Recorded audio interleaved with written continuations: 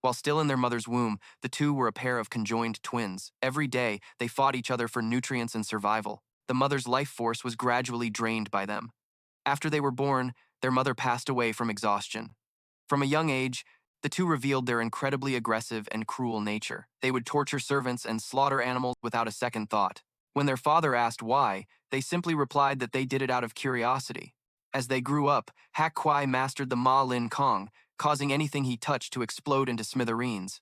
Bach Quy possessed the Bang Than Cong, which could freeze anything with a single slash. During a hunting trip, they massacred an innocent village. Realizing his two sons were demons in human skin, the father wanted to uphold justice and rid the martial world of this evil, even if it meant killing his own kin, but it was too late. In the end, even he lost his life at the hands of his two monstrous sons. From that day on, a ruthless pair of twins appeared in the martial world, committing every evil act imaginable. People called them by a name that spread terror throughout the martial arts community, the Hac Bach Song Quy. Now, they had appeared in Hoa Nhac Lung, and the once peaceful village suddenly felt suffocating. Seeing these two bullying the village children right after arriving, Xiao Ma couldn't hold back and stepped up to reason with them, only to be suddenly patted on the shoulder by Hac Quy. His entire body quickly swelled up like a balloon, looking as if it was about to burst. But the young man just let out a single burp, and his belly deflated back to normal. The two brothers stared at the scene, completely dumbfounded, utterly confused. How the hell was this guy still alive? This was surreal. Who on earth was he? This goofy-looking young man's name is Xiao Ma. With nothing but superhuman health, he often had to do manual labor to make a living. No work, no food. However, he tended to cause more trouble than he was worth. When hired to wash dishes, he'd help the owner get a whole new set by breaking all the old ones. When transporting lumber up a mountain to build a house, he almost sent the entire village to meet their ancestors. Far off in the shadows of the trees, agents from the Vo Lam Min were holding their breath, watching. There was no mistaking it. It was them. The Hac Bach Song Quy. The intel had been correct. Hac Quy jutted his chin towards Xiao Ma. Bach Quy, I call dibs on that brat. Don't you dare try to compete with me. Bach Quy, with his ice-cold face, smirked contemptuously. I don't want to. So what if I fight you for him? An invisible wave of killing intent clashed between the two brothers. Hac Quy let out a cold snort, and then they both said in unison, as if this was a common occurrence. Since we're men, why not settle this with our fists? The two ruthless killers then held out their hands and began playing rock, paper, scissors like a couple of children to decide the winner. While the atmosphere grew as tense as a drawn bowstring, the guards of the Vo Lam Min decided to intervene. Their captain stepped forward, his voice firm. You two, stop right there. Hoa Nhac Lung is under the jurisdiction of the Vo Lam Min. The children beside them, still naively unaware of the danger, tugged on his shirt worriedly. Brother Xiao Ma, those four uncles look so fierce. It seems like they're about to fight. We should hurry and hide. The Vo Lam Min captain maintained his resolute stance. I'm not sure why you two have come here, but without our permission, you have no right to set foot in our territory. In response to the warning, Hac Quy turned to his younger brother with a mocking expression. Bach Quy, what are these flies buzzing about? I think they want to send us away. With that said, they completely ignored the presence of the Vo Lam Min and returned to their unfinished game. Ha ha, I win, Hac Quy cheered triumphantly. Bach Quy, having lost, his face contorted in rage. He took his anger out on those who dared to interrupt his fun, roaring, You insects, it's because of you that I... The captain remained calm. May I ask, does the Lord of Ma Linh Castle know about this?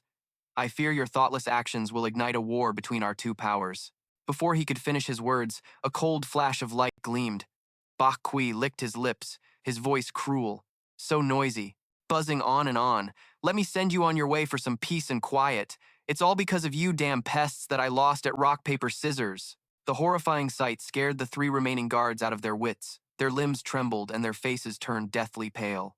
Xiao Ma immediately took action, patting the children's heads to reassure them, his voice low and firm. Listen to me. Run away from here now, as far as you can. His gaze towards the two demons glinted with a chilling hatred. The remaining Vo Lam Min guards were like turtles in their shells, enraged but powerless. They knew staying here would just make them cannon fodder. This place is too dangerous. We have to lure them away, one of them whispered. Immediately. The three of them immediately turned and fled for their lives. Oh, running already? Tucking your tails so soon? Bach Quy sneered contemptuously, while Hac Quy licked his lips, his smile turning sinister. Then that brat will be my share. Let's just decide it that way. With that said, Bach Quy channeled his energy, his body transforming into a white shadow that shot forward, hunting down the three from the Vo Lam Min. Only Hac Quy and Xiao Ma were left. He turned back. Hey, brat, you seem to have some skills. What's your name? In the blink of an eye, Xiao Ma had vanished from his spot and reappeared right in front of Hac Quy, throwing a thunderous punch straight into his opponent's throat, a sudden and absolute attack. Hac Quy only had time to feel a terrifying force hit him, then his entire body was sent flying backward like a puppet, with its strings cut, thrown dozens of meters away. The children panicked and scattered in all directions, their terrified screams echoing. "They're fighting! Run! Someone's dead!" Hac Quy scrambled to his feet, dazed by the sharp pain from his throat. He couldn't believe what had just happened. I didn't see his movement at all just now. Was I careless? Or am I being toyed with by this country bumpkin? Before his face could even recover from the punch, another black shadow descended upon him, a devastating kick that came with the whistling sound of the wind.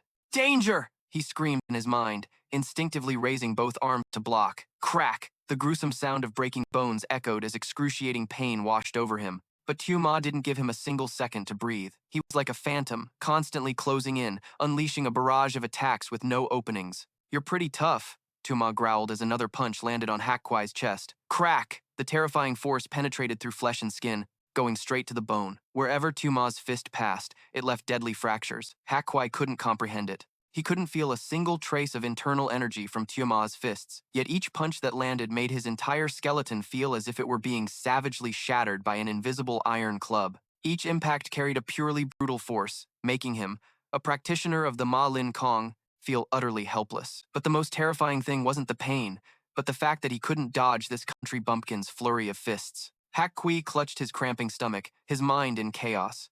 "It contains a strange hidden energy that directly shocks my dantian, scattering my true chi. If I take another punch, I'm afraid I won't make it out alive." Realizing he was at a complete disadvantage, Hac Quy quickly used his lightness skill to retreat and create distance. What should I do?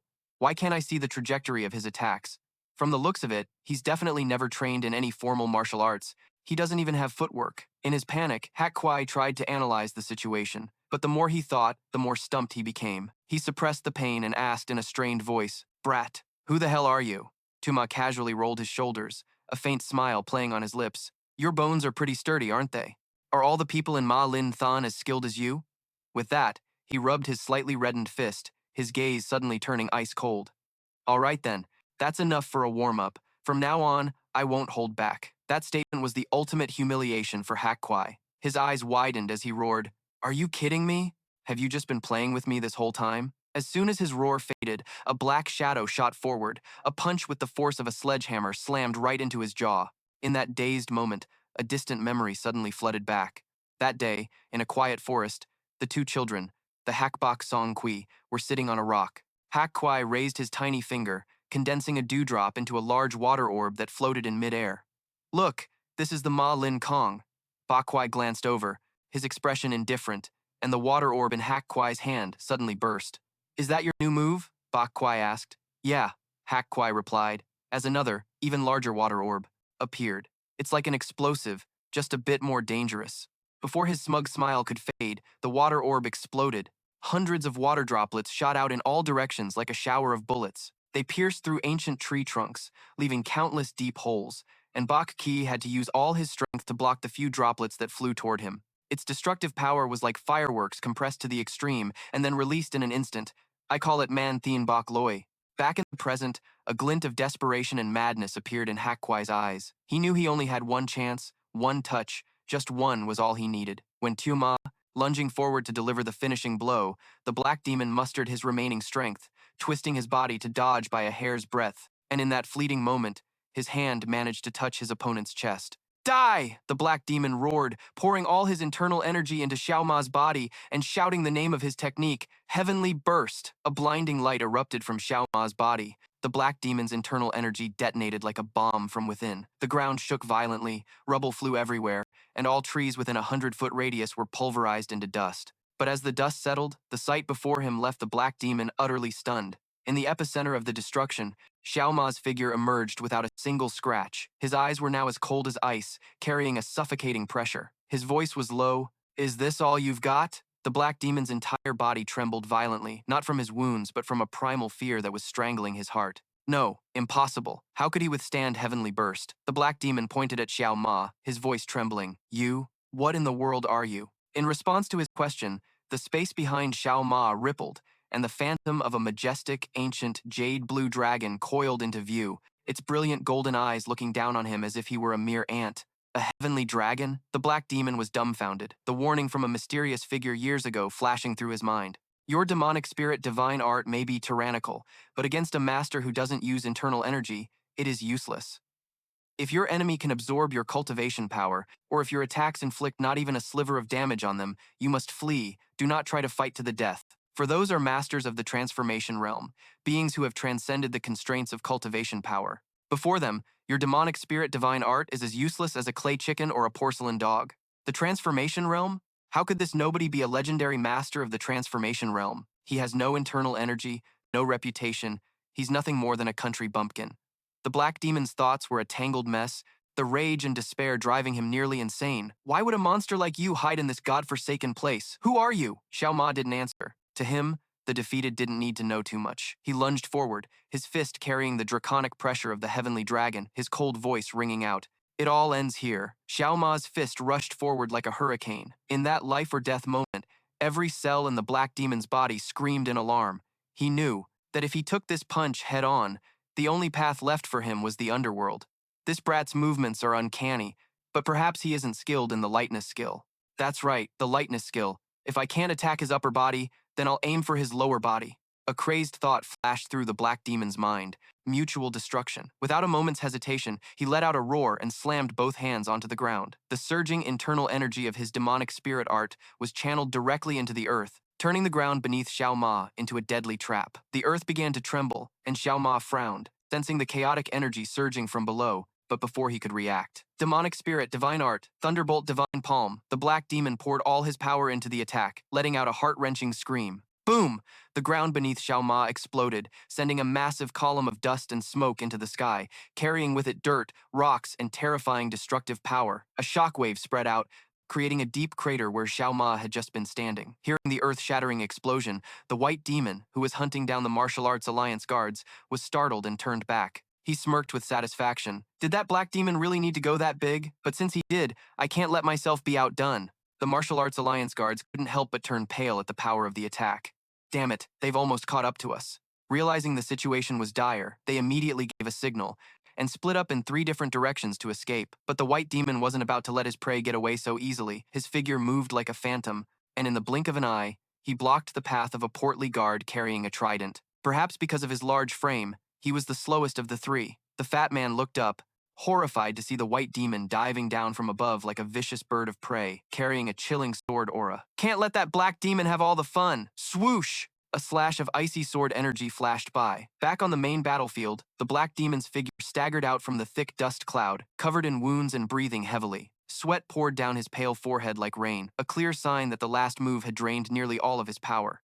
I poured the entire essence of my demonic spirit art into that one destructive blow. You damn brat. Even if you were a god, you'd be blown to smithereens at the center of that explosion. But his joy didn't even last a second.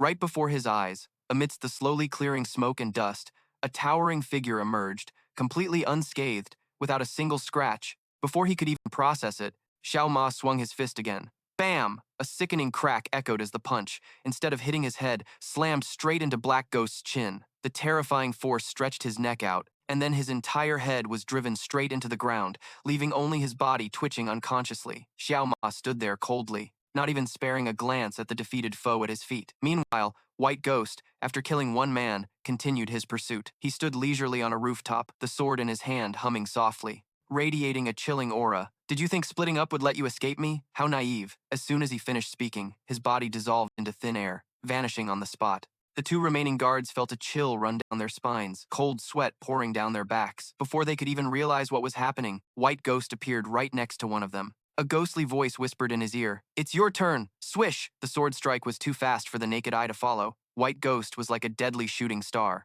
darting back and forth across the rooftops, hunting his final prey. He stood atop the tallest tower, his eyes scanning the area. Let's see now. There's one last one running in that direction. Suddenly, a hand reached out of thin air and grabbed his face. It was Xiao Ma, who had appeared out of nowhere, one hand gripping White Ghost's head, while the other carried the unconscious body of Black Ghost like a sack of potatoes. A terrifying force erupted from Xiao Ma's hand. Crash! The tallest tower in Hac Quy, the symbol of the entire village, was shattered in 2 by his power, and White Ghost, who had been standing on top just moments ago, was now slammed straight into the ground by that same hand, left sprawled amidst the rubble. White Ghost was seething with rage. He trembled, trying to sit up, feeling as if every bone in his body had been shattered. Damn it, what the hell just happened? Why was I pulled down so ridiculously? He looked up and froze.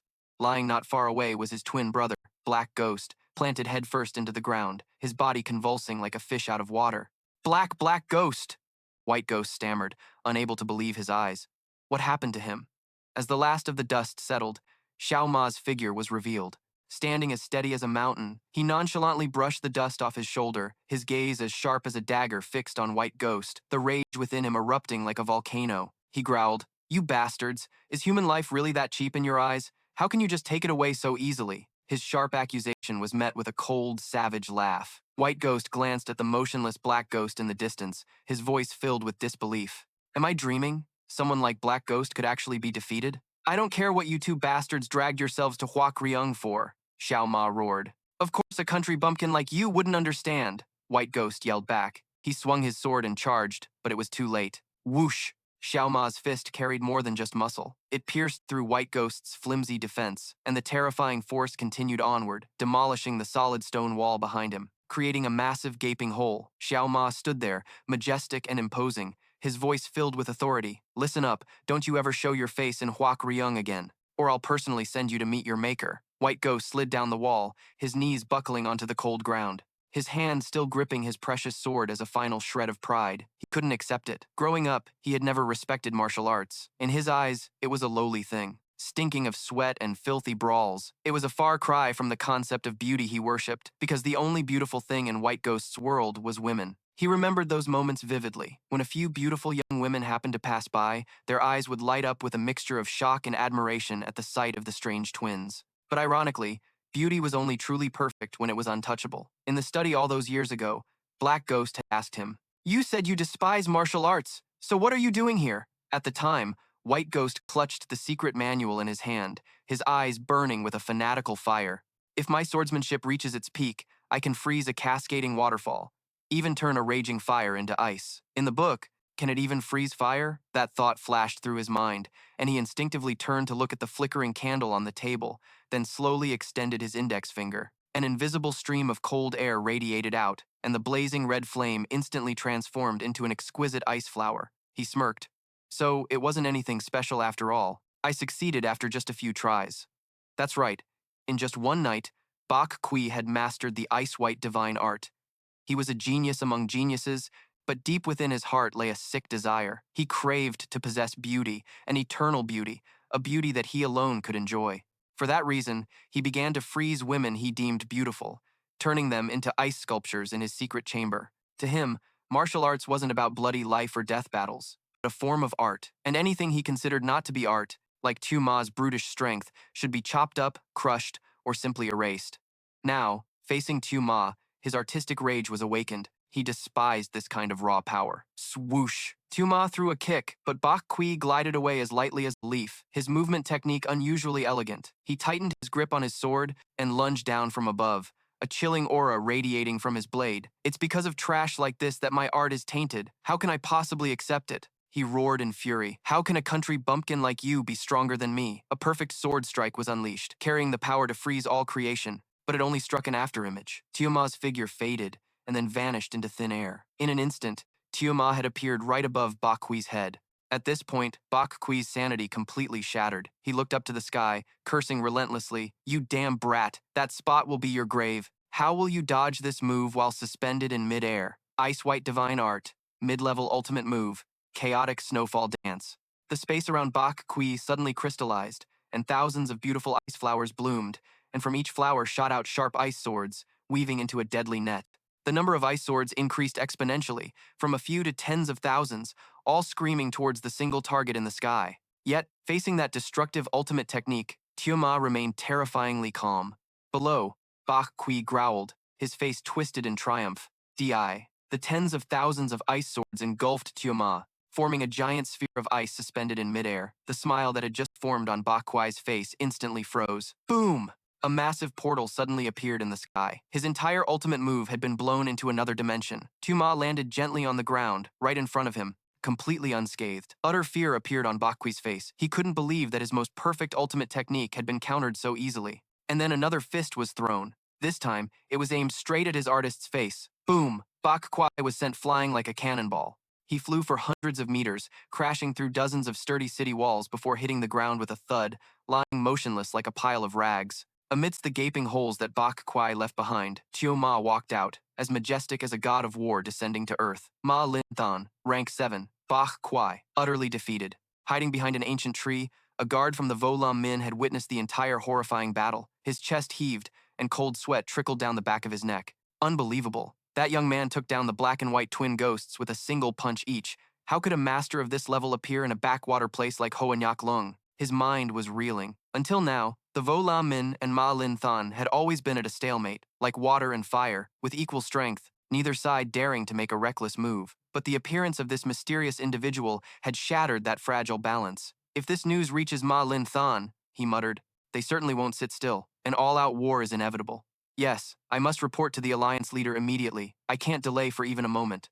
With that thought, the guard's figure became a blur and quickly vanished deep into the forest. Down below, the old coachman had grabbed the two unconscious demons by their collars. Before leaving, he looked up at Xiao Ma, his eyes filled with respect and curiosity, and asked, young brother, this old one is just a humble coachman. May I be so bold as to ask for your esteemed name? Xiao Ma turned back. Xiao Ma, just two simple words, but they carry a heavy, felt a weight of 1,000 pounds. He asked no more questions and quickly dragged the two crippled black and white twin ghosts away. After such a devastating failure, he feared that returning to Demon Spirit City, they wouldn't meet a good end. Perhaps taking them to lay low for a while was the best option. Demon Spirit City wasn't just a single city, but a powerful alliance formed from 13 fortified strongholds. Guarding the northern continent, Demon Spirit City commanded 100,000 elite iron cavalry and had a population of over 10 million people, making it one of the most fearsome powers of the era. In a magnificent palace in the central city, a figure was running frantically down the hall, shouting as he ran, Lord Frenzied Demon, the city lord has summoned you urgently, please wake up. Creak. As the heavy door creaked open, a cold, sinister aura as thick as congealed blood flooded out, enveloping the entire room. On a lavish bed, a burly figure, with muscles rippling like blocks of steel, was sound asleep. This was Frenzied Demon, one of the 10 great masters of Demon Spirit City. But when the subordinate's gaze swept to the side of the bed, his face suddenly turned pale, and he stammered incoherently. Could it be Lord Frenzied Demon? Lying next to him, a woman was nothing but a shriveled husk. His life force was depleted, and the noise woke Xiao Ma. He groggily sat up, looking at his handiwork, then at the woman's body as it rapidly aged. A flicker of self-blame in his eyes. It happened again. I couldn't control my killing intent. The subordinate, trying to suppress his horror, said, my lord, once or twice is one thing, but if this continues. Before he could finish, he suddenly coughed up blood. Frenzied Demon's invisible killing intent was eroding his internal organs. He quickly dropped to his knees and pleaded with difficulty, my lord, please put on your armor quickly. Your killing intent. Frenzied Demon sighed softly and slowly donned his suit of armor made from 10,000-year-old black iron. This armor wasn't to protect him, but to protect those around him from himself. He was a monster whose mere killing intent was enough to crush the weak. Anyone who looked directly into his eyes for too long would lose consciousness, or even vomit blood and die. After putting on his armor, he walked away, leaving the fainted subordinate on the floor behind him, an act he had repeated tens of thousands of times on his way to the Heavenly Demon Hall, the meeting place of Demon Spirit City's leaders. On the 3 highest seats, 2 were already occupied, with only Frenzied Demon's place remaining empty. Below, the 2 seats belonging to the black and white twin ghosts were also vacant. Their failure had sent shockwaves through the internal ranks of Demon Spirit City. The 10 great masters of Demon Spirit City were ranked by the titles of 1 heaven, 2 spirits, 3 demons, and 4 ghosts. The black and white twin ghosts belonged to the 4 ghosts rank and had now been crippled. A gloomy voice echoed from the shadows, look at the pathetic state they returned in. They kept their lives, but their dantians were destroyed and their internal energy completely dissipated. From now on, they can only be lowly servants.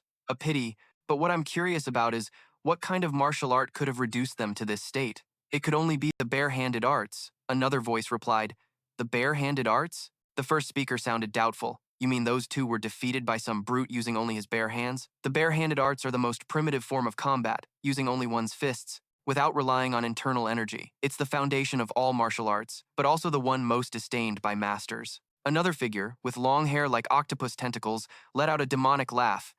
Those twin brats failed. so the rankings of the 10 great masters should change. In terms of cruelty and viciousness, they might rank 7th or 8th, but when it comes to true strength, I'm afraid those two couldn't even break into the top 20. A sharp crack echoed as the armrest of a throne splintered under his grip. Silence. I don't want to hear any foolish excuses. I want to know the identity of the one who turned my 2 hounds into this pathetic state. Old coachman, you witnessed everything. Replying respectfully, his voice trembling, reporting to the city lord. His name is Xiao Ma. Xiao Ma? The city lord narrowed his eyes. An ordinary name. I've never heard of it. From a dark corner of the great hall, a delicate but mocking female voice spoke up. A stunningly beautiful madam was lazily resting her chin on her hand, a slight smirk on her lips. And what about the flower, Sui? Have you gentlemen allowed her to escape her gilded cage and fly off to some distant land? A subordinate hurriedly reported. My lady, according to our intelligence, Bai Su-yi escaped the city 1 month ago. 10 days ago, she was confirmed to have passed through the Three Mountains Fortress and Ghost Soul Valley. Currently, it has been confirmed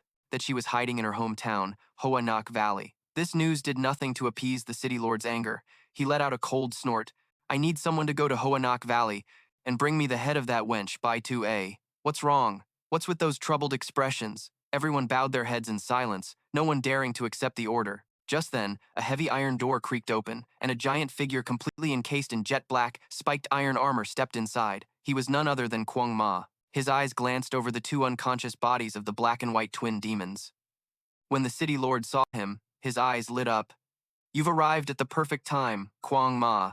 I need you to take a trip to Hoa Nhac Valley. Xiao Ma let out a menacing laugh, his voice as raspy as grinding metal. Hoa Nhac Valley, city lord, are you sure? If I'm the one who goes, I'm afraid not a single blade of grass will be left growing in that tiny valley. The city lord laughed cruelly, his killing intent intensifying. Whether Hoa Nhac Valley is annihilated has nothing to do with me. You just need to bring Bai Tu-yi back. Dead or alive is your decision. As you command. Xiao Ma bowed his head and turned to leave. Meanwhile, in Hoa Nhac Valley, the atmosphere was completely different. The remnants of the horrifying battle were still visible, but the air was surprisingly lively. The townspeople gathered in small groups, whispering and gossiping about the recent earth-shattering battle. Heavens, if you hadn't seen it with your own eyes, would you believe it? That guy fought with just his bare hands? For such an ordinary-looking errand boy to be a peerless master, it's truly unimaginable. However, while the townspeople were excited, the Valley Chief's subordinates were stressing out calculating the damages. Reporting, Valley Chief, someone who looked like a community secretary reported, with sweat pouring down his face, the cost to repair the roads alone is estimated at about 500 silver teals. They both looked up at the village's tallest tower, which was now split in 2, and let out a long sigh. The cost to repair the houses and other buildings would probably be a similar amount. The Valley Chief rubbed his temples and asked wearily, Are you certain that the errand boy caused all this damage? Yes, sir, I can confirm it. And what was his name again? Some little something, I don't quite remember. Amidst the chaos, our protagonist, Xiao Ma, was sitting in a corner, contemplating the irony of life. The sky was still blue, the ground was a wreck, and my bastard competitor was still surrounded by a gaggle of young ladies stuffing money into his hands. And as for me, the hero of the day, I'm still just an unemployed errand boy with a starving stomach. I have a dream that one day, my name will be renowned far and wide, and I'll achieve great things. But dreams can't fill this growling stomach, so I'll just put that on hold for now. It's all because of that parasite. This errand boy business might not be glamorous, but we should at least have some professional ethics. The biggest taboo is setting up shop right next to a colleague. It's like stealing the food right off their plate. Xiao Ma glanced at the other guy's sign, which had a cheesy line written on it. Nothing in this world is impossible. You offer your jade heel, and I shall gently tie your sandal. It was so cringe it gave me goosebumps. He's clearly using flowery language to prey on the feelings of naive young women, a textbook example of a leech in the errand boy industry. He spares no one, old or young. What a disgrace to this noble profession. He gritted his teeth, screaming internally, That bastard. As long as he's in Hoa Nhac Valley, I won't even have a blade of grass to chew on. If I let him keep this up, I'll be out on the street living on air in no time. Putting thought into action, Xiao Ma stormed forward with an imposing aura, pointed directly at the man who had stolen his customers, and boldly declared, Hey you. But his sentence took an unexpected turn. Can I have a bite of that? And just like that, his heroic image crumbled. Our Xiao Ma, to everyone's utter astonishment, swallowed his pride, knelt down reverently, and held out his hand to beg for a piece of roasted corn from his rival. The kids clutched their stomachs, giggling. One whispered to another, See, I told you so. Just toss him a tasty treat, and he's guaranteed to snatch it up immediately. Even Xiao Ma couldn't understand his own actions. As he gnawed on the corn, he questioned himself in anguish. Why? Why would a proud man like me, who stands tall between heaven and earth, have to bow and kneel for a simple piece of corn? I can never forgive myself. Oh, the humiliation. Suddenly, an authoritative voice called out from a distance, "Hey, you there!" Xiao Ma was startled, then secretly overjoyed. He chewed on his corn eagerly, his eyes flashing with delight. Huh, ha ha, too bad for you, kid. You've run into the toughest client in this whole errand-running business. That's the famous head chef of the Dragon Gate Hotel, a true tyrant of a woman. She's the one who made the inhumane rule that if I break a single plate while washing it, she'll dock a whole month's pay, and now she's finally come for you. Ha ha, your life is pretty much over. But no, the tyrant simply extended her foot and said, "Tie my shoelace for me." The kid started whispering again. See, being handsome really has its perks. Xiao Ma was stunned, rubbing his eyes repeatedly, unable to believe the scene before him. No way. What the hell am I seeing? Can being handsome in this world really get you beautiful women, wealth, and even power? Mom, Dad, I want to be handsome too. In his despair, he picked up a nearby shard of a broken mirror to look at his own face. Crack! A strange sound echoed, as if the mirror shard couldn't handle the pressure of his appearance and cracked even more. Xiao Ma was speechless. Now I get it. The problem isn't my name. It's this face. Oh God, why couldn't I be handsome? Just then, a group of burly, menacing-looking men stormed in from the head of the valley. Hey, you! Hope once again surged in Xiao Ma's heart as he thought smugly. Finally, justice has arrived. These must be the men from the Hoa Nhac Valley Residential Association. How dare a rootless vagrant like you brazenly set up shop here? Get ready to pack it up. Xiao Ma was so moved he could cry. Such happiness. This feeling makes me forget all the hard days I've been through. As long as this bastard gets kicked out, I'll believe in justice in this world again. Life is so worth living. But life is not a dream. The valley chief, the leader of the group, instead of kicking the other guy out, walked over with a warm smile like a spring breeze. The handsome guy also bowed respectfully to greet the great valley chief. It's been a while, sir. Haha, yes, it has been a long time. I didn't expect my nephew to have grown so much. How has your father been lately? A clap of thunder struck. Xiao Ma's jaw dropped and his eyes widened, his brain completely shutting down. Oh my God, I did not see this plot twist coming. Isn't there an unwritten rule in the martial world that to maintain fairness and justice, one must eliminate the three connections: school ties, regional ties, and blood ties? What the heck is happening? The three connections are relationships based on attending the same school, coming from the same hometown, or sharing the same bloodline. While Xiao Ma was still bewildered, the valley chief's razor-sharp gaze suddenly shot toward him, a look that suggested Xiao Ma owed him a fortune. His intuition told him that this guy was up to no good, so it was best to play dumb. Thus, he put on his most innocent face, waving his hands frantically. It wasn't me. I didn't do it. It has nothing to do with me. The valley chief frowned, his voice firm. What do you mean it wasn't you? I haven't even said a word, and you're already acting guilty? Valley chief, sir, it really wasn't me, I swear. Ah. He didn't bother arguing, instead throwing a thick stack of papers right in Xiao Ma's face. Read this first. It was a detailed list of all the material damages that Xiao Ma's earth-shattering battle had caused to Hoa Nhac Valley. He tremblingly held the paper, his eyes glued to the final number, muttering as he counted each zero. 1, 100, 1,000, 10,000, 100,000. Each zero was like a sledgehammer blow to his head. After just a glance at the paper in the valley chief's hand, Xiao Ma leaped to his feet, his eyes bulging as if they were about to pop out, his voice cracking with horror. 1,000 taels! Sir, are you kidding me? What kind of compensation costs 1,000 taels of pure silver? Valley Chief, what is this letter? I swear on my 8 heads, I can't remember doing anything so catastrophic. I truly don't believe a person like you has what it takes to cause such world-shaking destruction either. Hearing this, Xiao Ma was overjoyed, as if he'd struck gold, and quickly chimed in. Yes, wise Valley Chief, you see. How could it possibly be me? Suddenly, the valley chief's tone changed. He pointed into the distance and shouted, "Little brother, look over there. What's that interesting thing?" On reflex, Xiao Ma whipped his head around. Whack! A wooden club landed squarely on the top of his head. The unexpected blow made him stagger, clutching his head and crying out in pain. Ah! It hurts! The valley chief dropped the club and dusted off his hands nonchalantly. See? All settled. Seeing this, his underlings eagerly rushed forward, clubs in hand. Valley chief, let us have a try. Thwack, thwack, a few more blows rained down. Xiao Ma lay sprawled on the ground, groaning in pain. What a pathetic sight. The surrounding crowd looked on, completely bewildered. We must have made a mistake. I think so too. Even though we know martial arts masters can use disguise techniques to alter their entire aura, acting to this extent is just too realistic. Realizing they had the wrong person, Chief Long's men quietly retreated without even bothering to offer an apology. Chief Long, what about the compensation? Just report it to the Wulin Alliance. They left 3 of their men dead here. They'll definitely send people to investigate, and we'll deal with it then.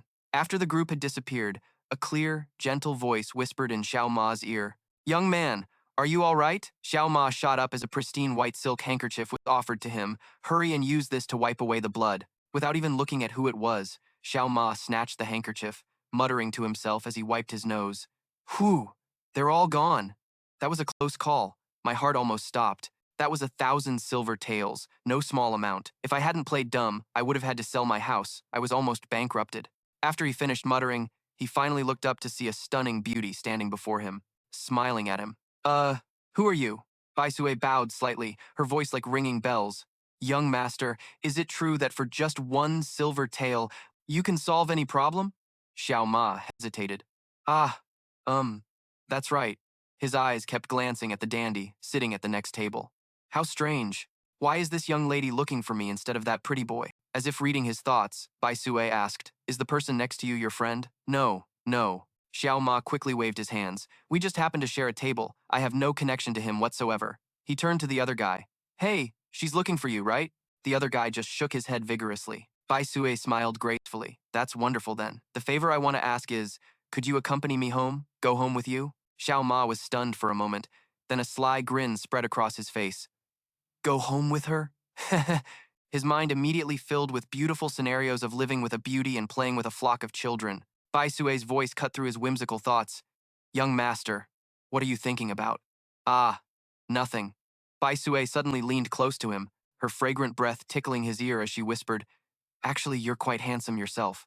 Oh, Xiao Ma was ecstatic. This young lady truly has better judgment than thousands of others, so it was a done deal. That afternoon, the 2 of them walked side by side on the path to Bai Sui's home. You know, Bai Sui said shyly, the roads in the valley are very dangerous at night. Recently, I even heard about deadly fights, and my home is far away. As a lone woman, how could I not be scared? Xiao Ma puffed out his chest gallantly. With me here, you can rest assured. To be honest, I've lived here for many years, and I know almost everyone in the valley by sight, so why have I never seen you before? Oh well, this must be fate arranged by the heavens for us, don't you think? Ha ha! Bai Sui remained silent, not answering, her gaze subtly drifting down to Xiao Ma's feet. His steps were heavy, not at all like those of a martial artist, and his breathing was even, showing no signs of internal energy. It's unbelievable, the rumors said this man beat the Hac Song Quy to a pulp. Suddenly, Bai Sui pointed at Xiao Ma. What's wrong? He asked, turning around. She maintained a calm expression, but her eyes were deep and unreadable. But I've also heard that supreme masters, after reaching the state of rebirth, their bodies return to a natural state, becoming like ordinary people, no longer needing internal energy. Xiao Ma asked in confusion, his voice a bit flustered. Did my question make you unhappy, miss? I just want to confirm for sure. Is he a master or not? Bai Sui didn't answer. She just glanced at him briefly before walking forward, her voice indifferent but with a hint of a command. Follow me, this way. Yes. A crescent moon hung in the night sky, casting a cold silver light on the trail. They stopped in front of a dilapidated ancient mansion. From within, a wave of killing intent, as thick as congealed blood, emanated, making one's hair stand on end. This is your house, miss. Xiao Ma swallowed hard and stammered. No matter how I look at it, this place looks exactly like a certified haunted house. Bai Sui gave a faint, enigmatic smile. Just go inside and you'll see. It's getting late. To verify if this guy's strength is enough to defeat the Hac Bach Song Quy, the best way is to throw him into the tiger's den. Hearing the words late night, a thunderbolt of love seemed to strike Xiao Ma's brain. All his vigilance vanished, replaced by a glorious vision of a home and children. A trickle of drool unconsciously escaped the corner of his mouth. How could a lady this straightforward and sincere possibly exist in this world? In his mind, a vivid image of Bai Tunga in a sheer, delicate dress by candlelight had already appeared. Seeing his dazed expression, Bai Tunga couldn't help but frown, completely unable to understand what kind of drama was playing out in his blockhead. Her voice cut through Xiao Ma's fantasy. Hey, what are you still standing there for? Aren't you coming in? Get in here now! Startled, Xiao Ma hastily threw the door open and shot inside like an arrow, but after half a step, he suddenly froze, a troubled look on his face. But we've known each other for less than a couple of hours. Isn't this moving a bit too fast? And what if the lady's parents are home? What am I supposed to say to the 2 elders? This is all just too sudden. Bai Tuanga had lost her patience. He was being too noisy. She delivered a merciless kick, squarely in Xiao Ma's butt, sending him flying straight into the pitch-black room. Ah! Ouch! Xiao Ma cried out loudly, rolling a few times on the cold floor. Outside, Bai Tuanga coldly closed the heavy door, her voice echoing from within, cold and ruthless. If you want my acknowledgement, it's simple. Just make it out of this den of ghosts and gods alive. Bam! The door slammed shut, swallowing Xiao Ma in darkness. He rubbed the growing lump on his head, muttering a complaint. Why did the young lady suddenly? He couldn't finish his sentence. His eyes widened in shock, staring at the thing sitting imposingly in the middle of the room. Time rewinds to a few days ago. Bai Tuanga had sought out the master of this old manor. An ordinary-looking man was sitting on a wooden chair, leisurely carving a small figurine. Do you know why this place is called the Den of Ghosts and Gods? Because anyone who walks in here on 2 feet can only leave after becoming a ghost. I don't understand why someone from Demon Spirit City would seek me out. This man was the ghost general. Bai Tuanga replied, her tone blunt. I wouldn't know about a few years ago, but with Demon Spirit City's current power, there's almost nothing we can't do. Her gaze swept over a handmaiden standing beside the ghost general, and she was inwardly astonished. Is that a puppet? It's unbelievably exquisite. Her body movements are no different from a real person's. To be able to carve and perfectly control a puppet at the same time, reaching such a level of dual-mindedness, his reputation is truly well-deserved.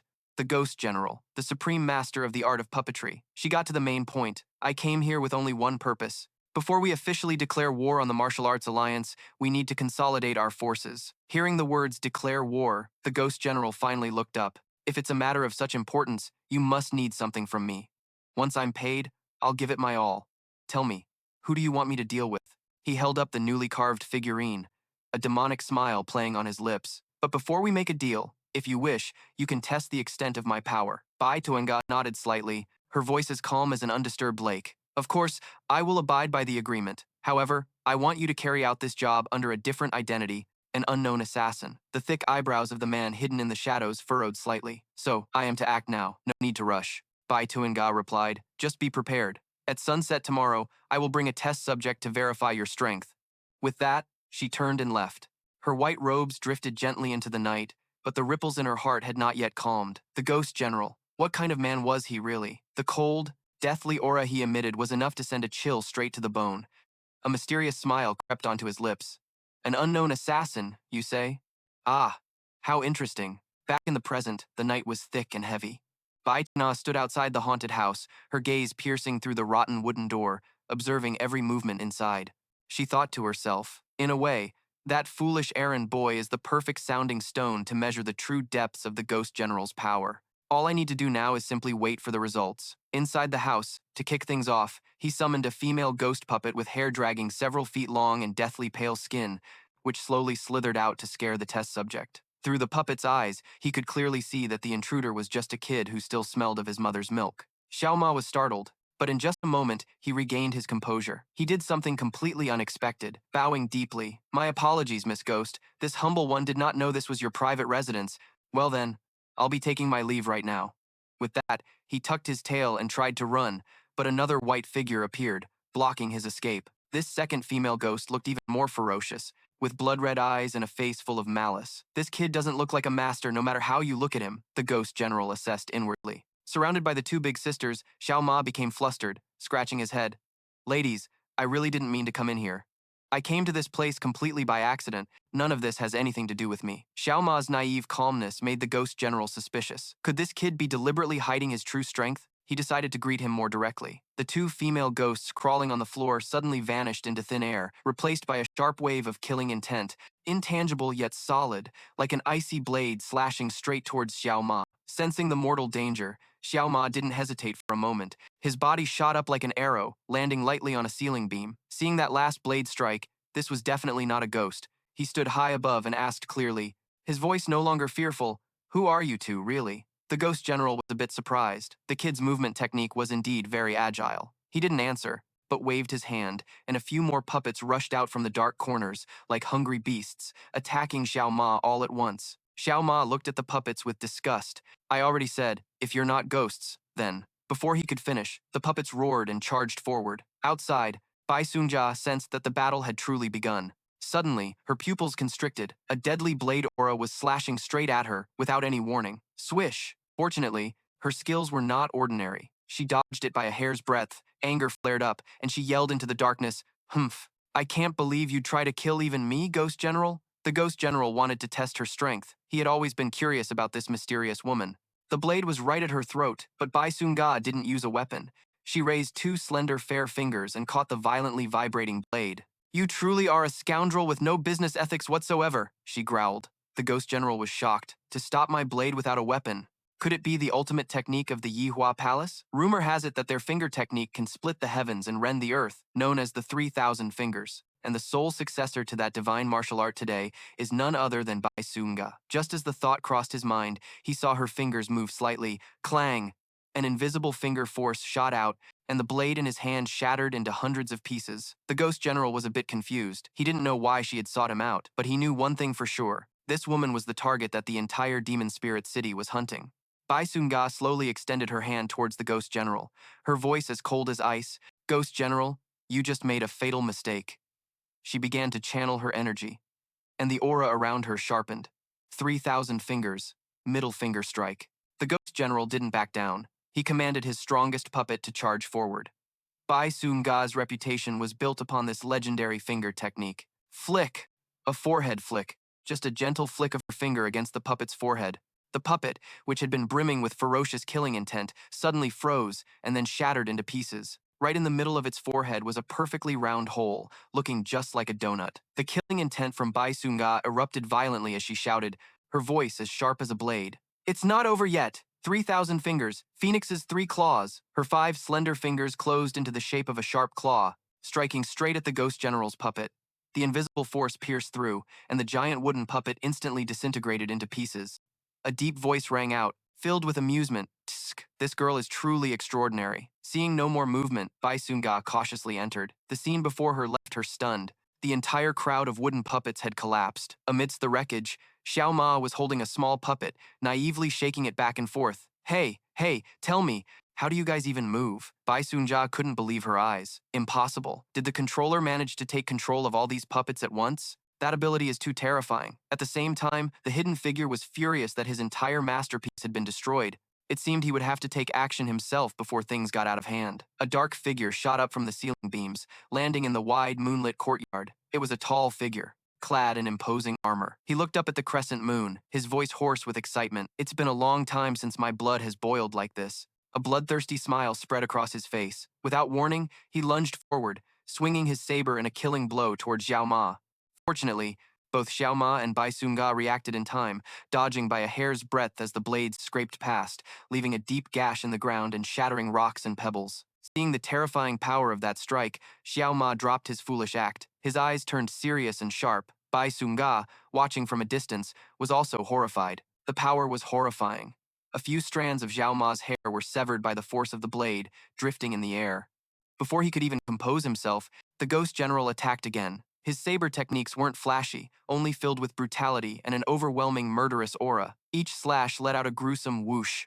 Tearing through the air, Xiao Ma moved nimbly, creating a safe distance in just a few steps. Seeing that he couldn't get close, the Ghost General roared and hurled his great saber straight at him. Bam! The saber plunged deep into the ground, shaking the entire area. The Ghost General landed from the air, his bloodshot eyes fixed on Xiao Ma. No matter who you are, you die today. He roared and charged like a mad beast, but before he could show off his power, a shadow flashed by, as a devastating kick from Xiao Ma slammed right into his face. The force was so immense that the Ghost General's massive body was sent flying 100 meters, crashing into a stone wall and creating a massive hole. However, since he was just a puppet, he felt no pain. Witnessing the lightning-fast exchange, Bai Sun-ga's eyes widened in utter astonishment.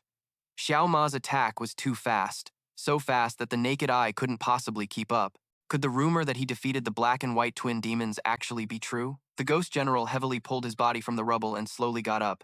You've got skills, kid, but this body is indestructible. Another earth-shattering slash was unleashed. Bam, cracking the ground open again. Watching from afar, Bai Sun-ga analyzed the situation.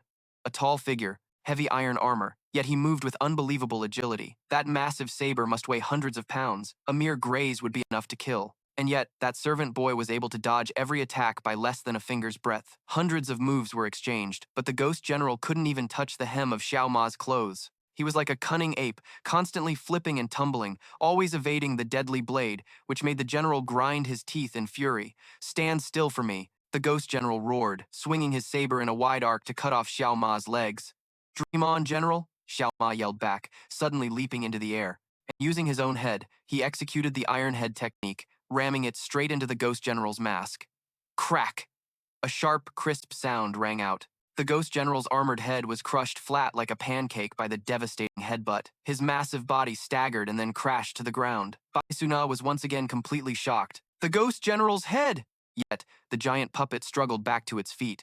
It raised both hands, grabbed its own flattened head, and with a pop, pulled it back to its original shape as if nothing had happened. Xiao Ma, astonished, slowly walked closer. A kid with absolutely no internal energy, yet his martial arts have reached this realm. If I hadn't seen it with my own eyes, I would never have believed it. Xiao Ma curiously walked over and tapped a finger against the iron breastplate.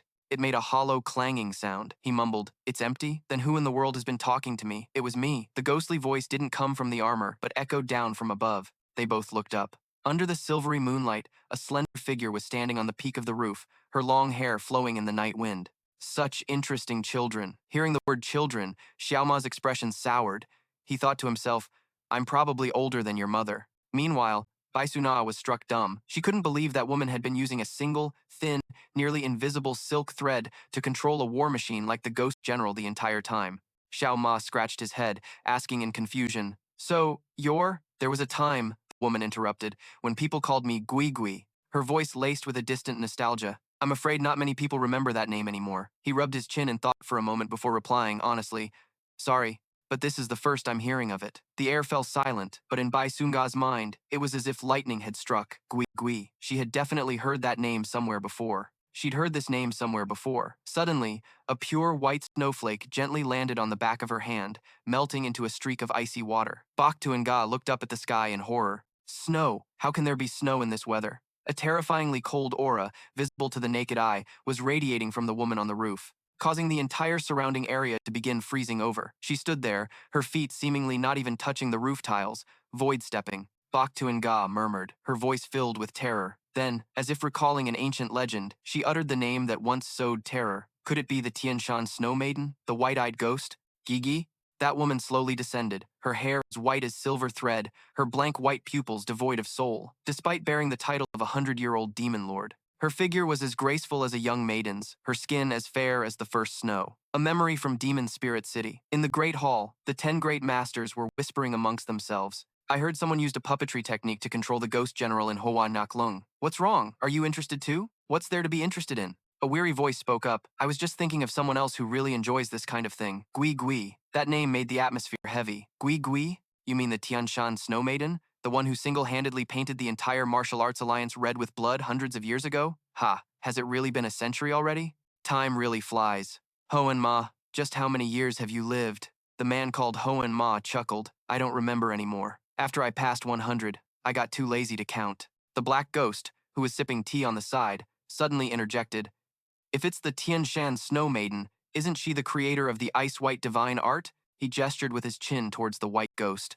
Then you should be calling her your grandmaster. The white ghost angrily slammed the table. Grandmaster, my ass. I comprehended the ice-white divine art from the secret manual all by myself. Back in the present, Bach Tana couldn't help but shudder. A great demon lord who had vanished for 100 years. Why would she be hiding in a dilapidated house like this? No matter how strong that errand boy was, how could he possibly be a match for a living legend like her? Gui Gui landed in front of Xiao Ma. Her blank white eyes looked up at the moon, her voice carrying both weariness and extreme cruelty. This is the first time this old woman has stepped outside after 100 years of solitude. So, you all had better entertain me. Killing intent and a cold aura erupted simultaneously, making the space feel like it was about to shatter. And yet, Xiao Ma still wore a bewildered expression. I don't understand why I have an obligation to entertain you. His brain started working at full capacity. So this woman is the real master. As for that other girl, the image of the pure and noble beauty Bak Tenga in his heart shattered into a million pieces. A scammer, using a honey trap to lure me in here. The house is in such a state of disrepair, if this landlady makes me pay for damages, I'll lose my money and get hurt for nothing. The ancients taught that a wise man knows when to retreat. With that thought, Xiao Ma immediately raised his hand, signaling for a negotiation. Hold on. I can completely understand your pain and loneliness over the past 100 years. But first, let me clear this up. He pointed directly at Bach Tuna, his voice filled with indignation. Over there, Do you see that deceitful girl? She's the one who said this was her house and even tried to seduce me. Bak Tuinga froze, completely baffled by what the hell this guy was talking about. Xiao Ma continued to shout, "What I mean is, if there are any damages to be paid, it would be more reasonable for you to ask her." Gui Gui didn't even bother to glance at Xiao Ma. She drifted past him indifferently and flicked her sleeve. "Get out of the way for a moment." An invisible force swept Xiao Ma up, sending him flying like a bullet, slamming him into the wall and embedding him deep within it. "My first concern isn't you, but that little girl over there." "Me?" Bach Tuinga took a step back in terror.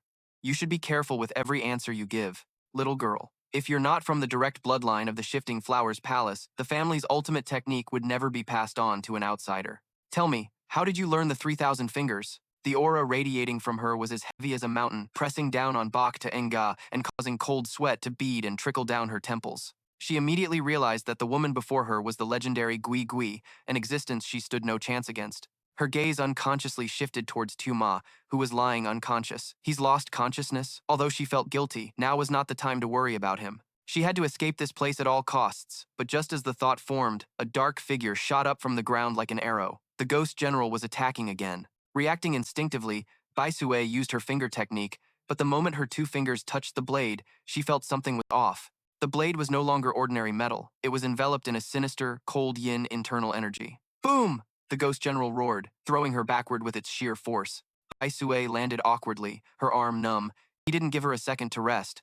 A relentless barrage of attacks rained down, forcing her onto the defensive. While defending, Bai Sui's mind raced. The ghost general was just a puppet controlled by the fingertips of the old ghost woman. As long as that old woman doesn't stop, I have absolutely no way to escape. The old ghost woman's voice echoed again. 100 years ago, when the Yihua Palace was annihilated, I heard that a single female descendant was lucky enough to survive, hiding and taking refuge in Ma Ling City. Perhaps that person is you. A determined glint flashed in Bai Sui's eyes.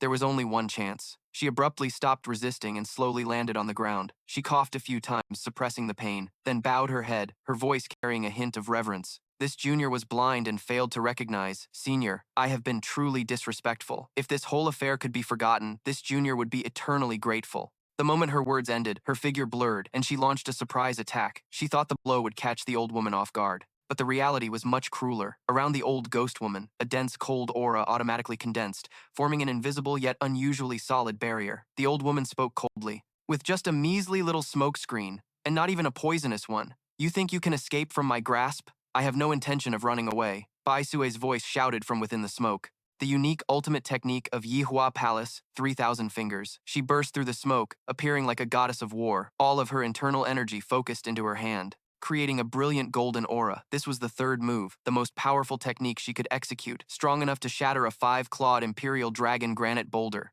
The roaring energy claws of a dragon shot forward, carrying destructive power. Bai Sui had already pictured the old ghost woman being torn to shreds, but that was only in her imagination. In reality, her full-powered technique couldn't even leave a scratch on the old ghost woman's barrier of cold chi. Seeing the junior's amateurish level, the old woman shook her head, her voice filled with disappointment. "You've learned the mystical martial arts of your ancestors, yet this is all you've achieved? What a pity." Before Bai Sui could even compose herself, she felt something ice-cold press against her chest. The old ghost woman's withered hand had been there since who knows when. Ice-white divine art.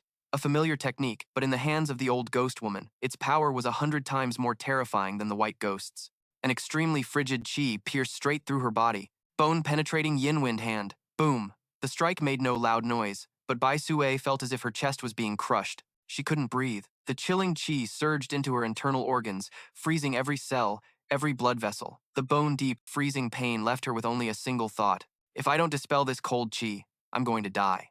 The old ghost woman stood there, towering like an eternal snow-capped mountain, looking down at the dying prey at her feet. The old woman asked coldly again, "Well, are you ready to answer my question now?" Bai Sui's body trembled violently, her lips purple from the cold. She struggled to force out each word. "I don't know anything." The girl's stubbornness seemed to have exhausted the old ghost woman's patience. The old woman slowly raised her hand, and an invisible force lifted Bai Sui off the ground, tightening around her throat. The old ghost woman remained expressionless, her ancient eyes staring straight at her. Her voice was devoid of emotion. "You don't have to answer!" Bai Sui struggled in vain as the air depleted, her consciousness beginning to fade into darkness. The dark figure hovered in midair, the ghost hag's hoarse voice echoing under the cold moonlight.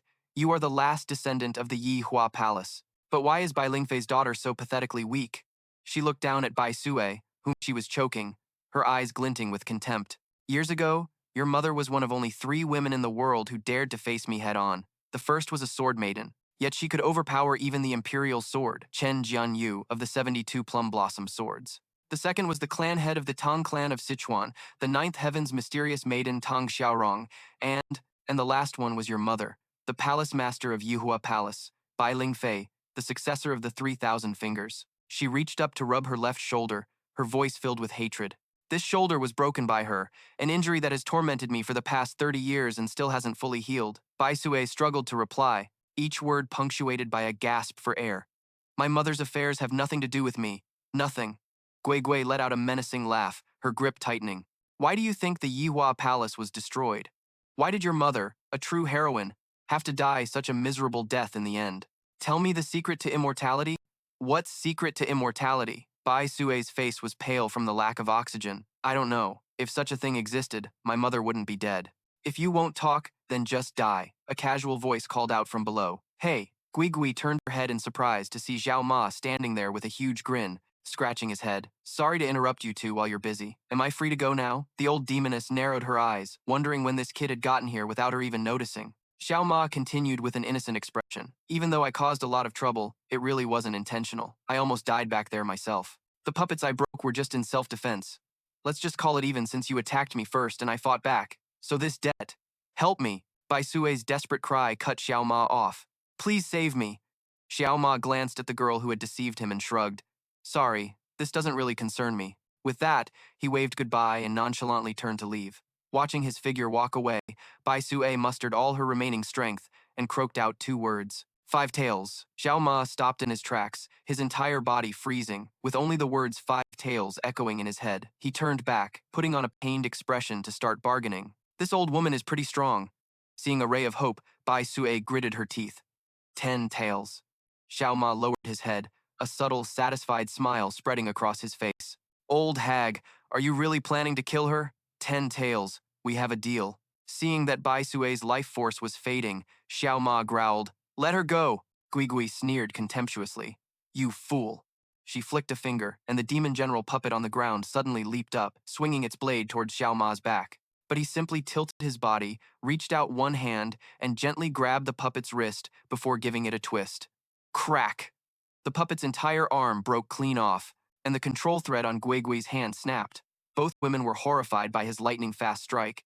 Xiao Ma glanced at the useless puppet, his voice low, and repeated, Let her go. She's my client now, and if I refuse, you will regret it. The moment he spoke, Xiao Ma's figure blurred, and then suddenly reappeared right beside Gui Gui. He threw a thunderous punch, which Gui Gui managed to block just in time. Humph. If that punch is the best you can do then. Before she could finish her gloating, a roundhouse kick appeared from her blind spot, slamming right into her ribs. Bam! Gui Gui's whole body was kicked to the ground like a ragged ball. Losing her captor's grip, Bai Sue fell freely. Are you okay?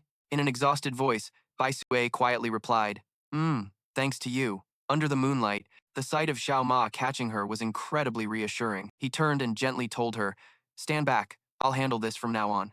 In that moment, the image of the valiant young man in front of her made even a proud woman like Bai Sue blush with shyness.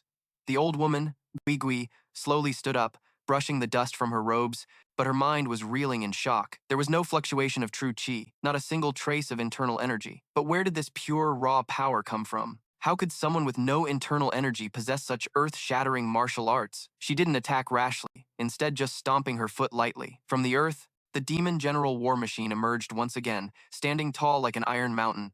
Gui Gui gently pressed her hand against the puppet's body, and streams of icy white life force poured from her palm into its frame, causing the puppet's eyes to suddenly flare with an eerie light. It was reborn, now several times more powerful. Let's see just how much you can entertain me, you little brat. With a wave of her hand, the demon general shot forward. It was no longer a clumsy machine, but a steel arrow hurtling toward Xiao Ma at supersonic speed. It unleashed a tempest of attacks, each punch and kick packing enough force to flatten a hill. But its opponent was Xiao Ma. To him, those ferocious movements seemed slow and riddled with openings. It looked like stronger, but in essence, it was still just a stiff puppet. Dodging a vertical slash, Xiao Ma slipped into the demon general's blind spot and threw a punch. Boom! A dull thud echoed as Xiao Ma's pure internal energy erupted, piercing straight through the thick iron armor and leaving a gaping hole in the puppet's chest. Just as the rumors claimed, his fist was like a walking cannon. Seeing the puppet severely wounded, Gui Gui immediately made her move. She waved her hand, creating a sharp palm wind to attack Xiao Ma and draw his attention. The moment Xiao Ma raised his hand to block the blow, Gui Gui's figure vanished into thin air, then abruptly appeared right beneath him like a phantom rising from the earth. Her elegant yet ice-cold hand pressed directly against his chest, the bone-penetrating yin wind hand. A pure white palm imprint, carrying the chill of the 9 springs, struck Xiao Ma's chest directly. Vicious cold chi instantly invaded his meridians, sending him flying into the air. Without giving her opponent a moment's rest, Gui Gui leaped up and followed with an even more powerful strike, the netherworld yin palm. Xiao Ma was slammed deep into the rubble by the second blow. Gui Gui's ethereal figure appeared beside him, her voice cold. "You'd better not move. Anyone who takes 2 of my hits in a row will have their internal organs frozen solid by the cold poison." Before she even finished speaking, Xiao Ma slowly sat up and simply let out a gentle breath. A plume of frosty white smoke escaped from his mouth, carrying with it all the cold poison that had just invaded his body.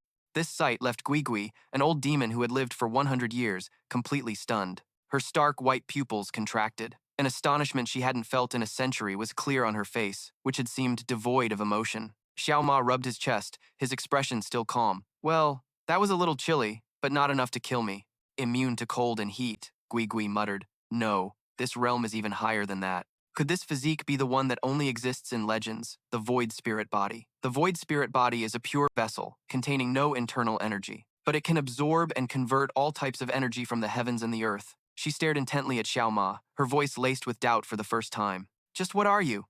"Let's see. I'm not too sure about that myself," Xiao Ma replied honestly. "I'm just an errand boy." With that said, he charged forward, unleashing a torrent of fists and kicks on Gui Gui. To her horror, she realized his martial arts followed no rules whatsoever, as unpredictable as a raging flood. This movement technique, this fist style, there's no mistaking it. It's identical to his martial arts. Could it be? As another punch flew toward her, Gui Gui didn't dodge this time. She raised her hand and caught Xiao Ma's fist effortlessly. "Now I understand your true nature." Xiao Ma didn't understand what she meant, but a world-shaking energy erupted from Gui Gui's body. Snowflakes began to form around her, no longer soft and beautiful, but as sharp as razor blades. The surrounding temperature plummeted below zero. A terrifying blizzard radiated out from her, freezing everything in its path. Bai Sue only had time to cry out in terror before her entire body was encased in a thick layer of ice. Xiao Ma was no exception. Within the silent, white expanse, Gui Gui slowly walked up to the frozen Xiao Ma. "You're so much like him," she whispered. "The only man who ever made this icy heart of mine stir." Gui Gui's elegant, ice-cold hand gently touched Xiao Ma's face. A name that seemed to have been buried for 100 years of solitude quietly escaped her lips. Fei Long.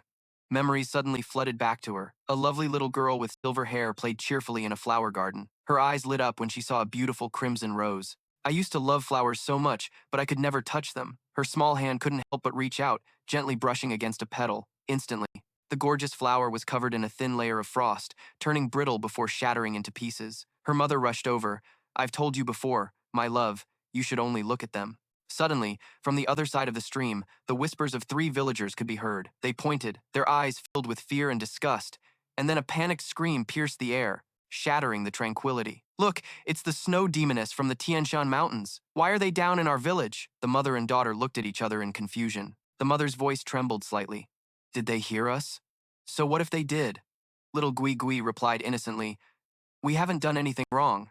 But a child's logic was no match for adult prejudice. A sharp-edged stone flew through the air, striking the little girl squarely on the forehead. The stone wasn't large, but the force of an adult's throw was enough to cause Gui Gui sharp pain. As a stream of fresh red blood trickled out and tears welled in her eyes, the little girl thought resentfully, "I've always wanted to make friends, but I've never had a single one." Blind rage spread like a plague. A few children from Awa village, following the adult's lead, also grabbed sticks and clubs, charging forward while shouting and chasing the mother and daughter. "Get out, you monsters! Go back to your mountain. This is no place for you." Helpless and in pain, the mother and daughter could only leave in silence, carrying an unspeakable sense of grievance. That night, in a cold cave atop Tian Shan Mountain, the mother gently applied medicine to the wound on her daughter's forehead.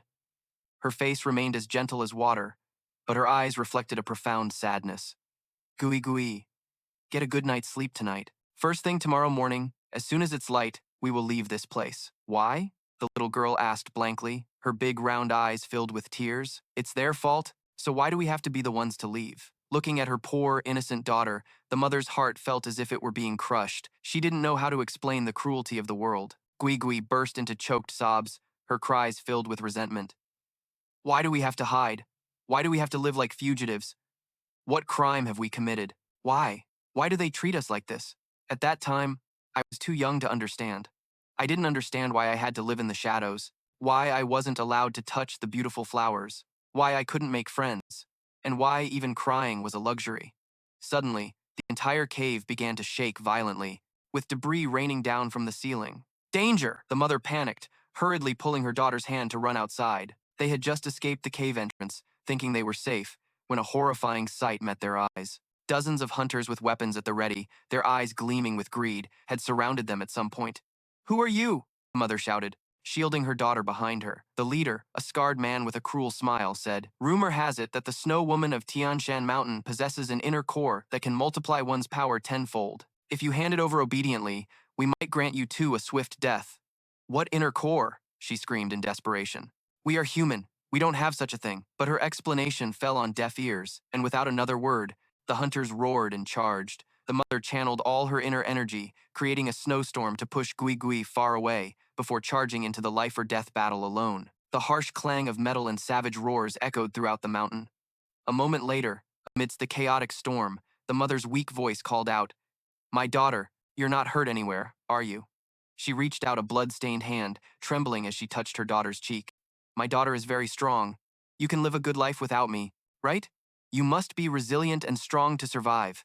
You must live. What are you saying? Gui Gui asked innocently, her eyes welling up. It sounds like you're about to die. If you live as I've told you. She smiled, her breath growing weaker. One day you will meet someone who truly understands and loves you. So, until then, you must live. Promise me, will you? Gui Gui finally realized her mother wasn't going to be with her anymore. She cried, hot tears streaming down her freezing cheeks. My daughter must stay healthy.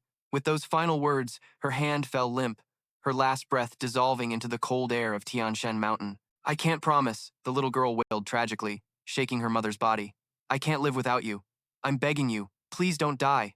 Mom, how am I supposed to live all by myself? The leader, though heavily wounded and his body battered, still dragged himself forward with his chipped blade. He stared at the little girl with bloodshot eyes. Don't worry, you'll be reunited with your mother soon enough. In that moment, something inside me died, and something far more terrifying was born. I resolved that I must return to this world all the pain it has inflicted upon me. Gui Gui's consciousness faded to black as the extreme agony shattered all her restraints, awakening the terrifying latent power within her. Her entire body glowed with the red of blood and hatred. An inhuman scream erupted, filled with sorrow, fury, and resentment. Boom! A blizzard of destructive power exploded from her small body, engulfing all the hunters in eternal ice. From that day on, I committed countless sins. The horrified screams of the martial world always echoed in my ears. It's Gui Gui, the demon of Tianshan Mountain has appeared.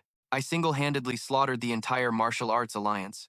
From an innocent little girl, I became a cold-blooded assassin, until I met that man, the one. The only one who made this frozen heart beat again, Fei Long. Gui Gui's aged hand gently rested on the unconscious Xiao Ma's face. I thought, a guess was just a guess. Yet in your form, you little brat, I see the shadow of Fei Long. You've been missing for so long. Why do you look so much alike? Even if you are Fei Long's son.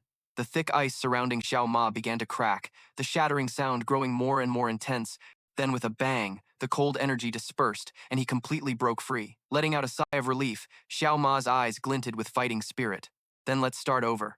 But surprisingly, Gui Gui turned away. The killing intent around her also vanished. Forget it, she said, her voice slightly petulant. I have no reason to fight you to the death.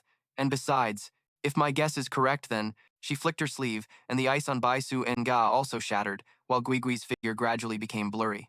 You must have many questions. Don't be hasty. Her words lingered in the air like a mist.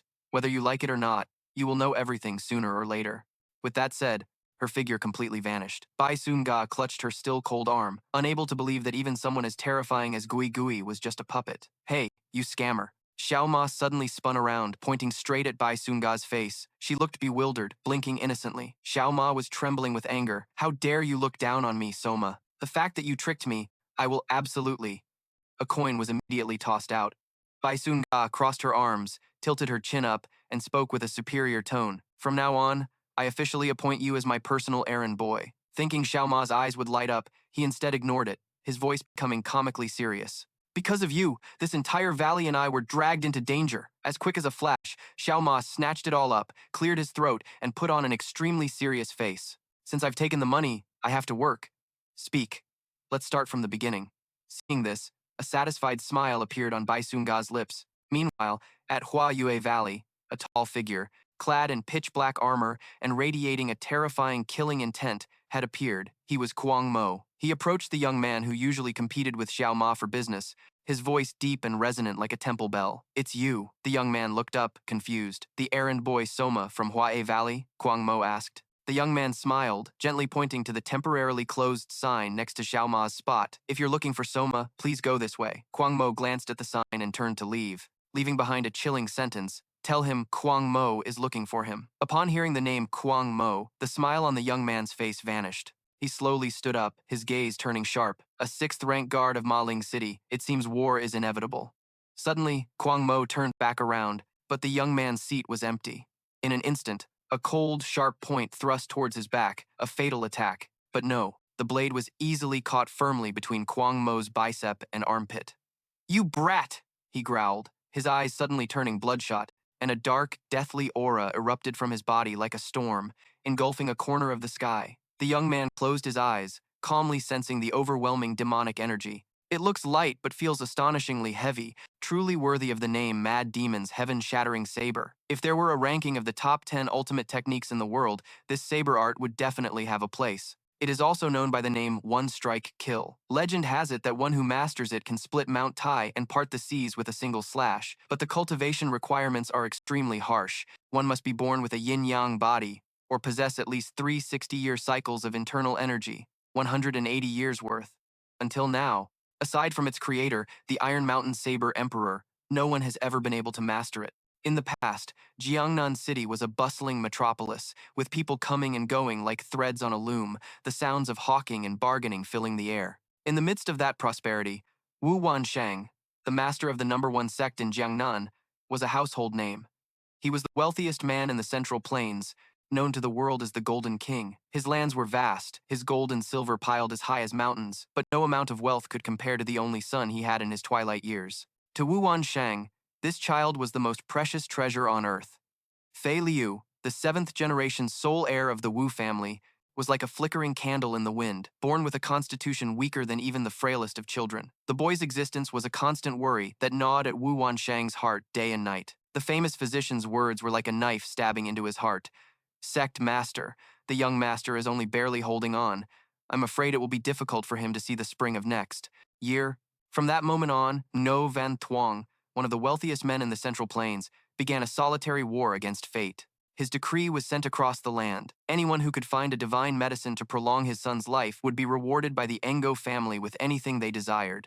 And so, a journey of burning money to sustain a life began. As soon as Fei Lu was born, the life force of the Great Rejuvenation Pill, the Shaolin's secret treasure, was poured into his fragile body. His first birthday celebration featured not ordinary cakes but 1,000-year snow ginseng from the peak of Changbai Mountain, which took a millennium to form its essence. At age 3, he consumed the White Mountain 9-leaf grass, a legendary herb said to rejuvenate a 100-year-old woman.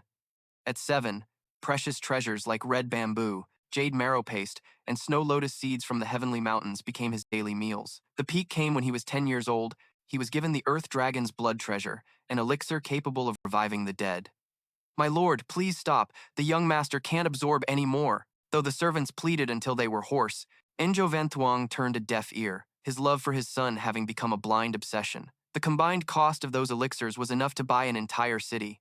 Engo Van Thuong's business empire began to falter and then collapsed. Reporting to the Lord, the 12 cities under our control and all trade rights in the Jiangnan region have been sold. All that's left are a few barren forests, not worth much. But No Van Thuong coldly dismissed it, vowing to continue until Fei Lu could grow up on his own. Finally, on Fei Lu's 15th birthday, a world-shaking transformation occurred. After consuming 2 extreme inner cores at the same time, the Fire Spirit Core, the 1,000-year core of a fire python, which was extremely yang, and the Ice Jade Core, the 1,000-year core of an ice centipede, which was extremely yin, his body couldn't handle it. Bruised purple veins bulged all over his body, his throat was as dry as a desert, and his groans were nothing but hot air. Water! Water! Enjo Van Thuong screamed in panic, but Phi Lu needed no help. He charged like a wounded beast, throwing himself into the waterfall near his home. A bizarre scene unfolded. For the first 5 days, his body was like a living furnace. The heat radiating from him turned the entire stream into a pot of boiling water, which evaporated until it was dry. 5 days later, the heat vanished, replaced by a hellish cold. The frigid aura emanating from his body froze the majestic waterfall into a giant crystal. When people broke the ice to rescue him, Phi Lu had been completely reborn. Countless elixirs and the 2 streams of yin and yang energy had forged a one-of-a-kind body, the yin-yang body, a perfect constitution for practicing martial arts. But the price for that miracle was the complete collapse of an empire. From the wealthiest man in the Central Plains, Ngo Van Thuong was now just an old man in a small, mud-walled hut. Do you understand now? Ngo Van Thuong's voice was hoarse. Our family has fallen this far, all because of you. From now on, I'm letting you stand on your own 2 feet. Remember that. Just then, a deep, resonant voice like a bell rang out from the doorway. Van Thuong, old brother, are you in there? A man with a sturdy build and the air of a grandmaster stepped inside. It was Tong Dai Hao, one of the 12 elders of the Martial Arts Alliance. Ngo Van Thuong was overjoyed. Dai Hao, you're here.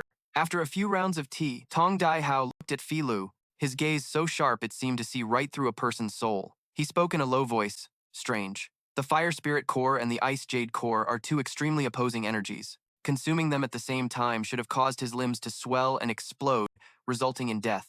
Ngo Van Thuong said proudly. You wouldn't know. But his body contains the essence of countless divine medicines.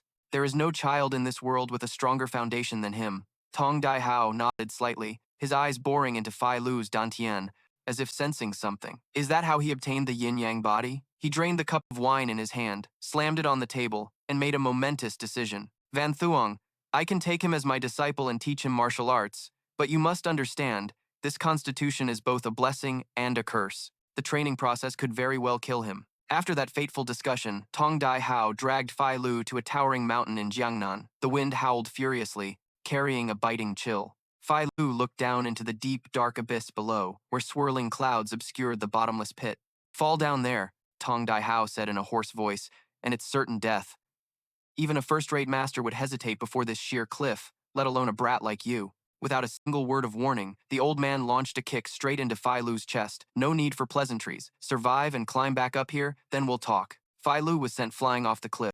His small body plunged into the endless abyss. Only his desperate, piercing scream echoed before being swallowed by the howling wind. That was the beginning of his hellish days. The cursing voice of Tong Dai Hao became the soundtrack to Phi Lu's life. You useless thing. You possess a yin-yang body with internal energy equivalent to 180 years of cultivation, and this is all you can do?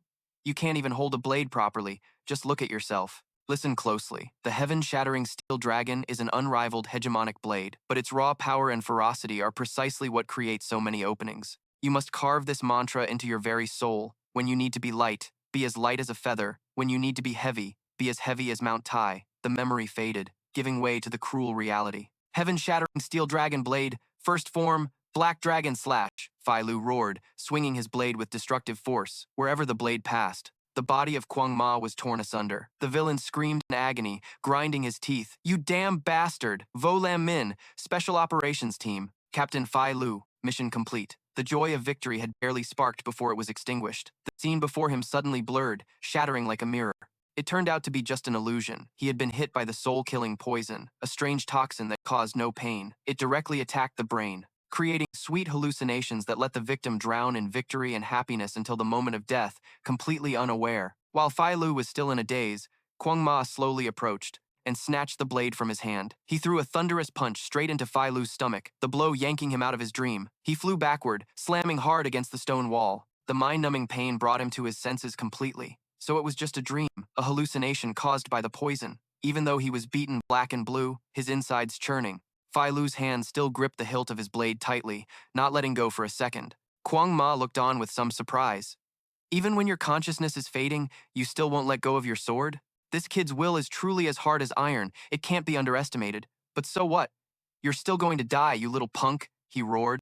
Mustering all his strength, leaped into the air, and then plummeted down like a fiery meteor, aiming straight for Phi Lu's small body. Die! Boom! An earth-shattering explosion rang out. The ground where Fei Lu stood cracked open, forming a deep crater, and thick dust obscured everything. It seemed as if Fei Lu had been crushed to a pulp, but when the smoke cleared, an unbelievable sight was revealed. Fei Lu, his legs sunk deep into the ground, had used his own blade to completely block Quang Ma's devastating attack. Impossible! Quang Ma was horrified. You must have eaten some kind of divine artifact to be able to neutralize the soul-killing poison on your own. Fei Lu gritted his teeth, his muscles tensing all over his body, his voice hoarse from the effort. It seems my previous level of skill isn't enough to defeat you, is it? He let out a world-shaking shout, channeling all his internal energy to fling Quang Ma away, then stood up straight. He looked at the monster before him, his mind racing. If his master hadn't fed him all sorts of spiritual pills and miraculous medicines to temper his body since he was a child, he probably would have died just now. You little punk, don't think poison is all I have, Quang Ma roared, and as fast as lightning, he appeared beside Fei Lu, launching a vicious high kick aimed at his temple. Fei Lu quickly raised his arm to block, but the force was too strong and sent him flying straight into a nearby house. The people inside the house screamed in terror and scrambled to escape in a panic. Fei Lu slowly sat up from the rubble, blood trickling from the corner of his mouth, his expression incredibly bitter and tense. This bastard's armor is made from 10,000-year cold steel, impervious to blades and spears. The strength in his arms is completely overwhelming, and his speed is so fast the naked eye can barely follow. But the deadliest thing is his poison arts. He's a grandmaster of poison techniques. Haha, you little brat. You're quite sharp-eyed, aren't you? Quang Ma laughed smugly. In Fei Lu's mind, an image of his past self reappeared. The day he, exhausted and covered in injuries, crawled up from that 10,000-fathom deep cliff. An iron will forged in hell flared up once again in his eyes. I must survive at all costs. The first rays of morning sun shone on Fei Lu's exhausted face. He panted and muttered, I finally made it up. Just as he managed to pull himself halfway over the edge of the cliff, a stream of strong liquor splashed right in his face. Not bad, kid. You've got guts, a hearty voice boomed. This tattered appearance of yours proves you're not one to give up easily. I'm quite pleased, but you certainly made me wait long enough. That morning, on a windy mountaintop, the master and his disciple sat together, gazing down at the overlapping deep blue mountain ranges. Fei Lu, do you see that mountain over there?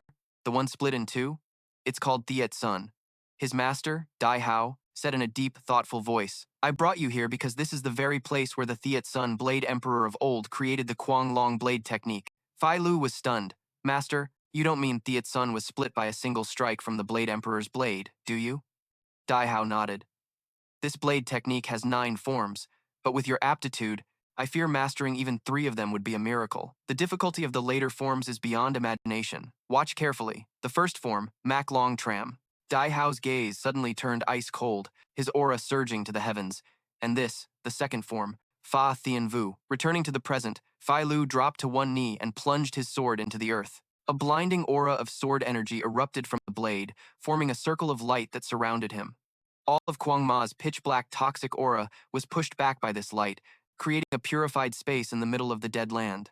Quang Ma stared blankly at the sight, then glanced up at the clear blue sky above. Not far from there, on a sunny hillside, Xiao Ma was dutifully playing the part of an errand boy. He held a large paper fan, waving it to create a breeze for Bak Tunga, who was leisurely sunbathing. Seeing him fanning absent-mindedly while staring into the distance, Bai Sue frowned and yelled, Hey, what are you doing? Shouldn't you be fanning? Xiao Ma was startled and quickly replied, Oh, yes, I'm on it. Back at the battle, the area now resembled a giant arena formed in the middle of the valley, with wind howling through the crevices of the rocks. Quang Ma narrowed his eyes.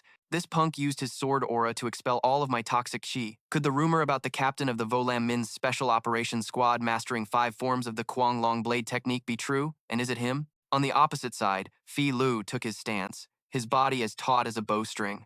The toxic aura was only temporarily repelled. That man's entire body is a living mass of poison. If my breathing falters for even a second, I'm dead for sure. Quang Ma's hands, beneath his iron gauntlets, began to glow red-hot like lava. I originally came here just to teach that punk Dan Tu Ma a lesson and drag that girl Bak Tuanga back, he mumbled. Fei Lu stared intently at those hands, thinking to himself, it's not just his body, his hands are the most terrifying part. A pair of poison hands that can melt iron and shatter steel. They have to be concealed within specially crafted gauntlets. Quang Ma growled, I never expected you to get in my way. But even if you're the captain of the Special Operations Squad, don't think you can stop me. A long fight would only put me at a disadvantage. I have to take him down in one swift assault. With that thought, Fei Lu's body became a blur of lightning, darting straight toward Xiao Ma, his blade flashing, slashing relentlessly at his opponent. In the blink of an eye, hundreds of strikes were unleashed, but Xiao Ma's armor, forged from Van Nian Han Thiet, was too tough, and it was also coated in a dense layer of protective aura, rendering all of Fei Lu's attacks useless. Just as he was about to unleash a decisive strike, Fei Lu's sword was suddenly caught by Xiao Ma's bare hand. "Is this all you've got?" he sneered. With a simple flick, Xiao Ma flung Fei Lu into the air, then threw a devastating punch, slamming him headfirst into the ground. His molten hot hand shot forward, aiming to finish Fei Lu off. He hastily backflipped to create some distance, but before he could even steady himself, a kick from Xiao Ma was already upon him. Bam! The terrifying force of the kick sent Fei Lu flying through several stories of a building in midair. With a superhuman effort, he twisted his body and plunged his sword into the ground to break his fall, carving a long trench across the shattered tiles. Although he looked battered, he still radiated an aura of proud defiance. Having gained the upper hand, Xiao Ma let out a savage laugh. His voice, like scraping metal, was filled with contempt. Well, the famous captain of the Volam Min's Special Operations Squad only has the skills of a clawing kitten? Are you two looking down on me so much that you won't even go all out? Fei Lu struggled to get up, the trickle of blood from the corner of his mouth, making the exhaustion on his face even more pronounced. Seeing that his prey was weakened, Xiao Ma gave him not a second of rest, lunging at him like a savage beast. Fei Lu hurriedly raised his blade to defend. The ear-piercing clash of metal sent sparks flying into the darkness. "What are you hiding? Is there some other plot afoot?" Xiao Ma roared.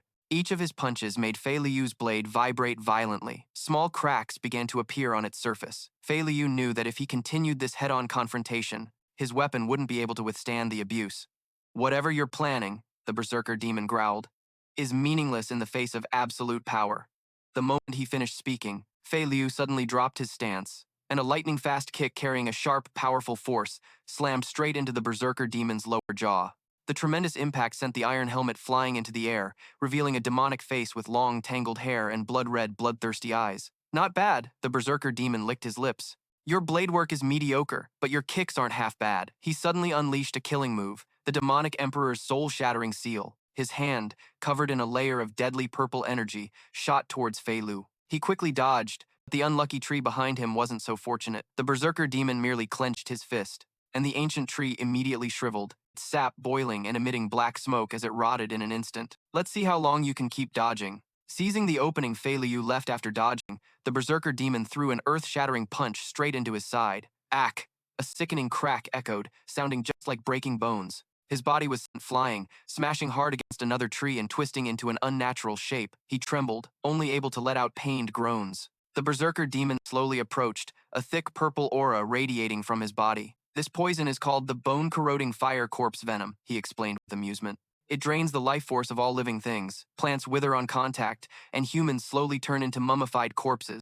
If I let it spread, in just a short time, this entire Harmony Valley will become a wasteland." He leaned down, looking straight into Fei Liu's eyes, which were slowly losing their light. "Brat, what can you do now?" He thought victory was firmly in his grasp, but he didn't know this was the very moment Fei Liu had been waiting for. Fei Liu's dull eyes suddenly blazed with light. They were as cold and sharp as a blade. All traces of weakness vanished, replaced by a terrifying killing intent. Black dragon slash. A pitch-black slash carrying the might of a dragon shot forward. The startled berserker demon dodged by a hair's breadth. But that was only the beginning. "I still haven't fully mastered the heaven-shattering steel dragon blade technique, but it's more than enough to send you on your way." Heaven-shattering dance! Fei Liu's movements became a blur, his continuous slashes weaving a deadly dance. But the berserker demon, though surprised, was a seasoned master. He roared, knocking Fei Liu's blade into the air with his bare hands. "You little brat." His eyes were ferocious. "Memorize my face, because it's the last thing you'll ever see, and this will be a pain you've never imagined." His hand gathered power, the purple energy converging. He prepared to deliver the final blow, but in the face of death, Fei Liu was strangely calm. He looked up at the blade hovering in the sky and whispered, "Only when it is infinitely light yet infinitely heavy can the blade reach a state without limits." He reached his hand forward. The heaven-shattering dance was just a prelude. It was all to prepare for a single, one-hit kill technique. Heaven-shattering steel, dragon blade, third form, lightning blade. As the words left his lips, a bolt of lightning tore across the night sky. The bolt didn't strike the ground but hit the hovering blade directly. The sword flashed with light, vanished, and then reappeared in Fei Liu's hand. All in the blink of an eye. The demon's life was officially over. He collapsed, his eyes wide in disbelief at what had just happened. Seeing the pitch-black blood flowing from the wound, Fei Liu frowned, not expecting that even his blood was filled with toxins. He sheathed his blade, his voice echoing through the forest. Special Ops Team, assemble. Take the Berserker demon's body and clean up the scene as quickly as possible. From the shadows, dozens of dark figures emerged.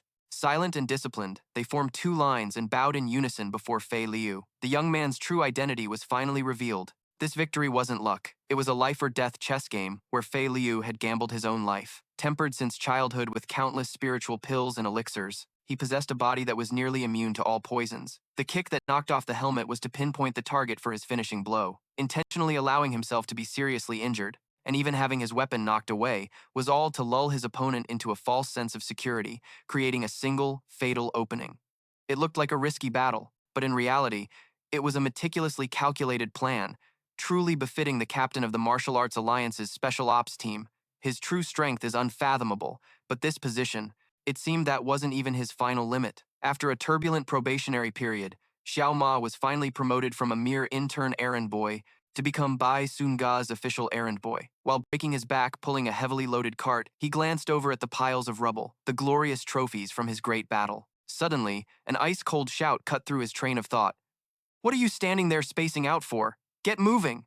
Hearing the order from his boss, Xiao Ma jolted and frantically started running for his life, looking just like a water buffalo during plowing season. That's just how life is. Misfortune always lurks in the corners you least expect. It's just that your mortal eyes aren't sharp enough to notice it. At a small eatery in the valley, the tragedy was officially sealed. Bai Sunga elegantly pushed a contract across the table to Xiao Ma. He picked it up, squinting to read each line. The contract term was 1 month, and regardless of whether there was work, he would receive a daily wage of 1 tael of silver. Bai Sunga sat across from him, sipping her tea, her lips curling into a cryptic smile.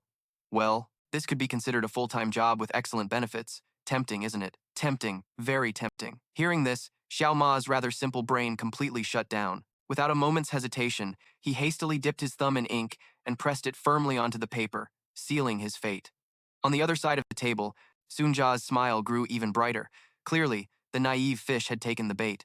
There's a great saying that life is a comedy when seen from afar, but when you get up close, it's a tragedy, and I, Xiao Ma, the most famous errand boy in Hiyue Valley, would like to tell you all how the tragedy of my life began. It all started with spoon-feeding someone. That's right, spoon-feeding Bai Sunga. Don't talk while I'm eating. Can't you wait until I'm finished to speak? She frowned, looking annoyed. It was all her fault, Bai Su Enguz. If you were to rank the most evil and vicious employers in the history of the martial arts world, she would undoubtedly be the runner-up, because no one would dare challenge the champion for the top spot. Do you think it's a blessing to attend to her during her bath? Please, I advise you not to get your hopes up. Whatever you're imagining will only leave a painful scar on your soul. Every day, I have to do all sorts of god-awful tasks. Washing dishes, sweeping the house, and doing laundry were just the most minor tasks on an endless list. See, bathing in a summer downpour like this is so incredibly refreshing, she said, while I stood shivering uncontrollably in the rain. For the first time in my life, I hated the rain so much. Don't you find the sky today so clear and cool? She asked again, as I was sweating buckets under the scorching sun. Clear and cool my butt. I just wish the sky would disappear and leave me in peace. Gulp! Xiao Ma chugged a bottle of water, finally getting a moment to rest. Whoosh! A porcelain bowl came flying, and he hastily put up his hands to catch it. Go to the upstream spring and fetch me some water, Bai Sunga's voice commanded. Why there? There's water everywhere. Why does it have to be spring water? Such a hassle, he mumbled. I said I want spring water. Do you not understand me? Her face at that moment looked just like a soul-reaping demon. Ah, that's not it. Xiao Ma quickly waved his hands. I just meant there are many kinds of spring water, and I was wondering which type the young lady prefers so I can fetch it for you. On the way, a stranger carrying a wooden barrel walked by, his eyes widening in astonishment as he saw Xiao Ma carrying a basin filled to the brim with water without spilling a single drop. Then he also witnessed the boy moving massive boulders and performing other incredible feats. Curious, he approached a group of children and asked, Hey kids, let me ask you, why does that young man have to do all those terrible things? The children replied innocently, Oh, it must be your first time in Hiyue Valley. How could you not know who Brother Xiao Ma is? At the end of the day, after a ton of hard work, the project was finally finished. A small, artificial mountain had been built by Xiao Ma's own hands. Phew, finally done. I can't believe moving all that was so exhausting. People often think, what a meaningful day today was. It's been a while since I noticed how vibrant and beautiful the sunset can be. But Xiao Ma's reality was, oh my god, this day is finally over. Do you all realize this all happened in just a single day? Good heavens, how can one day feel as long as a millennium? His face filled with resentment, he turned to look at Bai Sunga, who was leisurely sunbathing. People say that even a starving tiger won't eat grass, so why must I, the last arbiter king of... Do servants really have to obey the most wicked employer in history like her? No way. If it's not me, then no one can teach her how tough this line of work is. You'd think he was about to start a world-shaking revolution. But instead, he just ran up and showed her the paper. I have to ask, this contract I signed with you, it's not a slave contract, is it? If it's not, then why do I work my butt off all day doing so many things, only to receive a single tael of silver? Baisue lazily opened her eyes, using her long, slender finger to point at a tiny line of text in the bottom corner of the paper. It is a slave contract. Didn't you see the note right here? Xiao Ma snatched the paper from Baisue's hand and skimmed it, his face growing paler the more he read. Beneath his messy signature, a tiny paragraph was added in nearly identical ink. Article 1. In the event the servant fails to obey the master's command, the servant must pay a penalty of 10 times the contract's value. Article 2. The servant has no legal right to resist the master. Xiao Ma was completely stunned. He finally understood everything. Moling City. In a quiet study, the rhythmic rustling of turning pages could be heard. The one reading was the Iron Demon, Zhang Yujun, ranked 4th among the 10 great masters. Nearby, an old man with 3 long scars on his face was sipping wine and asked with a sideways glance, "Another disastrous failure?" It was the illusory demon, Sima Qing. Even the berserk demon was defeated? Unbelievable. A clear female voice chimed in, belonging to the Nine Heavens mystic maiden, Tang Xiaorong, ranked 3rd, who was casually chewing on a poisonous snake. The one ranked 2nd, the lightning sword Bai Zhao Yun, was silently polishing his blade, his gaze as sharp as electricity. Finally, the person seated in the highest position, the chaotic sky demonic emperor Ling Qinhun, spoke in a deep, heavy voice that carried a terrifying pressure. Could there be a monster hiding in He Yue Long? He slammed his hand on the table. We can't let these flies pester us forever. Send my orders to the 13 city lords. In 10 days, we officially declare war on the Wulin Alliance. Dreamtide Coast, the Purple Sea. An old ferryman stood silently by a wooden bridge, as if waiting. Before long, 2 figures appeared and boarded the boat. The vessel, made from Danwu wood, glided smoothly across the deep purple sea. One of them bent down and scooped up some of the seawater. Rumor has it the waters of the Purple Sea are heavier than normal, and no creature can survive in them. It was true. This man was none other than Da Hao, Fei Liu's master. The other person, carrying a long spear on his shoulder, laughed heartily. That's why no one can cross the Purple Sea without a Danwu wood boat. Da Hao, this is your first time at the new headquarters, isn't it? This was one of the 12 elders of the Wulin Alliance, the infinite divine palm, Shi Jiatian, right? Da Hao replied. By the way, Jiatian, have you reached the stage of age reversal? How do you still look so young? Ha ha, are you jealous? You could achieve it too if you wanted. Shi Jiatian replied cheerfully and then asked, on your way back, did you happen to see your disciple Fei Lu? A month ago, I saw him leading the special operations team to He Yue Long. If that was a month ago, I was probably lost somewhere. That kid promised me he would be discreet. It's just... According to the latest reports, your disciple crippled one of Moling City's leaders, Shi Jiatian said, his smile fading. Da Hao grew thoughtful. Moling City. You're worried this will be the spark that starts a war, aren't you? 10 years ago, after that heavenly demon assassinated the Northern Sky Martial Emperor and seized Moling City for himself, their power has expanded to a point that can no longer be ignored. 10 years was more than enough time for him to consolidate everything. Da Hao stroked his beard. And now, they've set their sights directly on the Wulin Alliance. Sigh. It seems there isn't a single peaceful place left in the world. Wulin Alliance headquarters. In the Grand Hall, an emergency meeting was in progress. Although the 12 elders were summoned, only 5 could make it. Everyone is busy with Jianghu affairs, so I hope you all understand. A bald man, the heavenly dragon elder, Xu Ziqiang, spoke up. A portly elder, the soul-snatching flame king, Qin Longji, nodded. Xu Ziqiang continued. The current situation in the martial world, after the demonic cult and the blood cult were suppressed, has largely maintained the balance established by the previous Flying Dragon Alliance leader. But now, the most urgent problem is the true power of Moling City. Another elder spoke up. According to our intelligence, Moling City's military power is centered around its 13 city lords and the 100,000 troops under their command. If that's all they have, dealing with them shouldn't be too difficult. Xu Ziqiang shook his head, his expression grave. That's not the problem. The real issue is their leader. They, Hun Tianmo Huang and the 10 great masters under his command, are the real threat. Inside the Martial Arts Alliance headquarters, the atmosphere was as heavy as lead. On the enormous military map, Song Dahao's finger decisively pointed to a treacherous, gloomy valley. There's only one place, he said in a low voice. Ghost Soul Valley. If this notorious group of assassins joins forces with Demon Spirit City, our entire northern defensive line will collapse. We don't have enough forces to fight back. Such an alliance. Elder Jiatian continued with a worried expression. If Ghost Soul Valley gets involved, the pressure will be immense. We currently have no spare forces to send as reinforcements. The entire martial arts alliance is stretched thin, dealing with hungry wolves lurking on all sides. Martial Emperor City in the east, the Heavenly Kings, Mansion in the south, and the 18 families of Qinghai along the coast. Is there any place that isn't plotting to tear our foundation apart? Qin Longjie turned his gaze to the head of the table, where an old man with snow-white hair sat as silent as a statue. Great Elder, do you have any brilliant insights? The Martial Arts Alliance's Great Elder, the hegemon king of the Seven Absolutes, Duan Xin Shui, slowly opened his eyes, which were as deep as if they held 100 years of the martial world's turmoil. The master of Ghost Soul Valley, Yaksha, since the era of Fei Long. He has been one of the first living legends to make a name for himself. Yaksha's martial arts are unfathomably profound. If he joins forces with the Heavenly Demon, the leader of Demon Spirit City, the Martial Arts Alliance is certain to be defeated. He paused for a moment before continuing.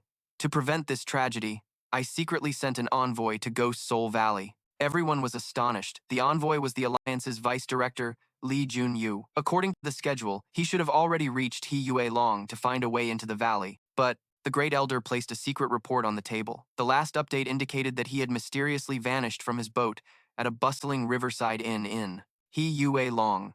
In stark contrast to the tense atmosphere at the headquarters, Xiao Ma was happily feasting on a table full of food. Bai Kao Ni, also known as Bai Su A, pushed a small, exquisite porcelain bottle towards him. This is a premium sauce, specially recommended by the chef. You should eat a lot. Wow, the treatment for official employees is completely different. Xiao Ma grinned while eating. Unlike when I was a temp, no wonder everyone wants to be a full-time member. Cao Ni gently stirred her tea, her sharp eyes fixed on him. So you're saying your first memory is of that nameless woman? Yeah, that's right, Xiao Ma replied, his mouth still full of food. She said, from now on, your name is Xiao Ma. She's the one who gave me my name. Do you know her name? No. So you don't know who you are? You just listened to her and came all the way to He Yue Long? It's true, I don't know who I am, Xiao Ma nodded, but I know she is. A good person, unlike someone else who specializes in tricking people. Hearing the jab, Cao Ni frowned slightly. So, besides the name, you don't remember anything else? That's right, that's right. Xiao Ma's mind was focused on only one thing at that moment. Oh, pork knuckle, my favorite dish. Looking at the fool in front of her, Cao Ni's heart was in turmoil. Who was he really? Someone who used only pure brawling techniques, yet could neutralize demonic arts with his physical body, his sense of balance, was so perfect he could carry a bowl of water through a storm without spilling a single drop, plus he had monstrous strength capable of moving an entire hill. And most importantly, he was immune to all kinds of poisons. She glanced at the porcelain bottle on the table. Inside wasn't sauce, but a colorless, odorless, potent poison. She just wanted to test him, but the result only confused her more. Xiao Ma suddenly grimaced. Hey, didn't you say this was a special sauce? I can't taste anything at all. What's so delicious about it? His words served as a reminder. Cao Ni knew she couldn't delay any longer. She put down her teacup, her expression turning unusually serious. Xiao Ma, listen carefully now. The Martial Arts Alliance and Demon Spirit City are about to go to war. Hearing about war, Xiao Ma finally looked up, a little surprised. Overall, Demon Spirit City is no match for the Martial Arts Alliance, Cao Ni continued to explain. But their city lord, the Heavenly Demon, is an extremely cunning man. He knows full well that the Martial Arts Alliance has too many enemies right now, and he chose this exact moment to strike. Back at the Martial Arts Alliance headquarters, an elder spoke up. Great Elder, is the intelligence about Demon Spirit City's impending attack completely accurate? Duan Xin Shui nodded. Completely accurate, because this information came from one of Demon Spirit City's highest-ranking leaders. The Great Hall was once again in an uproar. That person proactively contacted us, requesting protection in exchange for top-secret intelligence, but our meeting was exposed, forcing them to escape immediately. Right now, that person is also hiding in Hoa Nhac Lung. Who is it? The Great Elder placed an exquisite token engraved with a plum blossom on the table. The beloved daughter of the former Dihoa Palace Master? Hearing the words Dihoa Palace Master, everyone was shocked. Could it be Bak Thao Ni, the young lady of Ma Lin Fortress? On the upper floor of an inn, Fai Lu sat perched by the window, silently observing Tu Ma and Thao Ni on the street below. Beside him, a guard was diligently fanning a charcoal stove. carefully grilling nourishing meat skewers for his captain. Suddenly, a mocking voice rang out, shattering the silence. Well, who do we have here? Why does the illustrious captain of the Special Operations Squad look as pathetic as a sick cat today? Fei Luo turned around, and a young man with narrow eyes and a mischievous smile had been standing there for who knows how long. Do you recognize him? It's the same stranger who was wide-eyed with amazement at Xiao Ma's display of strength. Fei Luo frowned. What is it? Don't tell me you came all this way just to stare at my face. Huh? The narrow-eyed man replied. Seeing you still alive and kicking, I guess that Bao fiend is already 6 feet under. But you, why don't you act like Fei Luo at all? You should at least greet an old friend when you see one. The weary-faced guard sighed and answered for his master. Greetings, sir. How may we help you? There, I've been greeted. The narrow-eyed man grinned widely, then casually swiped one of Fei Luo's fragrant grilled meat skewers and began to devour it. You two heartless jerks should at least have some common decency, he said, chewing like a hungry tiger. But don't worry, I didn't come here because I missed you or anything. The guard watched helplessly as his captain's nourishing meat skewer vanished at the speed of light, crying silently on the inside. Oh God, those were precious medicinal herbs cooked all night to nourish the captain. Fei Luo just glanced at the guy before turning away, annoyed. So why are you here? This time, I'm here to meet the master of Ghost Soul Valley. The words Ghost Soul Valley made Fei Luo's eyes twitch. Ghost Soul Valley? But before going there, the narrow-eyed man quickly swallowed his meat, and his gaze suddenly sharpened, focusing on the street below. There's something I need to take care of cleanly here in Hoa Nhac Lung. His eyes were glued to the figure of the girl happily chatting with Xiao Ma. He lightly spun the wooden staff in his hand, and his smile turned cold. It's her, Bach Thao Ni. She must die. The air around Fei Luo instantly grew tense. However, he remained calm, his voice unwavering. Why? For what reason must she die? Fei Luo, don't you know who that woman is? Let's see. Fei Luo pretended to think, do I need to know her name? Right. That makes sense. You left immediately after getting the intel, so you definitely didn't have time for a detailed briefing. Listen closely. The one who tipped us off that Ma Lin Fortress was preparing for war was her. He paused, his voice lowering with hidden meaning. She is the sole survivor of the Dihua Palace's massacre and the only one who knows the whereabouts of the legendary immortal grass. Only then did Fei Luo truly understand. That girl, Bach Thao Ni, was actually Bak Tunga, a descendant of the Dihua Palace, and she had risked her life to prevent a devastating war. Even so, what would the final outcome be? No one could predict. Down below, at the dining table, Xiao Ma asked curiously, I don't know much about war, but I have a question, Bach Thao Ni, about your identity. That question sent Thao Ni's memories back to Dihua Palace many years ago, a place like a paradise, nestled on a towering mountain surrounded by white clouds. 2 little girls, 2 sisters, were practicing martial arts together in the courtyard. The older sister, with her graceful movements, executed a technique as beautiful as a dance. Wow, big sister, you're amazing. Thao Ni clapped her hands and cheered, her eyes shining with admiration. Thao Ni, you try too. The older sister smiled, her gaze gentle. Thao Ni got into a serious stance, mustering all her strength, and shouted, Hia, Phoenix's 3 claws.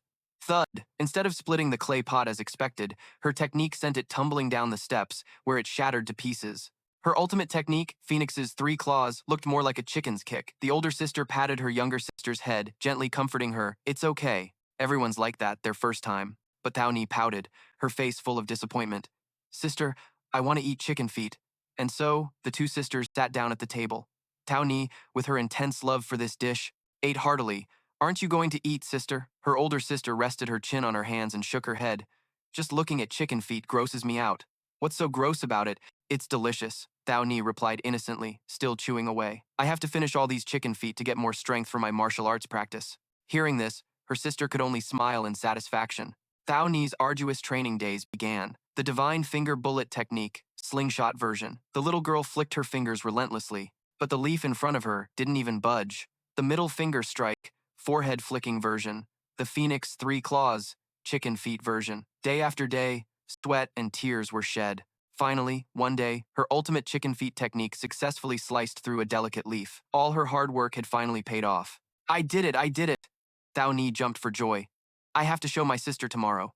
But in the midst of Thao Ni's short-lived joy, the whispers of the guards outside echoed like a bad omen. I hear masters from all over are flocking to the 3 Evils' stronghold. Yeah, the little princess's grand wedding is in 2 days. But I heard another rumor, that they're here for the immortal grass. Suddenly, a blood-curdling scream rang out. Assassins! Thao Ni trembled, hiding behind the door and peeking outside. The figures of the loyal guards fell one by one. Thao Ni, are you okay? It was her sister, Xiao Tian. Thao Ni nodded in fear. Sister, what's happening? I don't know either. The two sisters hurriedly ran outside, only to see their mother, the master of Yihua Palace, Bai Lingfei, fighting alone, surrounded by enemies. Mother, Xiao Tian screamed. She turned back, her eyes cold but resolute. So, you're just a bunch of blindly greedy fools. Xiao Tian, get Thao Ni out of here immediately. Hurry! She charged into the battle, the light from her sword blazing like a fiery phoenix, blocking all the enemies to create an escape path for her two children. The two sisters ran for their lives without daring to look back, running with all their might. When they reached a hidden passage, heavy footsteps from behind made them stop in their tracks. An obese man built like a sow, carrying a giant spiked mace on his shoulder, blocked their path. Where do you two little rats think you're going? He sneered. Xiao Tian pushed Thao Ni behind her, her voice trembling but full of determination. Thao Ni, you run ahead, and don't look back. She charged straight towards that monster. I ran like crazy. Fear had completely consumed my mind, so much so that I couldn't think of anything else. But when I suddenly came to in the middle of a cold forest, my sister was gone, and I was all alone. Sister Xiao Tian. A hot tear rolled down Thao Ni's cheek. The pain of losing her family was like a knife stabbing her heart. Just then, a few figures emerged from the shadows. Looks like we're a step too late. What a pity. The once proud Yihua Palace, destroyed in a single night. A woman from Demon Spirit City approached, staring intently at Thao Ni. This child looks just like Bai Lingfei. Could she be her daughter? Kid, do you know where the immortal grass is? I lied. I told them I knew. I said that if they protected me, I would give it to them, but there's no such thing as the immortal grass in this world. If it existed, it would have saved my mother and sister long ago. So that's why Demon Spirit City is hunting you. Xiao Ma asked. Thao Ni nodded, her eyes heavy with sorrow. Yes, you wouldn't understand. On the rooftop, Fei Liu mused. She dared to risk her life to warn us about Demon Spirit City's movements. She's quite an impressive person, and she even knows the whereabouts of the immortal grass. So why would the Wulin Alliance want to kill her? The narrow-eyed man beside him scratched his head. Officially, it's to prevent a bloody war over the immortal grass. But in reality, they just don't want it to fall into anyone else's hands. Just think about it. If the Yaksha of Ghost Soul Valley or the Heavenly Demon of Demon Spirit City got their hands on it, what would become of this world? But the order to kill Bai Thao Ni wasn't actually given to me. Fei Lu was confused. It was an order for you. Fei Lu, the narrow-eyed man, smiled. But I'm sure you wouldn't do it, right? As soon as he finished speaking, he suddenly attacked. The staff in his hand transformed into a wooden dragon, unleashing the ultimate dog-beating staff technique, and charged straight towards Bai Thao Ni. But she wasn't the target. Whoosh! A powerful wave of energy shot through, leaving a huge hole in the roasted pork knuckle that Xiao Ma was holding. Xiao Ma was stunned. He looked down at the pork knuckle, his precious, and then looked up, his eyes blazing with fury. My pork knuckle! He turned to Thao Ni, his voice full of concern. Hey, miss, are you all right? Bai Thao Ni's voice faltered, filled with immense sadness and helplessness. Are they trying to kill me again? She let out a soft laugh, one that was more heartbreaking than tears. Hoang Lin, or maybe the Martial Arts Alliance, has decided to abandon me, or perhaps some assassin was hired to take the life of the immortal herb. Whatever, I don't care anymore. I'm used to it. A single, clear tear, carrying all her sorrow and loneliness, rolled down her delicate cheek. Seeing the normally resilient Bai Tao Ni, so sharp and composed, suddenly become so fragile, a strange feeling stirred within Xiao Ma, an urge he himself couldn't name. She took a deep breath, trying to compose herself, but she had barely uttered 2 words when Xiao Ma vanished in a flash. It happened so fast that Thao Ni didn't even realize the spot in front of her was now just an empty table. Upstairs, the argument between Fei Liu and the narrow-eyed assassin had reached a boiling point. Hand her over to me. You, get out of the way. Just then, an ice-cold voice echoed from the balcony, carrying a killing intent so strong it was suffocating. It's you, the one who ruined my favorite pig's trotter. Li Kuan Yue flinched and spun around, sensing a lethal danger aimed directly at him. 2 waves of killing intent, one cold and unyielding, the other arrogant and carefree, clashed in midair, creating an invisible pressure. Downstairs in the inn, patrons started whispering, "What's happening upstairs? Looks like a huge fight is about to start. Oh, these martial world folks can't stay quiet anywhere." Bai Thao Ni stared blankly at Xiao Ma's back, which was familiar yet felt so foreign now, completely at a loss for words. From a hidden position on the opposite rooftop, several figures were secretly observing. They were the elite guards of the Special Task Force. We have a clear view from here, but it's a little too dangerous, don't you think? One of them asked nervously. The man beside him casually took a bite of an apple and replied, In my opinion, the only real danger is if you actually dare to get involved. What are you talking about? Can't you see? There are three absolute monsters facing off up there, the man explained. First, there's our boss, Fei Liu, the successor of the heaven-shattering steel dragon blade technique, who has mastered it to the 5th level. The second is Li Kuan Yue, the vice chief of the Martial Arts Alliance, who wields the world-famous 36 forms of the dog-beating staff, arts of the beggar's sect. And the last one, he paused, his eyes filled with a sense of dread, is some errand boy with an unknown background, who defeated the black and white twin ghosts using only his bare hands. I'm telling you, if we meddle in this, there won't be a single piece of us left. Upstairs, Li Kuan Yue twirled his bamboo staff and slung it over his shoulder, flashing a mischievous grin. Hey now, it's all just a misunderstanding, a simple misunderstanding. A misunderstanding? Xiao Ma retorted, his voice chilling, every word sharp as a knife. Then why don't you tell me what kind of misunderstanding nearly gets someone killed? No, let me rephrase that. Would have definitely killed them. Hey now, no need to be so serious? Li Kuan Yue maintained his nonchalant demeanor. Let's just calm down and talk. Xiao Ma took a very deep breath, and the air around him seemed to solidify as a pure, primal killing intent began to emanate from him. Calm down? Fine. How about you eat one of my fists first, and then we can talk. He clenched his fist, his knuckles popping as his normally kind face twisted into a terrifying, bloodthirsty mask. Whoosh! A punch flew out with the speed and force of a cannonball. Even though Li Kuan Yue managed to block it with his staff, the incredible impact still launched him several yards through the air, smashing violently into the wall. That's a pretty good punch, you punk. Li Kuan Yue sneered, but the playful glint in his eyes had vanished. Before he could even recover, Xiao Ma, moving like a hunting cheetah, had already closed the distance and unleashed a lightning-fast kick. It connected squarely with Li Kuan Yue's face, launching him straight into the ceiling, burying his entire head in the wooden planks. The nearby guards stared with their jaws on the floor, but Fei Lu alone maintained a calm expression, as if he was completely used to this ridiculous display of strength. Despite this, Li Kuan Yue managed to pull his head out of the ceiling, his face completely unscathed and now wearing an expression of pure excitement. Now this kid is interesting. He landed softly on the floor, brushing the dust off his clothes. Look, my friend, I don't know what your relationship with Bai Thao Ni is, but with just this, it's nowhere near enough to take me down. Is that right? Xiao Ma replied, his tone becoming even more frigid. Then I'll just use a little more power. Li Kuan Yue didn't respond, but the bamboo staff in his hand began to hum, and an invisible force shot directly at Xiao Ma. He smirked smugly. See this? This is what pure killing intent is. This is true murderous intent. But in the face of such a threat, Xiao Ma remained completely unfazed. Li Kuan Yue narrowed his eyes. I'm warning you, make another move and don't blame me for getting serious. Before he could finish his sentence, Xiao Ma's fist shot forward again like a cannonball. But this time, Li Kuan Yacht didn't dodge. He spun the wooden staff in his hand, effortlessly blocking the devastating punch. Boom! An earth-shattering explosion erupted, sending out a powerful shockwave.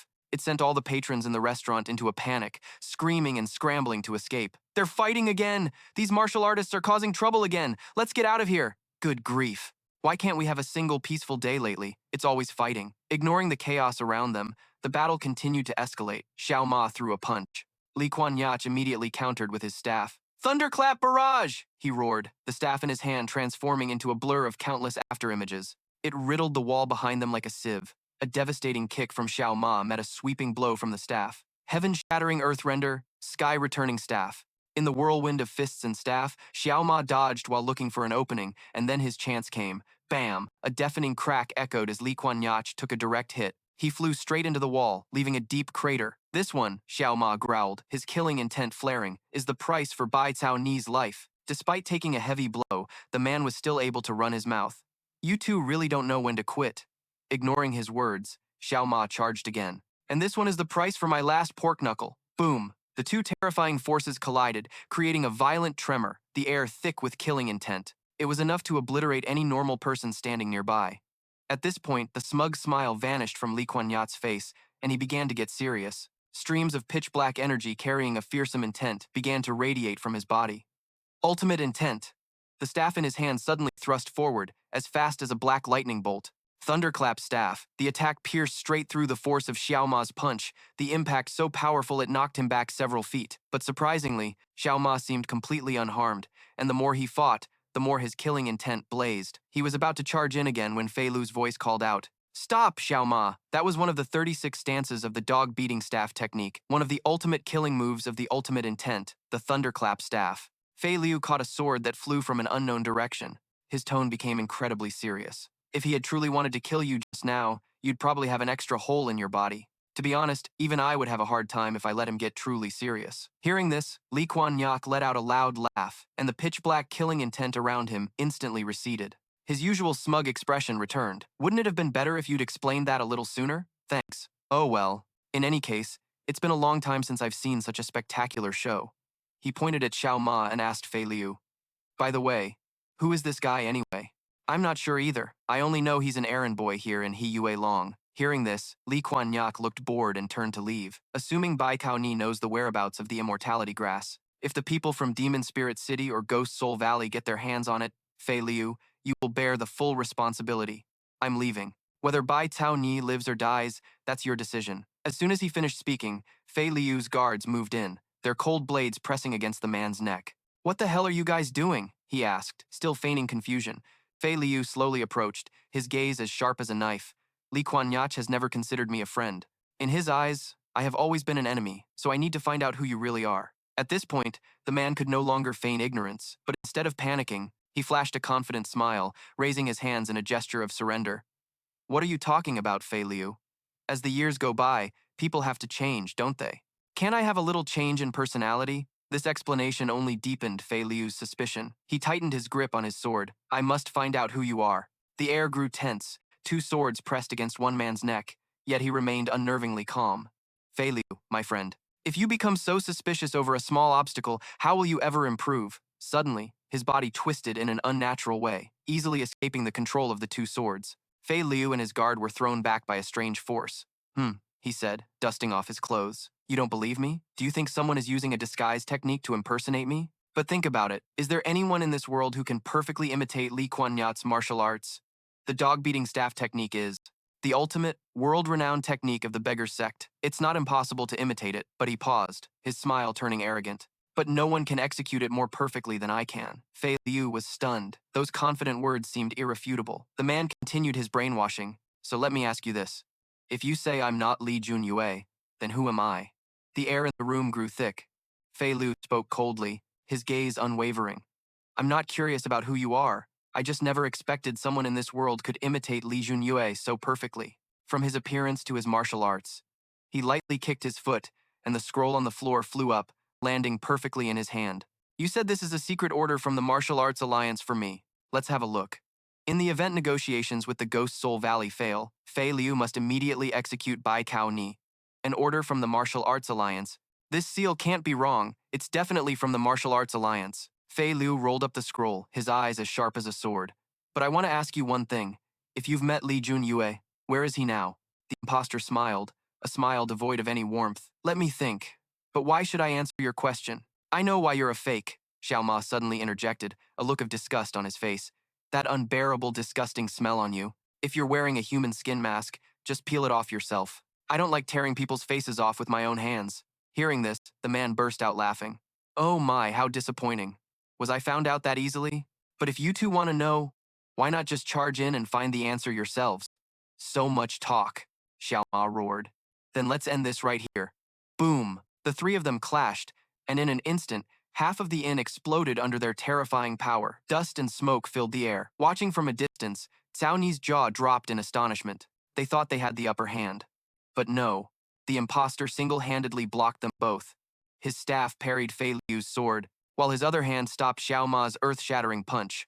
That actually stung a bit. The man smirked, and with a single spin, he broke their pincer attack, sending them both flying. The battle continued at a frantic pace, fists and feet flying, swords clashing and sending sparks everywhere. They fought from morning till noon, the air around them torn apart by violent waves of internal energy. As expected, just using this body to fight you two isn't going to work. The man suddenly retreated, thrusting his hands forward, and pushed his two opponents away. "Fine, if it's come to this, I don't need to hide anymore." A surge of deep blue internal energy erupted from his body, so powerful it distorted the air around him. "I will show you my true face." A terrifying aura spread out, and the ground beneath his feet cracked. Fei Liu and Xiao Ma both realized the man before them was far more dangerous than they had imagined. "Be careful!" Fei Liu warned. "If he reveals his true face, everything he said before might be true. His power is absolutely not to be underestimated." Amidst the blue light, he began to tear off his clothes, and the camouflaging layer of skin, His short hair vanished, replaced by long, turquoise hair that was silky yet demonic. A completely different man appeared, with a sinister, angular face, his presence soaring relentlessly. Fei Lu was horrified. This aura is already on par with the 12 elders of the Martial Arts Alliance. No, it's still rising. It's far surpassed them. Xiao Ma stared blankly at the man, not with fear, but with pure curiosity. Fei Liu suddenly noticed a terrifying detail. His pupils were blue. Could he be the blue-eyed Yaksha? Hearing that title, the nearby guard turned pale with fear, sweat pouring down like rain. How can this be? The Yaksha. Why is he here? That man, one of the 10 great masters of the martial world, the blue-eyed Yaksha. Xiao Ma cupped his ear, looking confused, and asked loudly, "The Whatsha? Is that your name?" Fei Liu swallowed hard, trying to explain to the clueless oaf beside him. That's the Yaksha, the master of the Ghost Soul Valley. He is one of the 10 great masters of the current martial world, a living legend. Oh, is that so? Xiao Ma just nodded, his expression completely unconcerned. Sounds like he might be a little strong, I guess. No wonder his fighting is halfway decent. Ironically, that nonchalant attitude stirred something within the Yaksha. Insolent brat. But why is his body filled with Demon Emperor soul-restraining needles? Those evil artifacts are used to seal martial arts and erase memories. Did someone want to cripple him by filling him with these things? And yet he still has this much power? This kid is truly interesting. While the Yaksha was lost in thought, a blindly loyal guard from behind, Fei Long, stepped forward. Unable to hold back, he lunged forward, letting out a desperate cry, "Die! Stop!" Fei Liu screamed in terror, but it was too late. The guard's treasured sword shattered into 100 pieces like crystal the moment it touched Yaksha's invisible protective chi aura. "Indestructible diamond body," Xiao Ma muttered as a gruesome crack echoed. Both of the guard's arms were twisted like a rope by an unseen force, his bones shattering. A golden aura emanated from Yaksha's body, not for defense, but to counterattack, overwhelming the attacker into complete helplessness. Seeing this, Xiao Ma turned back to Yaksha with a look of disgust. "Hey, old man, I appreciate you keeping your eyes glued on me, but we're in the middle of a battle. What am I supposed to do when you just stare at me like that?" Yaksha's face remained completely expressionless. Xiao Ma continued to ramble, "And for the record, I don't drink anything other than corn silk tea." He then scratched his head in frustration. Talking to this guy was like talking to a rock. The two just stared at each other, one unfathomably deep, the other bafflingly eccentric. Meanwhile, the poor guard was writhing in agony, and Fei Liu rushed over to check on him. The protective chi aura had completely crushed the bones in his arms. "This is no ordinary injury. Leave this to me. You need to get out of here," the guard whispered. "Captain, please be careful." Suddenly, Yaksha began to laugh. "Ha ha, corn silk tea. Ha ha ha." His laughter wasn't cheerful but carried a terrifying power. The sound waves exploded, causing the entire inn to shake as if in an earthquake. Tables and chairs toppled, pillars and beams cracked, and the eardrums of everyone present felt like they were about to burst. Xiao Ma just cleaned his ears, looking annoyed. "Are you done? Then let's begin." He threw the first punch, his fist connecting squarely with Yaksha's face. But what he felt wasn't flesh and bone, but a wall of steel. A flash of surprise crossed his face. "That's right," Yaksha said slowly, his head barely tilting as his body remained as firm as a rock. Men should indeed settle things with their fists. Then he threw a counterpunch, a seemingly slow and ordinary blow, but Xiao Ma was sent flying like a kite with its string cut, crashing through the floor and landing on the ground level. The patrons below screamed in panic, trampling over each other as they fled like a disturbed ant colony. "Get out of here. If you stay, not even your ashes will remain." At the same time, Fei Liu decided to join the fight. "Our opponent is one of the top 10 masters. Be careful. Your life will be in danger," Fei Liu shouted, as much to warn Xiao Ma as to steady his own nerves. From within the cloud of dust, Yaksha's mountain-like figure emerged. "You misspoke," he said coldly. "It's not that your lives will be in danger, it's that I will take both of them." Fei Liu let out a roar and kicked a wooden table toward Yaksha. Simultaneously, he unleashed a flurry of phantom slashes carrying sharp blade energy. But Yaksha simply waved a hand, nonchalantly, and all the blade energy dissipated, the wooden table shattering into 100 pieces. Immediately after, Fei Liu charged forward like a bolt of lightning, unleashing his strongest technique, Black Dragon Slash. He thought this surprise attack would be effective, but Yaksha simply raised one hand, a single arm stopping the blade that carried the dragon's might without a single scratch. Witnessing this unbelievable sight, Fei Liu's face turned pale with fear. He blocked the Black Dragon Slash with his bare hand?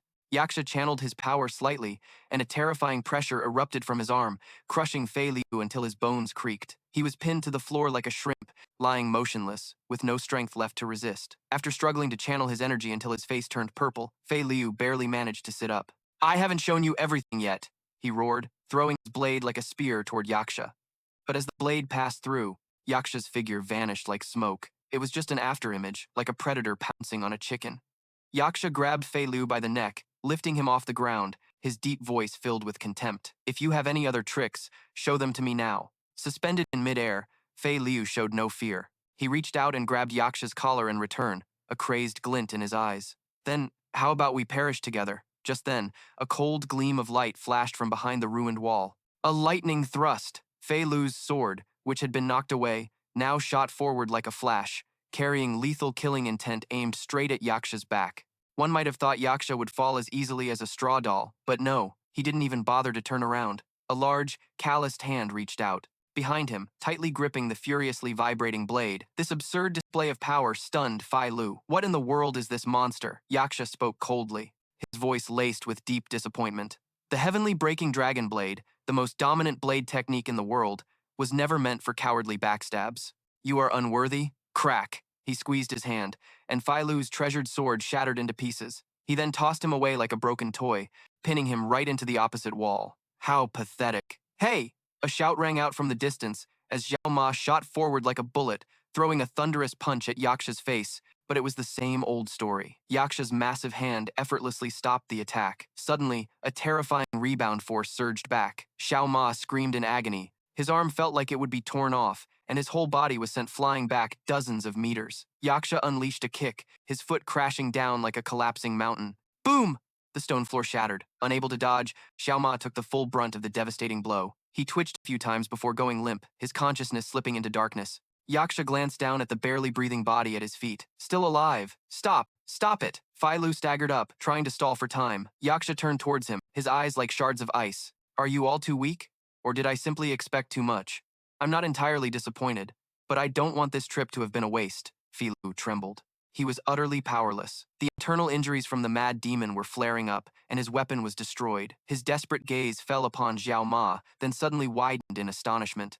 Yaksha noticed it too. From within the dust and debris, a figure slowly stood up. Xiao Ma's voice echoed, hoarse with rage and frustration. It's not over yet! He was now shouldering a massive pillar, as thick as a young elephant. Seeing this, the corner of Yaksha's mouth curled into an amused smile. Aha! Xiao Ma roared, charging straight at the demon with the enormous pillar on his shoulder. Now the real show begins. Boom! The massive pillar smashed right into Yaksha's head, but he just tilted his head slightly, standing firm like a stone statue. Believing that wasn't enough, Xiao Ma followed up with a spinning kick to his temple.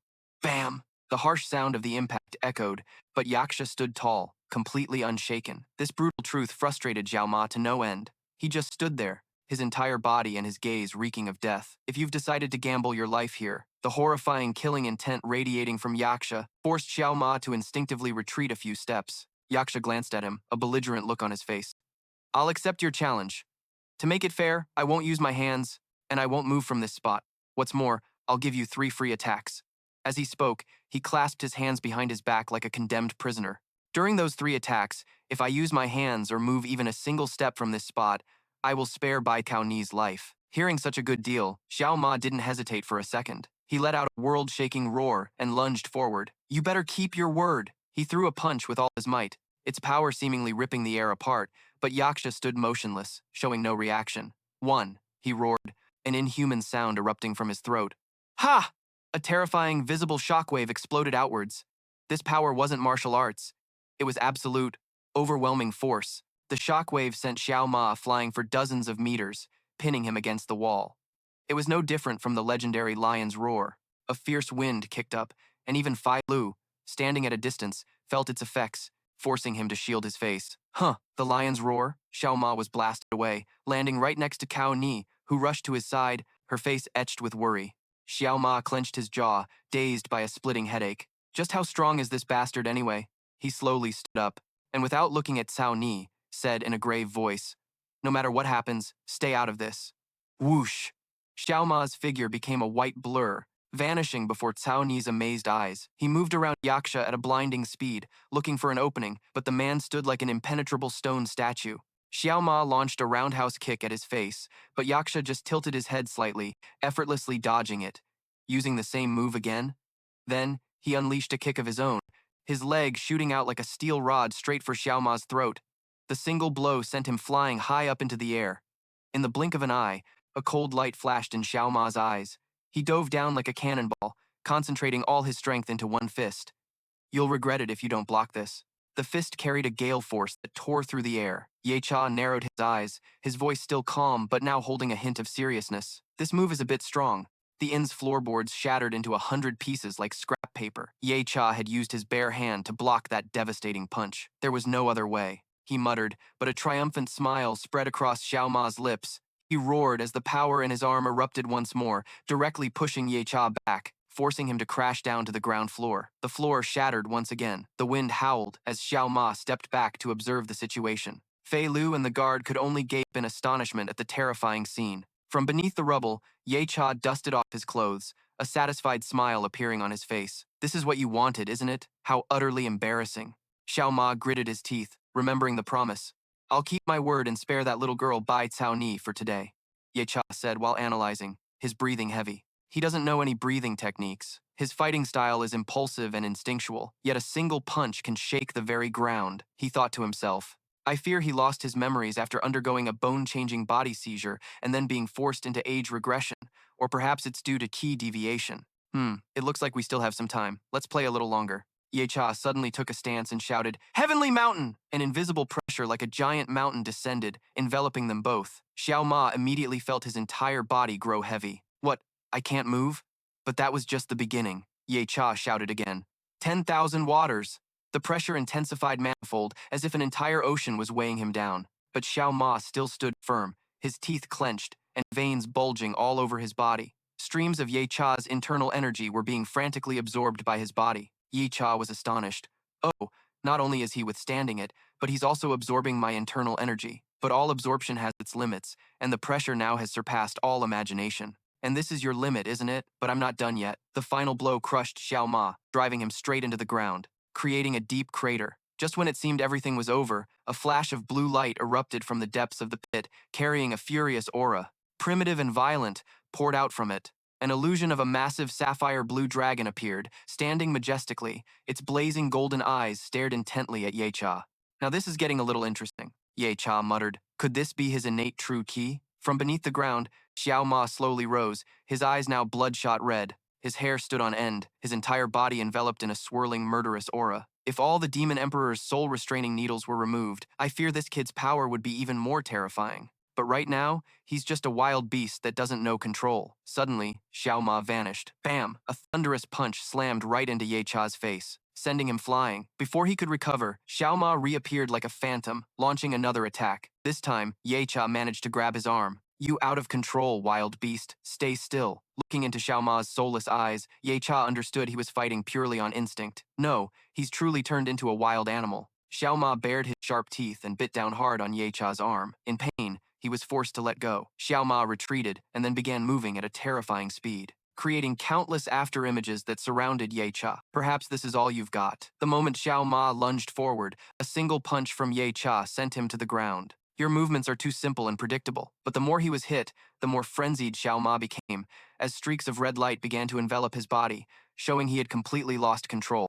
Ye Cha gathered his strength, his gaze turning cold. Heavenly Dragon, no, you're nothing more than a wild beast now. There's nothing left worth watching. Xiao Ma charged forward again, but this time he easily dodged it, striking his stomach with a palm to disperse his violent aura before delivering a final punch. Boom! Xiao Ma collapsed, unconscious. Xiao Ma plummeted like a falling star with broken wings, and a thick cloud of dust rose, obscuring his figure. In that eerie moment of silence, Fei Liu suddenly recalled an ancient story. In a primeval forest, there lived a creature who was its lord, possessing an overwhelming power that made all other beings bow their heads. Any creature that faced it would lose its will to fight. Yet, there was one kind of beast that always rose up to challenge it. That was the wild beast which fought to its last breath, not for victory, but for honor. So what should I do now? Fei Lu stood up straight, his gaze unusually resolute. He asked in a steady voice, Does anyone have a sword I can borrow? Immediately, a volley of swords from the guards were thrown towards him, embedding themselves in the floor. Circle, all members of the special forces, on my command, Fei Lu's voice rang out, firm and authoritative.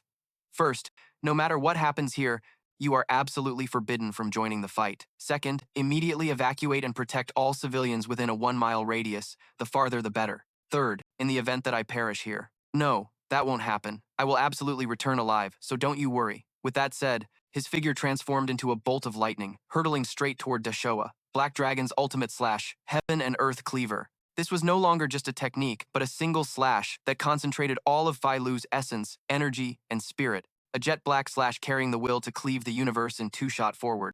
That terrifying wave of blade energy didn't just pass through Dashoa's body, but also sliced the entire hotel in half. Yet, as he faced the most powerful technique of his life, Fei Luo was met with nothing but a contemptuous smile. Dashoa simply lifted one foot and stomped down. It was a deceptively simple action, yet it contained an incomprehensible power that completely shattered the blade energy and sent Fei Lu flying like a dry leaf. That last move was commendable, Dashoa said, dusting off his sleeve. Just then, Xiao Ma rose from the rubble, his eyes vacant, muttering a single word, infinity.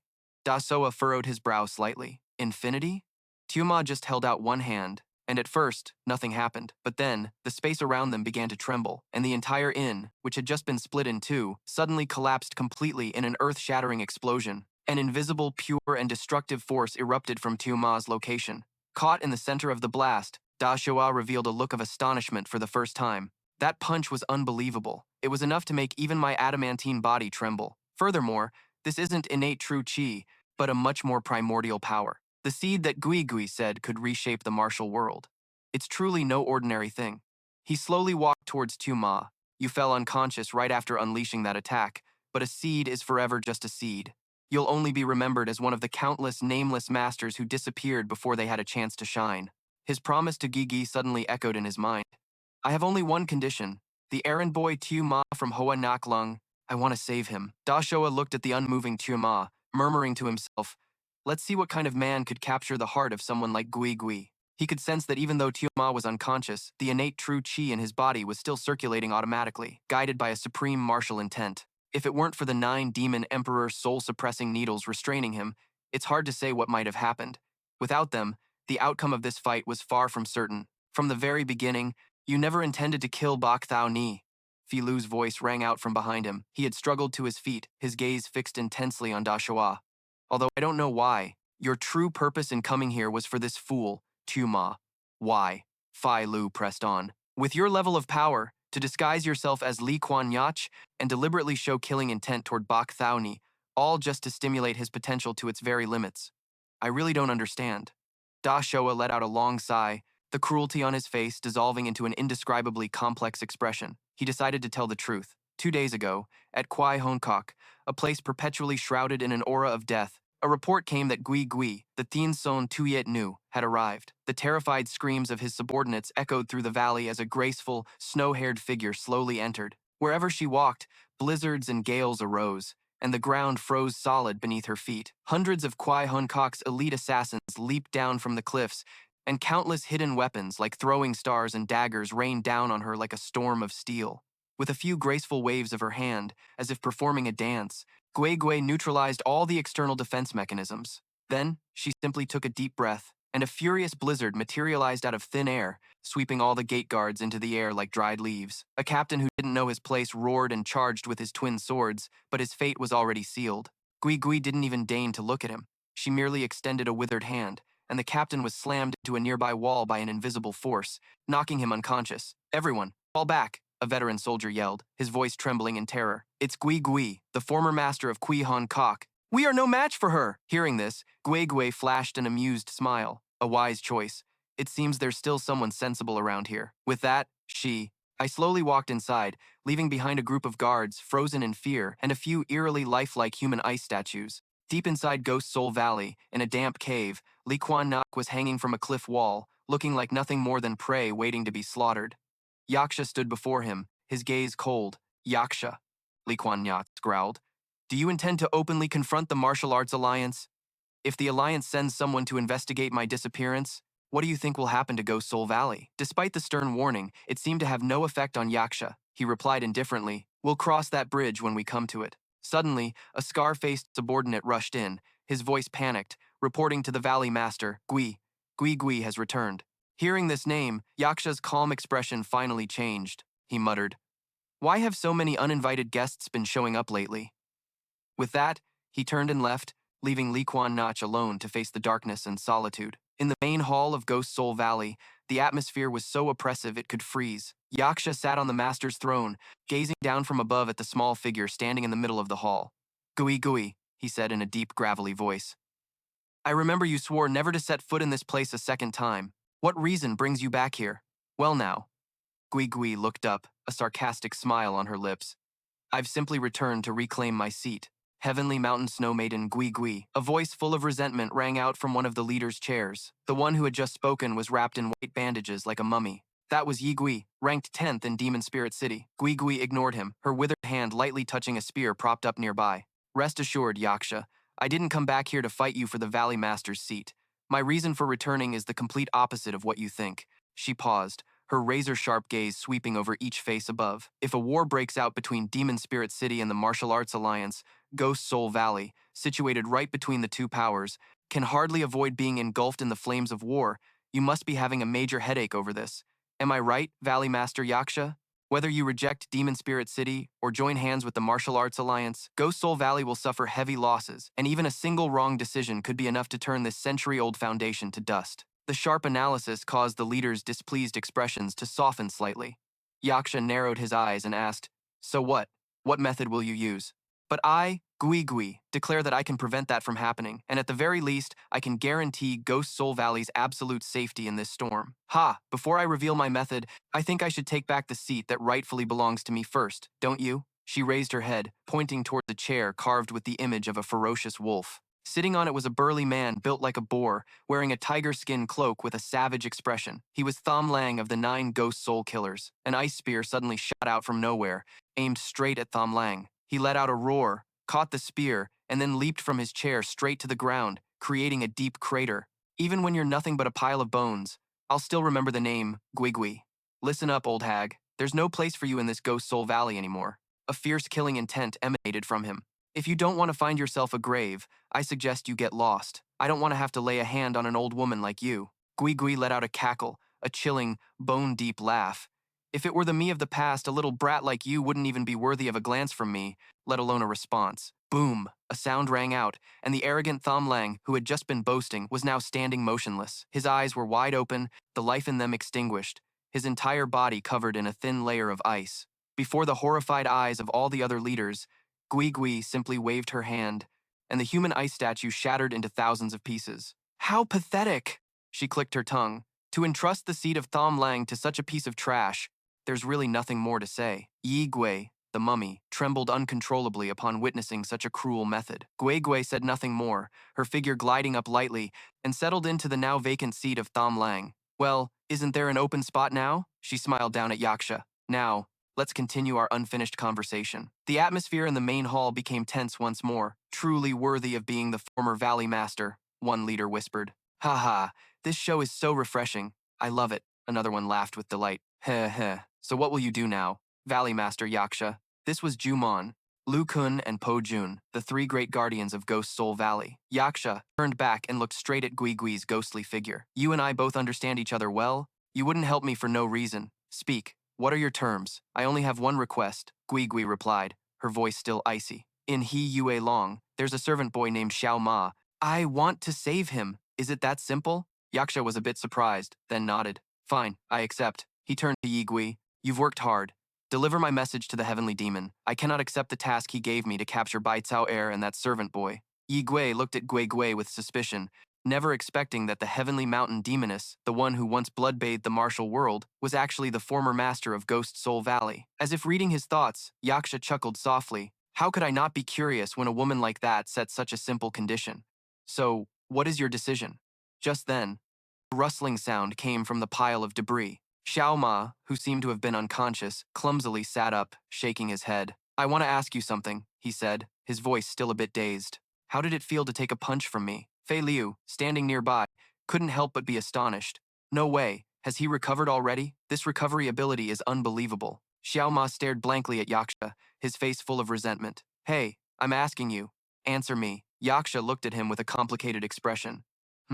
Perhaps I'll postpone my judgment of you for today. We've fought enough. Why stop fighting? Hey, if you want to know whether Li Jun Yue is dead or alive, Just go straight to Ghost Soul Valley and find out. With that said, Yaksha's figure began to fade. Xiao Ma yelled, "Hey, you're scared of me, aren't you? Afraid you'll lose if we keep fighting?" The taunt hit its mark. Yaksha, who was about to leave, froze, his voice growling with fury. "You insolent brat, the next time we meet, one of us will not leave alive." Xiao Ma gritted his teeth. "We'll see who dies." As he finished speaking, Yaksha's figure completely vanished. Only then did Bai Kao Air dare to run over from a distance. "I'm sorry. It's all my fault." The girl collapsed, burying her face in her hands and sobbing. The two men beside her could only stand in silence, not knowing how to comfort her. That night, in a quiet forest, the group set up camp to rest, the flickering firelight illuminating their pensive faces as the fragrant smell of grilled meat filled the air. Xiao Ma clumsily handed a skewer of meat to Cow Air. "Hey, it's not your fault. You did your best. You tried to survive to stop the war. You've saved a lot of people." Even though he was an idiot, his words were surprisingly sincere. If it's not her fault, Fei Liu suddenly spoke up, then how should this be resolved? Xiao Ma looked bewildered. Fei Liu looked straight at him. "Xiao Ma, whether you like it or not, you're already too deep in this mess. It's too late to back out now. But why? I'm just a servant boy. Don't you have any ideas?" "Ideas?" Xiao Ma scratched his head. "An idea comes from a thought, and that thought leads to another thought, and it just gets all tangled up, so an idea is both an idea and not an idea." After hearing that, Fei Liu could only shake his head in exasperation. This guy. "But there's one thing I know for sure." Xiao Ma suddenly became serious. In times like these, action always beats thinking. Cao Er looked up at him, a little surprised. "Sitting around isn't the way. I just want to go straight to that place called Demon Spirit City and give them a good thrashing. So, why don't we just head straight to Demon Spirit City and take care of that heavenly demon guy? Isn't that the fastest and easiest way to end this war?" Fei Liu and Yaksha were silent, not knowing how to explain it to someone who seemed to exist outside all the rules of the martial world. "You ask me what the martial world is like? Imagine a dense forest where sunlight can't penetrate. To survive, you must constantly step on others to climb up. It's a world where the strong devour the weak, where white bones pile up into mountains. You ask, how do you survive in a place like that? The answer is simple: become the strongest. Only when you hold absolute power can you control your own destiny. But what does it take to be called a master? Ordinary people can train for 100 years, 1,000 years, and still be all talk and no substance. Even in the martial world, for someone who has painstakingly trained for 60 years, few are recognized by the world as masters. Because the core difference lies in two words: internal energy. Internal energy is not something that can be obtained just by circulating your chi and regulating your breath. It's like trying to grasp the wind. The tighter you squeeze your fist, the emptier it feels. Even if you meditate day and night, your internal energy will. It's not something that can be accumulated naturally. So what can be done? It's very difficult. The vast majority of martial artists in the martial world gain internal energy through innate talent. A talented individual who meets a great master and has the good fortune to consume a spiritual elixir will see their martial arts advance by leaps and bounds. But talented individuals are 1 in 10,000.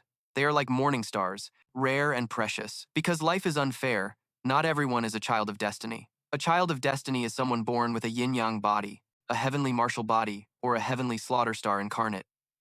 They are masters among masters, and no matter what kind of martial art they cultivate, their achievements will surpass ordinary people by hundreds, even thousands of times. And what if I were to find such a person? The heavenly demon's memory. This child is somehow still alive. He is truly a monster. The man stared intently at the newborn baby, lying amidst the rubble of a dead village. I've heard of demonic twins who were born by draining their mother's life force, but this boy indirectly destroyed an entire village just by being born. He is no longer an ordinary human. He is the legendary heavenly slaughter star. But that has nothing to do with my search for a successor. However, one thing is undeniable. This kid is a natural-born monster. I took him back to Ma Lin City. 3 years later, when I returned from my journey, the once 5-year-old boy had the physique of a teenager. At the age of 7, he became the #1 master in all of Ma Lin City. Is he really only 7 years old? How can a child be this strong? Truly a monster. 2 highly experienced martial artists had their weapons shattered by him in a single move. "Wait, stop!" I shouted, but it was too late. It was then that I realized I had made a terrible mistake. I had nurtured something beyond my control. A person who grasps the wind creates a hurricane, who grasps thunder creates a tribulation, who grasps water creates a tsunami. Ling Chin Hun. I have raised a tiger that now brings disaster. The battle between the two of us, master and disciple as well as father and son, finally erupted. "Ling Chin Hun, what in the world are you thinking?" I roared. "What am I thinking?" he replied, his voice cold. "There is only one word. My treasured saber, one of the divine weapons of Ma Lin City, was bent by his bare hands, and immediately after, a force pierced my heart, ending my life. That is the blade, he said over my corpse. A unique blade that will help me become the number one under the heavens. I want to grasp the entire world with these hands. My soul screamed in despair. Ling Chin Hun, your dream is too foolish. How can you possibly know how vast this world is? There are as many masters as stars in the sky. Your ambition will one day be your own undoing. But I knew he would just laugh and reply, isn't that great? The more difficult it is, the greater my achievement will be. I should be rejoicing. He, the chaotic heavenly demon emperor, Ling Chin Hun, or as the world tremblingly calls him, the heavenly demon. His dark memories came back as clearly as if it were yesterday, the day he stood atop North Heaven Mountain. At his feet lay the corpse of the North Heaven Martial Emperor, a man revered as a god throughout the North. And from that day on, he became the heavenly demon of his generation, standing alone amidst a mountain of blades and a sea of fire, arrogantly challenging the entire world. He was the one who dared to stand among thousands of troops and declare that his heart held nothing but the desire for absolute domination, to become number one under the heavens. After a full day of activity, Xiao Ma was sleeping like the dead, his snores echoing rhythmically. Fei Liu looked at him and then turned to Thao Ni. The heavenly demon's words are utterly absurd, no different from the foolish ramblings of this idiot. However, Fei Liu sighed. There is one thing I cannot deny. To extinguish the flames of war, eliminating the heavenly demon is the only and most definitive solution. Eliminate the heavenly demon? Thao Ni looked up, her beautiful eyes filled with doubt. Do you think we are capable of doing that? Fei Liu nodded, his gaze sharpening. So far, I haven't received any reports about the 3 cities of Ma Lin City mobilizing their troops. That means the heavenly demon is still in the final stages of preparation. We have at least 10 days to act, to launch an all-out war against the martial world. He will surely have to mobilize all his forces from the 13 strongholds to the great Ma Lin City. In the distant 10th Ma Lin City, a mighty eagle carrying a secret order landed on the city lord's arm. The combined forces of the 13 cities are estimated to be up to 100,000 troops, and to gather such a massive number, it will take at least 10 days. The city lord has sent an urgent report, so it's just as expected, Fei Lu continued, as if he could see everything unfolding. We must take Thien Ma's life before those 100,000 troops can assemble. Under the flickering campfire light, Thao Ni sighed. To be honest, I'm not sure if this can even prevent the war. We can only hope. You're confident because you defeated Kung Ma. She looked directly at Fei Lu. But don't forget, Thien Ma is a master on the same level as Da Shoa, and he always has 3 peerless guardians by his side. The strength of those 3 has probably already transcended the human realm. I know, Fei Lu replied, his voice calm and calculated. That's why I have a plan. Bak Thao Ni. First, you will use the secret passages of the Yihua Palace to sneak into Ma Lin City and destroy their defensive formations. Then, with your support, I will lead a surprise attack. He grimaced slightly, clutching his still healing wound. And don't you forget, I am the captain of the Murim Alliance's Special Operations Squad. I have the authority to mobilize 1,000 first-class martial artists at any time. Right now, they are hiding nearby, ready for my command. I will bring all of them to Ma Lin City. But that force alone isn't enough. We need more people. The first is the vice chief of the Murim Alliance, Li Quan Nyach. Li Quan Nyach? How do we know if he's dead or alive? He's definitely alive, Fei Lu asserted. In this tense situation, Da Shoa wouldn't dare kill him. He has to be wary of the pressure from the Murim Alliance. The second person is the number 1 bounty hunter, the top-tier mercenary, Not Vo Ngan. Not Vo Ngan? Thao Ni was astonished. He's a mercenary. As long as the price is right, he'd dare to charge into Ma Lin City itself. And the last person, Fei Lu's gaze shifted to the sleeping Xiao Ma, is this idiot.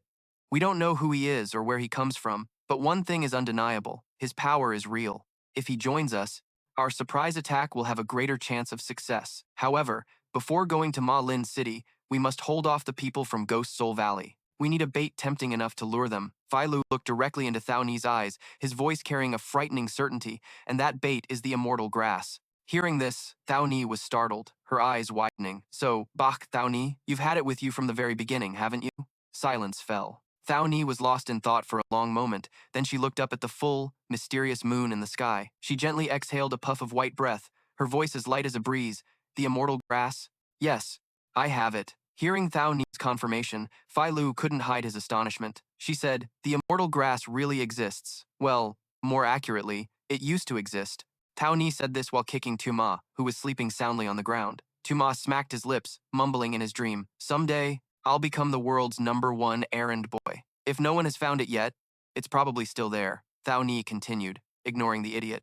Xiao Ma started talking in his sleep again, this time chuckling, just give me a beautiful wife, and I'm ready for anything. Fei Long couldn't take it anymore and kicked the idiot, sending him flying several meters straight into the campfire.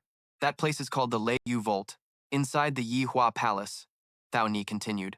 If you're not the inheritor of the 3,000 fingers technique, no one can get in or out. Tu Ma's body lay on the fire, starting to smoke, but he remained fast asleep, oblivious to the world. Then it's settled, Fei Long said. By now, the Murim alliance has probably finished preparing for the war with Ma Lin City. A portion of their reinforcements is on its way here. After we rendezvous, I will go to Ghost Soul Valley. So, Bak Thao Ni, you and this idiot Tu Ma go find Not Vo Ningan, then head to the Lei Yu Vault to find the immortal grass. In 3 days, we'll meet at Ghost Soul Valley. The two of them crossed a crystal clear stream. Tu Ma walked while rubbing his back, grumbling, That's weird.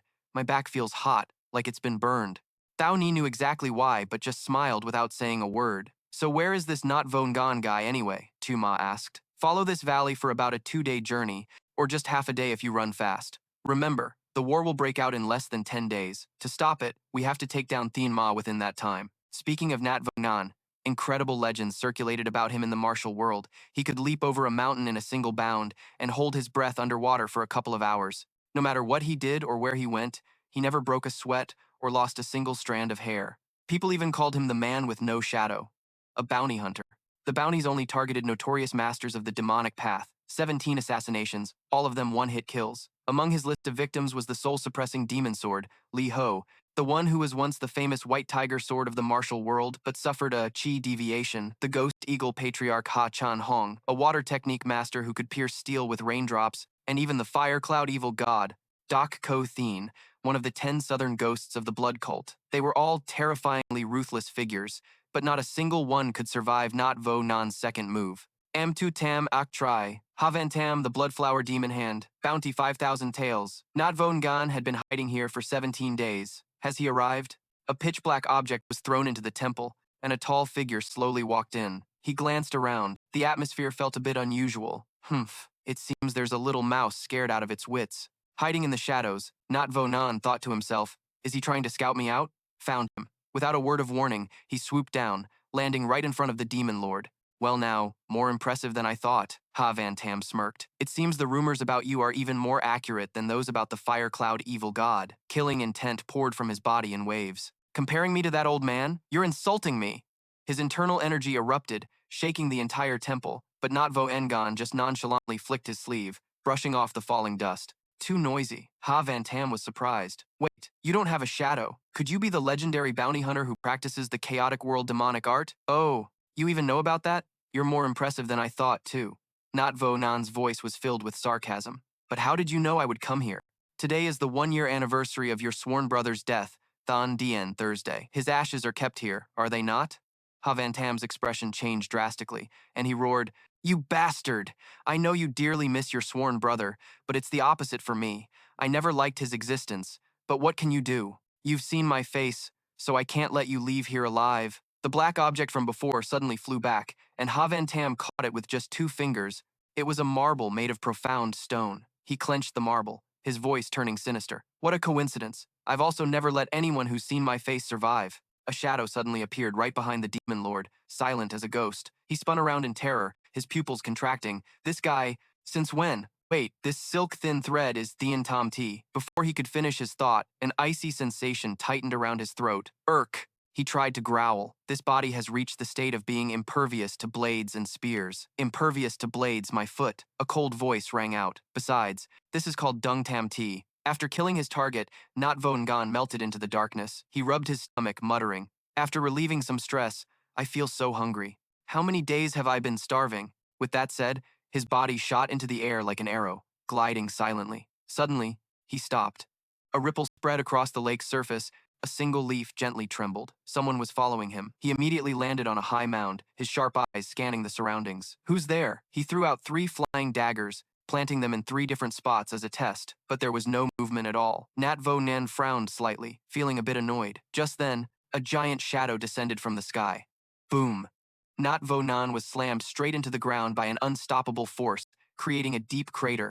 A pair of familiar yet incredibly strange feet appeared right in front of him. I already told you. Tu Ma scolded loudly, his tone like an adult reprimanding a child. Why do you keep throwing daggers around like that, huh? Try throwing another one. Not Vo Nan coldly looked up. Who are you? And who are you? Tu Ma retorted. Sensing the absurdity emanating from the person before him, Not Vonan decided not to linger. He channeled his energy, and his body gradually became transparent. Is meeting this guy a coincidence? I can't sense a single shred of killing intent from him. If you're not here for me, then please get out of my way. Just when he thought he was completely invisible, he heard a quizzical, Immediately after, Xiao Ma appeared right in front of him with a reproachful look. Hey, you, shouldn't you at least say sorry? What's with just leaving without giving a reason? Not Vo Nangan was stunned. He can see me? You can actually see me? Of course I can see you, Xiao Ma replied in a puzzled tone.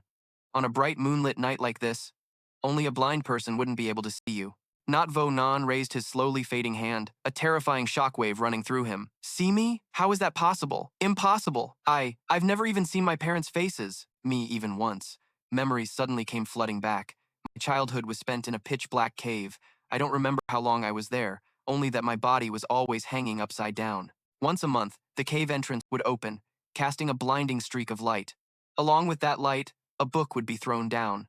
That was the only moment I heard a human voice. By some kind of instinct, I called the owner of that voice Mother. Mother, how long must I stay here? I want to see you. That voice replied coldly, Good boy. If you want to see your mother, master all the martial arts in those books.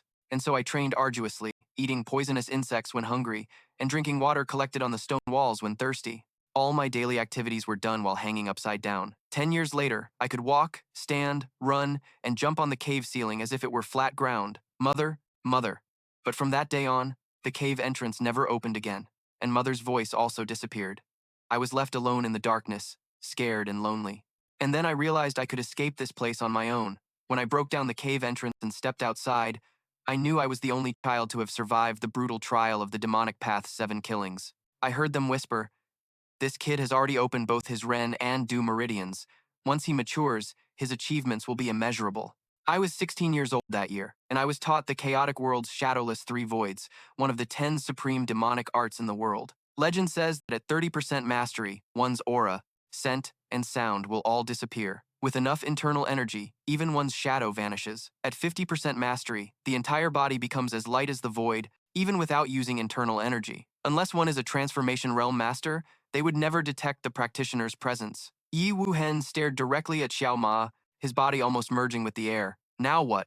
He asked, his voice seeming to echo from the void. Can you still see me? Xiao Ma was still bewildered, not understanding what was happening. He walked over, casually placed his hand on Yi Wuhen's forehead with a concerned look. Hey brother, do you have a fever? The path is as clear as day. How could anyone not see it? Sensing an unfathomably deep aura from the person in front of him, Yi Wuhen jumped back in shock. Damn it, could this guy be a transformation realm master? Xiao Ma rolled his shoulders, acting like a senior lecturing a junior. You need to understand, you can't just randomly throw daggers at anyone walking behind you. That's not cool. Maybe I should teach you a lesson. Yi Wuhen quickly raised 2 jet black orbs, his tone wary. Wait, I want to know, do you have some kind of special ability? Special ability? Xiao Ma flicked his hair stylishly. Being handsome is my greatest special ability. While Xiao Ma was admiring himself, Yi Wuhen had already flicked an orb out. Whoosh! Thin, almost invisible threads shot out from the orb, wrapping tightly around the surrounding trees, forming a deadly net. If you want to live, Yi Wuhen said coldly, then turn around and get out of here now. Xiao Ma got pissed off hearing that. What? You start a fight, don't apologize, and then tell me to leave? Yi Wuhen spun the remaining 2 orbs in his hand, thinking to himself, then there's no other choice. I'm sorry, brother, don't blame me for being cruel. His hand dropped, and the silk net tightened, slicing cleanly through the surrounding tree trunks as if cut by a sharp blade. Just when he thought he had dealt with the nuisance, a bewildered voice suddenly spoke up from behind Yi Wuhen. Huh, what the heck is this? It looks like thread, but it's super tough. I can't even bite through it. Hey, this looks pretty dangerous. Yi Wuhen whipped around, cold sweat pouring down like rain. Xiao Ma was standing there, chewing on a few strands of the silkworm thread. How? How is this possible? I clearly infused my internal energy into the silkworm thread. Why did it fail? You, what kind of monster are you? Just then, Bai Cao Ni's voice echoed from a distance. You damn errand boy, who do you think you are, just charging straight ahead? You think you know the way? Wait a minute, is that brother over there the bounty hunter Yi Wuhen? Finally, the pointless fight came to an end. In a small wooden cabin in the forest, Yi Wuhen stood with his arms crossed, his voice full of doubt. What you're saying is completely absurd. Are you telling me that just the 5 of us are going to raid the stronghold of Demonic Spirit City? Cao Ni didn't answer right away. She calculated silently. It seems he's been earning quite a bit lately, so he's no longer interested in life-threatening missions. This isn't as simple as I thought. she said decisively. This mission is not impossible. If so, how much can you pay me? 1,000 taels of gold. Yi Wuhen was stunned. His squinted eyes widened slightly, while beside him, Xiao Ma's jaw dropped as he shouted, What? 1,000 taels of gold? Oh my god, holy smokes, a reward of 1,000 taels is incredibly high. Yi Wuhen quickly regained his composure. But I don't know if I'll live long enough to spend that money. I need to think about this. Xiao Ma immediately turned and whispered to Thao Ni, Thao Ni, if you give me 1,000 taels of gold too, I promise I'll fight for you with everything I've got. Thao Ni, I don't need 1,000 taels of gold, nor do I need 1,000 taels of silver. Just give me 1,000 strings of cash, and I'll immediately set off to make mincemeat of those bastards in Moling City. Ignoring Xiao Ma, Thao Ni continued speaking to Yi Wuhen. I've also heard that you and Huan Mo of Moling City have a deep-seated grudge. At the mention of Huan Mo, a glint of hatred flashed in Yi Wuhen's eyes. He was silent for a moment, then said, That's right. He gritted his teeth. I want to eat that Huan Mo alive, but no matter how you look at it, this is like throwing an egg against a rock. But if you don't try, Thao Ni smiled, how will you know which is the egg and which is the rock? Hey, Thao Ni, Xiao Ma chimed in again. My principle is to get paid upon taking the job, but since we're acquainted, I can accept interest-free installments. Thao Ni stood up, not bothering to argue further. If you accept this deal, we'll meet in 2 days at Guihun Valley. Wait a minute, Thao Ni, the price is negotiable. Xiao Ma trailed after her, muttering, all right, I'll take the loss. Have mercy, have mercy. 500 strings of cash, just 500 strings, and I'll complete the mission perfectly. Unable to stand his nagging, Thao Ni turned back and yelled, Stop talking! As long as you can kill the heavenly demon, I'll even pay you 1,000 taels of gold in one lump sum. With that, she leaped away and disappeared. Hurry up! We have to reach Lihua Palace by the end of today! Xiao Ma stood there, stunned. Oh my god, a life-changing fortune is right in front of me. After some travel, they arrived at Lihua Palace. A desolate and ruined scene appeared before their eyes. The air here was gloomy and cold, and a thick stench of death hung over everything. So this is the place you said has the immortal grass? Xiao Ma asked, his voice a little creeped out. Thao Ni's face held a deep sadness. Yes, this is Lihua Palace, where I was born and raised. It looks just like a haunted house. Xiao Ma remarked, stroking his chin. Because my Lihua Palace was annihilated 10 years ago. So where is the immortal grass? It's kept in the Leiyu Treasury, a secret chamber located deep underground, filled with layer upon layer of traps and formations. Nothing can get out, and nothing can get in. Any enemy would be helpless against it. They came to a large lake, and the water pavilion in the middle was the entrance to the Leiyu Treasury. But as they got closer, Thao Ni froze. The stone vault door, weighing thousands of pounds, was wide open. So this is the entrance? Xiao Ma asked. That's right, Thao Ni replied, her voice filled with worry. But it seems someone has already entered before us. In a dark secret chamber, 2 figures, one old and one young, were sitting with their knees hugged to their chests. They were the Mangshan Guai. Few people knew that this old freak was once a legend. He was once the most outstanding disciple of the great Zen master, Yi Yuan, known as the Divine Monk, a natural-born genius, proficient in everything from mathematics and architecture to traps and formations, and had mastered the ultimate technique, the Da Nai Quan Feng Jiao, in his early 20s. After converting to Shaolin Buddhism in just 5 years, he comprehended the principle of overcoming motion with stillness and mastered the immovable king of wisdom stance. But just as his martial arts reached their peak, he suddenly disappeared from the Jianghu. The reason was that he had an unbreakable bad habit, stealing. Wherever he went, he stole, and no precious treasure could escape his grasp. Before leaving, he would always leave a note. When the moon wanes, the treasure vanishes, the first freak of Mangshan. At the age of 40, he chanced upon a demonic manual, the Tianma Xing Kong, and ironically combined it with his own righteous technique, the Wu Chang Xin Fa. A horrifying transformation occurred. The pure heavenly key in his body was thrown into chaos by the demonic art. As a result, he lost both his legs, and the internal energy backlash left his entire body crippled, with not a single strand of hair remaining. That was over 100 years ago. The old freak rubbed his bald head, muttering, Once I finish this seclusion, I'll re-emerge in the Jianghu and shake the world with my name once more. Excuse me, master. Guai Xiong patted his empty stomach and said listlessly, But aren't we trapped in here? We got in but can't get out, and there's no treasure in sight. I haven't eaten anything for almost a month. Useless thing, the old freak snapped. It's common for martial artists in seclusion to fast for 5 or 10 years. You have to understand that what people call martial arts in this world, things like using sound from a flute to disrupt blood and chi, or splitting a boulder with a plucked leaf, are all just exaggerations by novelists and street corner storytellers. Forget it. It's all fiction. He puffed out his chest proudly. But this master's special ability is based entirely on science. You know how powerful it is, don't you? Its name is, the mechanism array. Yes, the mechanism array. Kwai Hung replied with a look of dissatisfaction. That's right. It's not some complex, vague technique like martial arts. It is science, the eccentric elder said passionately. By the way, why are you speaking so fluently today? You're usually such a blockhead. The mechanism array is not something just anyone can learn. Because besides me, no one else in this world knows it. Who am I? You are my master. Correct. And my greatest life's work is the super ultimate heaven and earth. Invincible Asura Heavenly Net. Heavenly Net, what was it again? Ah, the super ultimate heaven and earth Invincible Asura Heavenly Net Earthly Snare 36 Thunderclap Mechanism Array. I created it, a wicked, evil old demon, Kwai Hung mumbled. Pow! A fist landed on Kwai Hung's head. Oops, I misspoke. I meant it was created by a person who is both talented and virtuous, a genius of the era. In short, the greatest mechanism array master in the martial world. And what if you shorten it to 3 words? A scientist. Thwack! This time it was his pipe. A thief. Kwai Hung quickly corrected himself. Master, have you forgotten? You are one of fewer than 10 people in the world who can enter this secret chamber of the Thunder Jade Vault. You created this masterpiece, and yet we can't get out. Isn't it all my fault? It's good that you recognize your mistake. The eccentric elder nodded. But master, if they were famous experts, couldn't they get in here just like us? That's impossible, the eccentric elder stated firmly. The trap is something only I can disarm. Xiao Ma and Thao Ni slowly advanced deeper inside. Thao Ni explained with a confident expression as they walked. To bypass the mechanisms, in this Thunder Jade Vault is no easy feat. If one is a swordsman, they must reach the realm of the heart sword. No sword in hand, but a sword in the heart.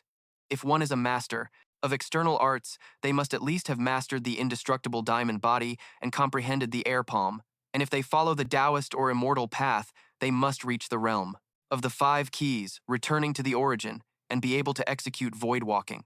Why would an expert of that caliber show up in a godforsaken place like this?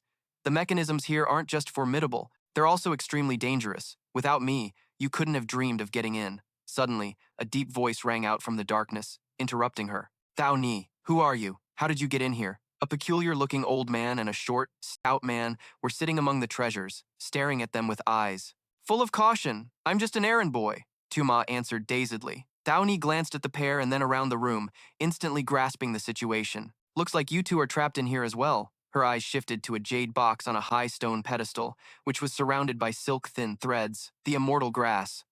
So you're here for the immortal grass? The eccentric elder sneered.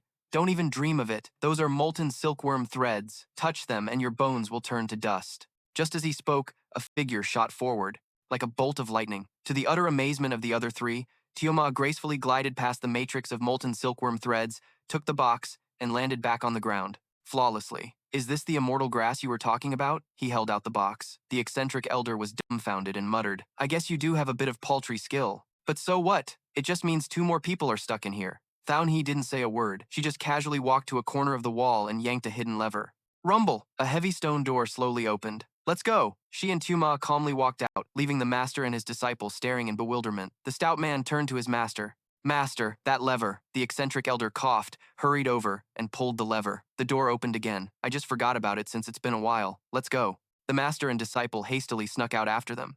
Haha, we're finally out. This is great. Remember my disciple, stay exactly where I tell you, or else. Whoosh, whoosh, whoosh. The inevitable happened. The clumsy stout man had stepped on a mechanism, and thousands of poisoned arrows rained down from the walls. Run.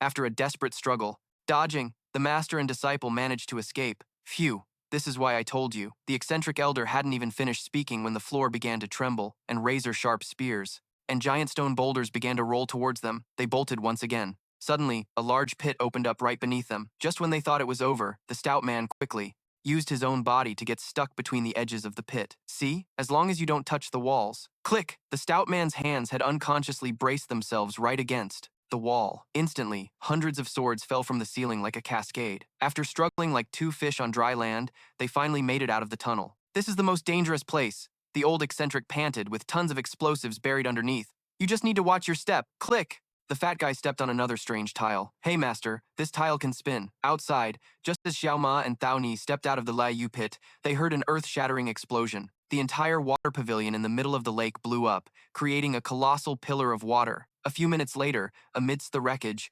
two soot-covered figures clumsily crawled out. The fresh air outside is great. Let's just focus on staying alive for now. But I'm so hungry. After saying that, they both went limp and sank into the lake. When they woke up, the master and disciple found themselves bound by iron chains, dangling from a tree branch. Xiao Ma stood below with his arms crossed and asked, "So, to put it simply, you're thieves, right? Does that mean this pile of treasure was stolen?" "Shut up!" the old eccentric yelled angrily. "Don't you dare touch anything. Those are all priceless and rare treasures of the world." "Well, is the immortality grass here?" Thao Ni nervously opened the jade box, but her face immediately fell with disappointment. Inside wasn't a spirit herb, but a secret manual of the 3,000 fingers. How could she know it was hidden in the Leiyu vault? Could she be the second young miss of the Yihua Palace Lord? The old eccentric suddenly realized. "Young lady, if you release us, I can tell you the true whereabouts of the immortality grass." Xiao Ma was still skeptical. A bunch of thieves like you dare to make demands in this situation? Hearing this, the master and disciple didn't bother begging anymore. "You damn brat, who do you think you're talking to?" Snap! The seemingly sturdy iron chain suddenly broke like a thread. The master and disciple landed gently on the ground, dusting off their clothes. "You little punk, did you really think these flimsy iron chains could hold the two freaks of Mang Mountain?" Upon hearing that title, Thao Ni was a bit stunned.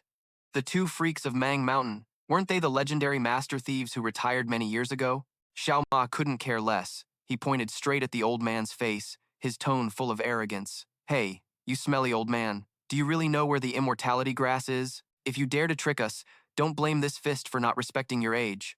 "Ha," the old man cackled. Truly a newborn calf does not fear a tiger. Young people these days are so inexperienced. "Master," the fat young man beside him interjected, "it seems we have no choice but to show this young brother a taste of our true power." As soon as he finished speaking, the two figures suddenly vanished. In the blink of an eye, they reappeared right in front of Xiao Ma. The old man threw a kick, and the fat guy swung an axe in perfect coordination. But facing the surprise attack, neither Xiao Ma nor Thao Ni's expressions changed. They calmly raised their hands, easily blocking both of their attacks. "Hey, old man," Xiao Ma sneered. "You're not just all talk, are you?" "I'm not scared." "Oh ho. Not bad."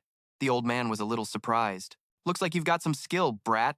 Then how about this? Great shifting whirlwind kick, thunderclap splitting three mountains axe." The master and disciple continuously unleashed their flashy moves. But they didn't even make Xiao Ma and Thao Ni budge an inch. Xiao Ma let out a huge yawn, a look of boredom on his face. "Old man, let me ask you something seriously. Have you ever had your butt kicked before?" Strange, the old man thought to himself, sweat starting to form on his forehead. "Even though I'm past my prime, my great shifting whirlwind kick used at least 50% of my power.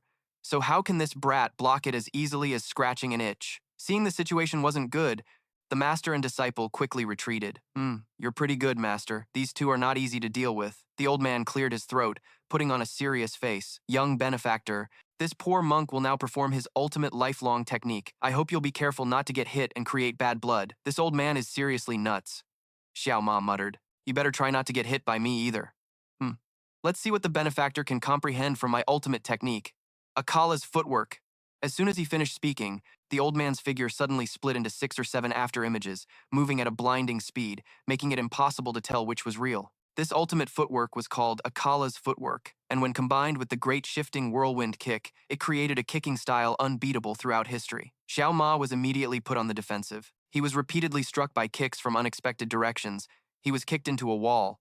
This old man is completely different from Yaksha, Xiao Ma realized, immediately rushing forward to attack one of the after-images. "Haha, this poor monk is on your left, young benefactor, but now I'm on your right. Now I'm above you. In a flash, I'm below your feet." The old man's image flickered in and out of sight, making Xiao Ma feel like a blind man swinging at the air. He just stood there continuously, taking a beating. It is motion, yet it is not motion. This is the ultimate principle of using stillness to counter movement. Young benefactor, I wonder what you have learned from this humble monk's footwork. With just those cat-scratching martial arts of yours, I'm afraid you'll hardly be able to touch the hem of my robe. Immovable Wisdom King steps, the ultimate essence of the Wisdom King's 8 trigrams. Thousands of illusory kicks appeared all at once, surrounding Xiao Ma like a whirlwind. Anyone watching would think Xiao Ma had been kicked to a pulp, but no, he was still standing firm, his 2 hands having blocked every single one of those kicks. Wait, what? How could this brat possibly block all of my kicks? The old man was horrified. Xiao Ma brutally grabbed the old man's ankle.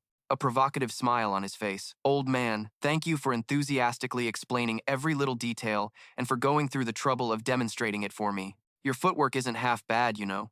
With that, he threw the poor old man straight into the chubby guy, the force of the throw so strong that the master and disciple flew through the underside of the bridge and fell into the stream. Xiao Ma dusted off his hands, letting out a sigh of relief. Ah, so it's true. When you get old, your reactions really do slow down. In the stream, the chubby guy helped his master up, muttering, "Yes, that's right, master. Are you really that old? I can't believe it." My immovable wisdom king steps were countered so easily, the old man was still in shock. Suddenly, a series of Xiao Ma's after-images appeared around him. Could this be kicks that are many times faster, stronger, and more illusory, surrounding the master and disciple? How can this brat execute the immovable wisdom king steps so perfectly? No, that's not it. This footwork is even more powerful than the original immovable wisdom king steps. How about it? Xiao Ma's voice echoed from all around. Still want to fight? Suddenly, he appeared right above the two freaks, casually sitting down while acknowledging that the two of them were much weaker than Yecha. Yecha? The old man was startled. Ah, great master, could you please come down? The Yecha you speak of, isn't he the valley master of Ghost Soul Valley? Yeah, that's right. Well then, I'll be taking this bundle of luggage, since it was stolen by you guys anyway.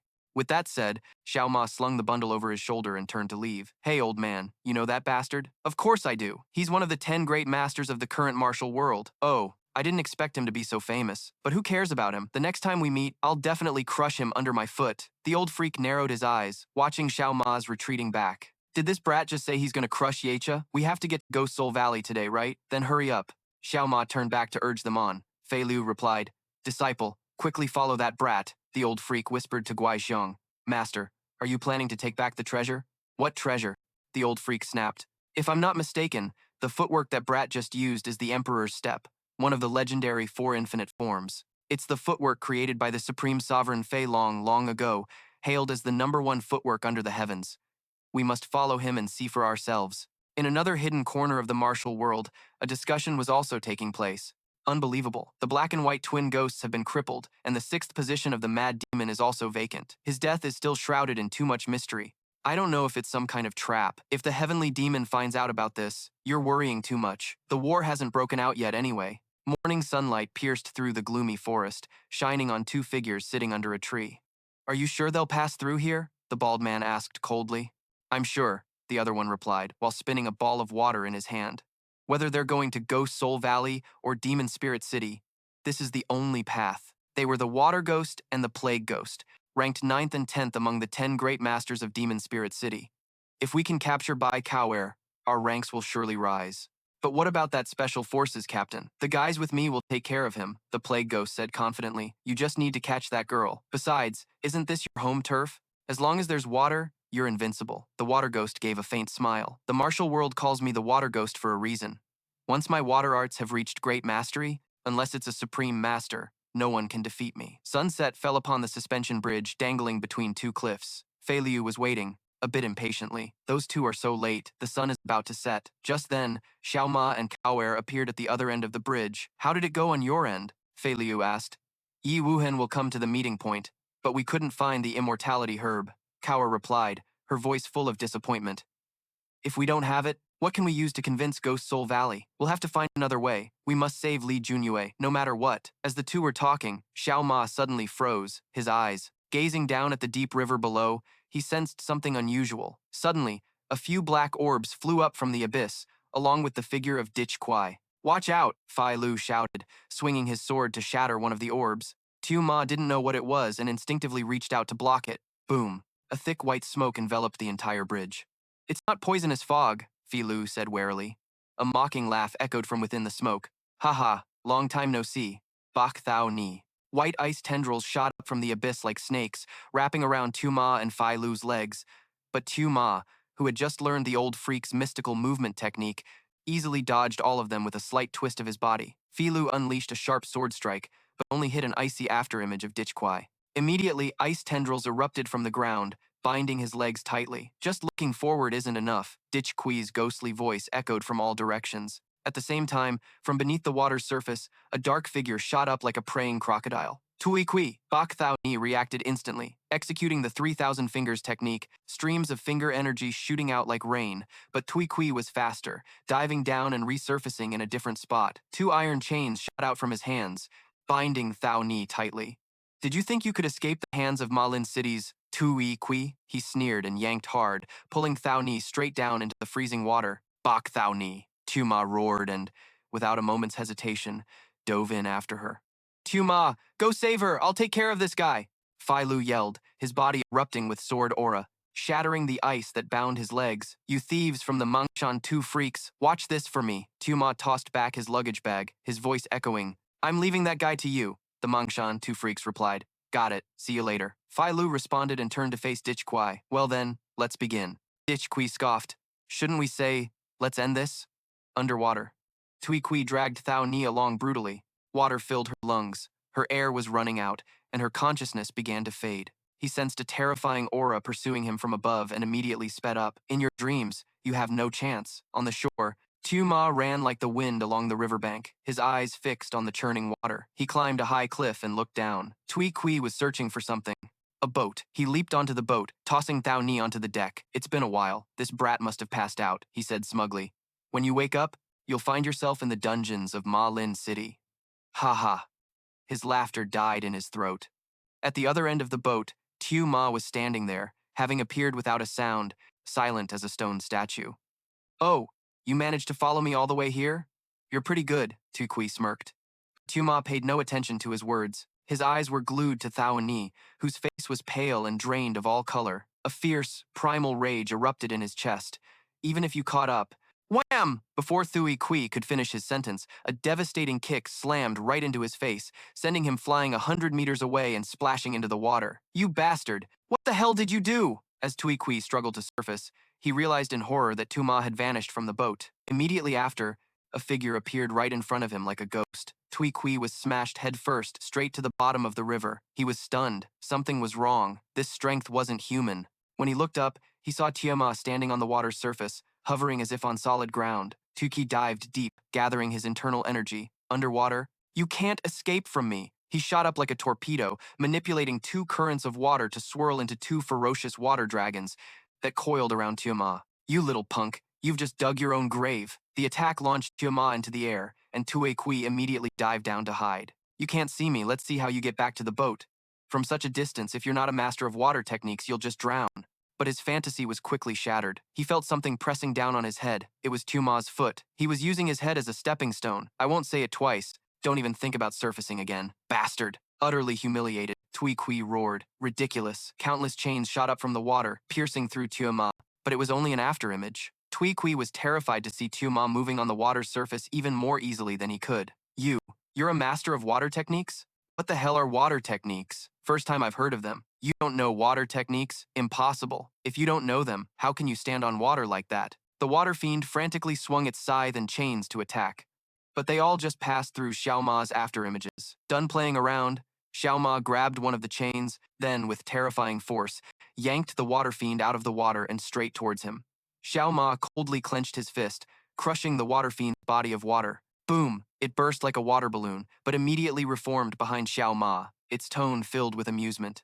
Ah, I know now. You're the errand boy who took down the black and white twin fiends, right? Well, how annoying, appearing and disappearing like a ghost. With that, the water fiend began to channel its power, and the water in the lake churned violently. It seems you haven't realized where you're standing, have you? Underwater, what do you think you can do to me? Suddenly, dozens of demonic chains shot up from the bottom of the lake, wrapping tightly around Xiao Ma's legs and dragging him down. The water fiend saw this as a golden opportunity and charged forward with its scythe. Let me have your head. Swish! Just when it thought it had succeeded, the water fiend was horrified to realize the scythe in its hand had vanished. Immediately after, a deadly feeling washed over it from behind. Its own weapon was turning back to attack its master. It hastily dodged, but the scythe still grazed it, leaving a deep gash on its already ugly face. Damn it! From beneath the water, Xiao Ma erupted, and a massive whirlpool formed, sweeping the water fiend into the air. It panicked.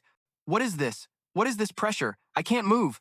A fist emerged from below the water's surface, punching it straight in its pig-like face, launching it even higher. Amidst the splashing water, Xiao Ma stood majestically like a water god. He swung his arm, sending the water fiend flying with a single knockout punch. The punch created a terrifying shockwave, causing the entire lake to surge violently before gradually calming down. The water fiend was defeated. At the same time, the plague fiend had also fallen at the hands of Fei Liu. Fei Liu's blade was heavily damaged after many fierce battles. He examined the luggage Xiao Ma had recovered and unexpectedly discovered a pitch-black demon blade. 3 words, Si Shen Mo Dao, were engraved on the blade's body, and a cold, evil, dark aura emanated from it. Fei Liu just gave it a light swing, and his old blade automatically broke in two. Realizing it was top-quality stuff, he swiped it without a second thought. The guards had all gathered, and Fei Liu gave a clear order: quickly take the treasures stolen by the Mang Mountain duo fiends and distribute them to the people of He Long. All remaining secret manuals and weapons are to be returned to the Martial Arts Alliance. Yes, sir, their unified shout echoed. At Ghost Soul Valley, Gui Gui had found her way to a deep, hidden chamber. Before her was a stone coffin, and with just a gentle wave of her hand, the lid, which weighed 1,000 pounds, shattered. Inside, a figure identical to her slowly sat up and opened its eyes. Well, it's been a long time. You haven't changed one bit. That afternoon, on a small boat drifting downstream, Bai Kaoni slowly regained consciousness. She sat up wearily. Ah, what happened to me? Rowing the boat, Xiao Ma turned back. You're awake? Memories of the heavenly demon flooded back. After murdering his master, he had quickly taken over Demon Spirit City. With the motto, "The strong devour the weak," he went everywhere recruiting subordinates, regardless of whether they were righteous or evil, without asking about their sect or distinguishing between good and bad. As long as they were strong and ruthless enough, they could join. The black and white twin fiends, a pair of villains who once spread terror throughout the Central Plains, were just 2 of them. The heavenly demon looked at the 2 defeated figures and said coldly, "Your strength is still too green, but you're young and can be trained. Follow me, and I will grant you power." And in Demon Spirit City, evil people like them were as numerous as mushrooms after a rain. Among his subordinates, there was no shortage of grandmasters and peerless experts. The one ranked second, Lightning Sword, Bai Zhao Yun, was a curly-haired man with a sick smile. He was a killing machine devoid of emotion. Then there was the Illusion Demon, a complete psychopath, whose crimes couldn't be fully described even with all the ink in the martial world. Finally, the boat reached the shore. Although they couldn't stop the war, Cao Ni said with a determined voice, "We still have to make them pay for their crimes." Xiao Ma asked pragmatically, "So what do you think we should do?" To be honest, Cao Ni sighed. "With your strength, plus Fei Liu, Yi Wu Hen, and Li Jun Yue, I'm afraid it's still not enough to confront them head-on. Our forces are too thin. You should go to Ghost Soul Valley and rendezvous with Fei Liu first," Xiao Ma suggested. "I'll go to Demon Spirit City ahead of you, to scout the situation." Cao Ni was alarmed. "What are you saying? You're planning to walk into the tiger's den alone? That's too dangerous." Xiao Ma cut her off, waving his hand dismissively. With a confident look, "It's fine. I just need a little more time to think." He waved goodbye. "See you in Demon Spirit City. Oh, don't forget my one-time payment of 1,000 gold pieces." Ghost Soul Valley. The fog was thick, and the air was chillingly sinister. Dashoa and Kwai Kwai were walking side by side down a long corridor. "Why did you bring this puppet out?" Dashoa asked, glancing at the demon general puppet floating behind Kui Kui. "You're not planning on using it to take my life, are you?" "That's my job," Kwai Kwai replied coldly.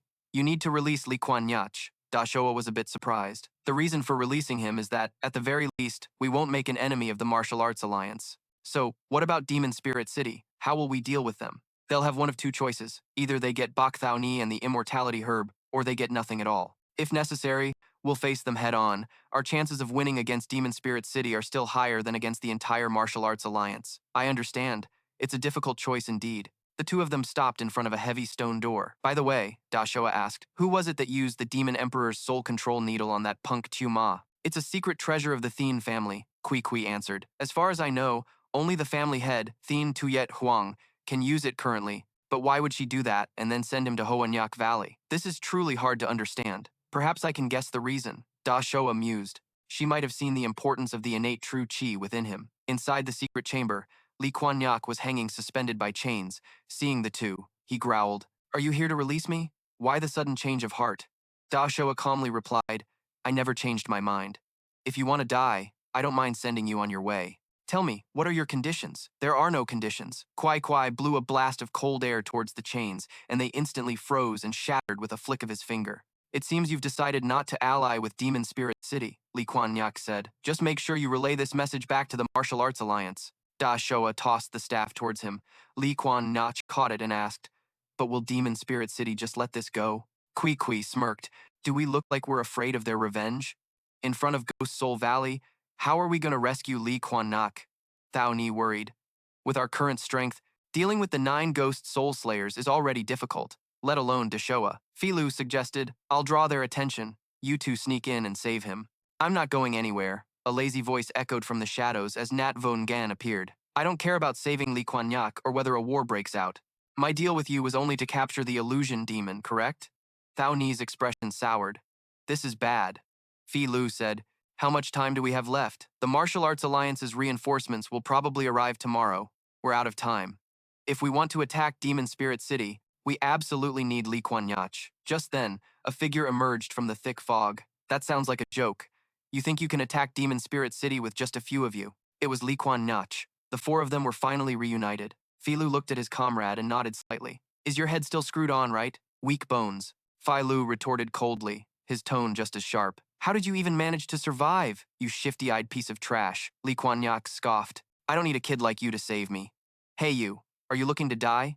Do you believe I'll rip that filthy mouth of yours apart? A dog's mouth can't sprout ivory. The argument only stopped when Li Quan Nak suddenly realized others were present. He cleared his throat and turned to the other 2 with a look of mock seriousness. All right. And who might you 2 be? We should at least exchange greetings, right? I am Bach Thao Ni. Thao Ni replied indifferently. Over there is Nat Vo Nan. Li Quan Nak nodded.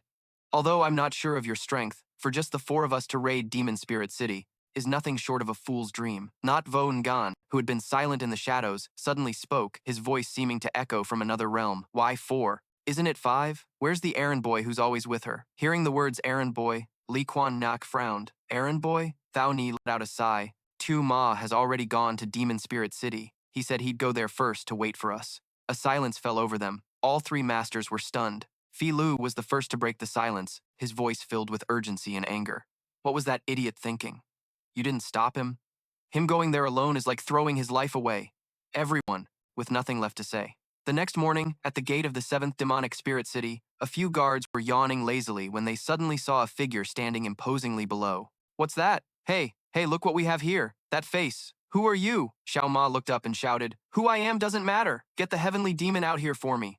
Hearing the name of their supreme master, the guards immediately became furious. The heavenly demon? You insolent brat? Who do you think you are? Calling the great city lord by his title so casually. If you want to live, shut your damn mouth and get lost. Xiao Ma cleaned his ear, looking bored. I knew it. Talking is never the effective way. All right, I'll just do it my way then. I'm a martial artist. Why do I need to waste brain cells thinking about these complicated things? I'll just let my fists do the talking. As he finished speaking, before the horrified eyes of the guards, Xiao Ma threw a punch. Boom! Steel City Gate, which was over 6 feet thick, caved in and shattered into 100 pieces like a cookie, sending dust and smoke everywhere. Xiao Ma casually walked in as if strolling through his own garden. Where is the heavenly demon? Screams of panic echoed across the city walls. Enemy attack! The gate has been breached! Archers, to your positions! Draw your bows! Prepare to fire! He's no ordinary person. A volley of arrows aimed straight for Xiao Ma, but an authoritative voice stopped them. Archers, hold your fire. Leave this one to our iron armor squad. From both sides, hundreds of soldiers in heavy iron armor, weapons at the ready, swarmed out and surrounded Xiao Ma. You're the one who broke the gate? A captain asked, his voice filled with disbelief. How is that possible? The gate was so thick. I'm here for the heavenly demon, Xiao Ma repeated. Is he here? Looking for the city lord? Ridiculous. A large man carrying a horse-chopping saber stepped forward. All of you, stand back. He's the captain of the Iron Armor Squad. Reporting. Captain, he's alone. The captain was even more confused. All by himself. He shattered the city gate. Does this madman think he can take on the 7th Demonic Spirit City with his bare hands? He turned to Xiao Ma, his voice a mix of contempt and pity. The great city lord, the heavenly demon, is currently in the great demonic spirit city. This is only the 7th demonic spirit city. You've come to the wrong place. Oh, is that so? Xiao Ma scratched his head, his disappointment obvious. Well, in that case, just consider me passing through. He turned to leave but then stopped. Hey, you're not going to make me fix the gate before I can go, are you? Fine, whatever. You're all cut from the same cloth as that heavenly demon anyway. So I'm more than happy to crush all of you at once. Don't let him escape, the captain roared. Everyone, charge! Who? The guards roared like hungry beasts and rushed towards Xiao Ma. My apologies, Xiao Ma said softly. Lately, I've been having a little trouble controlling my power. A burst of blue energy exploded from his body. Boom! Hundreds of armored soldiers were thrown into the air like puppets, clattering against each other before falling to the ground unconscious. The captain was dumbfounded. A bunch of simple-minded brutes. A cold voice echoed from the rooftops. The iron armor squad is truly useless.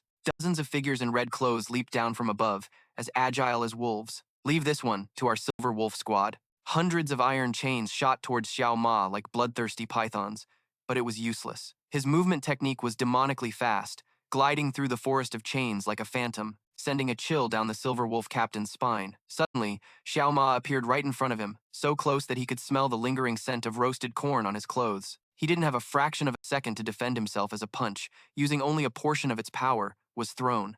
The captain's eyes rolled back, and he was knocked out cold. A few soldiers saw an opening and roared in unison, "Release the killing chains!" With the clang of metal, Xiao Ma leaped into the air to dodge, but from above, a massive mace, bigger than his entire body, came crashing down. The mace created a deep crater in the ground. The fat man wielding the mace, who had just struck, laughed triumphantly. "Ha, finished in just one hit. Wasn't that too easy?" The voice of another captain from behind called out, full of worry. "I think you might be mistaken." The fat man turned around in doubt, only to see Xiao Ma dusting off his clothes, looking at the swarming enemies with an annoyed expression. One after another, they just keep coming. It's so tiring. Spears rained down from the city walls, followed by the archers, just constantly dodging. How long is this going to take? All right, there's no other way. Before he could finish his thought, the fat man's mace came crashing down once again. This time, Xiao Ma couldn't dodge in time and took the full force of the attack. He was sent flying like a ball, crashing straight into a house below the city wall, collapsing the entire tiled roof.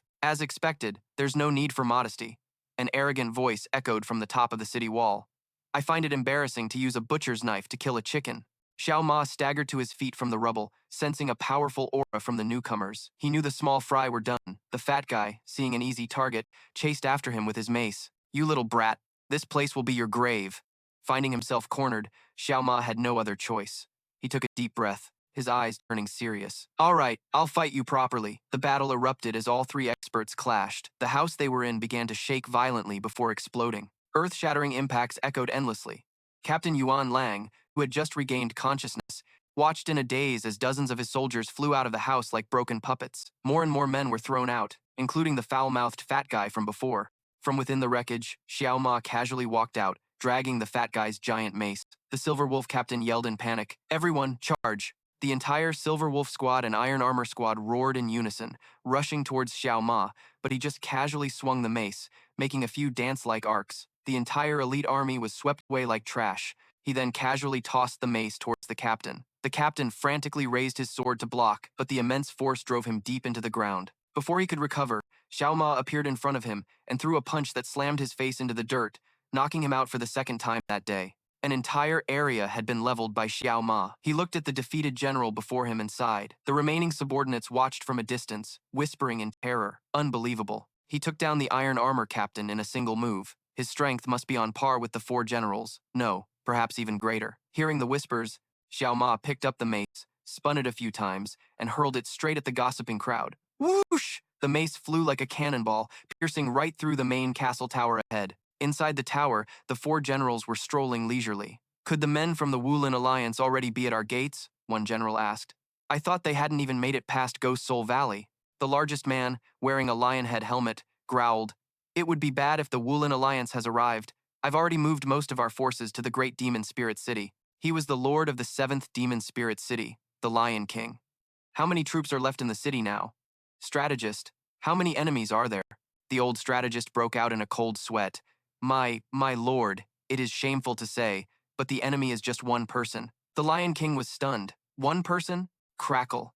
The wooden ceiling began to splinter. Who was firing a cannon inside the city? Ah, suddenly the ceiling shattered and the giant mace plunged down, aiming straight for his fierce face.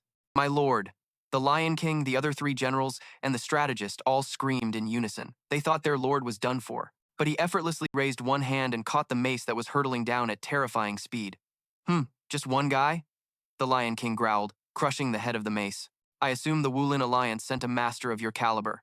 "Are you sure he's the only one causing this chaos?" The strategist replied tremblingly. Yes, that's right." The Lion King stood on a high platform, coldly observing the chaos below. Looks like a show-off." In the courtyard, Xiao Ma was like a whirlwind, not using any fancy techniques, just pure fists and feet, punching and kicking. Anyone in his way was sent flying like straw, and the more he fought, the more frenzied he became. His body was now like a war chariot tearing down the city walls, unstoppable. Xiao Ma alone faced hundreds of elite soldiers, a sight that made even the Lion King narrow his eyes in astonishment. Suddenly, Xiao Ma broke through the encirclement and appeared right in front of him, throwing a punch that carried a howling gale, while casually asking, "Are you the one in charge here?" Boom! A burly general rushed out just in time, blocking the punch with a giant spiked mace. Although he blocked it, the aftershock still shattered the entire wall behind him. A pup that doesn't fear a tiger. Where do you think you are to act so arrogantly? The general roared, swinging his mace down with a thunderous blow onto Xiao Ma's back. The powerful strike sent Xiao Ma flying, causing him to fall straight to the lower floor of the tower. Huh? The general was stunned. His iron mace was bent out of shape, yet the one who took the hit seemed completely unharmed. From the rubble, Xiao Ma stood up, dusting himself off and muttering, "Well, that actually hurt a little." Dozens of shadowy figures emerged from the dark corners, surrounding him and aiming for his vitals. Countless poisoned darts flew towards him, but in Xiao Ma's eyes, they moved as slow as snails. He just slightly tilted his body, effortlessly dodging them all. Pretty fast, though. He casually caught one of the darts, and then a few more. With a single spin, all the darts flew back, embedding themselves precisely into the assassins who had just thrown them. After dealing with the small fry, he leaped up to the next floor, a hint of annoyance on his face. He pointed directly at the Lion King. "Hey, I'm here to see the heavenly demon.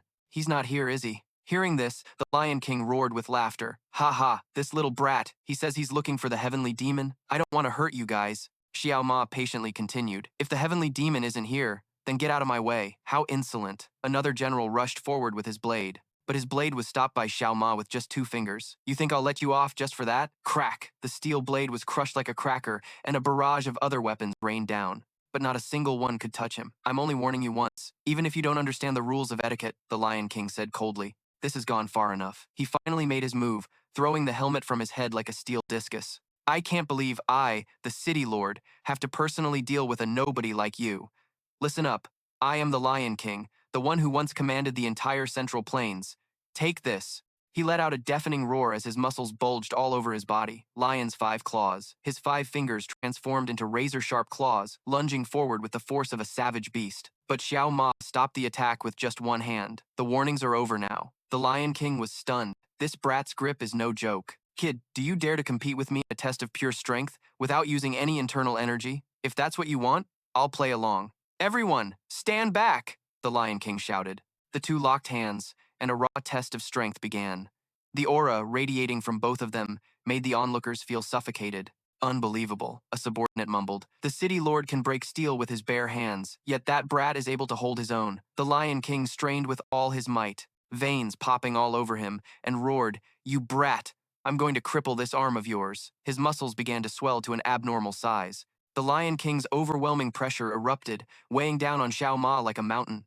The fat guy standing nearby couldn't help but exclaim in horror, "Lord City Lord truly lives up to his name as the Lion King." He looked at Xiao Ma, his disdainful gaze turning into one of extreme caution. But the Lion King wasn't faring any better. He stared in shock at the ceiling above Xiao Ma. 4 massive cracks had appeared at some point, spreading out like a spider web. The aftershock from their confrontation caused the entire fortress to tremble. The battle seemed to be reaching its conclusion. The Lion King panted heavily, sweat pouring down like rain. This brat. Could this not even be his full strength? Impossible. While he was still in shock, Xiao Ma applied a little more force. He gently twisted the Lion King's wrist back. A gruesome crack echoed as the bone-deep pain forced the proud city lord down to one knee, his face pale as a ghost. "Ugh!" Xiao Ma stood before him, his voice still strangely calm. "Are you satisfied enough to let me go now?" Those words were like a fuse lighting the Lion King's pride. He raised his head, his eyes bloodshot with rage and humiliation. He reached for the blade at his hip with his other hand. "You insolent brat! Who do you think you are to humiliate me? How could I possibly let you go?" Slash! To Xiao Ma's horror, the Lion King severed his own arm. "You brat! Today, it's either you or me. I'll chop you into 100 pieces." The 4 generals standing outside didn't dare to interfere. The city lord was right. Even with the war against the martial arts alliance looming, this humiliation could never be forgiven. If they let this brat leave alive, it was feared that the great heavenly demon would slaughter all of them in the 7 demonic spirit cities. Witnessing this madness, Xiao Ma's expression finally changed. The naive look vanished, replaced by a cold seriousness. "It seems being humble and yielding isn't always a good thing. Inside Ghost Soul Valley, amidst the icy mist, Yaksha and Guigui were sitting and drinking together, about to perform acupuncture on the 9 severing poison meridians. Sealing the 9 streams of true qi with the demonic emperor's soul-controlling needle, Guigui said slowly, "I'm afraid even a master who has ascended to immortality would find that difficult. The 9 great earth acupoints: wood, metal, fire, water, lightning, wind, space, and gravity.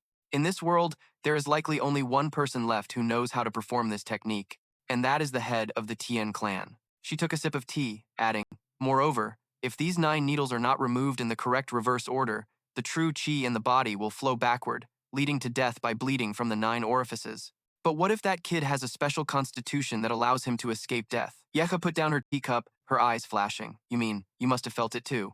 Gui continued. "His physical body is a void spirit body, a constitution that requires no internal energy, yet it can borrow the infinite power of heaven and earth. With your 300 years of internal energy, I heard you tried to use the void grasp technique to remove the needles for him. When you pulled out a few needles, you must have felt his innate true qi. In that moment, even if it was just for an instant, his body would undergo an earth-shattering transformation, and he would lose consciousness. He would become like a newborn infant, yet possess the body and martial arts of a transformation realm master. In that brief moment, he lost consciousness. The power he unleashed was perhaps the most terrifying thing I have ever witnessed. That kid is truly interesting." Back to Xiao Ma. "Ever since my memory was interrupted after the fight with Yecha, I feel like my body has changed. It's lighter than a feather, but my strength flows like an endless waterfall. My body is tougher, and my movements are more agile. And most importantly, I can sense things I've never been able to before. What the martial arts world calls qi. I can feel the smallest currents of energy in the air. Time also seems to have slowed down for me. Every move my opponent makes appears in slow motion to me, truly very slow. I can appear in front of them and then vanish to be behind them. Sometimes I'm below, and in a flash, I'm high above. Right now, I feel like it would be difficult for anyone to defeat me." Outside the ruined fortress, the remaining soldiers felt a terrifying change. The aura, the city lord's aura, is weakening rapidly. What in the world is happening inside?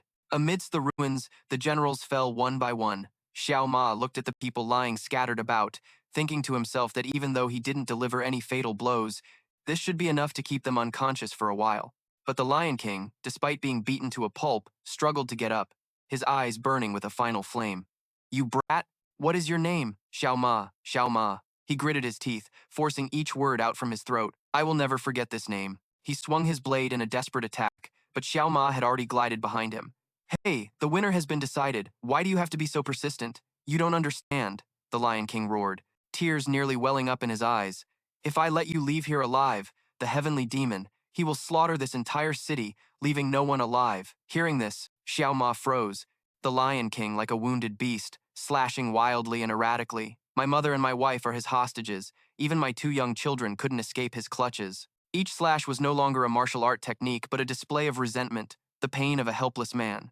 Xiao Ma slowly began to understand everything. The man before him was not an enemy, he was just a father, a husband trying to protect his family. The Lion King panted, exhausted. "I'm the only one left standing here, so today, if you don't die, then I must." He charged forward again, using his last ounce of strength. Xiao Ma no longer dodged, he just stood still, his voice turning cold but devoid of killing intent. "I think this is where it ends. The one who must die is the heavenly demon, not you." He looked directly into the Lion King's eyes as he made a promise. "You just wait. There will come a day when I take down the heavenly demon and free your family." The Lion King froze, his blade falling to the ground. Take down the heavenly demon? Even if the heavens were to fall, that's impossible. But as he watched Xiao Ma's departing figure, an unfounded belief suddenly sparked within him. And yet, for some reason, I believe this kid can actually do it. Wait for that day? All right, I can certainly wait. After the battle ended, everyone began to help each other treat their wounds. Li Junyue observed the surroundings and came to a conclusion, even though I wasn't paying close attention. Looking at the faces of these soldiers, they have no will to fight left. Fei Liu nodded.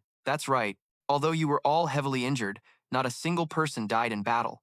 Could it be that he was controlling his power throughout the entire fight? If so, doesn't that mean he still had plenty of strength to spare? Or what? Impossible. Li Kuan-yak shook his head. To single-handedly deal with the entire 7th demonic spirit city and still have energy to spare. What in the world did that guy do? We just need to ask the Lion King Ma Din Thien to find out. From a distance, the Lion King, who was bandaged up, stared at them.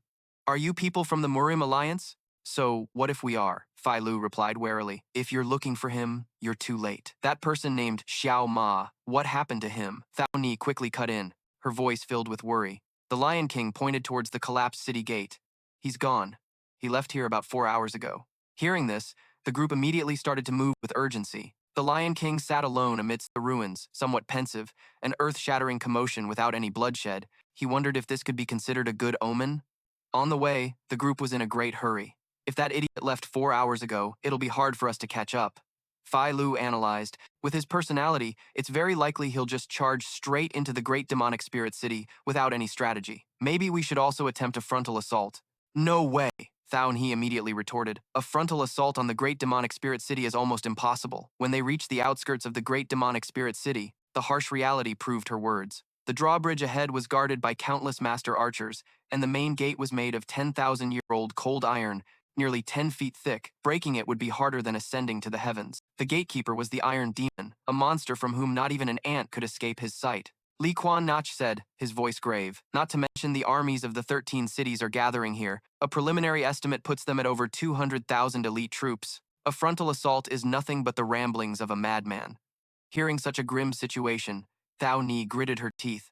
But no matter what Xiao Ma does, our job right now is to rush over there at full speed. Before them, soldiers from the smaller cities were gathering in increasing numbers, forming a dark sea of people, so dense it was suffocating. And in the very middle of that sea of people was a luxurious carriage, silent and mysterious. A foot suddenly landed on the roof of the moving carriage. The driver was startled, looking up and growling. What the hell? Who's there? He grabbed the stranger's ankle and pulled him down. Hey, who are you? Xiao Ma groggily woke up, letting out a long yawn. What is it? I just dozed off for a bit and we're already here? The driver glanced at Xiao Ma's attire.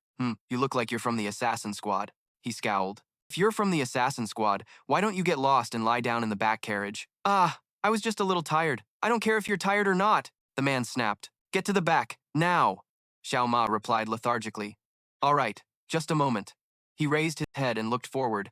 As a towering, pitch-black city wall appeared like a giant monster, he couldn't help but exclaim, Holy crap, this city is huge. On the city wall, the Iron Demon squinted, observing the small figure on the carriage, an amused smile appearing on his face. Oh, to meet an interesting kid like this, it probably won't be boring.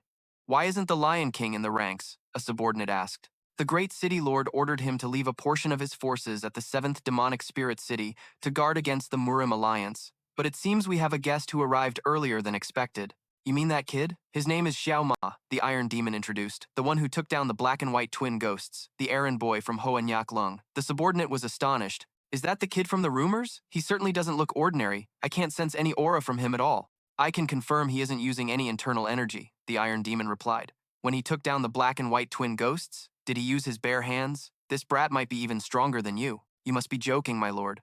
I am but a mere stableman. The subordinate quickly bowed his head. I will go report this to Lord Heavenly Demon. I doubt he came alone. With that, he hurriedly left. The Iron Demon stood on the wall, his voice booming with orders. All troops of the 7th Demonic Spirit City, hear my command. Form up west of the city. The other cities probably won't arrive until tomorrow. Move, move, now! The mighty army began to move in unison, no one noticing a guy from the assassin squad casually sitting on the carriage roof. It's really high, Xiao Ma muttered. But first, I have to get inside. Hey you! The driver roared again. Why haven't you gotten down yet? Move it! Just then, 2 familiar voices came from a nearby corner. Master, what should we do now? Let me see. Anyway, our purpose is... Xiao Ma curiously glanced over. Master, why do I have a feeling we've been spotted? It's your imagination. With a perfect disguise like this, who could possibly spot us? Kuai Hung scratched his head. You call this perfect? Why do I feel like he's staring right at us? You're mistaken, so why does it feel like he's standing right next to me? The old eccentric turned around and jumped in shock. Xiao Ma was standing right in front of them, a puzzled look on his face. Hey, are you two following me again? See? I told you so. Eccentric, Xiong muttered. The old eccentric quickly let out a nervous laugh. Well, your perception is truly extraordinary, little brother. Don't change the subject. I asked why you're following me. Eccentric Xiong was about to answer when the old eccentric blocked his mouth with his staff. Little brother, it seems you intend to take on this entire great demonic spirit city by yourself, Xiao Ma replied decisively. I came here to take down the heavenly demon. Upon hearing this, the eccentric master and disciple's jaws dropped, unable to believe their ears. Every word from Xiao Ma echoed loud and clear, leaving all the surrounding soldiers stunned. What the hell am I hearing? Take down the heavenly demon? Who is that guy? Never seen him before. Seeing that the situation was getting out of hand, the old eccentric rushed over to cover Xiao Ma's mouth, but how could he possibly shut that damn mouth of his? Xiao Ma's voice still boomed through the old man's fingers. The heavenly demon? I'm going to have an audience with him. Oh, for crying out loud! The old eccentric whispered into his ear, his voice filled with panic. Do you have any idea where you are, speaking so recklessly? Annoyed, Xiao Ma shoved the old man away. We're already here, so what's the point of hiding anymore? He casually picked up a spear from the ground, bent it a few times, and nodded. This hardness should be enough. A scar-faced soldier approached, grabbed Xiao Ma's shoulder, and growled, You brat, what did you just say? Bam! A terrifying sound erupted as the scar-faced soldier was sent flying backward amidst a cloud of dust. Taking advantage of the chaos, Xiao Ma used the spear as a vaulting pole to launch himself into the air, breaking through the encirclement to everyone's astonishment. Before him now was a wide moat, separating the outer area from the main fortress of the demonic spirit city. Xiao Ma stood on a rock outcropping, gripping the spear tightly in his hand, posing like a professional javelin thrower. Then he wound up and threw the spear with terrifying force. The spear flew like a black arrow, soaring across the moat, and thudded into the massive city gate in the distance. Without a moment's hesitation, Xiao Ma took a running start and leaped, landing lightly on the shaft of the quivering spear, from which he jumped again, flying straight up to the towering city wall.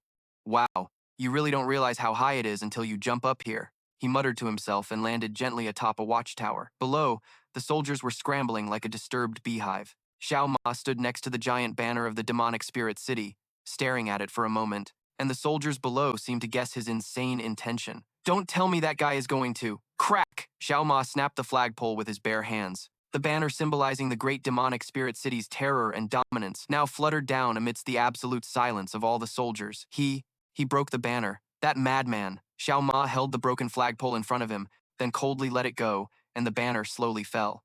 Witnessing this scene, the eccentric master and disciple could only laugh with delight. I can't believe he actually did it. So damn cool. Before the banner could hit the ground, a figure shot out and caught it. Hey, you little brat, he said, his voice hoarse. I assume you're not unaware of what this action of yours means, are you? Dozens of his subordinates appeared instantly, surround him completely. Isn't that guy going to kneel and surrender? Xiao Ma stood casually with his hands on his hips. Are you the heavenly demon? The man was the iron demon. He exhaled a puff of smoke. I am merely a subordinate who finds glory in serving the great heavenly demon. Oh, is that so? Xiao Ma immediately lost interest and turned to leave. If you're not the heavenly demon, then sorry, I'm not interested. Feeling blatantly disrespected, the iron demon grew furious and unleashed a blast of palm wind. I think I was mistaken. Not only do you not know how to use internal energy, you don't even know how to use your head. The two energy blasts collided, and Xiao Ma turned back, asking coldly, Are you saying you're not going to let me leave? Leave this brat to me. The iron demon ordered his subordinates. All of you, fall back to the gate and tighten security. Without my command, anyone who dares to interfere, I'll personally send them on their way. He threw his cigarette to the ground and crushed it under his foot. Now then, let's see the true power of the one who defeated the black and white twin ghosts. Before he could even finish his cool pose, a fist suddenly appeared and slammed right into his gut. Caught by the surprise attack, he staggered backward, trying to counter. You bastard, unforgivable. But Xiao Ma had already dodged, easily, then landed another punch on his face.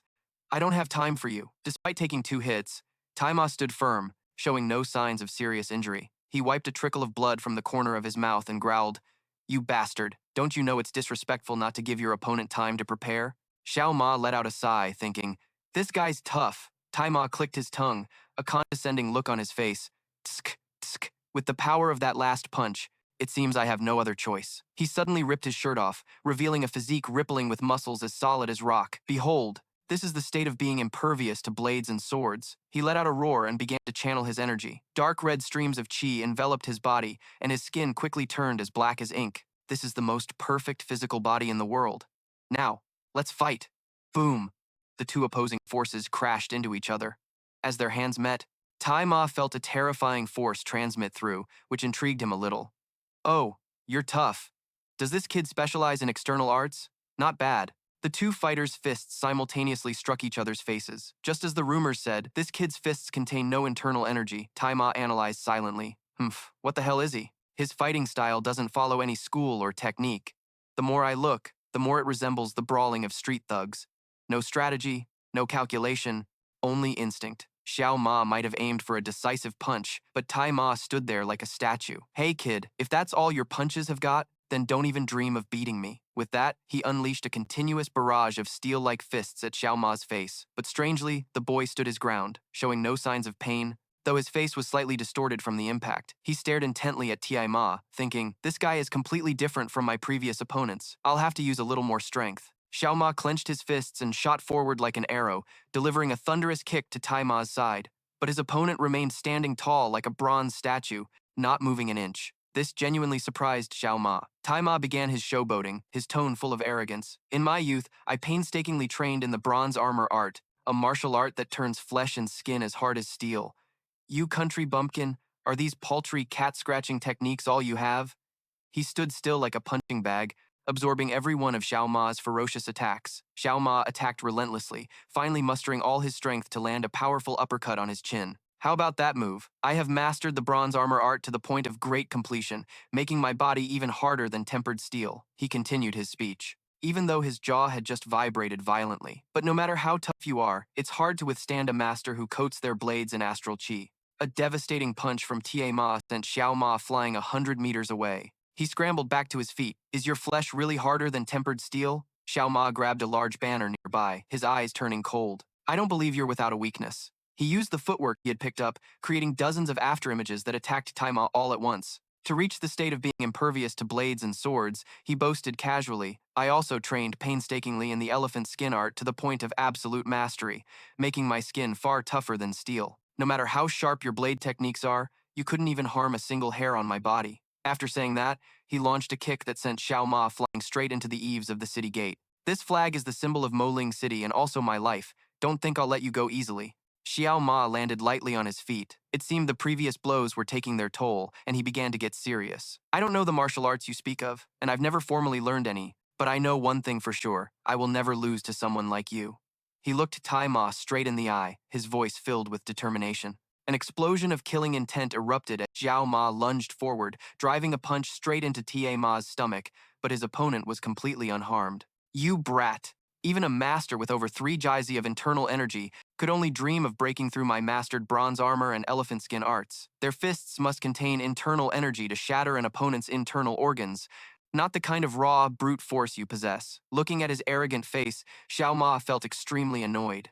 Ah, I almost forgot, Tai Ma continued, as if just remembering something important. I also painstakingly trained in another divine art called the Golden Bell Shield. He grabbed Xiao Ma's arm and began his counterattack, pummeling the boy's face. The bronze armor art, plus the elephant skin art, and then mastering the golden bell shield on top of that. My physical body, I've become perfectly peerless, indestructible, and unbreakable. I decided to give it a name, the fusion of the 3 strongest external martial arts, creating the Ink Soul demonic art. Right now, I'm only using 80% of my power, so my skin is just this dark brown. If I were to use my full power, my entire body would turn pitch black like ink. Let's go now. Xiao Ma roared, cutting off his speech. Stop your damn rambling. I've heard enough. So this still isn't your strongest state, right? He clenched his fists, his muscles tensing up all over his body as a wild, primal power began to surge. Lately, I've always felt like my body is overflowing with power, to the point where even I don't know my own limits. Streams of blue internal energy billowed from his body, enveloping Xiao Ma in a brilliant aura. This is good, he muttered. Before I face the Tian Ma, I'll test the limits of my power. With that said, a punch carrying world-shaking power shot straight toward Thiet Ma's face. Bong! A sound like a giant temple bell echoed throughout the city. But this time, Thiet Ma didn't just stand there and take it. He managed to raise both hands to block. This fist contains internal energy, he said in shock. The shock wave from the impact spread out in all directions, shaking the entire Ma Linh Thon. Outside the city, Fei Lu's group had arrived at the meeting point. This well connects to the Ao Sen inside Ma Linh Thon, Fei Lu explained. Although there are traps and formations, this is the only way to infiltrate. Suddenly, Thao Ni snapped her head up, listening to the sound echoing from within the city. That's the sound of Thiet Ma's Kim Chung Trao. Xiao Ma must have made his move. We need to hurry. Wait a minute. A guard worried.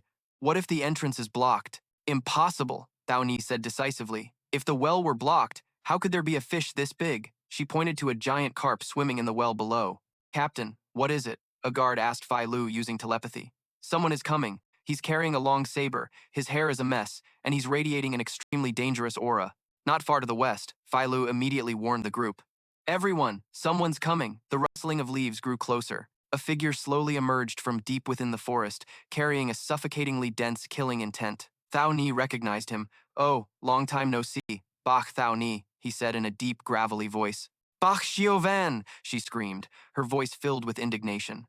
He placed his hand on the hilt of his saber, his cold gaze sweeping over the group of entirely unfamiliar faces. Bak Thao Ni, are you colluding with the people from the Vo Lam Min again? The sound from the city echoed once more. That's Thiet Ma's sound. It seems something happened while I was out for a stroll. Or are you all deliberately holding me here? Phi Lu's group exchanged glances. This was trouble. This situation was completely unexpected. If that's the case, let's settle this right here and now. Thao Ni suddenly lunged forward, unleashing a full-power palm strike. But Bach Xiao just stood there, indifferently taking her palm strike as if it were a mere scratch. You think you can beat me with this flimsy little cat scratch of a technique? He said dismissively. In the blink of an eye, he had spun around, grabbed Thao Ni by the neck, and slammed her hard against a nearby tree. It was too fast, so fast that the other three men couldn't even react. Don't you know? He whispered in her ear. How could I not know? Thao Ni replied with difficulty. But right now, you're all alone. Just then, a staff suddenly attacked the back of Bach Xie neck from out of nowhere. He dodged it with just a slight tilt of his head. I never expected that after 10 years of raising you, this is how you'd repay me, Bach Thao Ni. He glanced over at his attacker. The Da Cao Bong Fap, you must be the vice director of the Vo Lam Min, Li Quan Yach? I'm honored. I didn't expect your excellency to know of this humble one. At the same time, countless threads as fine as spider silk had surrounded Bach Xie. What about me? You must know me too, right? Not Vo Nan's voice rang out. The bounty hunter, not Vo Nan. Bach Xie suddenly vanished and reappeared on a high tree branch. Your opponent is me, Phi Lu's voice called out from a distance. Is that so? No one saw how he moved. They only saw an invisible stream of sword energy shoot out, knocking Phi Lu back several meters. The Vo Hin Kiem, Li Quan Nak exclaimed in horror. He attacked without any visible movement. Bach Xie sat comfortably on the branch, casually counting 16, 17, 18, 19. Only 20 people in total? I'll start by cleaning up the surrounding flies first. His killing intent erupted, blanketing the entire forest. Stop! Phi Lu roared, his voice hoarse with desperation. All members of the guard unit, retreat immediately! Li Quan Nach assessed the situation in an instant. Our formation has been broken. I'm afraid this is not good. But not Vo Ngan. Ngan paid no mind. He just coldly glanced at the chaotic battlefield, then, without a word of warning, dove straight into a nearby dry well. I don't care about any of you. I'm here for the Huyen Ma, his voice echoed up. It doesn't matter who lives or dies. My goal is to sever one of the Thien Ma's arms. Even if it costs me my life, I'll make him pay. Seeing this, Li Quan Yach no longer hesitated and followed after Ngan. On the ground above, a bloody massacre was unfolding. Phi Lu frantically chased after Bach Xiao, screaming, Run, retreat, you won't make it. It was too late. He moved like a phantom, and wherever he passed, someone would fall. Phi Lu rushed to a young guard's side, yelling, Ut, get out of here. But it was too late. Captain, you have to run. Ut, don't die! Tears streamed down Phi Lu's face, but the young man's life had already faded. Phi Lu gritted his teeth, pain and hatred erupting like a hellfire. He left his comrade's body behind and continued to charge after the vile enemy. Bak Chio, if you've got the guts, fight me. Haha. Bak Chio burst out laughing. As long as you're faster than me. Swish, 2 more guards fell. Stop. Please stop. I said stop, Phi Lu roared, his voice cracking with anguish. Looking at the hellish scene before him, he could no longer bear it.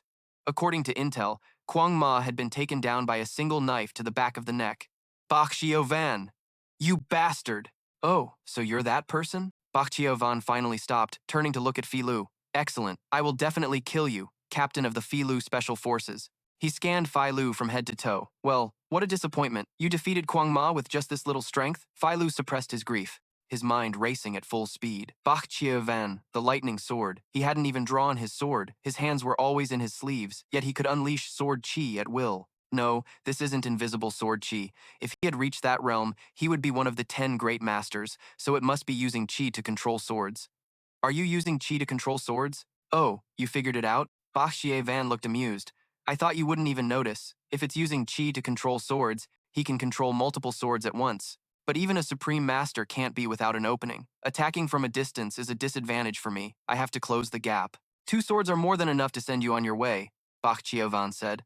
As if reading Phi Lu's mind, 2 invisible swords appeared, blocking his path. You fell for it. Phi Lu roared, his body suddenly twisting in an unpredictable trajectory. Heaven-shattering martial reverse art, heaven-defying backstab. This was a suicidal attack. Pouring all his strength into one desperate strike, Bach Van was shocked and hastily directed his two swords to block, but was still sent flying by the force. Not giving his opponent a moment's rest, Fei Long vanished on the spot and reappeared high in the air, diving down like a hawk. Raging Dragon Heaven-Shattering Saber. Second form, Heaven-Shattering Dance.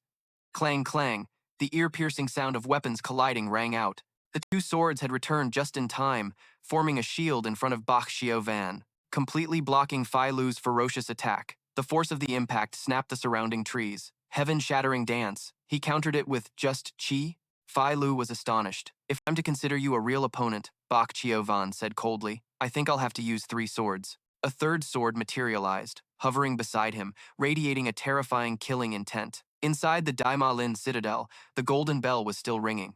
Xiao Ma looked at Xiao Ma, his expression slightly disappointed. The golden bell shield? You ring the bell so loudly, yet it sounds so faint. Faint? Xiao Ma roared, spinning around and throwing a thunderous elbow at Xiao Ma's face. A barrage of punches, as fast as lightning and as powerful as sledgehammers, rained down, but Xiao Ma just calmly parried and dodged. None of Xiao Ma's attacks could even touch him, as if an adult was toying with a child. Xiao Ma looked at Xiao Ma, was silent for a moment, then made a blunt remark. Are your punches supposed to be ant bites? He quickly blocked Xiao Ma's attack, and a terrifying force erupted from the point of impact, causing the ground beneath Xiao Ma's feet to collapse into a deep crater. If the skill of a gatekeeper like you is only at this level, then how strong can the Tian Ma you all worship possibly be? Lord Tian Ma is as powerful as the heavens, Xiao Ma answered through gritted teeth, sweat starting to bead on his forehead. In that case, Xiao Ma smiled, I'll just have to pull those heavens down. Hearing this arrogant declaration, Xiao Ma suddenly burst out laughing, a smug grin on his face. You're already having this much trouble just dealing with me, and you still want to fight him, with the heavenly demon? Enough trash talk, let's end this here. The two behemoths charged at each other once again, unleashing steel-like fists straight into their opponent's face. But this time, Xiao Ma was clearly tougher and stronger. He stood his ground firmly, while Xiao Ma was pushed back several steps, his eyes filled with astonishment. Impossible. In a pure battle of physical bodies, how could I be pushed back? Like a war god in his element, Xiao Ma rushed forward, relentlessly attacking Xiao Ma.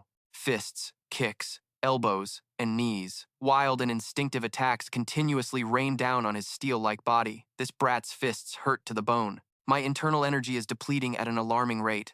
At this rate, I'll fall sooner or later.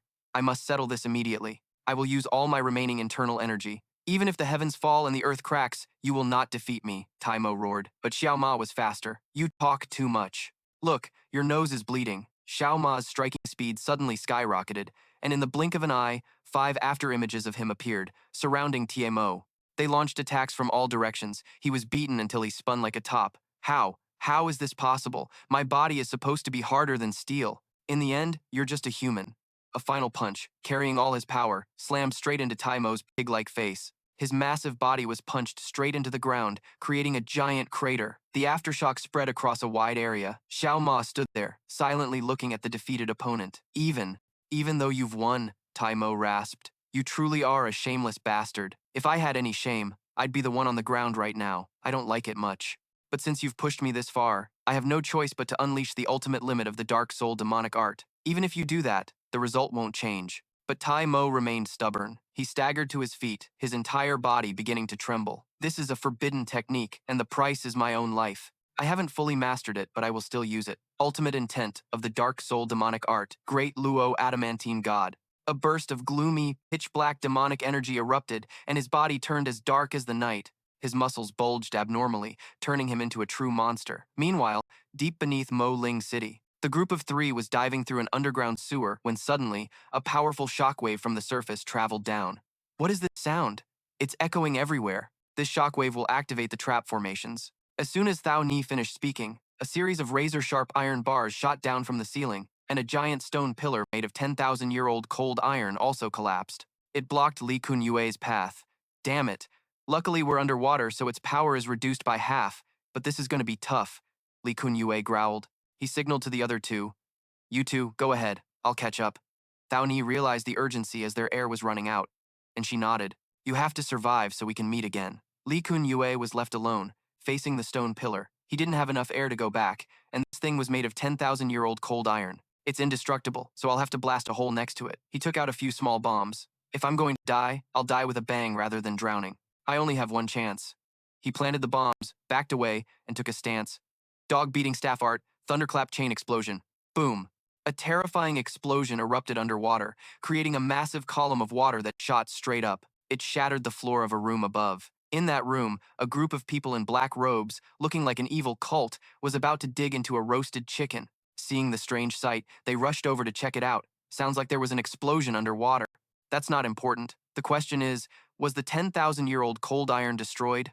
Before he could finish, the whole group froze, their killing intent flaring. In front of them, Li Kunyue had just emerged from the water, panting heavily. Phew, I'm alive. The two sides just stared at each other, speechless. Meanwhile, below, Thao Ni and Yi Wuhen had finally reached their destination. So what's ahead? Wuhen asked. Tao Ni saw giant crocodiles swimming lazily in a large underground lake. Crocodiles? Then this must be Tang Xiaorong's Xiaorong Palace. The gorgeous figure of Tang Xiaorong appeared amidst a lotus pond, but her beautiful face was now marred by a long, hideous scar. You all, she said in an ice-cold voice, can it be healed? A handmaiden trembled, sweating profusely. Palace master, this subordinate is incompetent. She just flicked her fingers lightly, and the girl fell backward into the lake, where she was immediately devoured by the starving crocodiles. The faces of the remaining 3 handmaidens turned deathly pale, drained of all color. I'll ask again, can you fix it? Another person stammered. My lady, perhaps if you were to ask Lord Huan Mo. Snap, with another flick of her fingers. He cannot see my face like this. The 3rd handmaiden quickly prostrated herself. Yes, my lady, this servant can fix it. Tang Xiaorong looked at her, a sinister smile spreading across her face. If she could fix it, then what use are you? As she spoke, a venomous snake slithered out from her sleeve, sinking its fangs into the girl's neck. From beneath the lake, Yi Wuhen and Bai Tao Ni emerged, just in time to witness the horrifying scene. What a cruel woman! Yi Wuhen muttered. Tian Mo, Lei Dianjian, Ju Tian Xuan Envy, and Huan Mo, the 4 leaders of Ma Ling City, each one is a demon in human skin. Cao Ni thought to herself, but it's strange. Why are there no guards here? Why would she need guards? This is Tang Xiaorong's Xiaorong Palace, Yi Wuhen said with a bored expression. Maybe I should just leave you here. It's best to let a woman fight a woman. What did you say? Cao Ni fumed. He just waved his hand. Try to stay alive. With that, his figure vanished into the night. In the luxurious bathroom, the last handmaiden had finished the treatment. My lady, it is done. The skin-changing art truly lives up to its name. How long can it maintain this appearance? My lady, it should last for 1 month. Before she could finish, another snake sank its fangs into the back of her neck. Why? She whispered weakly. Simple. Tang Xiaorong replied. You've seen my ugly face. Did you really think I'd let you live? My lady, you broke your promise. Those were her last words. My lady, the great city lord is arriving. Tian Mo walked in without a word, simply smiling at the woman before him. Huan Mo Palace. The air was dark and damp, the walls were lined with dozens of stone tombs, and in the middle of the room were many large earthenware jars. Huan Mo was busy with one of the jars. I just don't get that Bai Jiao Yun guy, Tang Xiaorong said with contempt. And what in the world are you doing? Huan Mo explained as he worked, his voice chillingly monotonous. I'm raising goo insects. I put a few hundred of them into the body of a child and soak it in this jar. After some time, their flesh and blood will be completely devoured, leaving only white bones. When there's nothing left to eat, the goo insects will turn on each other. In the end, only one will survive. He reached into the jar, pulled out a giant centipede, and tossed it into his mouth, chewing it noisily. This type of goo insect is nourished by human essence, and it also eats its own kind, so the flavor is exquisite. It's the perfect snack to go with wine. Tang Xiaorong felt her stomach churn. Want to try some? He offered. She quickly covered her mouth and shook her head vehemently. How can you swallow something so disgusting? The goo insects I eat become parasites in my body, nourished by my blood, so they can communicate with me. I use them to control others. He opened the lid of a stone coffin, and 2 familiar figures shot up. Your methods are revolting. What should we call them now? They're like Jiangxi, but they can use internal energy, making them the most perfect puppets. Those 2 puppets were none other than the Hac Bach Song Quy. Suddenly, Huan Mo looked up. I think I hear something outside. Tang Xiaorong smirked. We have uninvited guests? Uninvited guests? The old butler reported with a trembling voice, each word an alarm bell. First, a servant calling himself Xiao Ma has infiltrated the city. This means a portion of the Wu Lin Meng's main force has arrived. Wham!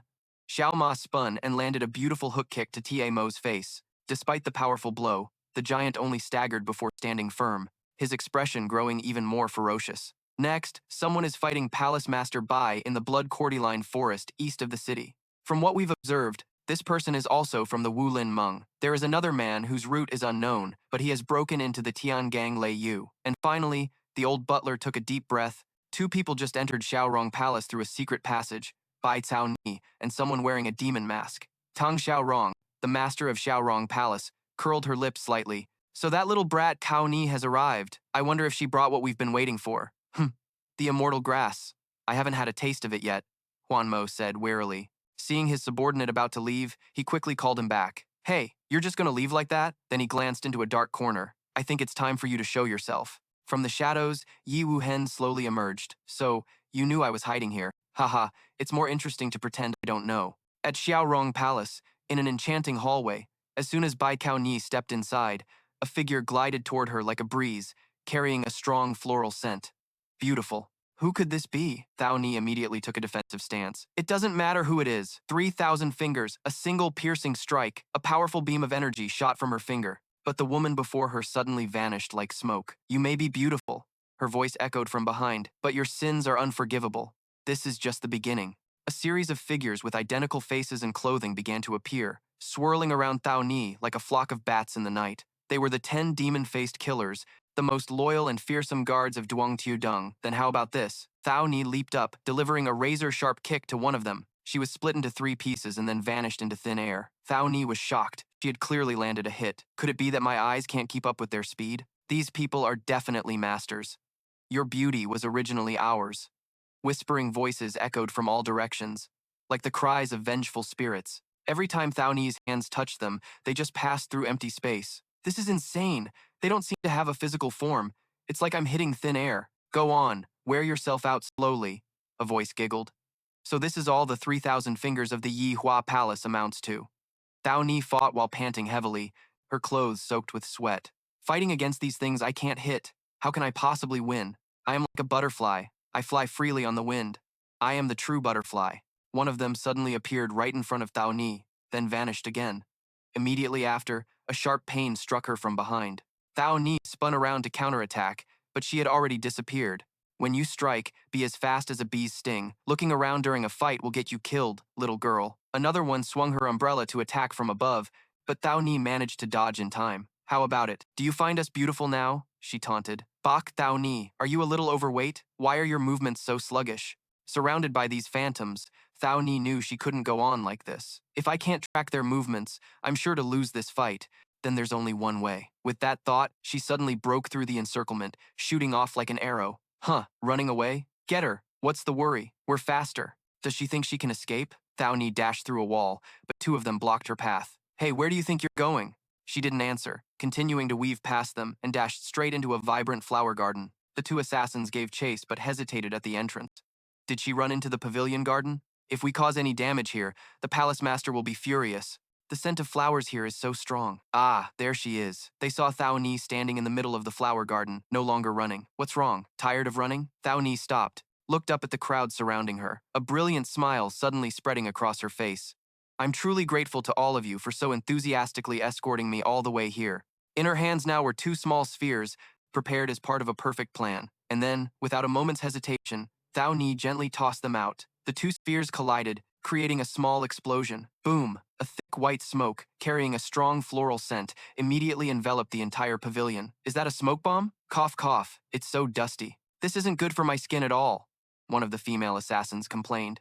While the group was still confused, a soft thud was heard. One of them had been pierced through the chest by something. She barely managed to cry out once before falling to the ground like a rag doll. Someone's been hit. It's the divine finger bullet. Didn't you yourself say not to look around during a fight? Thao Ni's voice rang out from within the smoke. Thwip! Another one fell. Panic began to spread. Quick! Find that Bach Thao Ni! Where is that damn brat hiding? She's scurrying around like a rat. Suddenly, from behind a tree, Thao Ni's figure glided out. This will be the 3rd one. The divine finger bullet shot out, a razor-sharp beam of energy that flew straight through another one's throat, sending her to meet King Yama. Stop her! As soon as the words were spoken, 2 more thwips were heard. 2 more down. Where the hell is she? I can't see anything at all. In their panic, they hurriedly used their umbrellas and fans, waving them frantically to try and disperse the smoke. Hurry up! Get rid of all this smoke! Gradually, the smoke began to clear, but she was still nowhere to be seen. First, everyone grouped together to defend. Just then, Thao Ni's voice slowly echoed from above. Your journey ends here. The whole group looked up, screaming in alarm. She's above us! Damn it, these umbrellas are blocking our view! From the top of the pavilion, Thao Ni dove down like a flaming meteor, her killing intent surging. Let's see where you can run now. 3,000 fingers. Golden Dragon's 5 claws. Boom! The remaining 4 took the full force of the attack, but instead of sighing in relief, Thao Ni's face turned pale with fear. Damn, what is this? The shredded remains of their bodies didn't fall, but instead floated in the air, then slowly drew together like magnets. They fused and transformed, creating a completely new entity. It was a grotesque, giant monster that looked like something straight out of a nightmare. It stood up, looked at Thao Ni, and flashed a chillingly sinister smile. Thao Ni couldn't understand what was happening. I have become Diep Vuong. Bach Thao Ni. The monster's voice was a horrifying blend of multiple voices. In my eyes, you are nothing but an insect. What kind of martial art is this?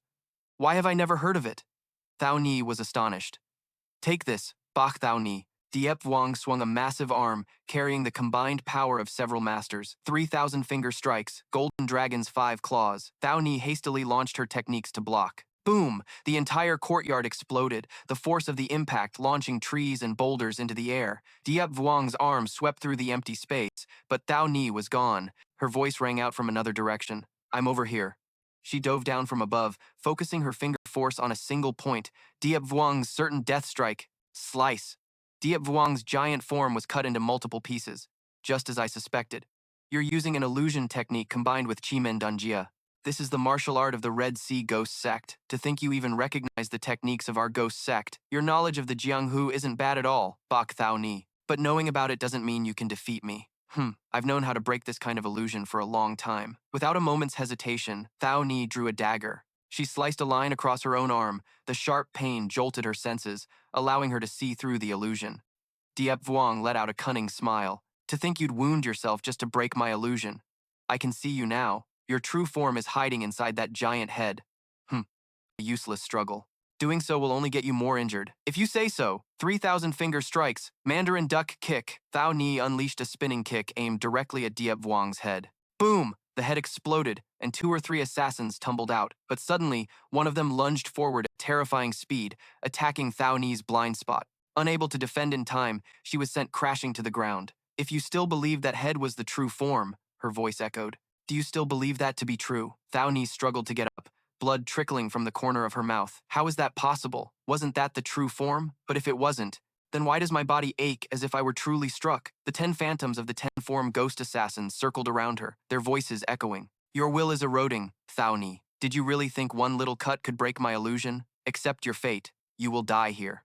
A giant hand descended from the sky. Thao Ni dodged in a hurry but was still hit by the shockwave, a sharp pain piercing her shoulder. This is no good. I absolutely can't tell what's real. And what's an illusion? This pain. But why did it fade so fast? Could it be that everything is fake? Thao Ni tried to think back. When did I fall for the illusion technique? When she transformed into a giant? No, it was even earlier. It wasn't when I entered this forest either. Could it be from the very first moment I laid eyes on her? That I was already trapped in her technique? That's it. Those 10 ghost assassins, they were just moving around to divert my attention. Thao Ni glanced at one of the 10 phantoms. Its eyes were slightly different. If that's the case, then there's only one way. The woman, disguised as one of the 10-form ghost assassins, swung her sword and lunged forward. At the very moment the blade was about to touch Thao Ni's neck, she raised her hand and perfectly parried the attack.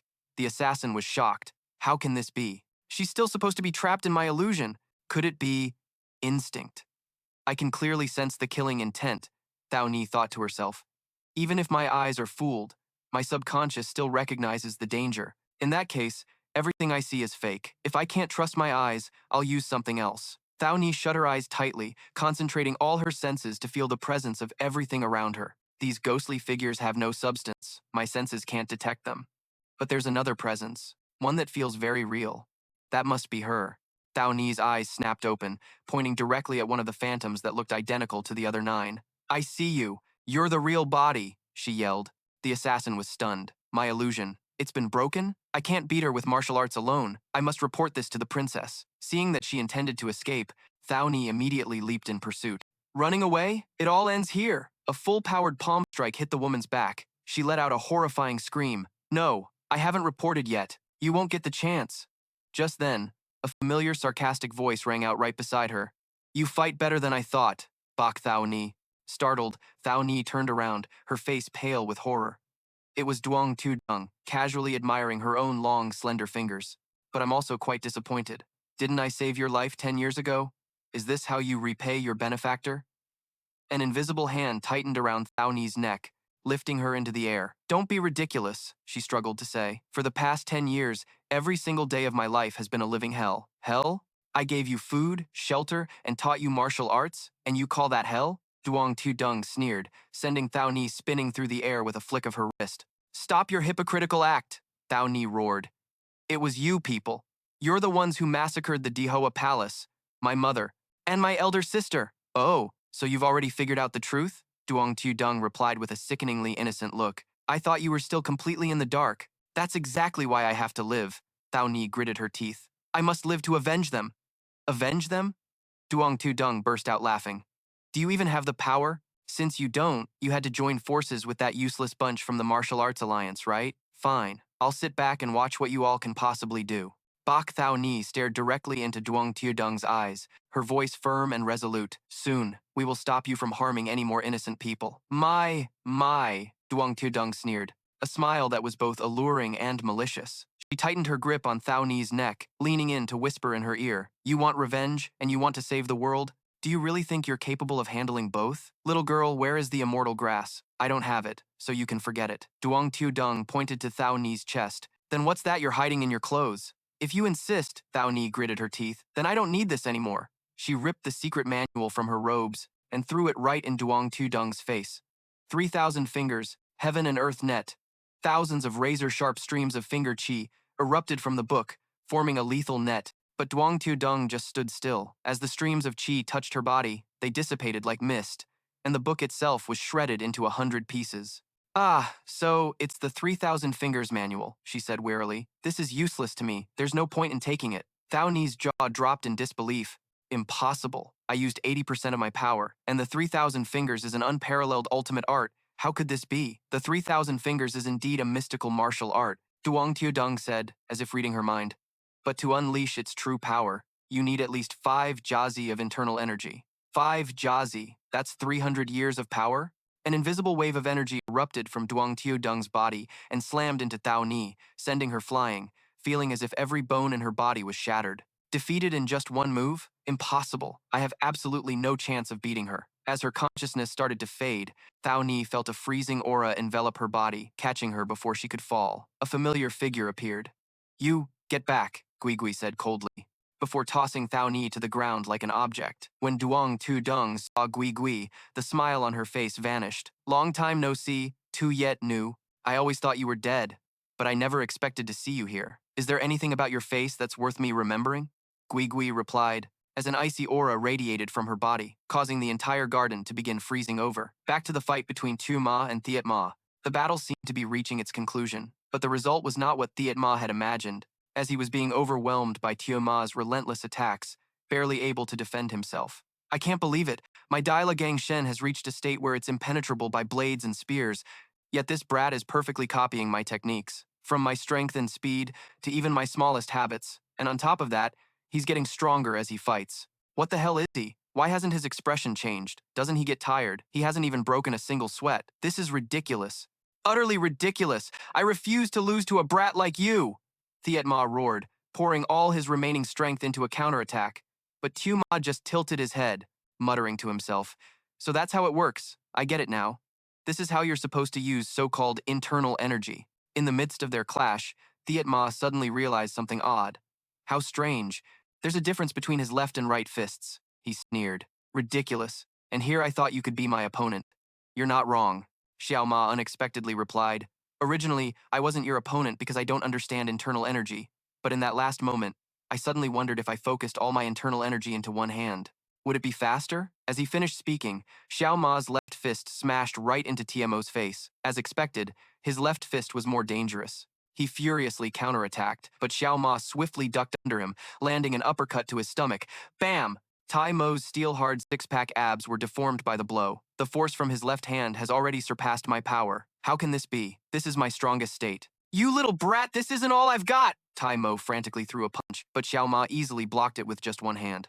Xiao Ma's expression was no longer naive, but terrifyingly cold. He swatted Ta Mo's hand away and followed up with another blow to the face. Ta Mo was sent flying like a bullet. He crashed through several houses before finally stopping. Xiao Ma gave chase, delivered a kick to his stomach, and pinned him to the ground. Ta Mo began to question his own existence. Where in the world did a monster like this come from? How the hell can he channel more internal energy into his left hand than his right? Moreover, his left hand is getting faster and faster, and stronger and stronger. Xiao Ma channeled all his primal strength into his left arm, every muscle fiber bulging and radiating a wild aura. This is the end. Boom! His fist shot forward, piercing through Tai Mo's final defense. He was sent flying backward, his massive body slamming into the 10,000-year cold iron gate. It created a massive dent. The soldiers who witnessed the scene all screamed in horror. It's Lord Tai Mo. He was defeated? Impossible. How could the invincible Lord Tai Mo lose? What kind of monster is that guy? How can we possibly be his opponent? Amidst the chaos, Xiao Ma just stood there, silently looking at his hands.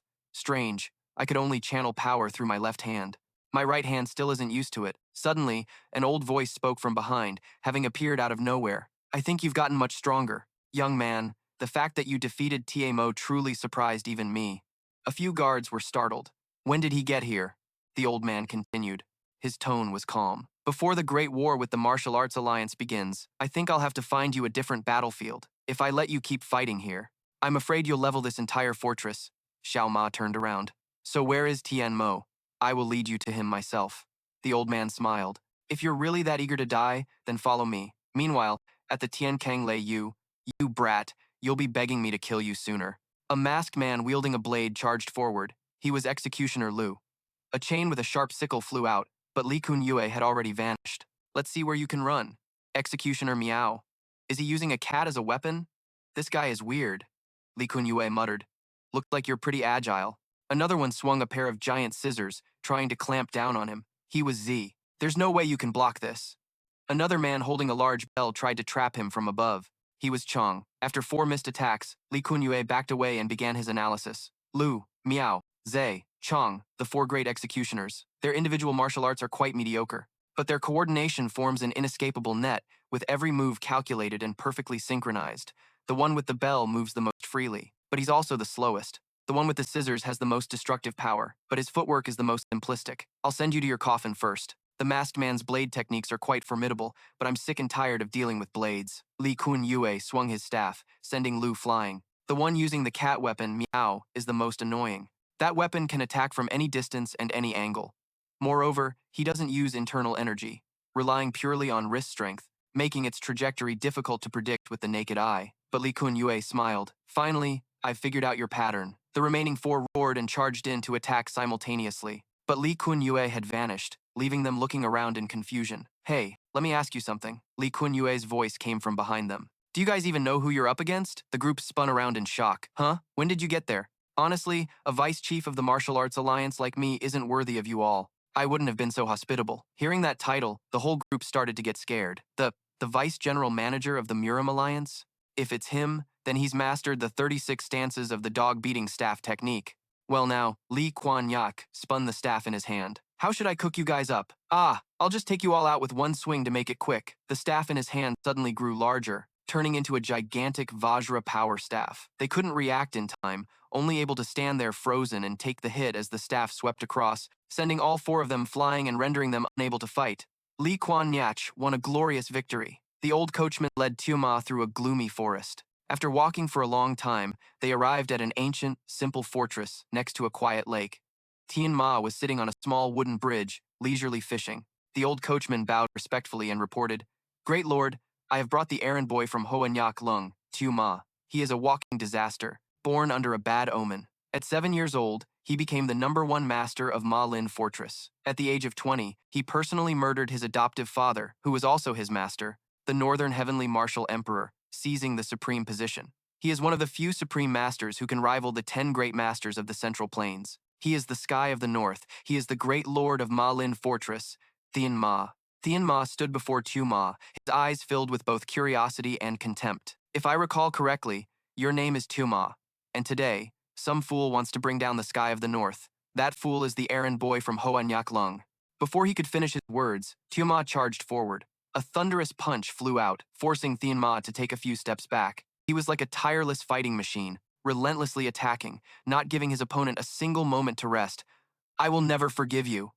As Xiao Ma's fist was about to hit his face, Xiao Ma raised his hand, gently blocking it. Not bad. Immediately, Xiao Ma spun around and threw a roundhouse kick at his head. So fast. Xiao Ma leaped into the air, but Xiao Ma stuck to him like a shadow. A barrage of consecutive punches rained down like a storm, and throughout the entire exchange, Xiao Ma only defended, never counterattacking. He was finally sent flying by a punch, crashing into a cliff face. Xiao Ma stood waiting, his breathing steady. From the darkness, Xiao Ma's voice echoed out, still strangely calm. So, is this what you wanted to show me? You really aren't one for small talk. A strong gust of wind blew out from the cave, and Xiao Ma casually walked out without a single scratch. That might be charming to some people, but if this is the extent of your skills, isn't it a bit disappointing? Xiao Ma threw another punch, aiming straight for the middle of his forehead, but his fist was stopped by an invisible gust of wind, just inches away from the target. My fist can't reach him? You'll be even more surprised. Currents of wind, as if alive, wrapped around Xiao Ma's arm and gently threw him away. Xiao Ma landed unsteadily, gritting his teeth and clutching his arm. It feels like my bones are being twisted. Xiao Ma leisurely floated in front of him, his voice soft yet full of pressure. What? Are you scared yet? Your martial arts are very strange. You don't seem like someone from the Murim Alliance, but no one would believe you're just an errand boy. The fishing rod in his hand swung slightly, and an invisible force spread out, parting the nearby lake in two. He glanced at Xiao Ma. You dare to be distracted while fighting me? The fishing rod transformed into a long whip, attacking with terrifying speed. Xiao Ma hastily dodged, leaving deep gashes in the ground wherever the tip of the whip passed. Xiao Ma swung the whip again, but Xiao Ma had vanished. This kid can even imitate Akalanatha's footwork. How strange. Just as Xiao Ma landed on an eave, the fishing line wrapped tightly around his neck from out of nowhere. Xiao Ma tightened his grip, tough skin and flesh, no less than the iron shirt technique of Xiao Ma. His physical body has surpassed even a grandmaster, yet he has never cultivated martial arts. Who on earth is he? He lifted Xiao Ma into the air. Hey kid, who are you really? What you need to know isn't who I am, Xiao Ma said with difficulty. Even I don't need to know. He tensed his body, his innate true chi erupted, and the sturdy fishing line instantly snapped. But there is one thing you must know, Xiao Ma continued, a powerful aura enveloping his body. This day next year will be the anniversary of your death. Hearing this, Xiao Ma just scratched his head with a bored expression. This guy spouts such nonsense every time he opens his mouth. I don't know who you are or why you're here, but I know one thing for sure. You're as blind as a bat, aren't you? He suddenly charged forward like a raging bull, sending Xiao Ma flying. Just as he stabilized himself, the heavenly demon appeared right behind him. Xiao Ma spun around and threw a kick, but it was stopped by invisible gusts of wind. Well, first, I must make you understand just how vast the gap between us is. I'll show you that all your efforts are meaningless. The heavenly demon said coldly, his tone like that of a god judging a mortal. You need to know your place in this world, brat.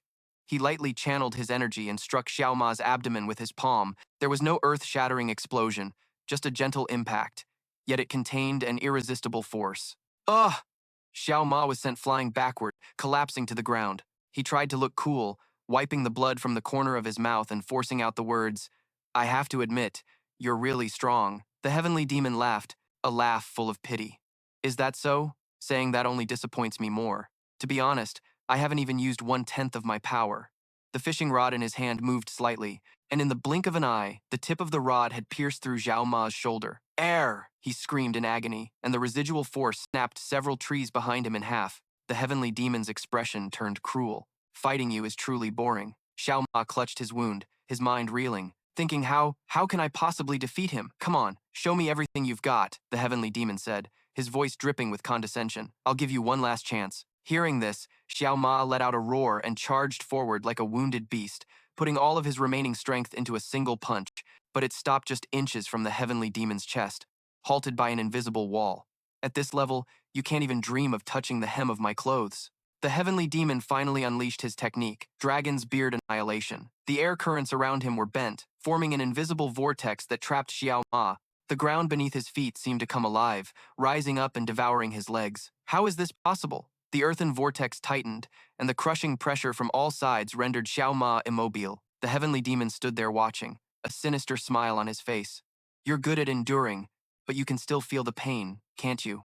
The void spirit body? Using natural energy to strengthen yourself, a protective aura instinctively wrapping around you, but no matter the constitution, There must be a limit. The earth and rocks had covered half of Xiao Ma's body. He gritted his teeth, bracing himself. Come on, just a little more. Suddenly, from his chest, a small black needle shot out. The heavenly demon was startled and quickly caught it. He examined the needle closely and fell into deep thought. The demon emperor's soul-suppressing needle. I can feel a cold energy from it. This needle is used to seal one's chi and blood and sever their internal energy. With this embedded in you, how are you still alive? I don't know. Why? I said I don't know. You think you're innocent? The heavenly demon's voice turned icy, as if interrogating a soul. As you grow stronger, the blood of those who wish to surpass you will be shed. You'll have no choice but to trample over them, and then you will become a meaningless existence. A beast left with only its instincts. No, worse than a beast. Why don't you answer? The hazy image of a girl suddenly appeared in Xiao Ma's mind, and memories came flooding back. A wild forest, a young boy with the eyes of a feral beast tearing apart his prey. Have you found him yet? It's not clear yet. Young lady, I can't believe it. That rumor wasn't just nonsense, was it? 3 people flew down from a cliff, and upon seeing the strangers, the boy immediately bared his fangs and growled. Can it speak? The leading girl asked. If it could speak, it wouldn't be like this. Let's capture it first. 2 subordinates rushed forward, and after a struggle, both of the boy's ankles were shackled. The other one used a leather whip to tie him up tightly. He thrashed and screamed wildly. What a struggle. That rope is made from heavenly silkworm silk. Rip. The heavenly silkworm rope, which was supposed to be impervious to blades, was snapped by the boy. The 2 subordinates stared, their jaws agape in astonishment. He broke the heavenly silkworm rope. The 2 chains on his legs were also destroyed with ease. Get back, the girl shouted. The boy was already in midair, swiping down with his hand, 5 sharp claw marks gouging the earth. Luckily, all 3 of them managed to dodge in time. The mysterious girl held a silver needle and gently inserted it into a pressure point on Xiao Ma's head, but he remained unaffected. Could it be that 1 needle isn't enough? She said nothing and continued to insert dozens more needles into his body, on his head, arms, legs, and stomach, until he was covered in glittering silver needles. Gradually, Xiao Ma's eyelids grew heavy, and he fell into a coma. I can't believe it, the girl muttered. I had to use all of the demon emperor's soul-suppressing needles. That night, in a silent forest, beneath the full moon, the 2 of them sat by a fire. From now on, I am your master. I will grant you, who are no different from a beast, a new life. You must find a reason to exist, to live. You must atone with pain for the lives you have harmed. Accept the pain and then accept even more pain. At the very bottom of suffering, a place more terrifying than death itself, you may be reborn. Not as a solitary being at the pinnacle of power, but as a meaningless creature, blending in with the lowest of the low. And then, you must choose. You need a name, don't you? Biron? No. Xiao Ma's eyes slowly opened. What name would suit you? That's right. From now on, your name is Xiao Ma. The moment he finished speaking, brilliant blue light suddenly erupted from within Xiao Ma's body. A power that had been suppressed for a very long time was finally unleashed. The ground shook violently, sending debris flying everywhere. Dust and smoke filled the air as a pillar of blue light shot straight into the sky, enveloping him. Xiao Ma now looked just like a Saiyan warrior transforming. Streams of pure internal energy swirled around his body, a testament to a complete transformation in power. Suddenly, Xiao Ma looked at his own 2 hands in astonishment. His body felt as if a 1,000-pound stone had been lifted, lighter than ever before, and even the wound on his shoulder no longer hurt. Tian Ma witnessed the spectacle and fell into deep thought. In just a blink of an eye, his aura had surged to this level. I never expected the Demon Emperor's soul-suppressing needle was the very thing sealing your power. Ah, you truly are an interesting kid. The moment he finished gloating, Xiao Ma appeared right in front of him, landing a surprise punch straight into his gut. How's that for talk? Tian Ma was sent flying backward in agony. If that's the case, adding a little more spice, wouldn't it be more interesting? Xiao Ma's punch erupted with a second wave of power, sending Tian Ma flying even further. He rushed forward, delivering a few more consecutive punches, slamming his face into the ground, and then dragging him for several dozen more meters. After getting knocked around, Tian Ma staggered to his feet. From high above, Xiao Ma's fierce shout echoed down. Hiya! By the time he realized it, it was too late. Xiao Ma descended from the sky with an incredibly powerful strike. The nearby lake surface exploded, sending water hundreds of meters into the air, creating a giant crater in the middle as the water began to part in 2. Xiao Ma landed gently, staring intently at Tian Ma's despicable face. How absurd. Tian Ma spat out a mouthful of blood. I don't care what kind of fortunate encounter you've had, but if this is all you've got, you're a long way from defeating me. He swung his fishing rod. The hook shot out like an arrow, swiping past Xiao Ma twice. It seemed like Xiao Ma would be injured, but no, he had caught the thin fishing line between 2 fingers. I think, Xiao Ma said coldly. It's time for you to stop this little game. He yanked hard, throwing Tianma's entire fishing rod away. Tianma, fight me seriously. Hearing this, Tianma was silent for a moment before bursting into laughter. This brat. Toying with others is my only hobby in this world. Do you think a punk like you can interfere with my hobby? He raised his hand and began to gather power. The air around his hand began to swirl, forming small vortexes. Then, a series of other tornadoes formed, roaring around him. 10 forms of the cyclone slash. Furious storms of wind blades surrounded Xiao Ma as if to tear him to pieces. He struggled to muster his strength to defend himself. In a moment of distraction, Tian Ma suddenly appeared right beside him, unleashing a barrage of stormy fist techniques, the frenzied demon wind fist. Boom! The shockwave from the terrifying punches was so immense that everything in its path was completely obliterated. Xiao Ma was sent flying into the cloud of dust, spinning a few times before landing. Unbelievable. This is too absurd. In that case, let's see what happens when I get closer. Dragon's Whisker Annihilation, Tian Ma shouted, and winds as sharp as razors suddenly formed from thin air, enveloping Xiao Ma, locking down his every move. Seizing the opportunity, Tian Ma landed another critical blow to Xiao Ma's chest. Where are your eyes looking? The pitch-black vortexes of the black wind palm roared, spinning straight into Xiao Ma's body, but he stood firm as a mountain, completely unmoved. Listen here, he said slowly, his voice deepening. I don't know what you're thinking, but this isn't nearly enough. In the blink of an eye, Xiao Ma closed the distance with Tian Ma, grabbing his collar with one hand. Tian Ma, who had never known fear, felt a spark of terror for the first time. Bam! A devastating headbutt landed. After knocking down the heavenly demon, Xiao Ma pressed his advantage, landing another punch that slammed his head straight into the ground. 1 punch, 2 punches, 3 punches, he delivered a relentless barrage, turning the ground into a deep crater, with only the heavenly demon's legs left sticking out from the earth. Xiao Ma stood up, pensively admiring his work, when suddenly, the ground began to tremble as rocks and pebbles slowly rose. The heavenly demon's voice, completely unafraid, echoed from underground.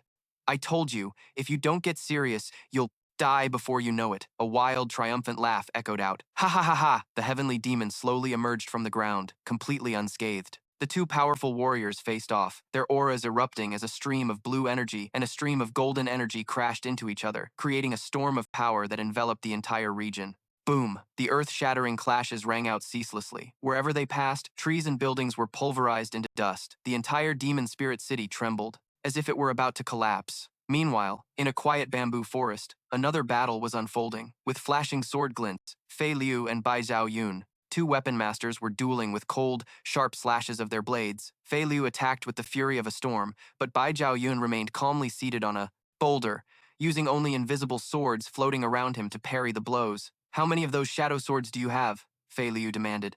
Bai Zhao Yun didn't answer. He simply flicked his finger, sending a few more swords hurtling forward and forcing Fei Liu back. Didn't I say I'd give you as many as you want? He mocked. Stop playing around, Fei Liu shouted. No matter how many you're hiding, you could strike 100 times and you still wouldn't hit me. The taunt worked. Bai Zhao Yun mobilized dozens more swords, surrounding Fei Liu. Then let's try striking 100 times and see. The swords shot forward like a rain of bullets, but Fei Liu swung his blade furiously, not missing a single one.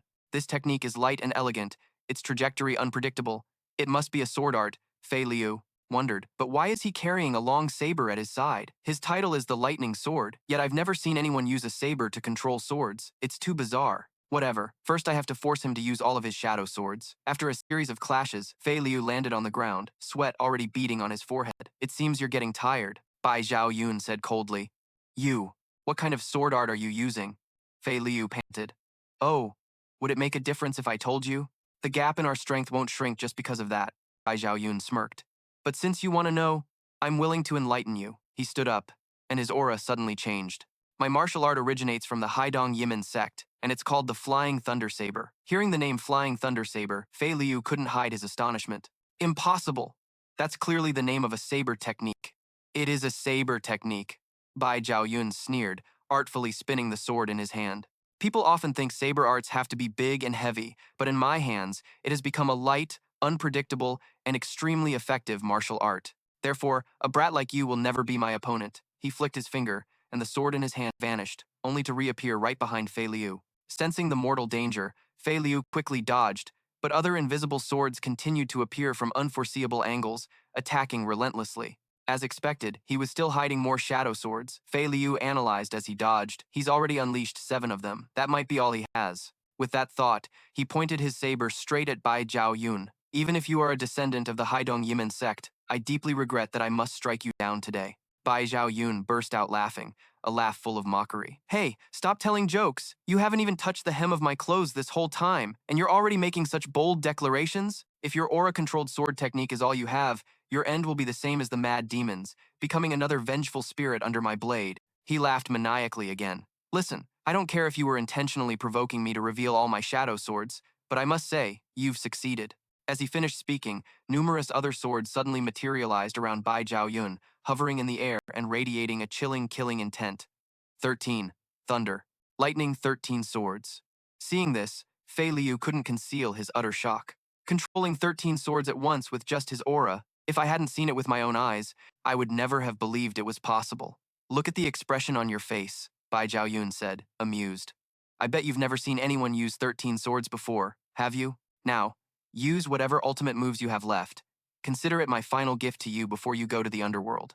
The 13 swords, as if they had souls of their own, lunged at Fei Liu like a pack of hungry wolves at a wave of Bai Zhao Yun's hand. Not giving you a second to rest, huh? His attitude suggested this was the full set of hidden swords. 13 blades was already incredibly unusual, so there was no need to wait any longer. Black Dragon Slash. Fei Liu roared as a burst of pure black blade energy erupted, knocking all 13 swords away, but they immediately regrouped, preparing for the next assault.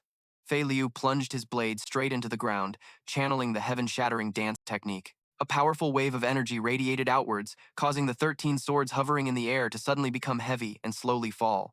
It's useless, Bai Zhao Yun sneered. Are you just wasting your internal energy? Fei Liu didn't answer, continuing to swing his blade to defend himself. He absolutely couldn't afford to waste his energy on these hidden swords. If he planned to wear me down with numbers, then it's useless against the death god's demonic blade, whether there are 100 or 1,000 of them. Suddenly, the blade in Fei Liu's hand radiated an aura of death. He swung a horizontal slash. Clang! All 13 of Bai Zhao Yun's hidden swords were sliced in half with a single strike. Bai Zhao Yun was stunned. So his intention was to break all 13 swords, but to do that, his internal energy must be nearly depleted. Let's see how much longer you can hold out.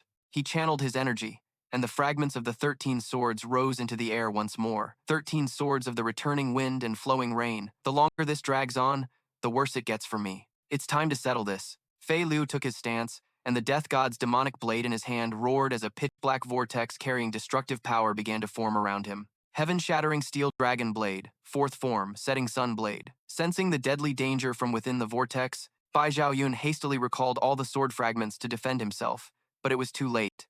An invisible wave of blade energy, more powerful than anything he had ever faced, pierced through his defenses, completely destroying what was left of the 13 swords. Fei Liu panted, each heavy breath feeling like he was dragging lead. He looked straight at Bai Zhao Yun, his voice hoarse. Can you draw your own blade now?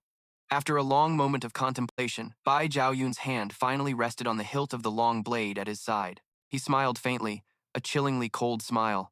Well, in that case, flying thunderblade, first art, flashing wind, swoosh. Without any warning, without any sign, he simply vanished. And in the next instant, a lightning-fast slash cut across Fei Liu's body. If you're that eager to die, I'll gladly oblige, his voice echoed from behind him. Despite taking a fatal blow, Fei Liu remained standing, stunned but not falling. He was still in shock from Bai Zhao Yun's terrifying speed. This brat moves purely on instinct. The sharp blade energy of that flashing wind technique just now somehow failed to cut through his demonic blade. It seems the origin of this blade is anything but ordinary, Bai Zhao Yun thought to himself. Fei Liu gripped the death god's demonic blade tightly, breaking out in a cold sweat. If it weren't for this demonic blade, I would have been split in two just now. But if I take another hit like that, I'll definitely die. Bai Zhao Yun turned around, his eyes filled with amusement. Hey kid, I wonder if your luck comes from your own strength or from that blade. How about I test it again? As soon as he finished speaking, he lunged forward like a fierce tiger. Every slash he unleashed carried world-shaking power, fast and brutal, giving Fei Liu no room to breathe. He leaped into the air, his face turning ferocious. But even if you are relying on that blade, it means nothing to me. Flying Thunderblade, second move, Half Moon. Streams of lightning energy shot out from his blade, crashing down on Fei Liu like heavenly thunder. He could only brace himself and defend. The weight of the attacks forced his feet to sink deep into the ground. After defending for a while, Fei Liu knew he couldn't keep this up. He suddenly sprang up, unleashing a slash to push his opponent back before leaping high and turning to flee. Bai Zhao Yun was stunned for a moment, then smirked and gave chase. Fei Liu had just landed on the branch of an ancient tree when Bai Jiao Yun appeared right behind him, giving him no time to rest. Flying Thunder Blade, third move, Raging Sea. This attack carried an even more terrifying power than before. The massive ancient tree was shredded into splinters, leaving nothing behind. Fei Liu took the full force of the shockwave. Just as Bai Zhao Yun's blade was about to take his life, it suddenly stopped, just inches from Fei Liu's throat. Fei Liu's eyes changed at that moment, becoming calm and profound, yet filled with the killing intent of a demon god. Memories of the hellish days with his great master came flooding back. They rushed in. Master, did you say someone split that mountain in two with a single strike? Is that even humanly possible? I can't believe it. The man took a swig of rice wine. His voice was hoarse. Disciple, you must believe it. When Thiet Sun Dao De created the Kuang Long Fa Thian Dao, he used one strike to split this very mountain.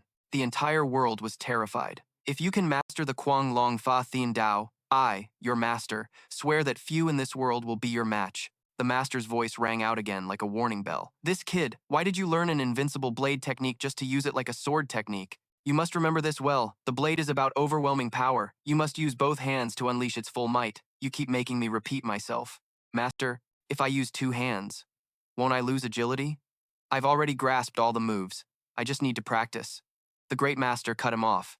You will never grasp the essence of the Kuang Long Fa Thian Dao if you only follow the minor path and forsake the great path.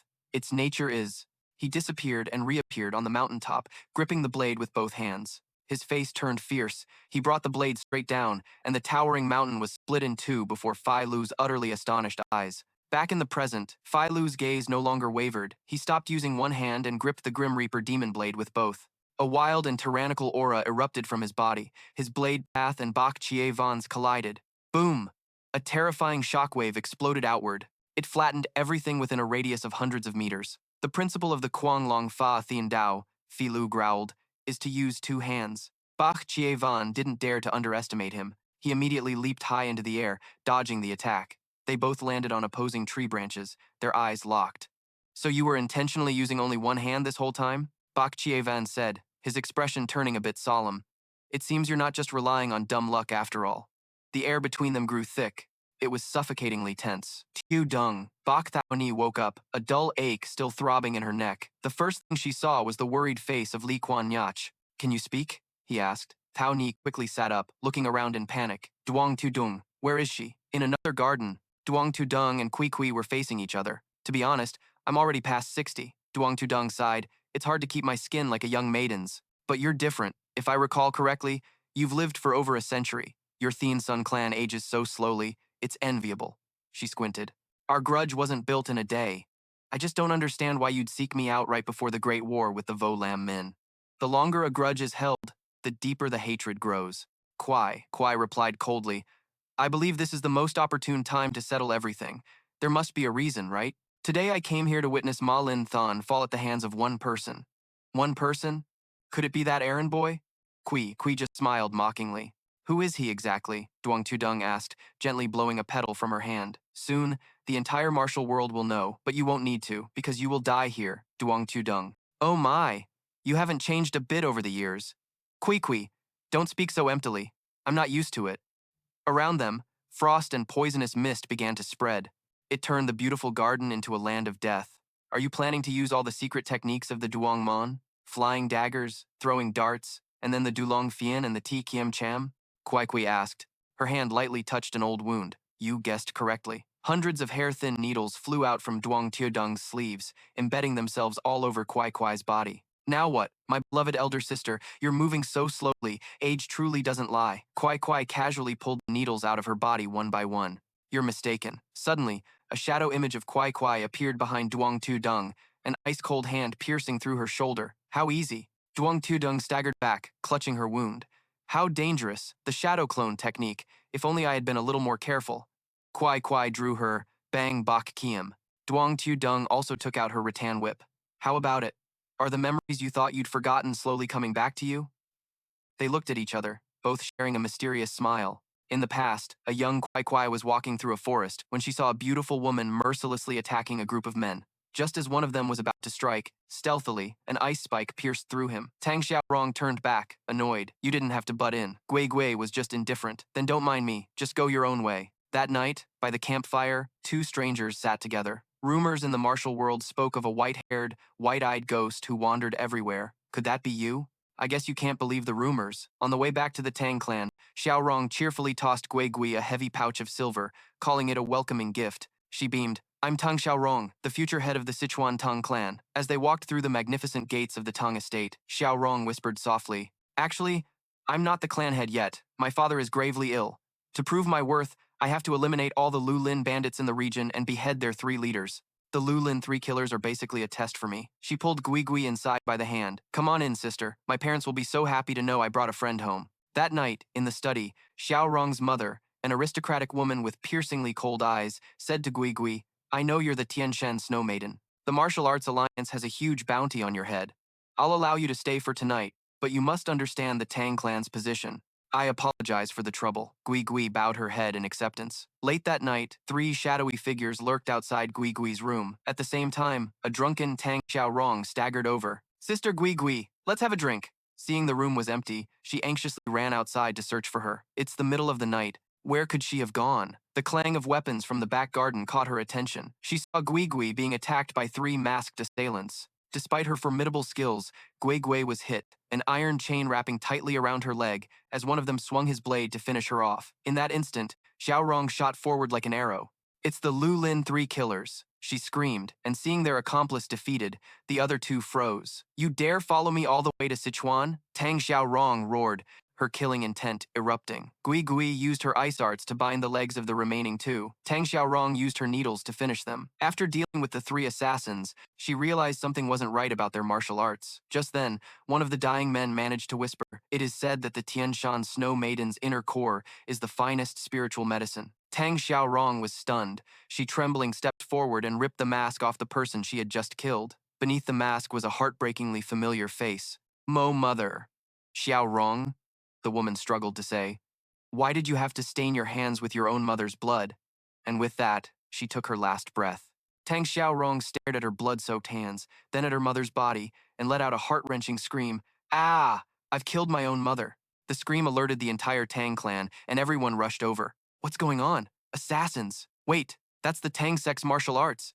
Tang Xiaorong, like a soulless doll, staggered toward the 2 remaining corpses. Trembling, she removed their masks. They were her twin older sisters. That day, her 2 sisters died by her own hand. It's Lady Xiaorong's martial arts. Could it be? That day, the 3 elders of the Tang clan, the ones who had taught her since childhood, also died by her hand.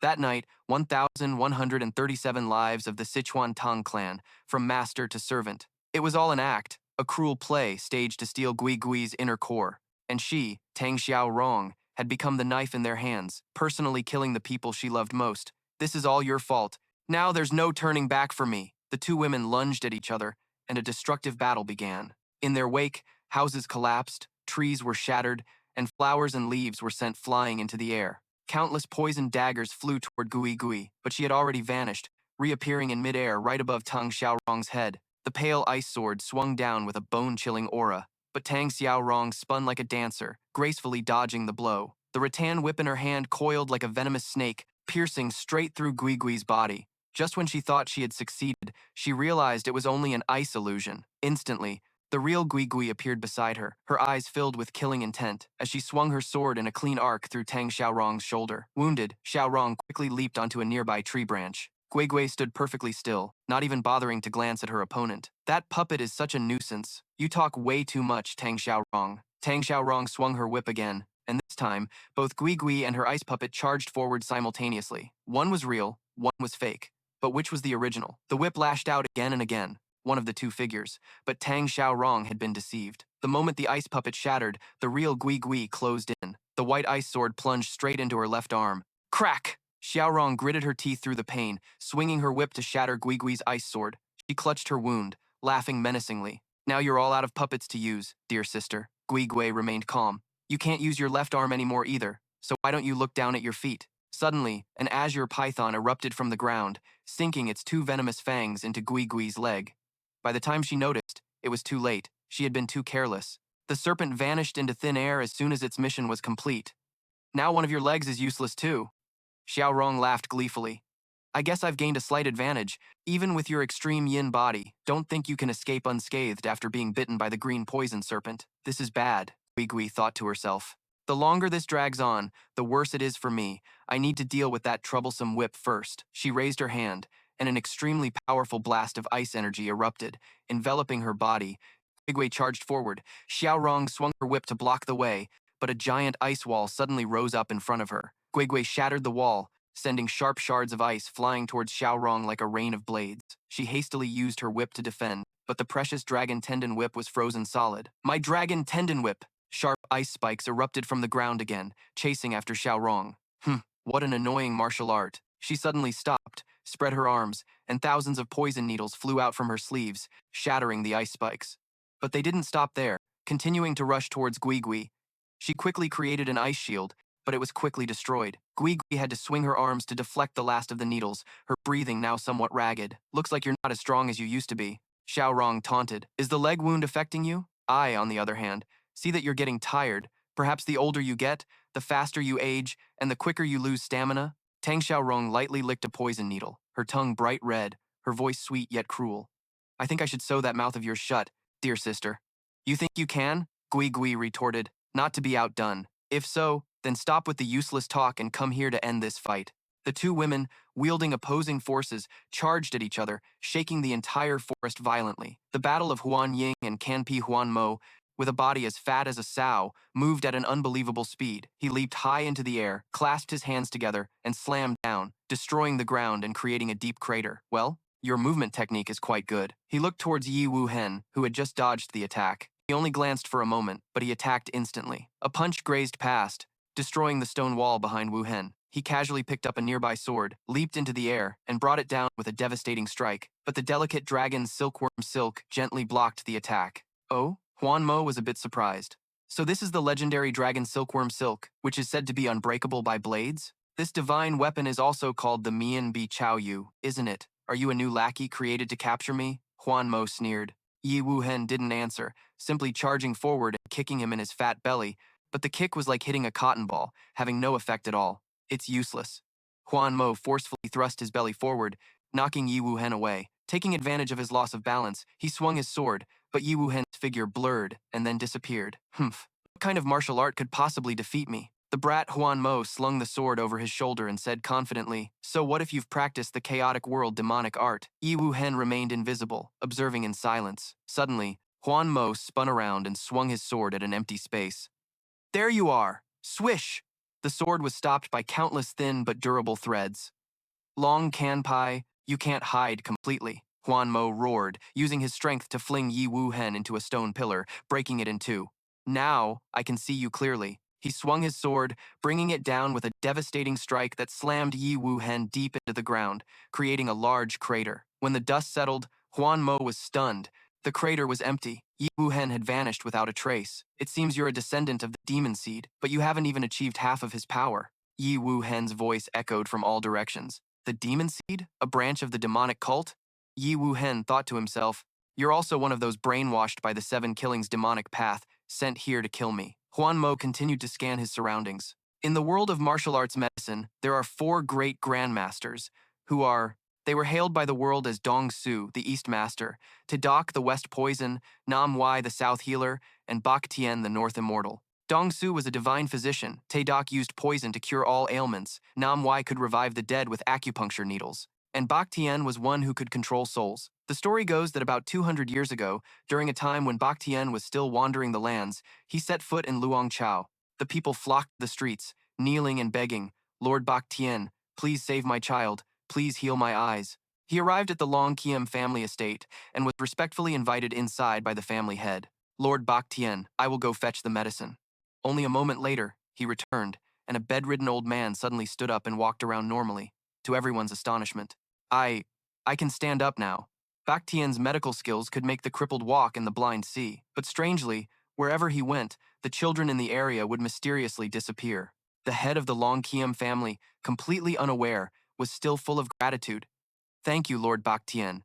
How can this humble one ever repay this kindness? He didn't know that to achieve immortality through the forbidden art of the Ma Hon Hang Lin Dai Fap, Bak Tien needed the bodies and souls of children. During the farewell banquet, The family head said sadly, "My lord, why don't you stay a few more days?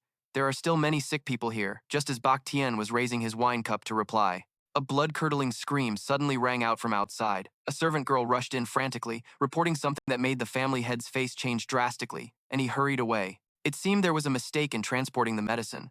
He said to Bak Tien, "This humble one will compensate you fully." When they arrived at the scene, the sight before them left everyone speechless. Inside a shattered medicine jar was the corpse of a child, and next to it, a strange parasitic insect was still squirming. What is this? A chilling, killing intent suddenly radiated from Bak Tien.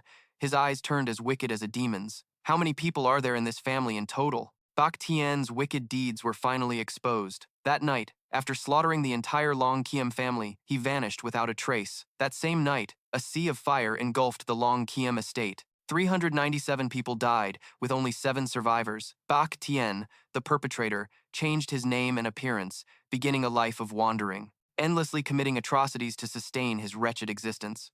Vong Hon Son's Bak Tien, Tai Thien's master pharmacist, Hoang Son's imperial physician, he wore countless identities, but his true nature remained that of a crazed murderer. Huyen Ma, a name that made the martial world tremble whenever it was mentioned. The 7 survivors of the Long Kiem family called themselves the Ma Dao. That Saturday, the feud of their clan's annihilation was passed down from generation to generation with only one purpose: to kill Huyen Ma. The children born of their bloodline, without exception, were sent to Long Thien Kok, a living hell on earth upon turning 5 years old. Very few children could survive. And among them, none could master the Hunrei the Ma Kong to confront their enemy, except for one person, not Vo Ngan. "I am your father. I am also your father. We are all your fathers." Those soulless voices haunted his entire childhood. "We raised you, so you are the son of all of us. You don't need to know our faces, nor care about our pasts or even our deaths." Nat Von Gan's eyes were now brimming with killing intent as he tightly gripped 2 black orbs in his hand. "My father is the body of my father." He lunged forward, throwing the 2 orbs. They burst open into a net that tightly bound Huyen Ma. And he circled around, after images constantly appearing, forming a deadly encirclement. "My mother is the mother of my mother. The 397 lives of the Long Kiem family, and the resentment of the 10,000 children who died at your hands. Today, I will use these very hands to exact my revenge." Huyen Ma looked at the broken blade in his hand and sighed. "Kid, you've been brainwashed by the Ma Dao that Saturday. You are not their descendant, and they are not your fathers." Wounds began to appear on Huyen Ma, but he still tried to explain. "Are you trying to convince me with such absurd words now?" Not Von Gan roared. "I don't care, did you know?" Huyen Ma began. Not Vonan dove down from above, but Huyen Ma just leaned back, took a deep breath, and unleashed a mighty roar. A terrifying sound wave shot out. Not Vonan had vanished, leaving behind only hundreds of tangled, molten silkworm threads that constricted Huyen Ma's body. "Today you will definitely die." Not Vonan used all his strength to pull the 2 ends of the threads tight, unleashing the Enridi the Ma Kong, Doi Han En Gan Tiem, on the roof of the Tu Dung Kung. Lai Quan Yach and Bak Thao Ni were observing 2 earth-shattering battles. It seemed Gui Gui and Duong Tu Dung shared a deep and bitter grudge. Hatred. Li Quan Yach said, "It's simple." Thao Ni replied, her voice a little tired. Duong Te Dung blamed the demon, believing she had single-handedly annihilated her own sect because of it. Elsewhere, streams of green and yellow light clashed continuously, creating explosions that shook the entire area. "But who is that servant anyway?" "I don't know," Thao Ni replied. "I only know that I can trust him." As soon as she finished speaking, she coughed violently. "Cough, cough." "Bak Thao Ni, are you okay?" Li Quan Yak asked with concern. She wiped away the blood with her hand, her gaze still resolute. "It's nothing. I can still handle it. You've completed your mission. You should retreat now." "No." Thao Ni's voice was as hard as steel. "For me, this is just the beginning. I will end this with my own hands, even if it costs me my life." With that, she dashed off, leaving Li Quan Yak standing there stunned. The battle between Nat Von Gan and Huyen Ma had reached its most intense point. Despite being bound by hundreds of Dung Tam Ti threads, Huyen Ma remained calm. "You brat! Not even the Dung Tam Ti can do anything to me." He grabbed dozens of the threads with both hands, and a surge of green internal energy erupted. He began to pull back, the threads stretching taut as if about to snap. The long Tam Ti threads suddenly tightened, yanking Nat Vonan towards Huyen Ma. The force was so strong it sent him flying, smashing him hard against the stone wall behind Huyen Ma, where he stuck fast. Huyen Ma grabbed the threads and started flinging Nat Von Gan back and forth like a grasshopper, slamming him into the walls and the floor over and over again. Realizing the situation was dire, Notvo Nan decided to let go of the long tam tea. Tisk. This isn't as easy as I thought, after all. Huyen Ma took a swig of wine and sneered. No matter how well you hide your body, you can't hide your scent. Allow me to introduce you to the Thiet Thi. Corpses harder than steel with a sense of smell 100 times sharper than a hound's. 4 stone coffins burst open, and 4 corpses with vacant eyes and dazed yet bloodthirsty smiles slowly rose. They were like wild beasts just unleashed from their chains, roaring in unison and charging towards Nat Vongan. Without a hint of fear, Nat Vongan brought out his gear, attaching 2 sharp, gleaming claws made of pure steel to his arms. The battle began, and he took them all on alone. Despite being surrounded, Nat Vongan moved like a phantom, appearing and disappearing in flashes. His razor-sharp claws continuously tore through the iron-like skin of the Thea T. It was difficult, but not impossible to slice through. Suddenly, 2 larger coffins were shattered from the inside, and these are the Dak Quang Thi. 2 corpses, as fat as sows and wrapped in bandages, lunged forward. They simultaneously threw punches that weighed 1,000 pounds, but because they were so fat, they were quite slow. Nat Vo Ngan gracefully flew up to evade them. Where their punches landed, the ground corroded, releasing a cloud of noxious green smoke. They used poison techniques, and their very bodies were filled with toxins, making them truly troublesome opponents. The 2 Dak Thai opened their stinking maws and spewed streams of poisonous liquid like waterspouts. Not wanting to waste time, Nat Vo Nan decisively charged forward and sliced them both into multiple pieces. But to his horror, the body parts were still wriggling, as if they felt no pain whatsoever. Seeing this, Huyen Ma opened the largest coffin. Their memories from when they were alive were not erased. After becoming Cao Hon Ma Quang Thi, their physical bodies and internal energy are twice as strong as before. In other words, they can think and use their techniques freely. From inside the coffin, the Hac Bach Song Quy stepped out, their eyes lifeless, but their killing intent overwhelming. Bach Quy immediately unleashed his Bang Than Cong, the Lian Hoan Dot Fach Kim. Just as Nat Vo Nan dodged the paths of the ice sword, the ground beneath his feet bulged and then exploded. Hac Quy Ma Linh Cong, the Fich Lich Chuang. He hastily used his lightness skill to fly up, but the 4 Thiet Thi were already blocking his path. Damn it. With this bunch, my concealment technique is useless. Just as the Hac Bach Song Quy rushed in for the kill, a loud explosion erupted. Bach Thao Ni and Li Quan Nyak had arrived just in time to help. You just focus on dealing with Huyen Ma, Thao Ni shouted. Leave these small fries to us. The sound of clashes thundered all around. Thanks to his comrades, the burden on Not Vongan's shoulders lightened somewhat. Then I'll leave it to you all. Not Vongan split into dozens of illusions, surrounding Huyen Ma, but he simply took a deep breath and blew. Whoosh! All the illusions were blown away like dandelion seeds. The remaining 2 Thiet Thi charged to attack him. Huyen Ma observed and deduced, this must be the real body. He launched an attack that pierced through the bodies of both the corpses and Not Vongan. But he had made a mistake. Serious. That was still just a clone. The real Nat Vo Nan had appeared behind a large pillar, the long tam tea threads once again wrapping tightly around his body. How could he make the same mistake twice? The threads, as if alive, wrapped around Huyen Ma's body. Realizing the situation, they both began a life-or-death tug of war, pulling with all their might like 2 water buffaloes, but Huyen Ma's strength was clearly superior. You're doing this? He growled. This is no different from mutual destruction. If I can kill you, Nat Vo Nan replied, his voice filled with determination. What does it matter if I lose my life? Because that is my promise to the fathers who have passed. It is the wish and desire of the mothers you have violated. The power born from hatred exploded, and Huyen Ma was finally overwhelmed. His chubby body was squeezed tight by the long tam tea threads, looking like a stuffed sausage, the fat on his body threatening to burst out. Nat Vo Ngan roared, his face full of fury. Therefore, Huyen Ma, today you must die.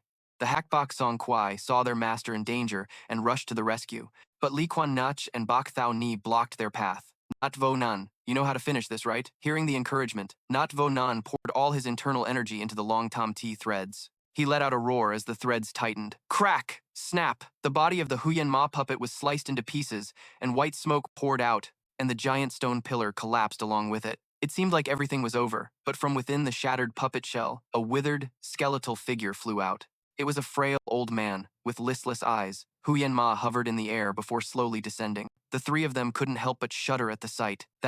Was that Huyen Ma's true form? How despicable. To use the Xiao Ma Hoan Hon Thi technique. The Hac Bach Song Quy had now become Jiangxi, standing by his sides. Li Quan Nyak twirled his staff and sneered, just a bony old man. Let's see how fast you can move now. The staff in his hand suddenly enlarged, transforming into a giant iron cudgel. The Dai Kim Kwang Kuluk Bong, a gleaming golden staff, pierced through several layers of walls, destroying a corner of the castle, but Huyen Ma and his two puppets managed to dodge it. I never expected the Kai Bang's Da Kao Bong to have such a powerful variation.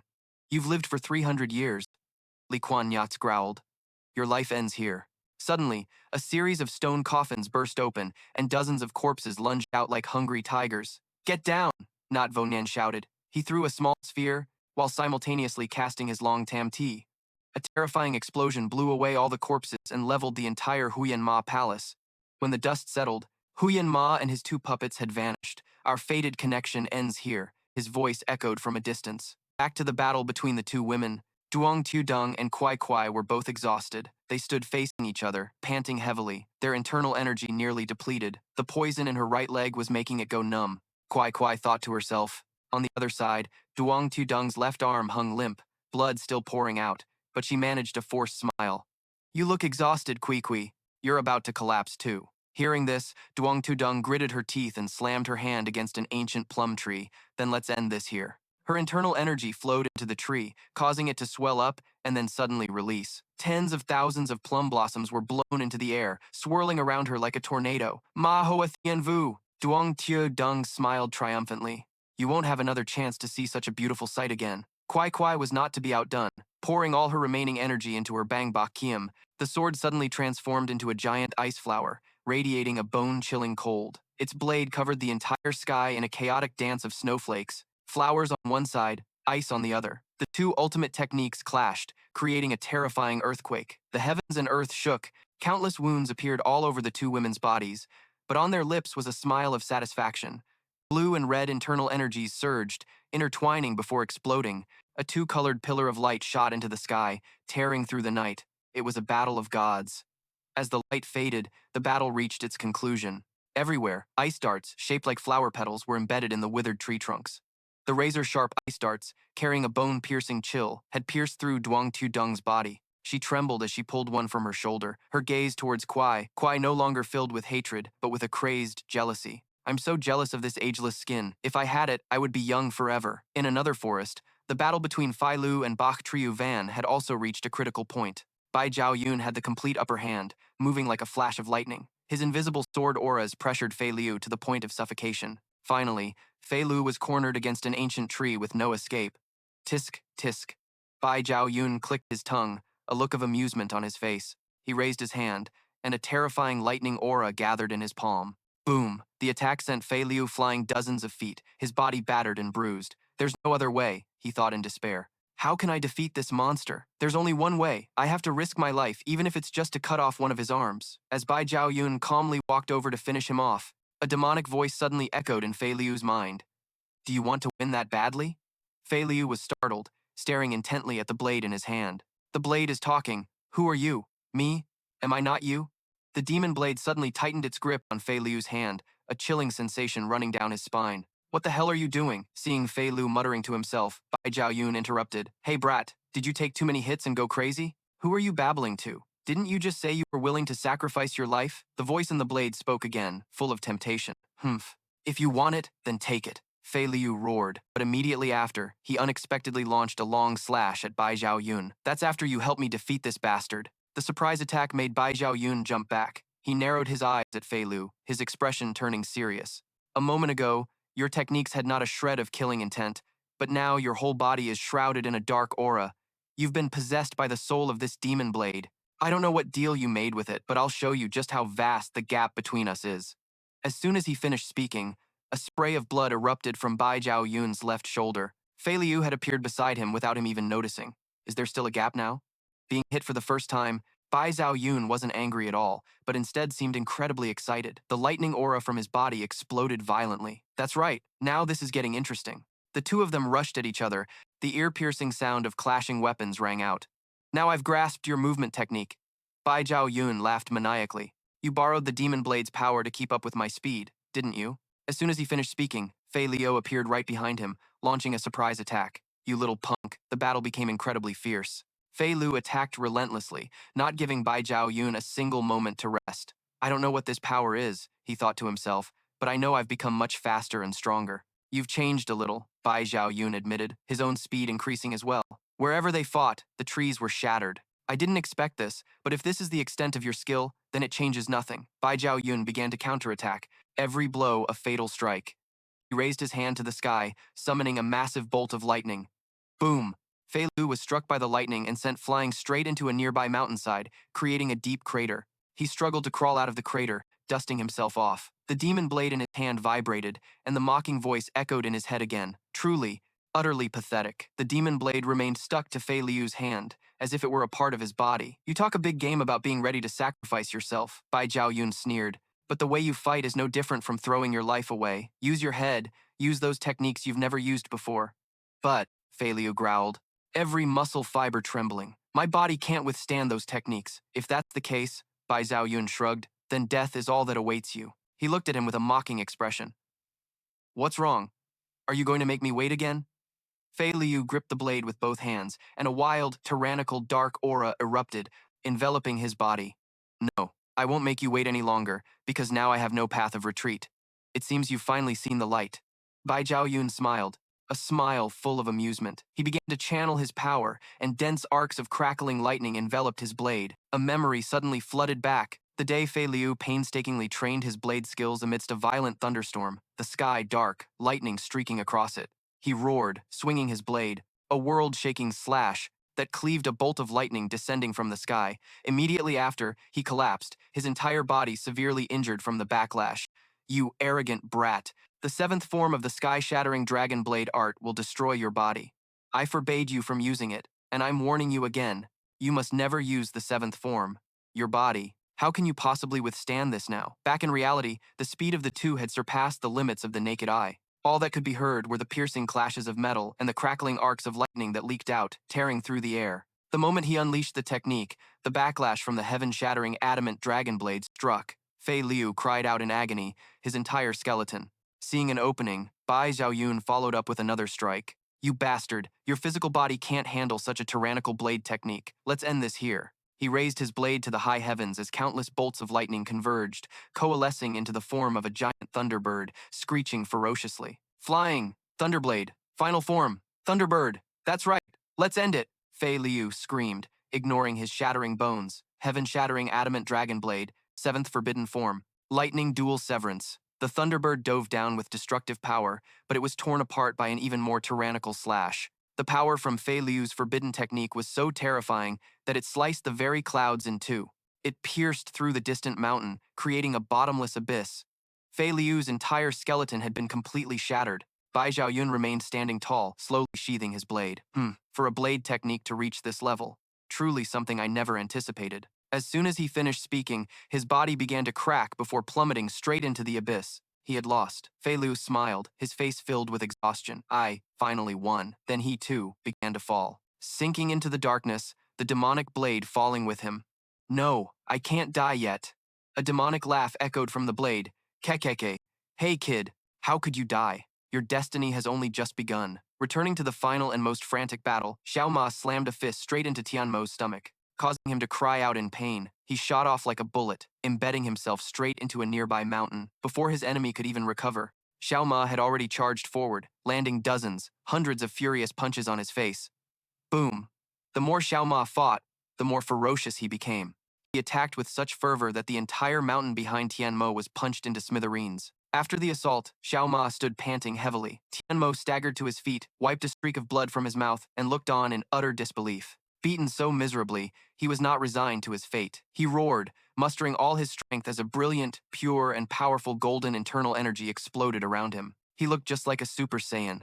Unbelievable, he growled. To think you could push me this far? He held out both his hands. He created two mini vortexes. They looked at each other and then charged forward simultaneously. The two ultimate powers collided, creating a terrifying explosion no different from an atomic bomb. Boom! Both were blown far back, beginning the trash talk of the strongest. If we're fighting with energy projection, what makes you think you can beat me? Tian Mo sneered. I don't need to know what I have, Xiao Ma replied, his eyes filled with determination. I only know that I've never once thought I would lose to you. In the skies above Demon Spirit City, two colossal auras of internal energy began to take shape. On one side was Tian Mo's majestic white tiger, and on the other, Xiao Ma's raging celestial dragon. The two beasts snarled, poised to tear each other apart. It created a breathtaking spectacle of a dragon and tiger locked in combat.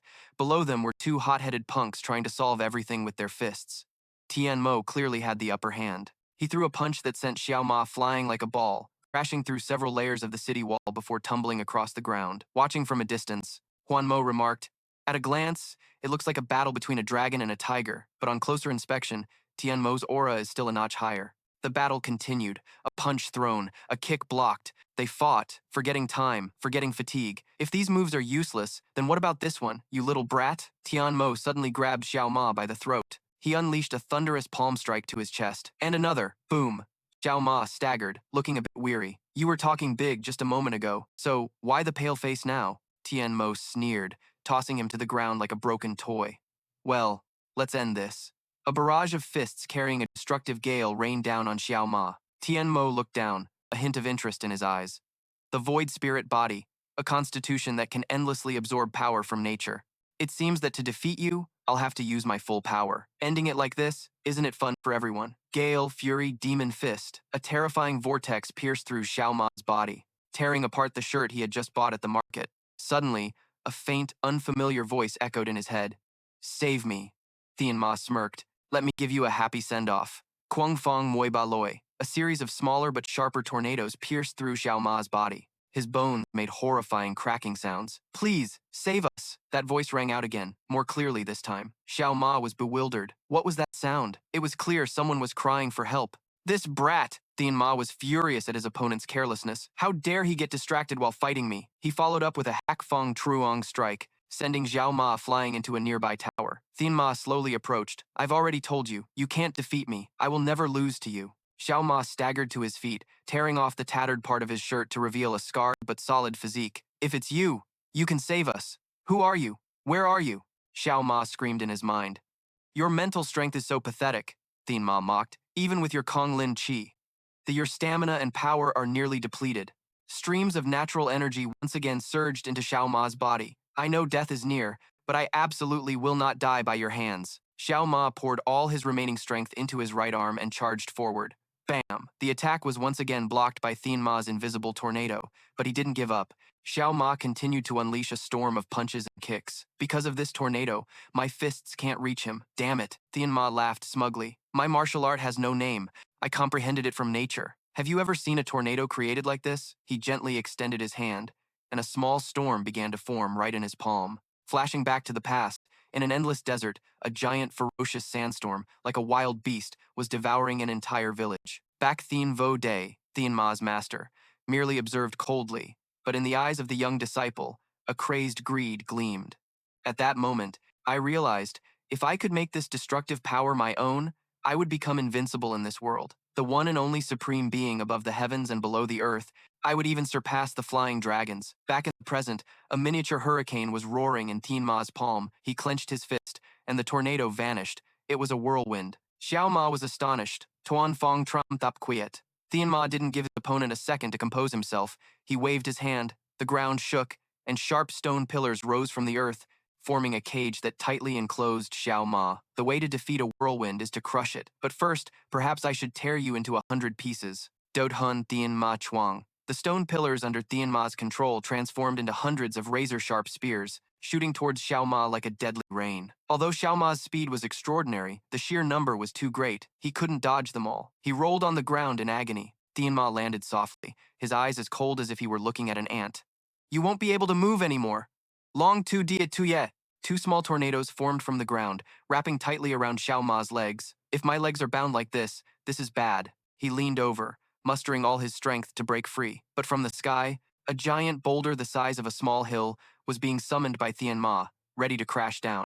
In that life or death moment, the faint voices echoed in Xiao Ma's head again. "Save us! Who are you people anyway?" he yelled in his mind. "Please, save us! Are you here?" "You can still talk at a time like this?" Tian Ma frowned and brought his hand down. "Let's end this." Trui Hon Niet Hoa Thuong. The giant boulder plummeted down at a terrifying speed. Xiao Ma looked up at the sky and let out a final roar. "If you're here, then show yourselves, whether it's 100 or 1,000 of you, I'll face you all." Boom. An earth-shattering explosion erupted. The boulder not only crushed Xiao Ma but also broke through the ground, creating a deep crater, and the shockwave flattened everything around. Xiao Ma stood at the edge of the crater, looking down coldly. The sunlight shone into a dark space below for the first time. That place was an underground prison, where Xiao Ma lay gasping for breath amidst the rubble. "Help us! Get up!" The voices urged him on. He slowly opened his eyes, the dim light allowing him to see figures behind iron bars. "Was that sound you? Save us!" a terrified little girl sobbed. Xiao Ma struggled to get up, blood still flowing endlessly. "I want to help too, but I don't think I can hold on much longer." Suddenly, his weary gaze turned to one of horror. "Why? Why have everyone's legs been cut off?" A man in the prison replied, his voice full of bitterness. "The reason doesn't matter. We were taken hostage for the crime of treason. Just because they were in a bad mood, they chopped off our legs and locked us in here. This is hell. So all the people locked in here had their legs chopped off, without a single exception? Anyone. For the first time in countless years, the gloomy prison was bathed in sunlight. To those crippled prisoners, this light was also a light of hope, of liberation. And standing in the middle of that halo of light was Xiao Ma.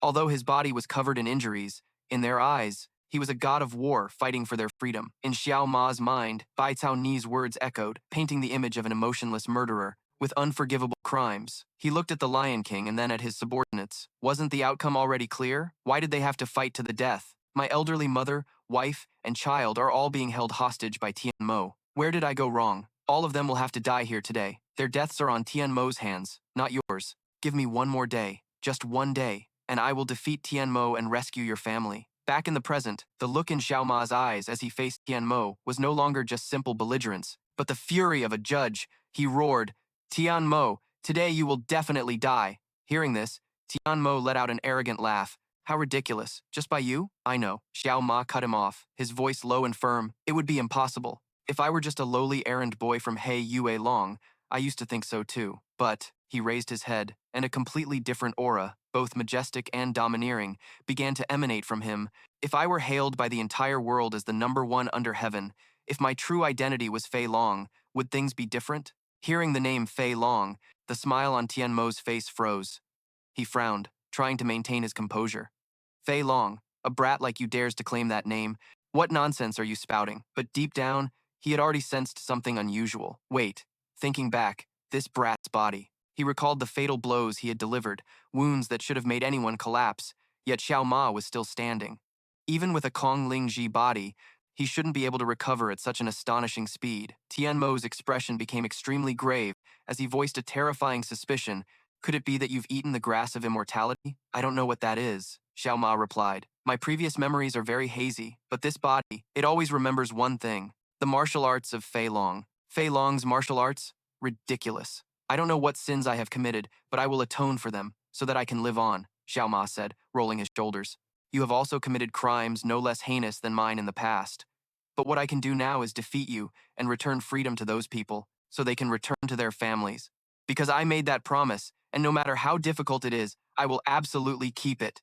Xiao Ma roared, throwing a punch. Tian Mo quickly raised his hand to block, easily neutralizing the blow, but he didn't expect it to be just a feint. Another, faster, stronger punch was already flying towards him. Tian Mo's pupils contracted in fear. Dangerous. Boom. Xiao Ma's attack was too powerful, and after a struggle, Tian Mo finally managed to block it. He panted heavily, looking at his opponent in horror, a body covered in wounds. Where on earth did he get such terrifying strength? Tian Mo was truly scared now. Standing before him was no longer just a kid, but the illusion of a colossal, bloodthirsty heavenly dragon. He gritted his teeth, his face twisted with resentment and disbelief. A heavenly dragon. He can't possibly be Fei Long. I'll use my full power to deal with you," he roared, spreading his arms and gathering energy into two raging whirlwinds. Die. Soul-shattering ramhorn fist. The two destructive whirlwinds rushed towards Xiao Ma, but he easily neutralized them with his bare hands. This directly stunned Tian Mo. He didn't even realize how strong he had become. Seeing himself at a disadvantage, Tian Mo frantically channeled his energy again, needing to buy a little more time. He poured all his internal energy into the two cyclones, merging them into a spinning sphere of energy that looked just like a Rasen shuriken, the great Luo Vajra wheel. "Let's see you block this." He threw out his strongest technique, but with just one hand, Xiao Ma managed to stop it. Crack! The bones in Xiao Ma's right hand shattered, but he had blocked Tian Mo's ultimate move. This proved that his strength had increased astonishingly. "My right hand," Xiao Ma frowned. Tian Mo gritted his teeth, unwilling to accept it. He had used the great Luo Vajra wheel, and had only managed to break one of his arms. Clenching his remaining fist, Xiao Ma spoke slowly, his voice booming like thunder. Now, you will atone to them. He let out a shout and unleashed his final punch. Tian Mo couldn't. Refusing to repent, screamed in desperation. Don't say such ridiculous things. The two destructive powers collided, creating a terrifying explosion, shaking the entire dark prison. The heavenly demon relentlessly threw punches, each blow carrying the force of a hurricane. Xiao Ma dodged by a hair's breadth, but was eventually hit by one, sent flying straight into a cliff wall. The heavenly demon raised a hand, a whirlwind forming as his arrogant voice echoed, "Do you know who I am? I will use my strongest martial art to finish you. The ultimate soul-chasing hot fire spear." Xiao Ma was not to be outdone, channeling all his power into one fist, the infinite fist. The two ultimate techniques clashed, yellow and blue light colliding, roaring, and tearing space apart. One man screamed, the other roared, and finally, amidst the earth-shattering explosion, the heavenly demon's fire spear shattered. Crack! The bones in his hand were crushed. Xiao Ma's punch, carrying an indomitable will, pierced through all layers of defense, sending the heavenly demon flying. He lay there, his eyes still filled with shock. How can this be? Xiao Ma pressed his advantage, delivering one final blow. Sometimes I remember the massacres, the deaths of countless people, the suffering, the rage, the despair. I don't understand why I feel this way, but from now on, I will search for the answer. Internal energy manifestation. A giant, sapphire blue celestial dragon appeared, opening its mouth to snatch the heavenly demon's body. It didn't attack, but simply carried him upward. The dragon burst through the earth, shattering the dark prison, and soared straight into the deep blue sky. The towering fortress was split in two by its ascent. Boom! The main city gate, made of 10,000-year cold iron, was also destroyed with ease.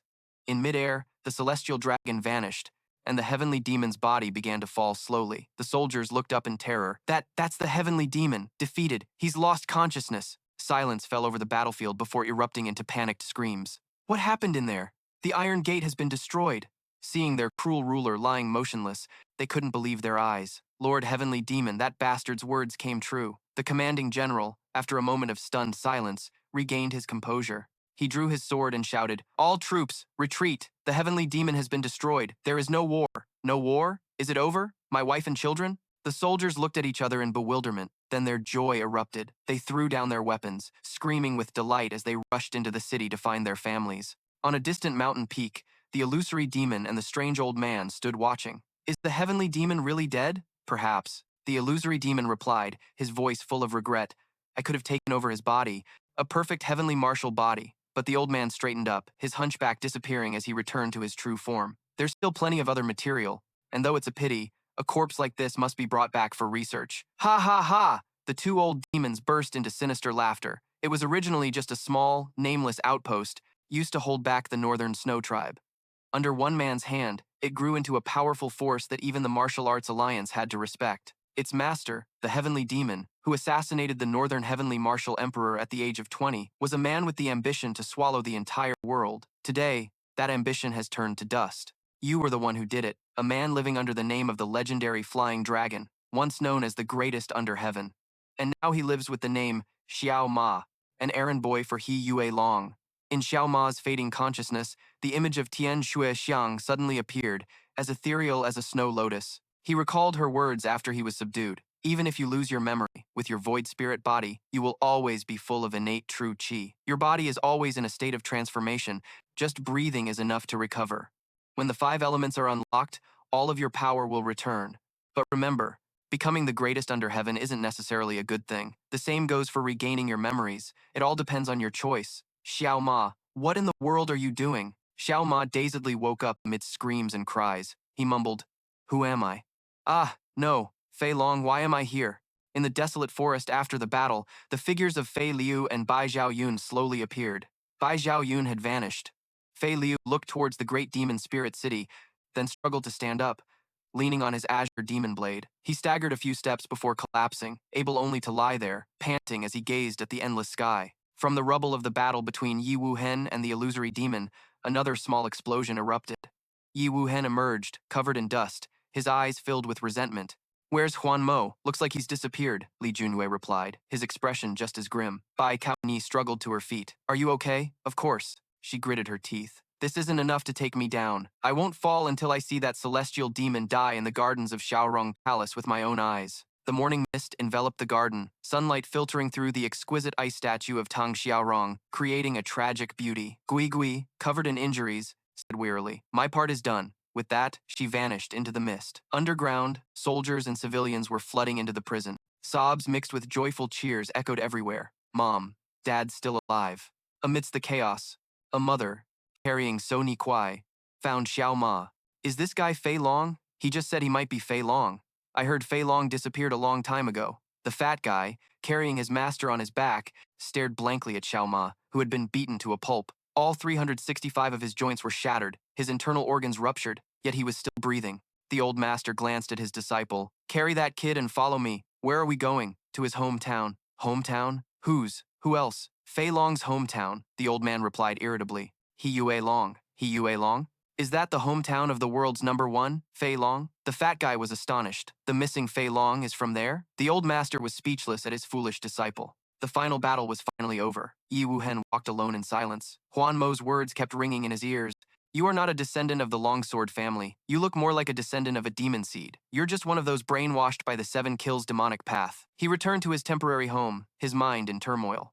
Am I a descendant of a demon seed? Huan Mo, what basis did he have for saying something I couldn't refute? Could the person I thought I was not be me? He sat there, shrouded in darkness, feeling lost about his own origins for the first time in his life. At the Martial Arts Alliance base, Fei Liu had been brought back. The doctor was carefully examining and bandaging his wounds. The battle was over, but the scars, both physical and mental, would remain for a long time. Amidst the ruins of the great demon spirit city, the air was heavy with sorrow. A guard approached Fei Liu, his voice low, reporting, "Captain, out of a total of 999 members of the Special Forces, 37 of our brothers have fallen. The current total number of members is 962, including the wounded." An older, weathered guard comforted him. "Captain, please don't be too heartbroken. If a full-scale war had truly broken out, this number would have been much higher. Their sacrifice saved tens of thousands of others." Hearing these words, the burden in Fei Liu's heart lightened somewhat. He took a deep breath, suppressed his pain, and his voice became stern and firm. "Find the bodies of all our brothers and organize a proper memorial service." The guards acknowledged the order in unison. Fei Liu didn't forget to ask, "How are Cao Ni and that squinty-eyed guy?" "The infirmary is treating them both, sir."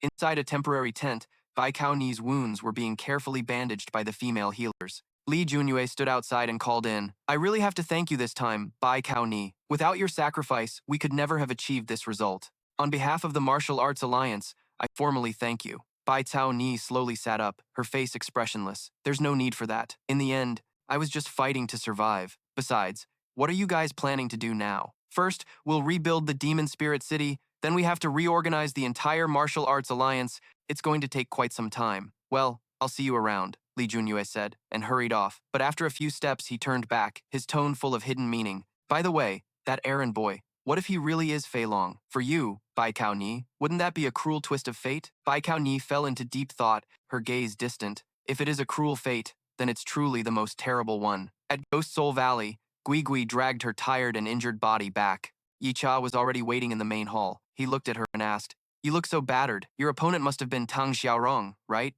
"I suppose so," Gui Gui replied calmly. "You deliberately hid it, didn't you? The truth is that Brad is Fei Long. If I had known he was Fei Long, I would have personally." She quickly cut him off. "I wasn't sure either." Ye Cha gave a mysterious smile. "Fei Long, this is truly the most terrible twist of fate of all." At He Yue.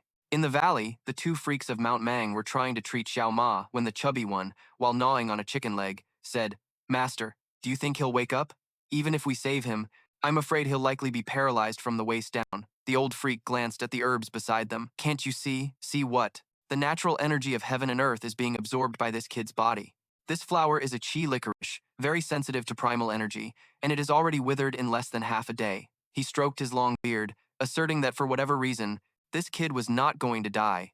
In the deep blue sky, a messenger eagle was flying towards the headquarters of the Martial Arts Alliance. Inside a solemn study, an elder was reviewing official documents when he received an urgent letter. He opened it to read, and his expression suddenly changed. Without a moment's delay, he burst through the door into the elders' meeting room, his voice trembling with excitement. "Alliance leader, elders, we have urgent news from the Deputy General Manager of the War Music Division." The entire meeting room fell silent. The Deputy General Manager of the War Music Division, along with the captain of the Special Operations Team, Fei Liu, the descendant of Yihua Palace, Bai Kaoer, the bounty hunter Yi Wu Yin, and an unknown man named Xiao Ma. The five of them defeated the heavenly demon and all the city lords under his command. The war has been prevented. The entire meeting room erupted in astonishment.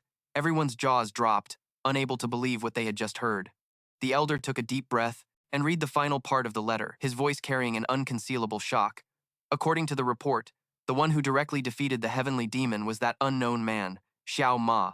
And according to the deputy general manager's judgment, this Xiao Ma could very well be the long-lost martial arts legend, Fei Long. Bai Tower stood before the desolate ruins where the magnificent Yihua Palace once stood. The chilly autumn wind blew past, carrying the rustling of dry leaves like whispers from the past. She stepped onto the rotten wooden bridge, each footstep bringing back a flood of memories. Over there was where a wildflower once grew, signaling a beautiful sunny day. That was the room where the two sisters used to dine together.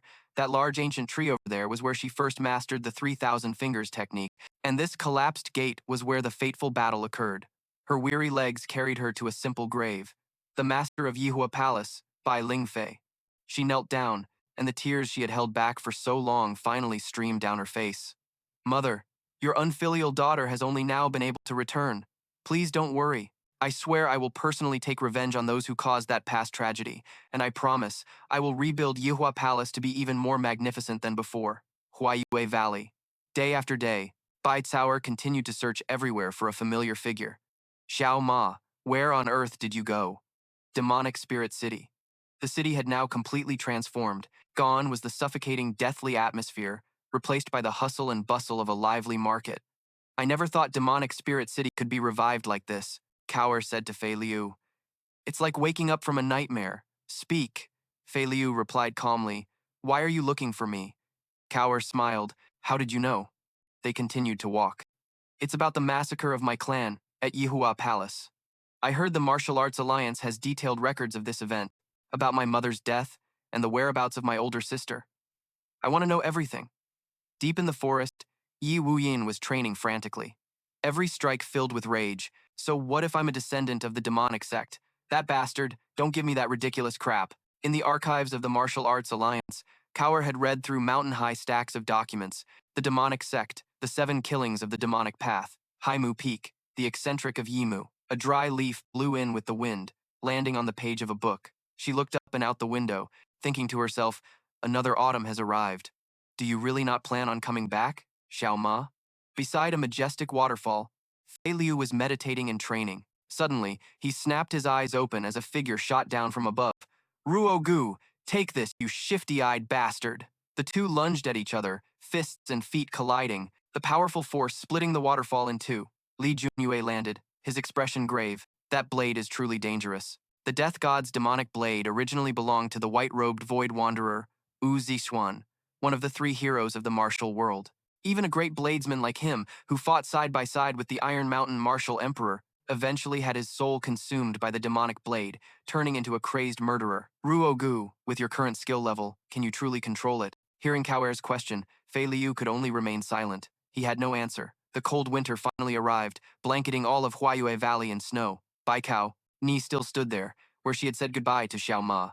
She exhaled a puff of white breath and continued to pace back and forth amidst the bustling crowd. Her eyes never stopped searching. Then spring came again. The peach blossoms bloomed, and she was still there day after day, waiting for an errand boy. Just when it seemed all hope was lost, a familiar voice suddenly called out from behind, both teasing and warm. Hey, you have to pay off all your debts before you can leave. Once people fall into the mire of despair caused by war and disease, they are no longer human. Hunger is everywhere. Whether you die today or tomorrow, it makes no difference. My childhood was hell. A one-eyed man with a scarred face stared at me. How old are you? I didn't answer, only saying I was worth 1 tael of silver, enough for my mother and younger brother to live for 1 year. I never blamed my mother. I thought selling myself would be an escape from that hell of poverty, but I was wrong. I had only stepped from one hell into another, far more terrifying one. I thought of death hundreds of times every day, but I couldn't die. I didn't have the courage. Among the hundreds of children known only by numbers, children pushed to the absolute limit of cruelty. Only 2 survived in the end. Me and a long-haired boy. The commander stood between us and lit a candle. Engrave this in your minds. Before this candle burns out, if a winner isn't decided, you will both die. The long-haired boy tightened his grip on his sword. Let's begin. You know we have no other choice. I remained silent. He was right. I had gambled my life and endured so much humiliation to get here. Couldn't give up. We lunged at each other, not out of hatred, but out of the instinct for survival. I didn't want to die. In the end, the long-haired boy was defeated, his sword broken in two. He lay there looking at me. Finish it. You and I both know I could never beat you. I stood there looking at my only comrade, my emotions in turmoil. What's wrong? Can't bring yourself to do it? He sneered. Number 17, I don't understand how you made it this far with such a soft heart. All right, if you can't, I'll do it. He picked up the broken piece of my sword. You must live. Live for my sake too. With that, he took his own life. That's how I survived in hell, by stepping on the corpses of countless peers. Years later, at Ghost Soul Valley, number 17 was kneeling, awaiting orders. Gui sat on the ice throne, her voice majestic. From this day on, you will be the captain of the Black Moon, Endless Night, and from now on, Fei Long will be your name. The 14th master of the Lu Koch clan, Lord Wang Ju, threw a treasured sword down in front of me. It was an inauguration gift. 5 years later, two gate guards of a large clan suddenly felt a cold wind brush past them. What was that just now? Immediately after, their bodies were torn into 100 pieces by dozens of invisible slashes. In the main hall, a man with a full beard was cleaning his greatsword. He was Mo Jianxiang of the Fire Dragon Saber, a notorious master. An alarm was raised about assassins. He looked up, and before him stood Fei Long and the members of Black Moon, Endless Night. Excellent, one member said. I will definitely take Mo Jianxiang's head with my own hands. Ye Cha burst through the door like a hurricane. Instantly, a black shadow leaped down from the rafters. A treacherous slash aimed straight for his neck, but it was just a bait. The very moment Mo Jianxiang made his move, a silent blade had already appeared from the shadows. Swish! A single, neat, and ruthless strike pierced straight through Mo Jianxiang's heart. Fei Long pulled out his sword, looking coldly at his comrade. Ye Cha! For us, a single mistake means death. The mission is complete. Ye Cha quietly followed behind Fei Long, whispering softly, Captain, it's not over yet. How much longer do we have to train? The other subordinates whispered in admiration. A sword that draws no blood, truly befitting of the captain, taking Mo Jianxiang's life in a single move. At the dark and cold Ghost Soul Valley, Gui stood before the dying old valley master. I want to leave, may I? The old man coughed a few times. Cough, cough. Go back. She officially became the 10th master of Ghost Soul Valley, Shui Nu of the Heavenly Mountain. Gui. The old valley master looked at his own bloody hand, his voice weak yet full of bitterness. Accept the truth. You have nowhere else to go. I have chosen you as my successor. Gui bowed her head, hiding the complex emotions in her eyes. Your grace, I will always engrave it in my heart. This isn't funny. At all. He leaned back against the decaying throne. I was strong enough to hold the entire world in the palm of my hand, yet I couldn't stop the rot from within.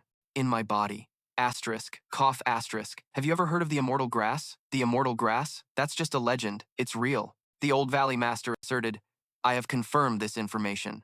Right now, it's in Lohoa Palace. Gui, it's time for you to repay your old debt to me. Hearing the word debt, Gui had no words to refuse. In a cold, secret chamber, Gui ordered Fei Long, the immortal grass. Do you hear me clearly? Kill the master of Lohoa Palace, Bai Ling Fei, and bring it here. If you succeed, Tam Lang's position will be yours. Fei Long stood still like a statue, his voice devoid of any emotion. I want to ask one thing. What is the reason for killing Bai Ling Fei? As far as I know, Loho Palace has never caused us any trouble. Gui was a bit flustered, but quickly regained his imposing demeanor. If you don't kill Bai Ling Fei, how do you plan to get the immortal grass? Besides, this is an order, not a negotiation. You just need to complete the mission. Fei Long was silent for a moment, then gave a slight nod. He turned, his figure blending into the shadows. I don't need Tam Lang's position. Watching Fei Long's cold, retreating back, Gui fell into deep thought, his fists clenching. Fei Long, today you didn't even bother to look at me once. In a bustling market, Fei Long walked silently, observing the bustling crowd. The lively noise of the market was a stark contrast to his deathly silence. Many people from the martial world were gathered here. Could it be that the rumor about the immortal grass has leaked? Suddenly, a clear but urgent voice rang out. Over here, my cart is stuck in a mud puddle. Can anyone give me a hand? Before Fei Long was a girl with a beautiful face, flushed from exertion, struggling to push a cart. He just glanced at her and replied coldly, That's not my business. Why should I help you? The girl looked up, beads of sweat on her forehead, and asked in annoyance, What did you just say? If you want others to help, you should try doing it yourself first. After saying that, he coldly turned and walked away. Watching his rude, retreating back, the girl stomped her foot in anger. A pretty face with a narrow heart. How hateful. At an inn in the valley, that young lady was resting her feet when she saw a few thugs harassing a female employee. The bald one reached out his filthy hand to put it on the girl's shoulder. Come on, sweetie, just pour us a glass of wine. What's so hard about that? Don't be so cold. Come sit with us. Just as he was about to sit down, the chair was suddenly kicked out from under him, making him lose his balance. He fell backward with a loud thud. The lecherous bald man yelled, feeling like he had been made a public spectacle. But before he could do anything, a beautiful woman stood before him and gave him a lecture. Looking at your clothes, you must be one of the four ghosts of Ha Nam. How dare you get drunk and harass a virtuous young lady in broad daylight? Immediately, dozens of righteous young men drew their swords, surrounding them. I think there's been a misunderstanding, the other one stammered. Don't come any closer. With that, both of them tucked tail and ran.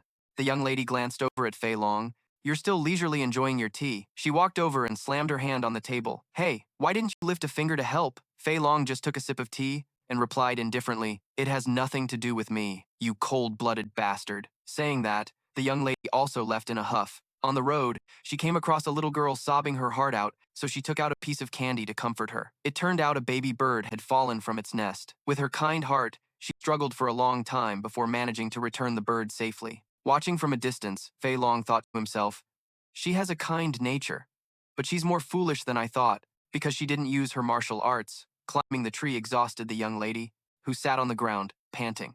Just then, a rough foot stomped on and crushed the newly rescued baby bird. What are you doing? She screamed. A menacing-looking man and his subordinates stood before her. You're from the Hoa Palace, so you must know about the immortal grass, right? The children around them ran away in fear. The immortal grass? The young lady frowned. First, you have to apologize to me. But as soon as she finished speaking, a sharp pain shot through her ankle. Unable to use her martial arts, her ankle was sprained. This is bad. Apologize. The leader sneered. It seems this young lady doesn't know who I am. Fei Long, standing nearby, still maintained an indifferent attitude, but just as he was about to leave, the man shouted, I am Tam Lang, an assassin from the Ghost Soul Valley. His sword swung up, and in that very moment, Fei Long appeared, catching the tip of his blade tightly between two fingers. Tam Lang, has the disease of stupidity infected you too? Fei Long's eyes became. A cold, murderous aura radiated from him, making the whole group tremble. Get lost, he growled, before I send you to your graves. His glare is making it hard for me to breathe. He's a master. Let's get out of here, they said, hastily fleeing. Fei Long watched them go with contempt, a bunch of rabble. He turned back to the young lady. I thought, an arrogant person, who likes to meddle in other people's business, wouldn't end up in a mess like this. She didn't know how to respond. Fei Long started to walk away. Be more careful from now on. Just when it seemed like everything was over, the girl struggled to get up, her weak voice calling out from behind. Sir, if it's not too much trouble, could you help me for a bit? Before she could finish her sentence, the young lady staggered and fell forward. I really do want to walk on my own. Looking at the woman before him, who was both strong and weak, Fei Long sighed. I really don't know what to do with you. That night, they took shelter in a cave at the foot of the mountain. Fei Long gently helped the girl sit down, his voice tinged with curiosity. Why didn't you use your martial arts? The girl hesitated. There wasn't any particular reason to use them. It's better not to use martial arts around here. So, you're not from this area? You could say that.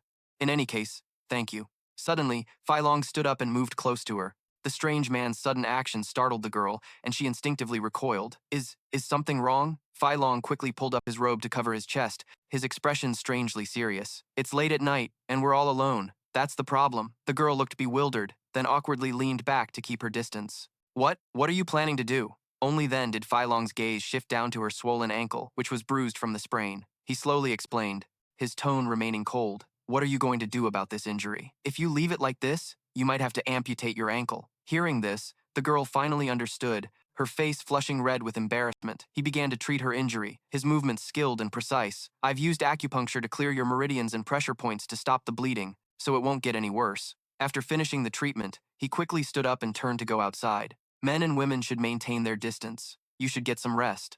Gazing at the young man's handsome but cold back, the girl's heart unconsciously fluttered. He was skilled in medicine, and his martial arts were superb. It seemed he wasn't a bad guy after all. And handsome too. At this thought, her cheeks burned. The next morning, they continued on their journey. The two walked and talked, the atmosphere as natural as if they were old friends. You could just help me walk, you know. That would be even more troublesome. Is your home much further? If we follow this path, we should be there in about 4 hours. Like a young couple, he carried her across majestic mountain passes and over clear streams. How's your foot doing? I think I can walk on it now. The girl gently wiggled her ankle. Indeed, it didn't hurt anymore, but she wanted to be pampered a little longer. It still hurts a lot.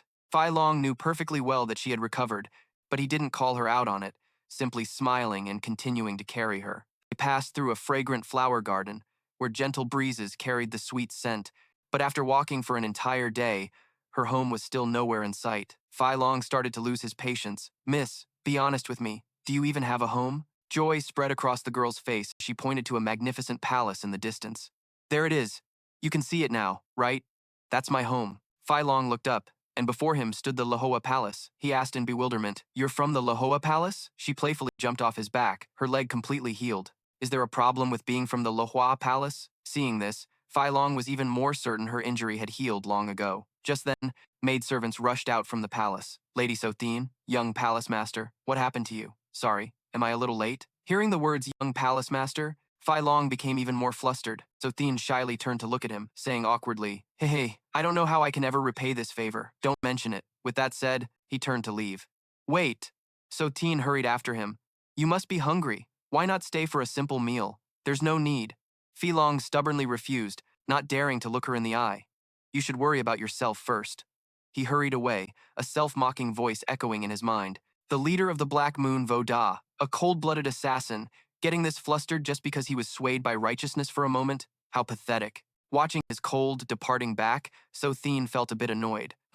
What a stubborn guy. I should have asked for his name. The maidservant beside her said cheerfully, "My lady, hurry inside. The palace master is waiting for you." As he was about to leave, a thought flashed through Fei Long's mind. "Wait a minute. If I play this right, this is a golden opportunity." With that thought, he turned around, his voice still cold but slightly more polite. "Miss Chu Tian, if you don't mind, may I ask to stay for one night?" And so, the wolf entered the sheep's den. The two of them walked into the Pear Blossom Palace together. As they walked, Fei Long silently counted in his head. 129, 130, 131. Chu Tian cheerfully explained, completely unaware of the intentions of the person beside her.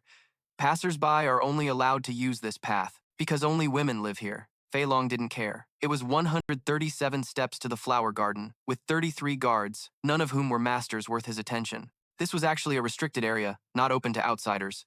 374 steps, 12 guards. He gently flicked a pebble into the grass. It rolled a few times and stopped. Strange. There was no need for so many guards here, unless he lightly stomped on the ground. It was hollow underneath. If so, this lake was just a camouflage, to hide some kind of secret chamber. From a distance, a majestic figure appeared. "We have a guest, Chu Tian." A cheerful little girl, Bai Cao Ni, ran over. "Sister!" The two sisters embraced each other tightly. "Why did you take so long to come back?" Chu Ya was so worried. Bai Ling Fei, the master of the Pear Blossom Palace, cast a sharp gaze towards Fei Long. This was the first time Chu Tian had invited a man to the palace. "May I ask for this young master's esteemed name?" Fei Long bowed his head, secretly sizing up the woman before him. "The master of the Pear Blossom Palace, Bai Ling Fei. Just because she's a woman, she shouldn't be underestimated. She and the Ghost of Ghost Soul Valley are both among the top 10 masters. No, Bai Ling Fei's rank is even higher." She was also observing him. There was no killing intent, but this young man's aura was as gloomy as a moonless night. The three of them sat in the guest room. After thanking Fei Long for helping Chu Tian, Bai Ling Fei said, "But this place is filled with women. I'm afraid you can't stay for long, young master." "I only asked to stay for one night," Fei Long replied. "As soon as the sun rises, I will leave immediately." He glanced outside, continuing his calculations. 487 steps from the main gate to here. About 50 steps from this position to her. If I assassinate her now, no, it has to be right now, while her guard is at its lowest.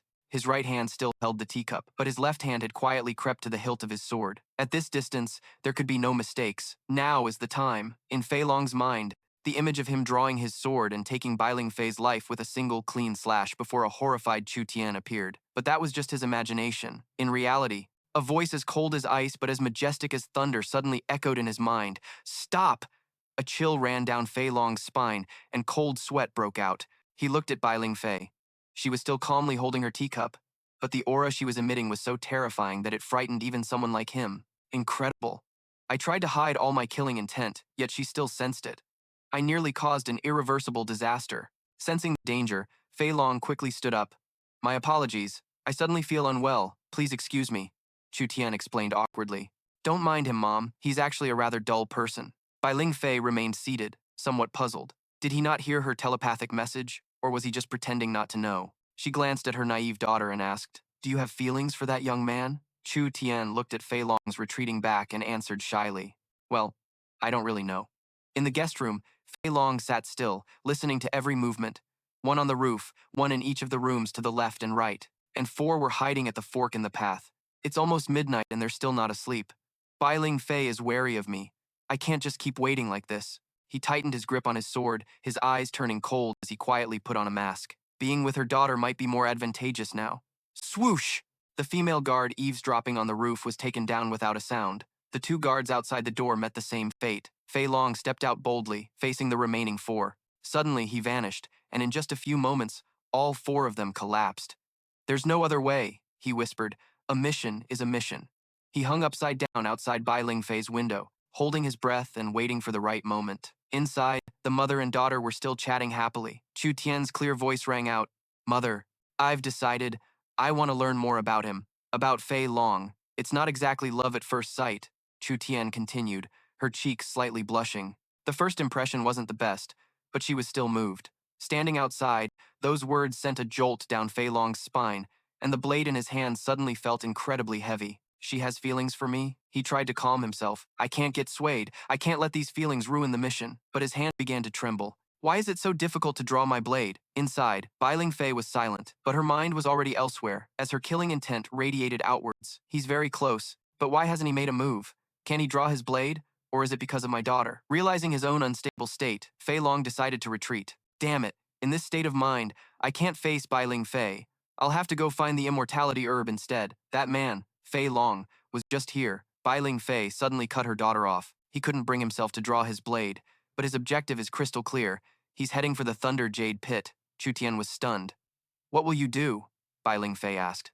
If I make a move, he will surely die. After a moment of silence, Chu Tian replied, let me handle it myself. She hurried towards the Thunder Jade Vault. On her way, she saw the handmaidens lying scattered about, but none were seriously injured.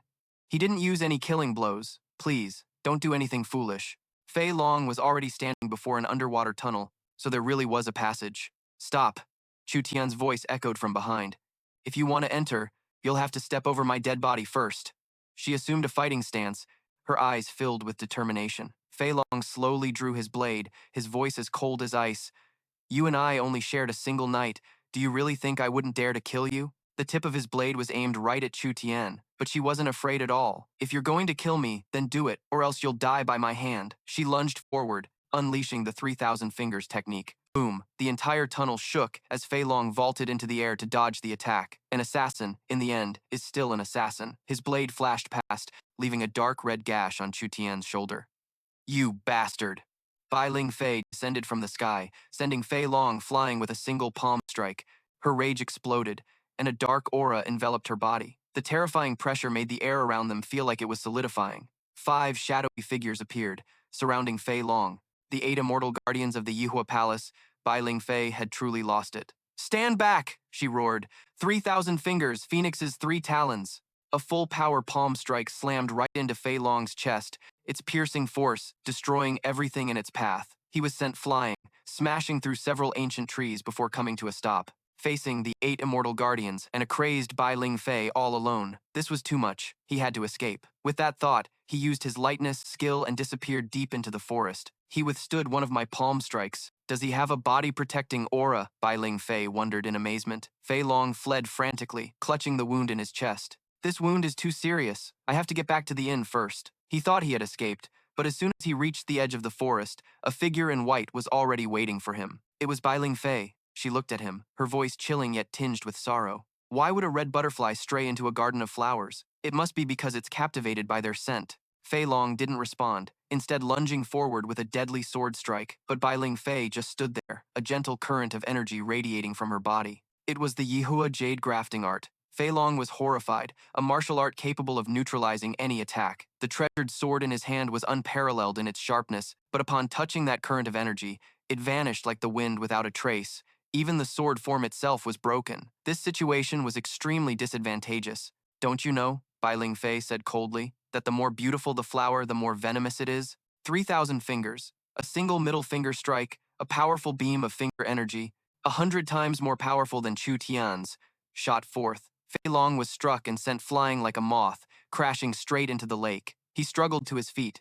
Damn it, that technique is stronger than I imagined. From high above, Bai Ling Fei shot down like a meteor. You don't have an indestructible body. You won't be able to take a second hit. This power is unimaginable. I have to find a way to escape. Fei Long channeled his power to create a giant pillar of water, hoping to block her sight, but Bai Ling Fei simply flicked her sleeve, splitting the water pillar in two, trying to obscure my vision?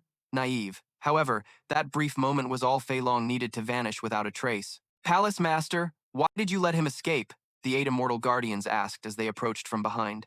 This won't end with just one man, she answered, her gaze fixed on the distant horizon. 8 immortals. Follow him. I want to know who is pulling his strings. At the Wangxiang Inn, after his lucky escape, Fei Long bandaged his own wounds. Looking at the heavily damaged demon-faced armor on the table, he let out a soft sigh. If it weren't for this, I probably would have been a goner. Damn it, this situation is really bad. He wearily leaned back and drifted off to sleep. The next morning at Lahoa Palace, Sothien was having her wounds tended to by the maids. Bak Lin Fi stood beside her, her eyes filled with sorrow. His Azure Heaven Fate Sword missed your vitals by a hair's breadth. If it had been off by just 1 inch, it would have pierced your heart or lungs. Forget about him.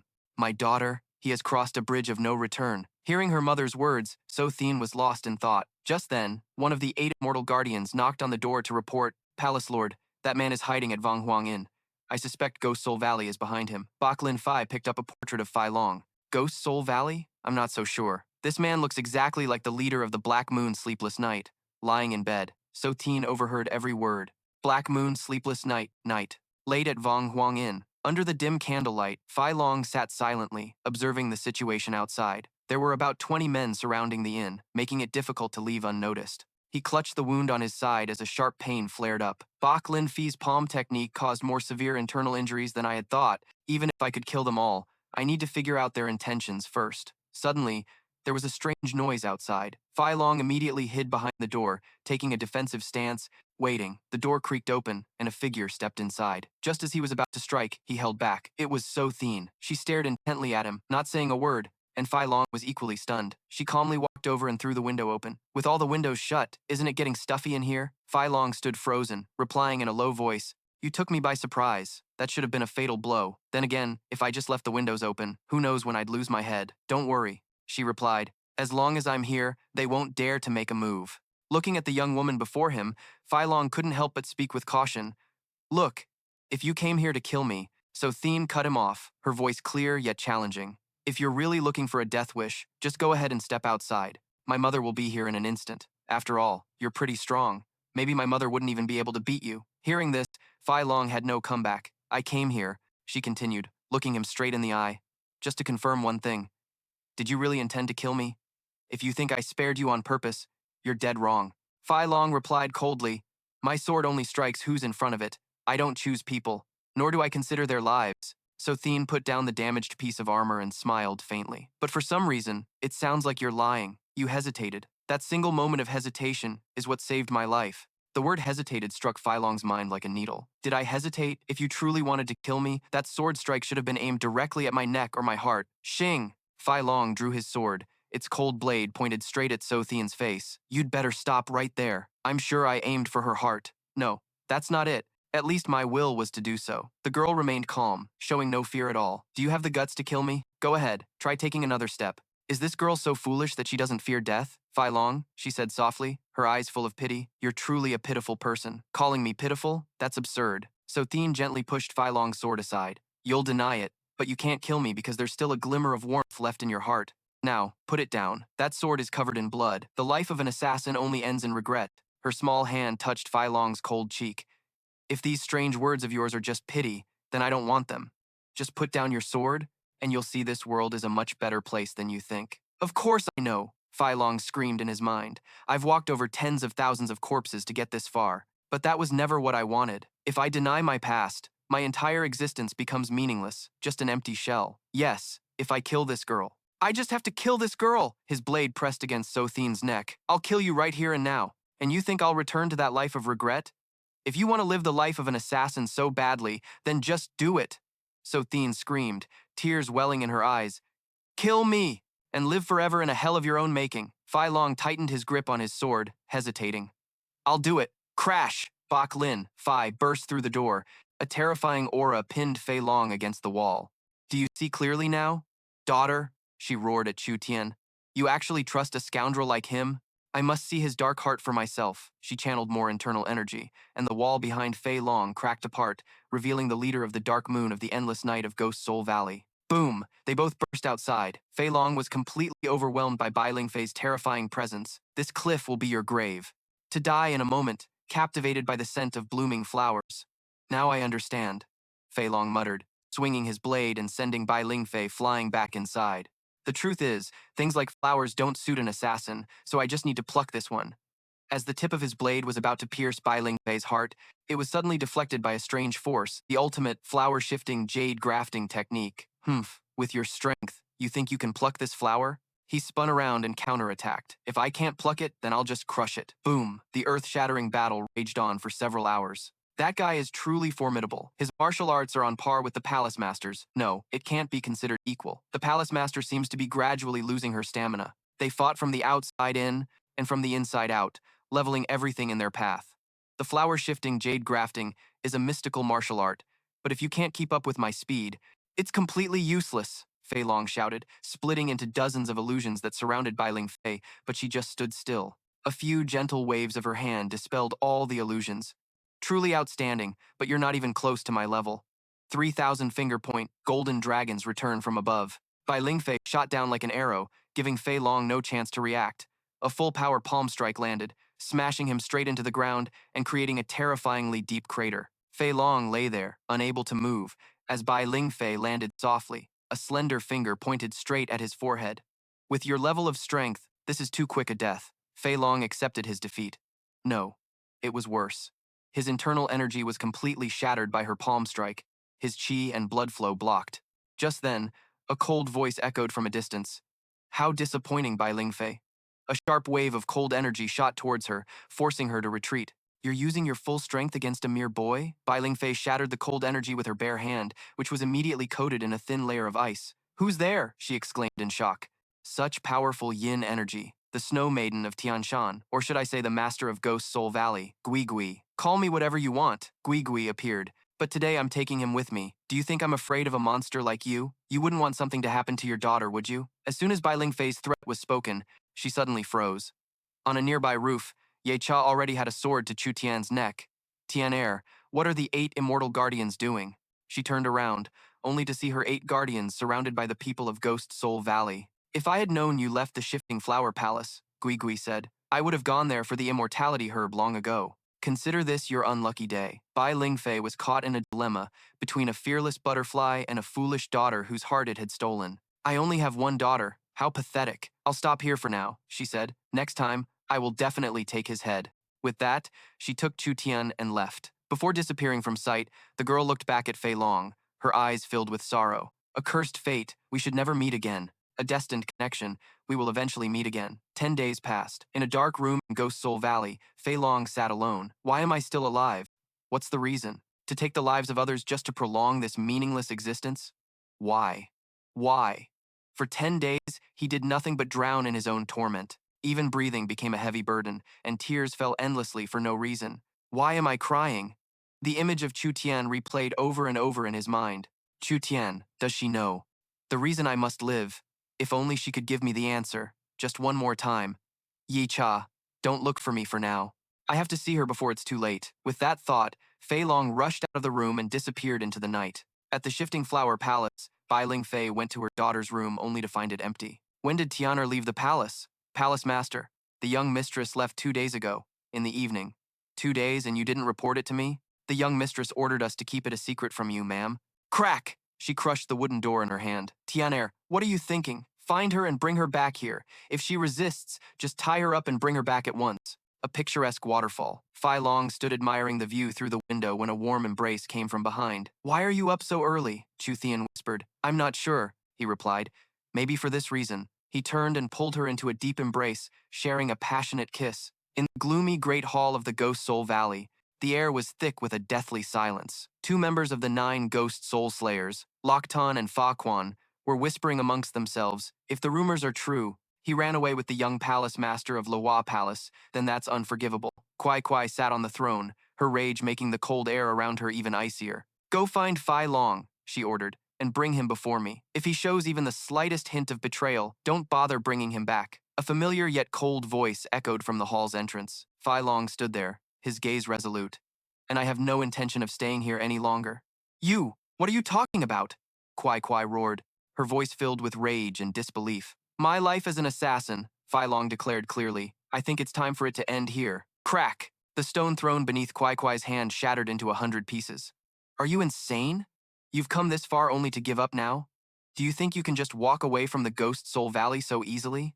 I treated you like my closest confidant, yet you choose death. Insane is right. I've never received any affection from any of you. Or perhaps we should have a serious talk right here? Ha, how interesting. You've got guts the size of the heavens, kid. Is this all for the young palace master of Lahoa Palace? That's right. The unwavering determination in Fei Long's eyes made Kwai Kwai lose her composure. You know the procedure for traitors, don't you? I will lay down my sword and accept the judgment of the Avicii Cave. The entire hall fell silent. Every member of the 9 ghost soul slayers stared with wide-eyed astonishment. The Avicii Cave, a death sentence more brutal than death itself. The next morning, Fei Long stood alone before the entrance to the Avicii Cave.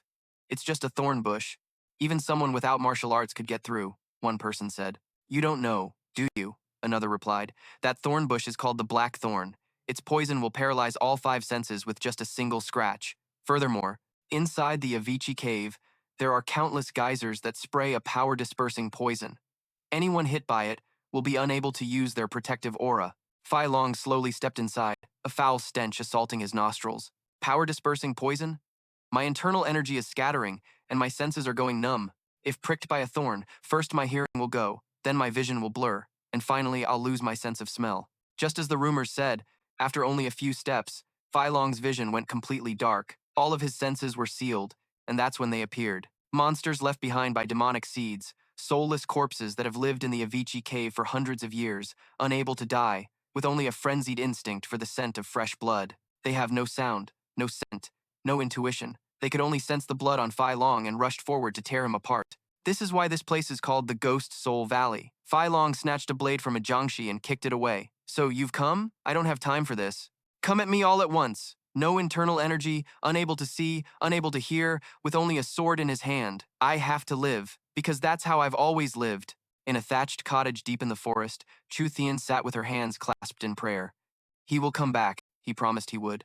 Inside the Avicii Cave, Fei Long was still fighting. Time seemed to stand still, and the more he fought, the more bloodthirsty he became. Anyone who stands in my way must die. Clutching the sword tightly, he could only feel the blade cutting into the flesh and bone of something. He stood his ground, slashing continuously in all directions, until nothing moved anymore. Get out of my way, all of you! Suddenly, Fei Long's expression changed.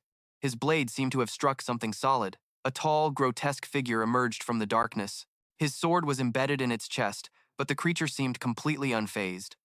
Its stone-like skin clamped down on the blade and slowly snapped it in two.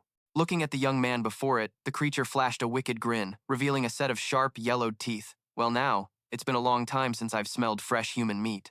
A flicker of fear crossed Fei Long's mind, but he still roared, "Get away! I'm warning you!" Before the words even left his mouth, a thunderous punch slammed into Fei Long's chest. He flew like a cannonball, crashing hard against the rock wall behind him.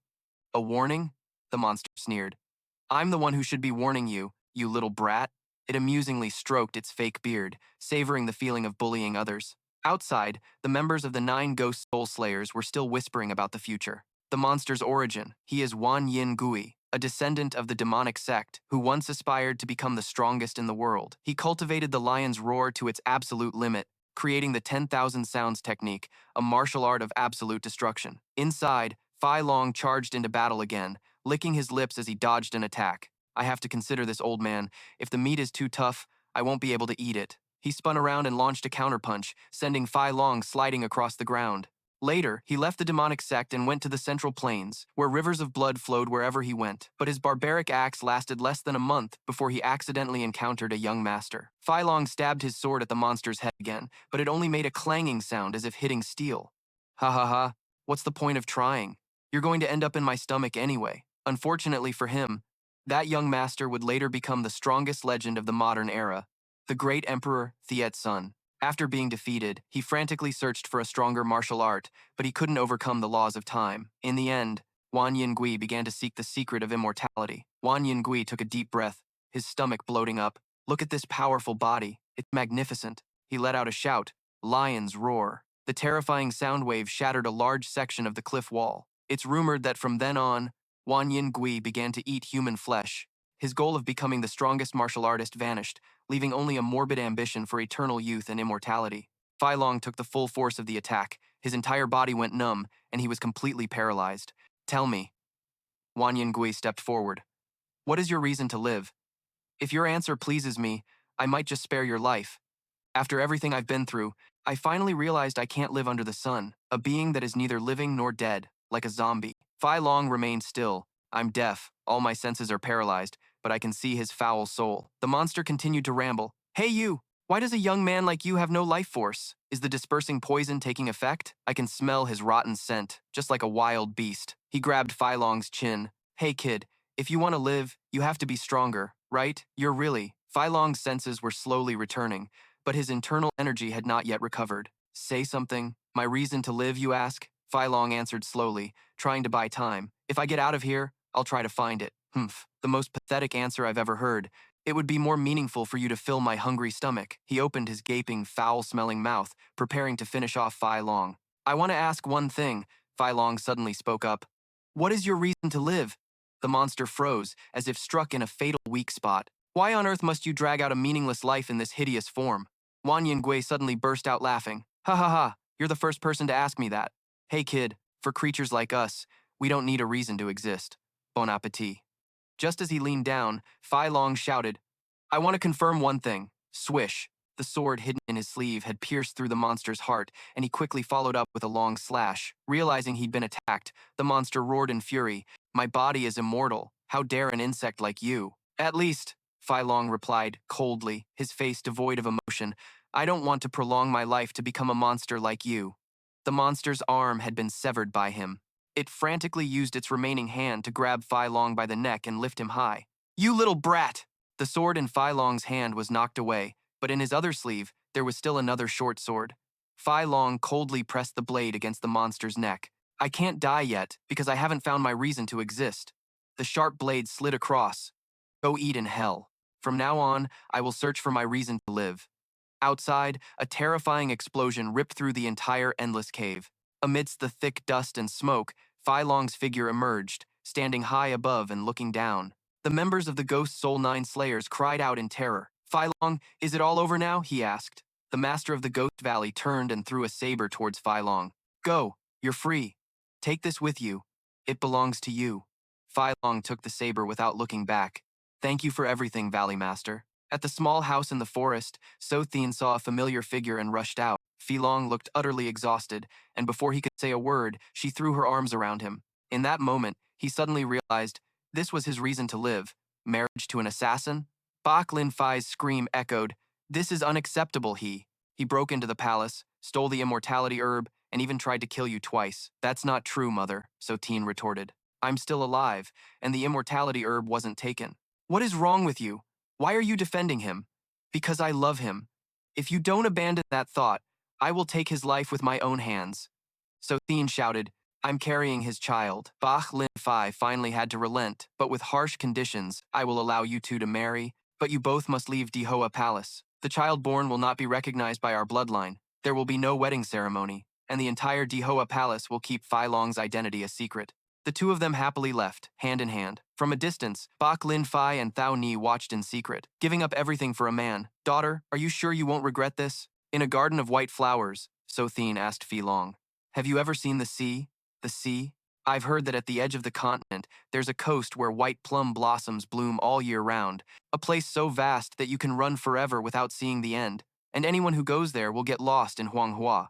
Promise me, we'll go there to live with our unborn child. I promise. They shared a passionate kiss in the middle of the paradise-like garden, Ghost Soul Valley. Kwai Kwai stood in a dark room, facing a figure sitting on a chair. Didn't Fei Long have any reason to punish him? That person asked. Kwai Kwai realized it wasn't the symbol of Liam Vuong. Anyone who passes through the endless cave can leave. That's the law of Ghost Soul Valley. Laws? Shouldn't the Valley Master be the strongest and most ruthless? He sighed and said, this might hurt your pride, but the truth is, Lok Tan and Fa Quan are a level stronger than you. Kwai Kwai pulled back the curtain. The person sitting there was Tham Lang. He gave a sly smile. Long time no see, huh? You already left, so why have you returned? Probably because I wanted to, he replied casually. and because of the old man's request. By the way, where is Liam Vuong? Who knows? What I do know is that all of the 9 killing ghost souls, except for me, are currently at Dihoa Palace. A new conspiracy was slowly unfolding. Hearing the news from Tham Lang, Kwai Kwai couldn't hide her astonishment. She watched his retreating back, her heart filled with doubt. It's incomprehensible. Even if the 9 killing ghost souls managed to get the immortality herb, would they really offer it to Liam Vuong? Impossible. Liam Vuong doesn't know the truth about that sacred item. His move this time is too mysterious. She turned to a close subordinate. Has there been any contact from Dashoa yet? No, ma'am. If there are any incidents at Lahoa Palace, I will report immediately. At Lahoa Palace, smoke and fire were billowing. Dashoa stood on a distant treetop, observing the situation. All the 9 killing ghost souls were in action. What the hell is going on? Inside the palace, the desperate screams of assassins echoed. Ah! How do we retreat? This floral scent is poison. On a high platform, Bach Lin Fai and the 8 immortal guardians coldly watched the massacre below. I can confirm that 8 members of the 9 killing ghost souls, excluding Tham Lang, have infiltrated, one of the guardians reported. There's no sign of Luke Tuet, Liam, Vuong, or Valley Master Kwai Kwai. Kumon's whereabouts are still unknown, and the remaining 4 have been trapped in Bach Nahan Hall. Without the 2 leaders, is this battle even worthy of my intervention? Bach Lin Fai muttered. Suddenly, a masked figure lunged forward like a bolt of lightning. So you were hiding here? I'll take care of this place. Bach Lin Fai ordered her subordinates. You all handle the intruders. Her opponent was Liam Trin, one of the strongest of the 9 killing ghost souls. Now that you've seen me, don't even think about escaping. The 2 clashed, their energy forces colliding, creating thunderous explosions and clouds of dust. Killing you too easily would be boring. Liam Trin sneered.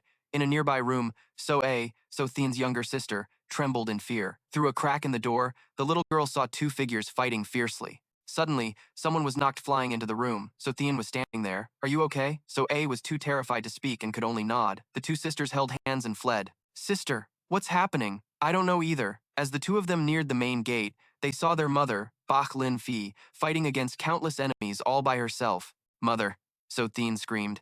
Bach Lin Fi only had time to glance at her 2 daughters before continuing the fight. You little rats blinded by greed. My strength is more than enough to handle you, Tu Tien. Get So A out of here right now. Looking at her mother's resilient figure, So Tien grit her teeth and pulled her sister's hand away. Let's go. Run as fast as you can, and don't look back. The 2 sisters dashed off like the wind, reaching a secret exit, thinking they were safe. But unexpectedly, a short, fat man carrying a giant spiked mace stood blocking their path. He looked at the 2 girls with a wicked grin. Heh heh, where do you little mice think you're going? He was Ju Mun, whose whereabouts were still a mystery. So Chun pushed her younger sister behind her. I'll hold this monster off. So, you just run straight ahead, and don't ever look back. With that, she charged toward Ju Mun. His strength was terrifying. With just a light swing of his mace, the stone wall beside them shattered into 100 pieces. Just a little brat like you, he roared, thinks you can stop me? On the roof of a building in the Pear Blossom Palace, a yaksha tied a secret message to a bird's leg. A message for the Valley Master. A full-scale war like this cannot be allowed to happen, he mumbled. As expected, this is the arbitrary action of the 9 ghost soul slayers, aiming for the immortality fruit. Suddenly, his gaze froze as he recognized a familiar figure amidst the chaotic battle. It was Captain Fei Long. From above, Fei Long observed the entire situation. The 9 ghost soul slayers had begun to move. If they all joined forces, the Pear Blossom Palace would inevitably face annihilation. He had to find So Qian first. Before his eyes, Palace Master Baek Ryung Bi was in a fierce battle with a burly man. He was Yom Jung, one of the 9 slayers, and both were going all out, wanting to finish the other off quickly. Not bad, you old hag, Yom Jung roared, preparing to deliver a finishing blow, but he had greatly underestimated his opponent. Baek Ryung Bi was just waiting for that moment. A single, gentle palm strike sent him flying. Is my victory so enticing that it drew all 4 of you out? She said coldly. 3 others emerged from the shadows one by one. Baek Ryung Bi is truly formidable, said Nokjan. Oh, the great palace master herself has appeared? Pa Gun and Yum Jung are truly useless. Mugok, this is no trouble at all. Nokjan sneered. That look in your eyes, don't tell me you think you can defeat all 4 of us? Don't even dream of it. You're just like a female dog baring her fangs. Baek Ryung Bi became enraged, her aura exploding. I don't care what the 4 of you want. Not a single one of you will leave this place alive today. Without another word, all 4 of them charged in to attack simultaneously. One from the left, one from the right, and one from above. They coordinated to form a deadly combination attack formation.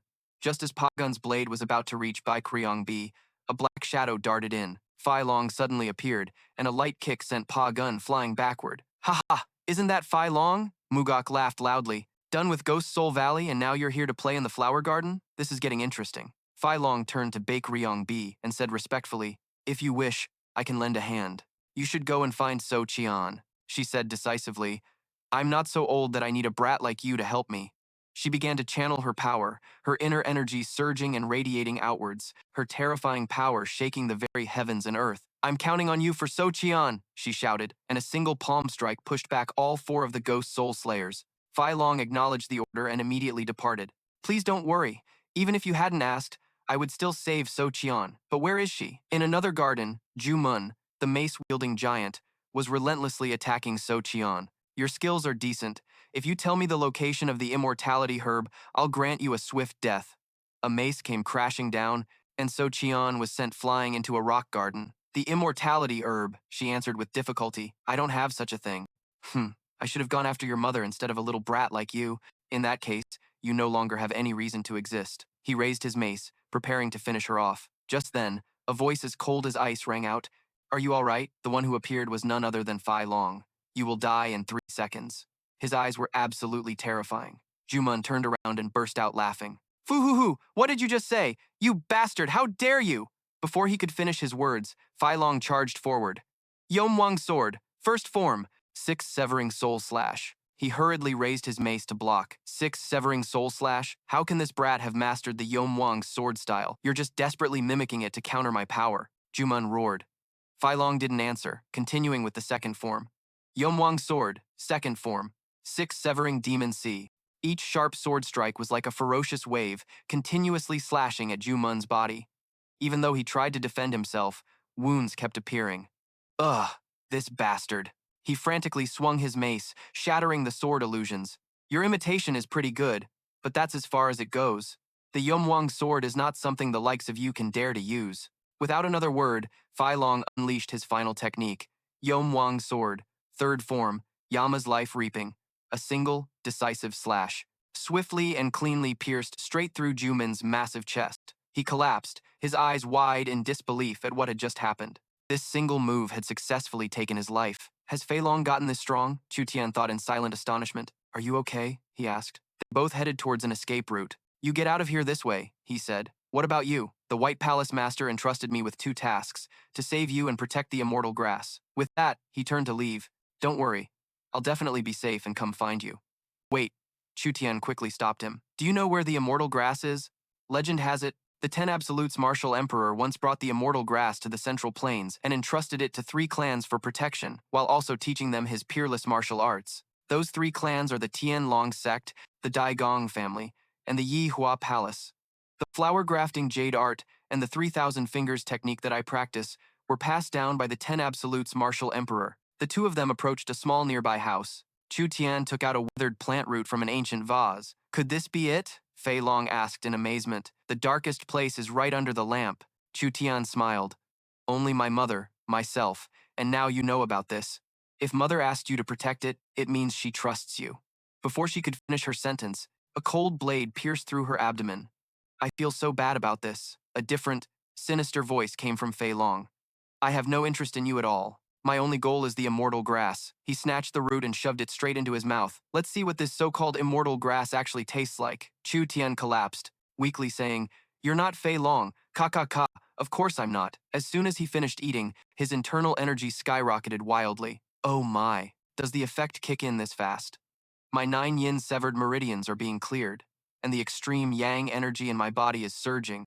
The immortal grass not only grants me longevity, but it's also transforming this body into a void spirit body." 6 absolutes, Yama King! The real Fei Long rushed in from outside. Chu Tian. He stood protectively in front of her, facing the imposter. "So it was you all along. You've come at the perfect time," the Yama King sneered. "Let me use you to test the power of this new body." "You should go," Chu Tian whispered from behind. "I'm not going to make it. You have to live." Seeing the two of them distracted, the Yama King launched a full-power palm strike. "Then you can both die together. Get out of the way." Chu Tian used the last of her strength to rush forward and block the blow for Fei Long. When the dust settled, Fei Long was holding Chu Tian in his arms. "Don't worry," he whispered. "As long as I'm alive, he won't be able to touch a single hair on your head." The Yama King burst out laughing. How tragic. You bastard, Fei Long roared, charging straight at the Yama King. Because I have someone I must protect. Boom. The destructive attacks collided with each other, but the Yama King, who had just absorbed the power of the immortal grass, was completely unharmed. He stopped Fei Long's sword with just one hand. Too weak, far too weak to test my strength. With a single palm strike, Fei Long was knocked to the ground. Fei Long! Chu Tian cried out his name in despair. Her injuries too severe for her to move. She could only sit on the ground, helplessly watching the man she loved be defeated. The figures of the 9 ghost soul slayers appeared one by one, their voices echoing with greed and resentment. The immortal grass. A wall was shattered. The one who ate the immortal grass. Was it you? Damn you, Yama King. You used us, the 9 ghost soul slayers, as bait, while you secretly seized the sacred artifact for yourself. Well, this is awkward. It seems we're a step too late. To think that old men like us would be backstabbed by the Yama King. How disappointing. Old Yama King, since it's come to this, you should at least leave behind the true chi of the immortal grass, right? How about this? One of them suggested. We'll peacefully divide the Yama King's body among ourselves. Whoever kills him will gain immortal power, eternal life, and hold the world in their hands. Hearing these absurd words, the Yama King just gave a mysterious smile. Heh, in my opinion, this place is too cramped for a fight. With that, he dashed off, and the others hastily gave chase. Down below, Chu Tian clutched the dying Fei Long, her tears falling like rain. Fei Long, she sobbed, I'm glad you get to leave before me, to take your last breath in my arms. But don't die, you promised, she screamed. I'm sorry, Fei Long whispered. That promise. I'll definitely keep it in the next life. His eyes slowly closed. No! You have to keep your promise. Take me with you. That day, the Li Hua Palace, one of the 3 great female-led clans, which had firmly ruled the northern continent for several thousand ago, was wiped off the map of the martial world.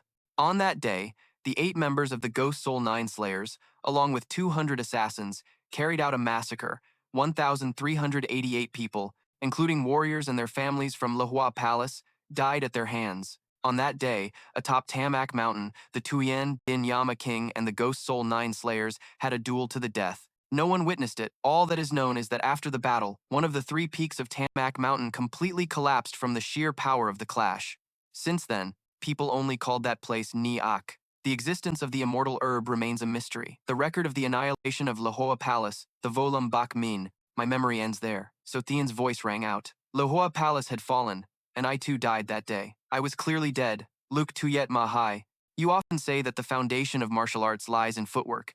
It helps you move your body and evade danger. People call it the light body technique, or more simply, the lightness skill. Just as there are hundreds of schools and thousands of sects of martial arts in the world, there are also hundreds of ultimate lightness skill techniques. But no matter which type, the highest realm always comes down to one word: wind.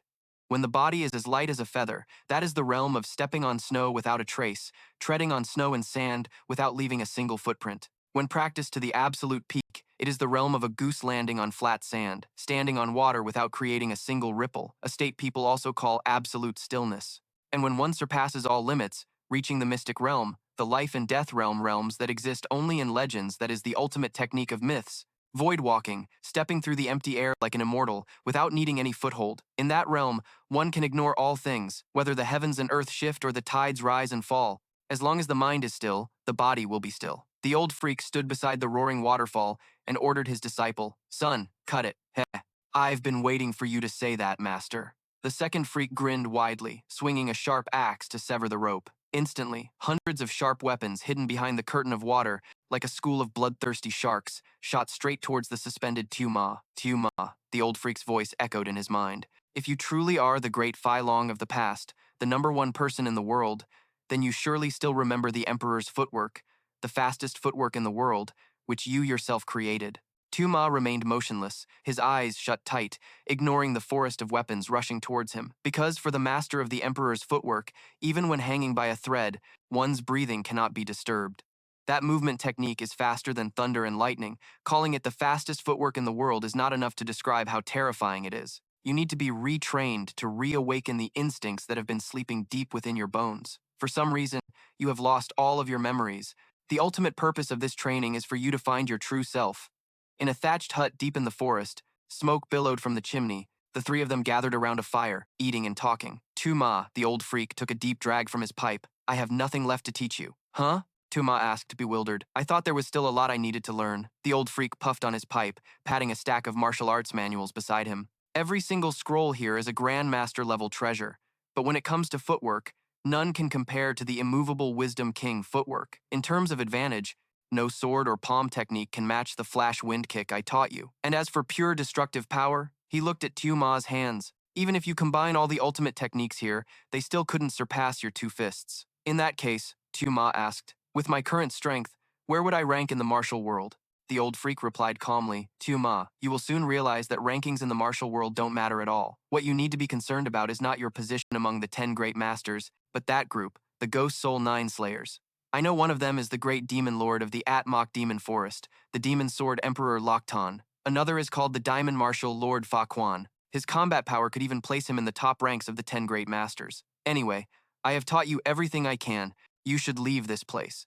Before he left, the old man added, there is one thing I need to ask of you. On your upcoming journey, if you can, please take my foolish disciple with you. Master, are you talking about me? The chubby kid asked, confused. The old man pointed his pipe straight at Tuma. That boy may look a bit simple-minded, but in return, he is a righteous person. I hope you can take him with you. He will be useful.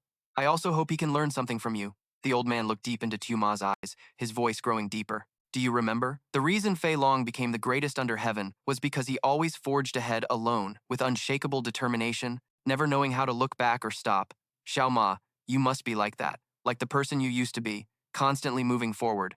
Go find your memories, find the girl named Chu Tian, recover the peerless martial arts you have forgotten, and in the end, you will understand why you became Xiao Ma, why you had to live a life like this. Xiao Ma was silent, the old monster's words etched deep into his mind. Just then, Bai Chao Ni walked in from outside. It's time, take him away, Bai Chao Ni. Seeing Chao Ni, Xiao Ma unconsciously gave a warm smile. Seeing this, she was a little flustered. Strange. Ever since he found out he might be Fei Long, the atmosphere between us has been so weird. She cleared her throat, pointed at his face, and announced, Hey Xiao Ma, I've found the whereabouts of Yu Bai of the 9 fiends of the Ghost Soul. On the way, Bai Cao Ni provided information to Xiao Ma. He's one of the toughest members of the 9 fiends. In the past, his nickname was the 9 Yin Divine Claw, King He Sha. The martial world rumors that he is the most cruel and cold-blooded of them all. According to the records of the Martial Arts Alliance, Bai Cao Ni whispered to Xiao Ma, years ago during the massacre of the Yihua Palace, the man named Yu Bi personally took 127 lives.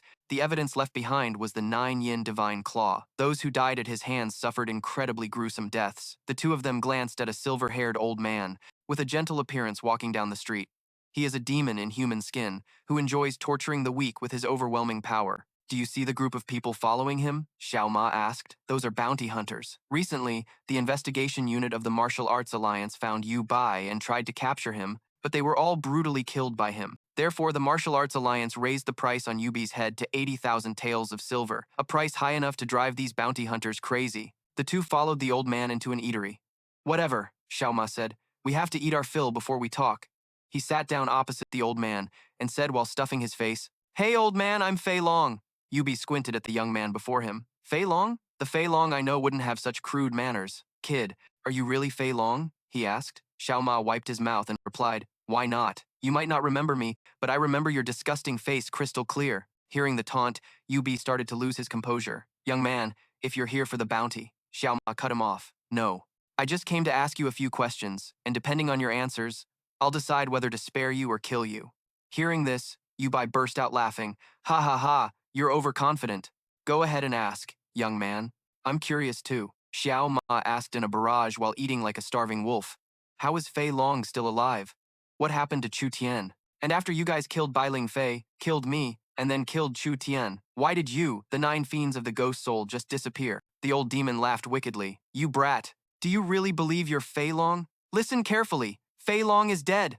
Just then, a large axe came down from above, sinking into the dining table, and a fierce, bald man stood there. Hey old man, are you Yu Bai of the 9 fiends of the Ghost Soul, nicknamed the 9 Yin Divine Claw? Big brother, if that's Yu Bai, the bounty on his head is 80,000 taels of silver. Another man whispered, It's really him. Yu Bai tapped his fingers on the table, a look of disgust on his face. You found the right person, but your information is a bit outdated. The price on my head was 80,000 taels of silver.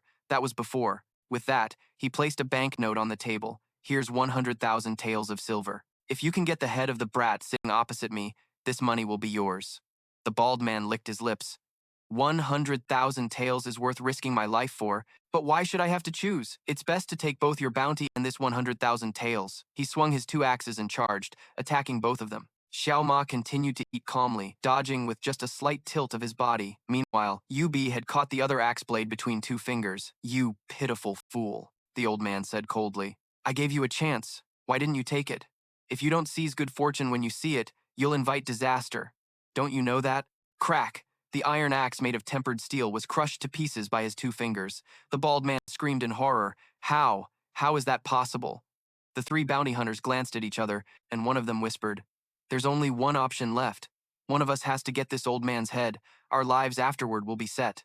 Whether we live in luxury or not all depends on this. After making their plan, the three of them roared and charged forward at the same time. Old man, hand over your head. But before they could even get close, a dark shadow flashed past. Three dry thuds echoed as all three of them had their eyes gouged out, flying backward and slamming hard against the wall, knocked unconscious. The remaining bounty hunters turned pale, backing away in terror. What just happened? I didn't even see how the old man moved. A terrified scream erupted from the crowd. That's the 9-yin divine claw, the signature technique of Wang Shi from the Ghost Soul Vengeance. Did you guys hear that? 9 ghostly hisses. Look at his pitch-black hands. He must have used over 80% of his power. Yu Bi, also known as Wang Xie, turned around with a vile smile. So, youngster, do you want a taste of my 9-yin divine claw? I was planning to hear your answer before deciding, but if that's what you want, then... Before he could finish, a burst of arrogant laughter echoed from the entrance. Ha ha ha. The 9-yin divine claw?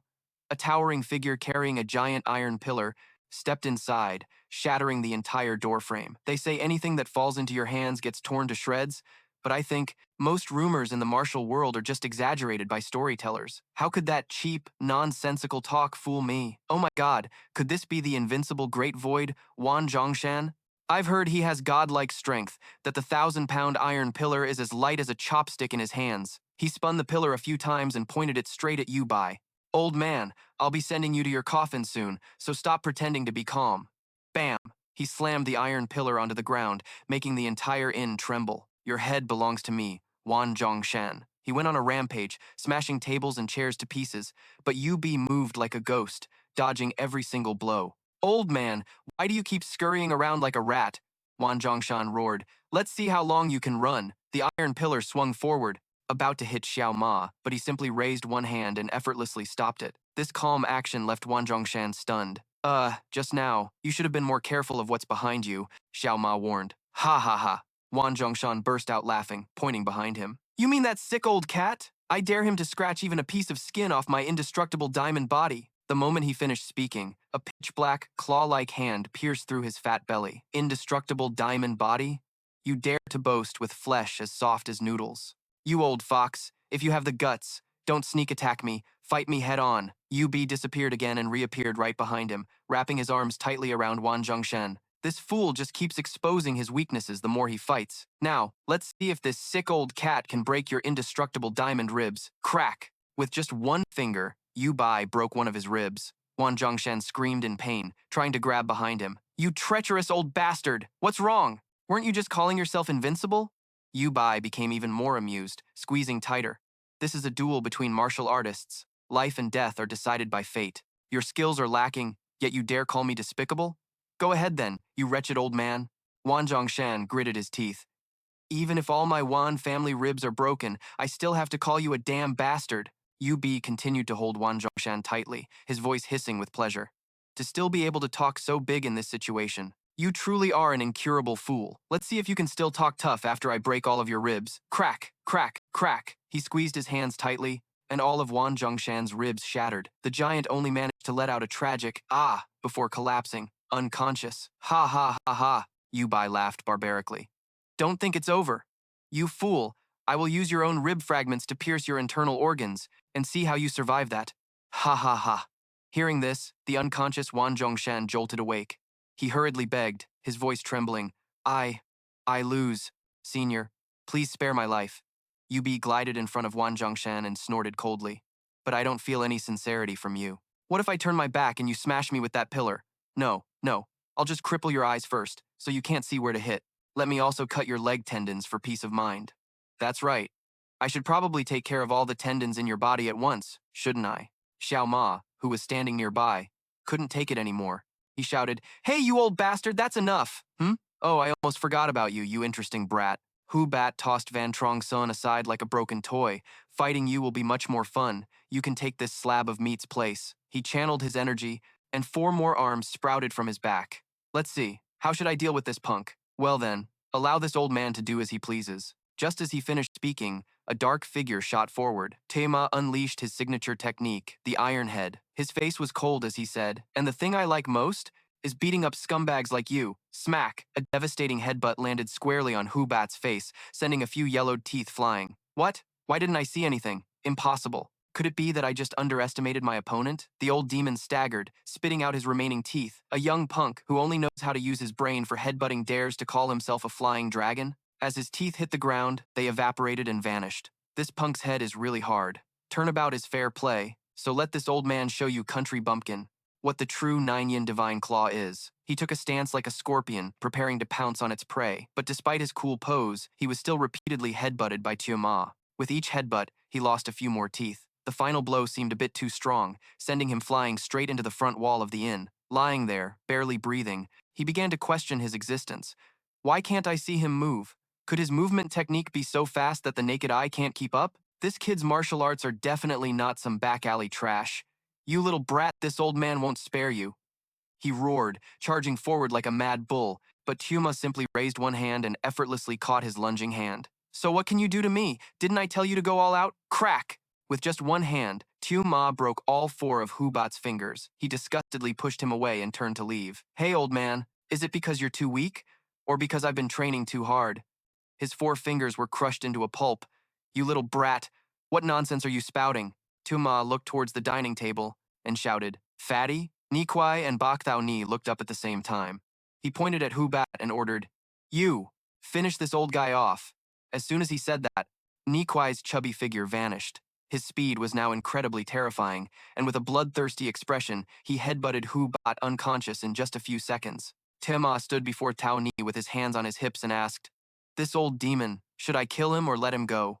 Without a word, Thao Ni picked up Ni Kuei's large axe and slowly approached Hu Bat. To kill or not? Wait, is the old man still conscious? I have a few things to ask him. I don't really care. Tuma said, "Do whatever you want, because I still have the whole 9 murderous ghost souls to deal with later." "Thank you," Thao Ni said, her eyes shining with gratitude. "Thanks to you, I finally have a chance to get my revenge." Bak Thao Ni shouldered the axe and coldly advanced on Hu Bat. The old man still couldn't accept the reality of his situation. "No, it can't be! How could this old man lose to a bunch of brats?" He pushed himself up with one hand, a vicious glint flashing in his eyes. "It's fine. I still have one hand. I just need a chance." Thao Ni saw through his intentions and swung the axe, smashing his remaining arm. "Ah, my hand! My hand! Mok Mok Dao Non Hu Bat," Thao Ni declared judgmentally. "For the crime of personally murdering 127 people from the Di Hoa Palace, I sentence you to death." He looked up and laughed maniacally. "Sentence me to death? Ha ha ha. Who do you think you are?" He suddenly lunged forward, intending to bite and tear at Thao Ni with his mouth. "You little brat, what right do you have?" Before he could touch her, his 2 crippled arms were chopped clean off by Ni Kuei's axe. "What? How can this be? You don't need to feel indignant. You're just one step ahead of the others. The entire 9 murderous ghost souls, I will send them all to hell one by one." Hu Bat was kicked out into the middle of the street, where he lay crumpled. "One more thing," Thao Ni continued. "I'm not the one who will execute you. Killing someone like you would only dirty my hands. You should consider yourself lucky, because there's no shortage of people here who want your head." Hu Bat looked up and realized in horror that he was completely surrounded by bounty hunters, their eyes like hungry wolves staring at their prey. His body trembled. "No, please, take me with you. I'll tell you everything you want to know." But it was too late. The bounty hunters swarmed in. "How much is the bounty on this old guy's head?" 80,000 liang. Enough for us brothers to live comfortably for the rest of our lives."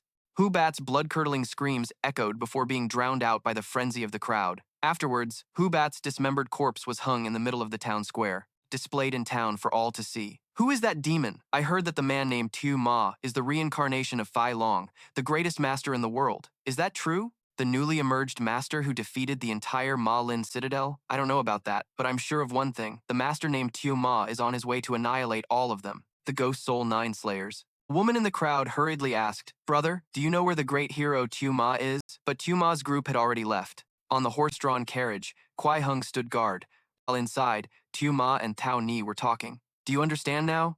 Tao Ni said, "You've changed so much.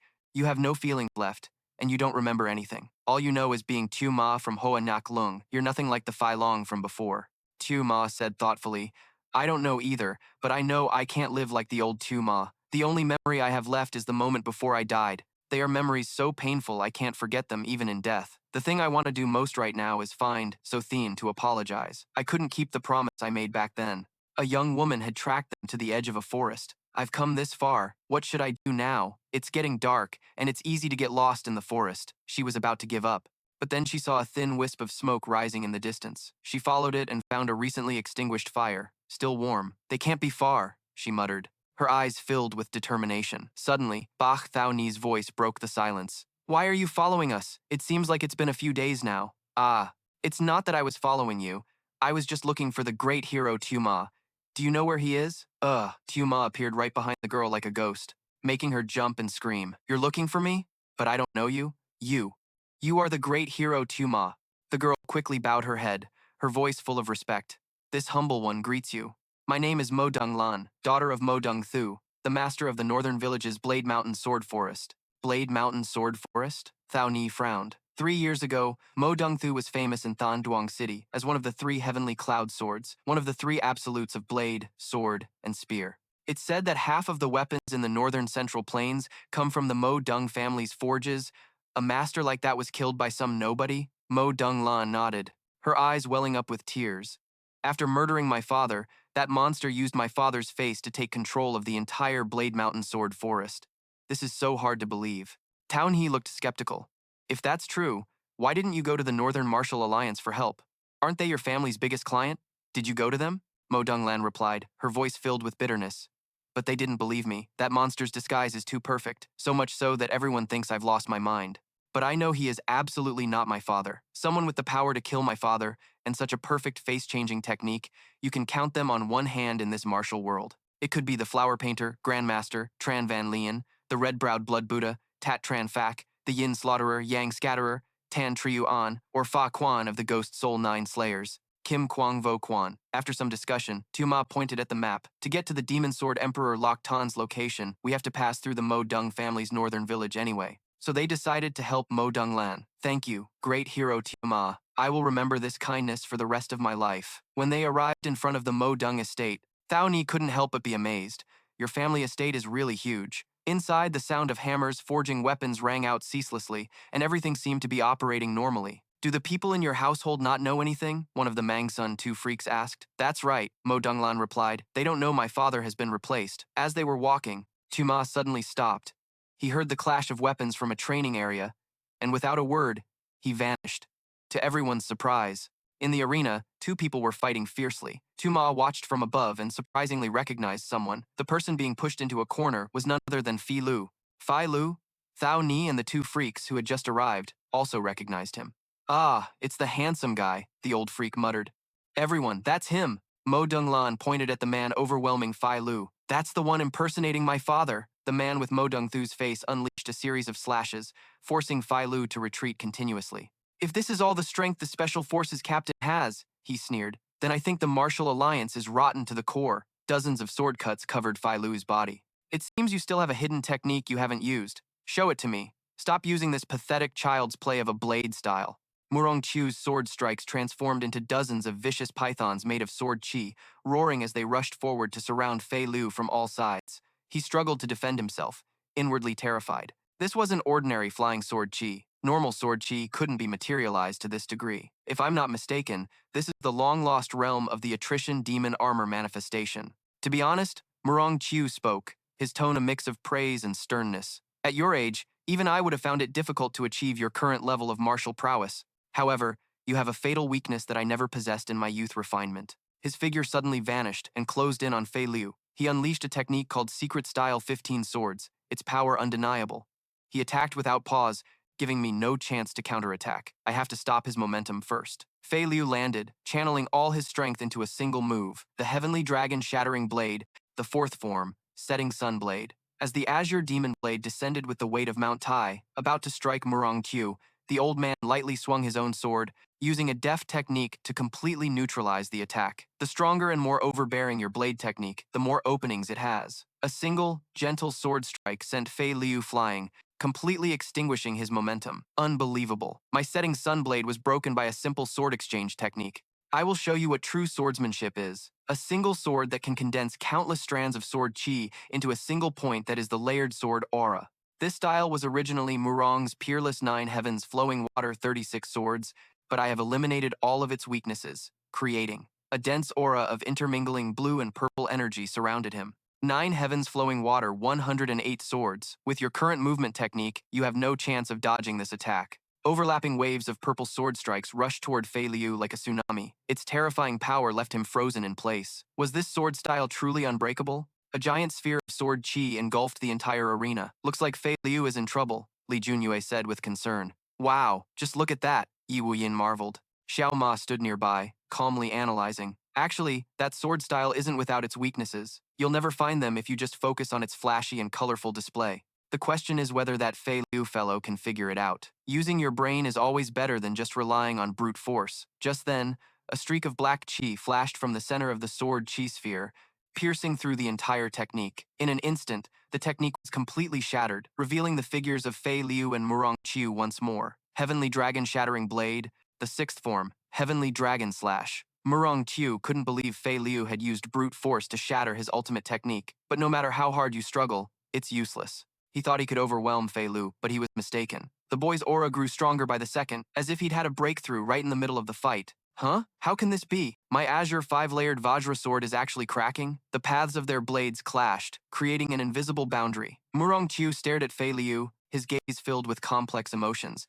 That blade in your hand is no ordinary weapon. If your master, Song Dahao, were here, he would probably laugh in my face for acting so high and mighty at my age. Senior, that's not true at all, Fei Liu quickly replied, retracting his aura. This junior was just fortunate enough to learn from what Senior Murong has taught me. My martial arts are still severely lacking. Murong Qiu sheathed his sword and began to lecture. Humility is a virtue, but too much of it becomes insincere. If I were a more rigid man, I might have struck you down without hesitation just now.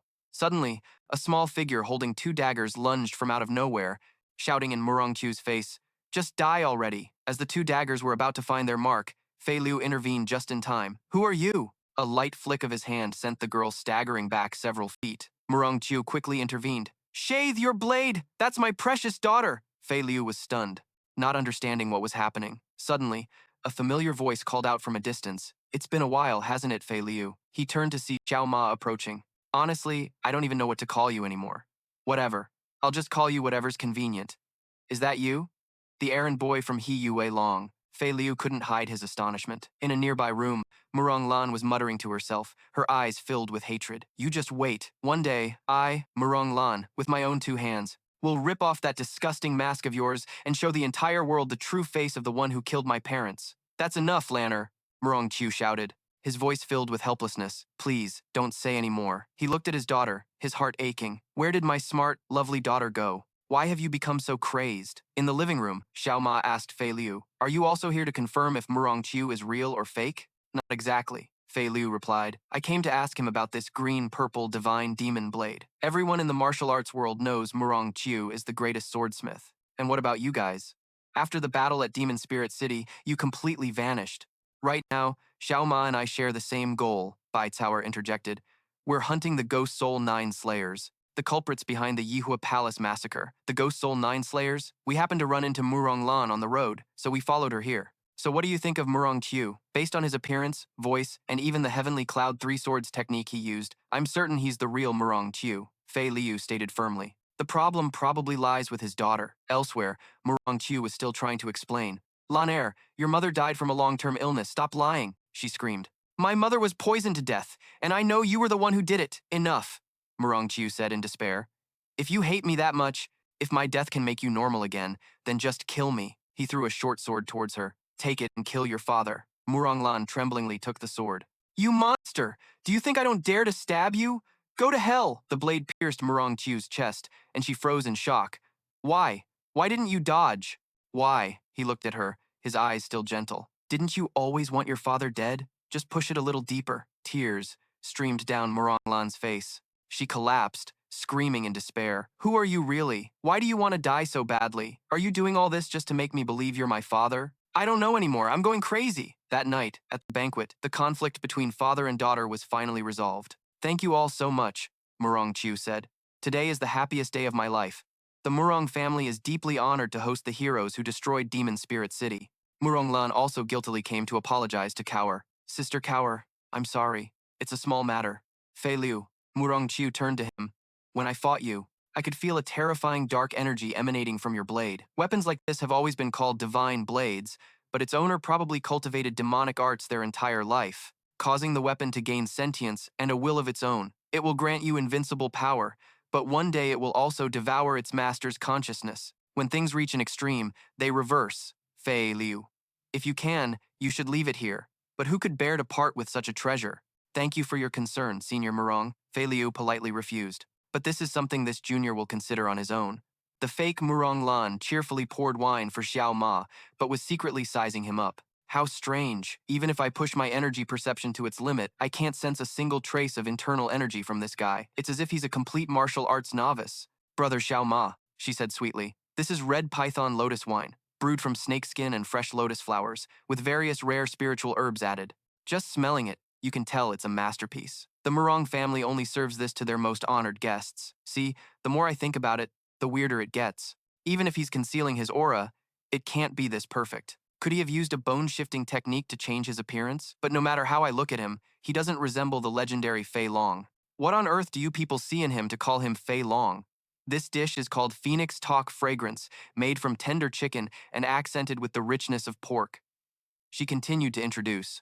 To create the aroma, the chef ground up over 100 types of precious flower petals. Please, help yourself. Is there a mistake in the intelligence? I can't just judge a book by its cover. Let's assume he isn't Fei Long, but it's undeniable that he was the one who destroyed the heavenly demon. It's better to be cautious. There's still plenty of food. Everyone, don't be shy. To think I'd have to scheme to this extent just to deal with a brat. The more I think about it, the more ridiculous it seems. Look at me. Having to disguise myself as this girl, respectfully serving them wine. The thought alone makes me want to snap all their necks. Go ahead and eat your fill, because this will be your last supper. After the meal, the poison began to take effect. One by one, they slumped onto the table, falling into a deep sleep. This fat guy is actually quite pitiful, naively following that brat into the tiger's den. Being this fat, the poison's effect will probably be reduced somewhat. I might need to use acupuncture to fully subdue him. But then again, my acting wasn't half bad. Has reached a masterful level. Even if old King Yama himself were resurrected, he probably wouldn't recognize who I am. Although Bai Thao Ni's body was paralyzed, her consciousness remained clear. How did this happen? My limbs are powerless, I can't move. What's wrong? Trying to wake up? It's useless. She walked over, her voice turning cold. The poison you've been afflicted with is the Black Sleep Ancient Poison. It's refined from a solution of soul-bewitching powder and yellow spirit herb, evaporated into a powder using a special technique, and then stored in a Taiyi white ice jade vial. Colorless, odorless, and tasteless, it kills without a trace.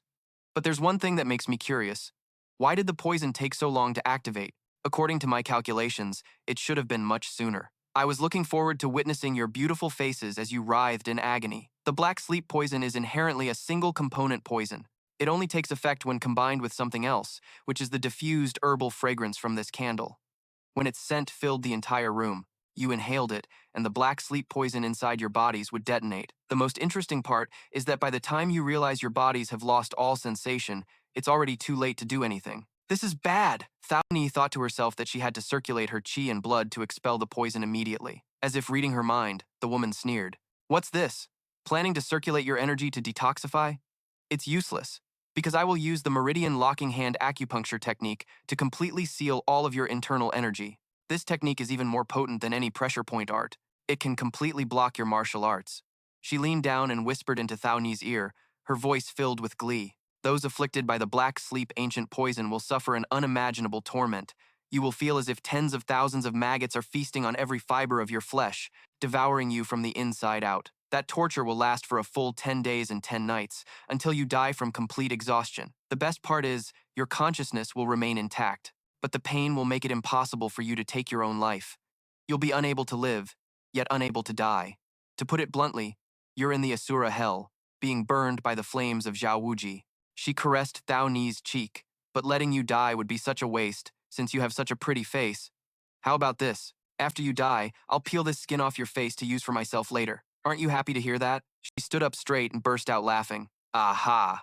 Imagine opening your eyes in the underworld and realizing your face has been stolen by someone else. How would that feel? Then she turned to Xiao Ma, brother Xiao Ma, or should I call you Fei Long? You little brat, you have no idea how long I've waited for this moment. Her voice became filled with resentment. You punk! If you're going to blame someone, blame yourself. I don't care whether you're Fei Long or not. The moment you people cornered my husband and led him to his death, this outcome was already sealed. Can you imagine the pain of seeing your beloved's corpse right before your eyes and being unable to bring it home? Do you understand how my heart twisted and shattered into a million pieces? She paused, looking into Xiao Ma's calm eyes. Even in this situation, why are his eyes still so serene? You damn little bastard. What's wrong? Are you still hoping someone will come to save you? Feeling a little uneasy, she took out a silver needle. No, better safe than sorry. I have to use the meridian locking hand needles on this brat just to be sure. Haha. Just thinking about deciding which one of you dies first is already making me so happy. Wait a minute. Come to think of it, where's the other guy? Why don't I see him? She looked around, her expression turning to panic. He ate and drank too. He definitely must have been poisoned. Could he have figured it out? No, I can't let a single one slip through the net. While she was frantically searching, a lazy voice spoke up from behind. Hey now, I don't think you need to look anymore. The friend you're looking for had some personal business, so he left right after the meal. The fake Xiao Lan whipped around, stunned. Xiao Ma had casually sat up and was stretching his shoulders. How? How is this possible? She stammered, unable to believe her eyes. Unless your body is immune to all poisons. Well, you're not wrong. Xiao Ma cracked his neck, the bones popping loudly. My body is, in fact, immune to all poisons. He looked straight at her, his eyes no longer holding their naive look. Actually, I figured out your identity a long time ago. You are Zuo Fu of the 9 Ghostly Kills, the lingering sound matriarch, Ling Mei Shui. From the very first time we met, I found it strange. Why would a young woman like you carry such a dark and gloomy aura? What's even stranger is that your face is so youthful, but your voice is so old. From that point on, I started to suspect. To be sure, I needed to confirm a few things.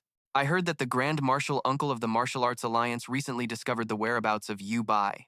And everyone in the martial world knows that where there's Yu Bai, Zuo Fu is sure to follow.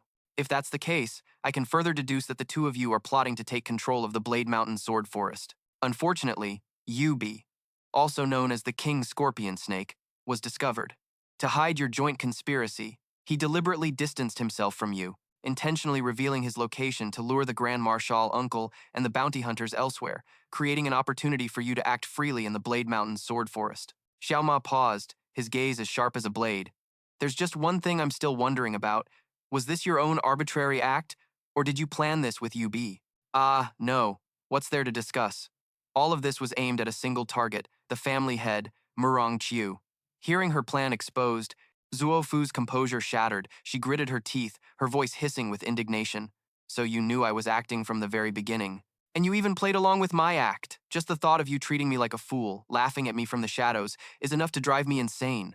You damn brat! The old hag threw the lantern straight at Xiao Ma's face. He raised his hand to block it, and the lantern shattered, releasing a puff of faint white smoke. Zuo Fu laughed maniacally. Ha ha, that's the 7 steps powder, a deadly poison. Whoever inhales it will die after taking 7 steps. You'd better not move an inch. Xiao Ma asked nonchalantly. Is that so? Then he casually took 1 step, 2 steps, 6 steps, and then a 7th. Seeing him still perfectly fine, Zuo Fu was stunned, but just then, Xiao Ma suddenly coughed up a mouthful of fresh blood, and a triumphant smile spread across the old hag's face. You fool, I told you so. Xiao Ma wiped the blood from the corner of his mouth and gave a faint smile. It's not that it doesn't hurt, but this isn't enough to kill me. Zuo Fu's expression turned ugly. Let's say you're lucky, but if you dare to circulate your energy. Before she could finish her sentence, a powerful wave of internal energy erupted from Xiao Ma's body, so strong that it forced Zuo Fu to take a step back. Let me see what it feels like to have my dantian destroyed, and all my cultivation wasted. Zuo Fu was horrified. Impossible. He was clearly poisoned. How can his internal energy be this powerful? I guess I won't be dying as soon as you think. But you will. Xiao Ma grabbed her face, his voice as cold as ice. Lingering sound matriarch, Ling Mei Shui. It's time to show your true face. The disguise technique was completely broken. The human skin mask dissolved, revealing a wrinkled, emaciated old face. She was slammed to the ground by Xiao Ma's powerful force. Ha ha, look at this. My opponent is a 100-year-old hag whose martial arts are completely useless. You brat, she screamed from the ground. You're Fei Long, the fool who was blinded by love and turned his back on Ghost Soul Valley. You ungrateful traitor, have you forgotten the killing karma you've created? Your hands are stained with the blood of countless people. How are you any different from us? A dark, gloomy aura enveloped her body. The number one under heaven, you should be called the number one killing demon under heaven. In just 10 short years, over 600 sects were annihilated because of you, and over 100,000 people became vengeful spirits at your hands. A demon like you, even kneeling to atone 100,000 times wouldn't be enough. What are my husband's and my crimes compared to yours? White silk ribbons shot out from her sleeves, wrapping tightly around Xiao Ma. He stood still, not resisting at all, and just asked coldly, "What about you? Do you atone for what you've done? The people who died at your hands, they were also someone's father, husband, mother, or child. They had identities, they had families. Why do you only weep for your husband's death while treating the lives of others like dirt?" The white silk threads, which were as tight as shackles, suddenly snapped under Xiao Ma's power. He stood there, his gaze no longer naive but deep and complex. If I were still curious about my past, I should have returned to Ghost Soul Valley, but instead of doing that, I chose this path, because I want to pass judgment on villains like you with my own hands. Judgment? Zuofu sneered, madness clear in her eyes, as she lunged forward, her claws as sharp as daggers. A great demon lord like you thinks you have the right? Xiao Ma didn't dodge, he stood his ground. That's right, he said in a low voice. I don't have that right. Zuofu was stunned. That's why, Xiao Ma continued, from now on, I must walk this path to atone for my sins. If not now, there will never be another chance. He gripped Zuofu's wrist and gently twisted it. An irresistible force sent her sprawling to the ground. It might be a little late, but if you truly repent, I will still give you a way to live. Repent? Zuofu asked. She laughed bitterly.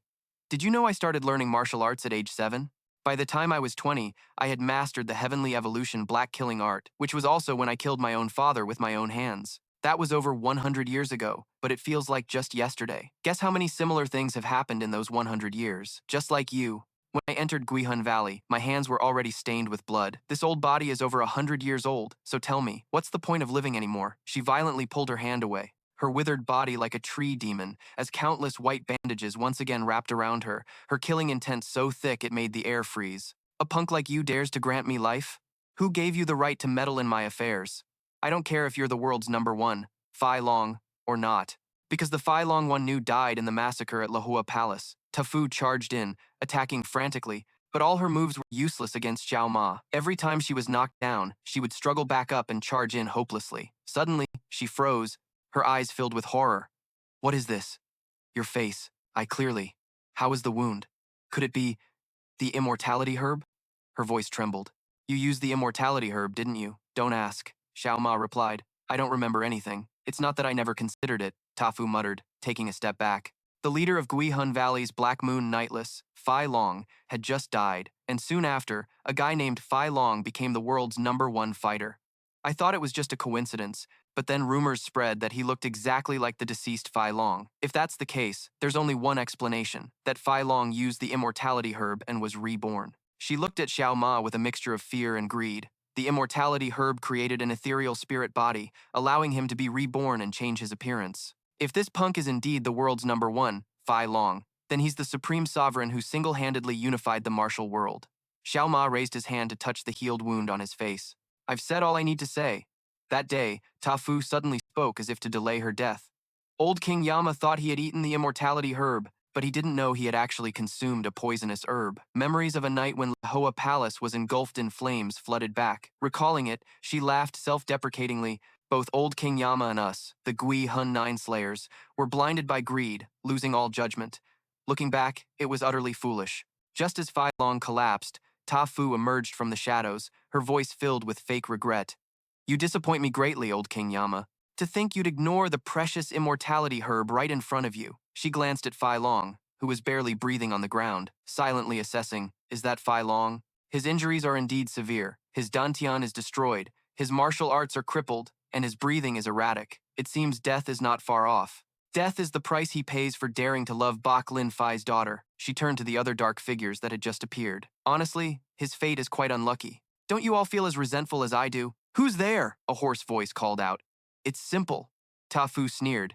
To get the immortality herb back, We just need to steal all of old King Yama's true key. Wouldn't that give us its full essence? Ah, since we're all on the same page, why don't we carve up old King Yama and split the prize? If he dies, I'll gain immortality. Another one exclaimed excitedly, not eternal damnation. All wrong. I'll obtain the greatest martial arts in the world. I don't need any of that stuff. I want this entire world in the palm of my hand. Ha ha ha.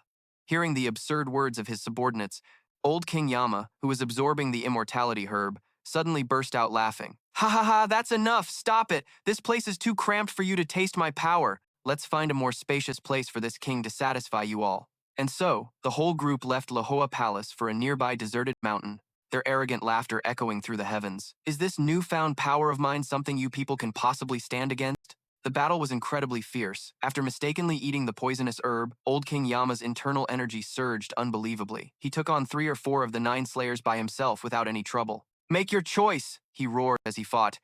If you don't want to die here for nothing, then submit to this lord, and we'll crush this world under our feet together. He was pinned by 2 of the 9 slayers. Heh, what's wrong? Still want to struggle?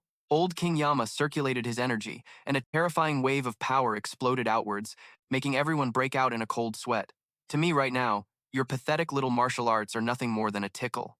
Indeed, with just a gentle flick of his hand, he sent the entire group of 9 killing ghost souls flying. Ha ha ha, the sheer satisfaction made him laugh like a madman. Thanks to the immortality herb, not only was I cured of the 9 severed blood spirit meridians, but my power has also increased tenfold.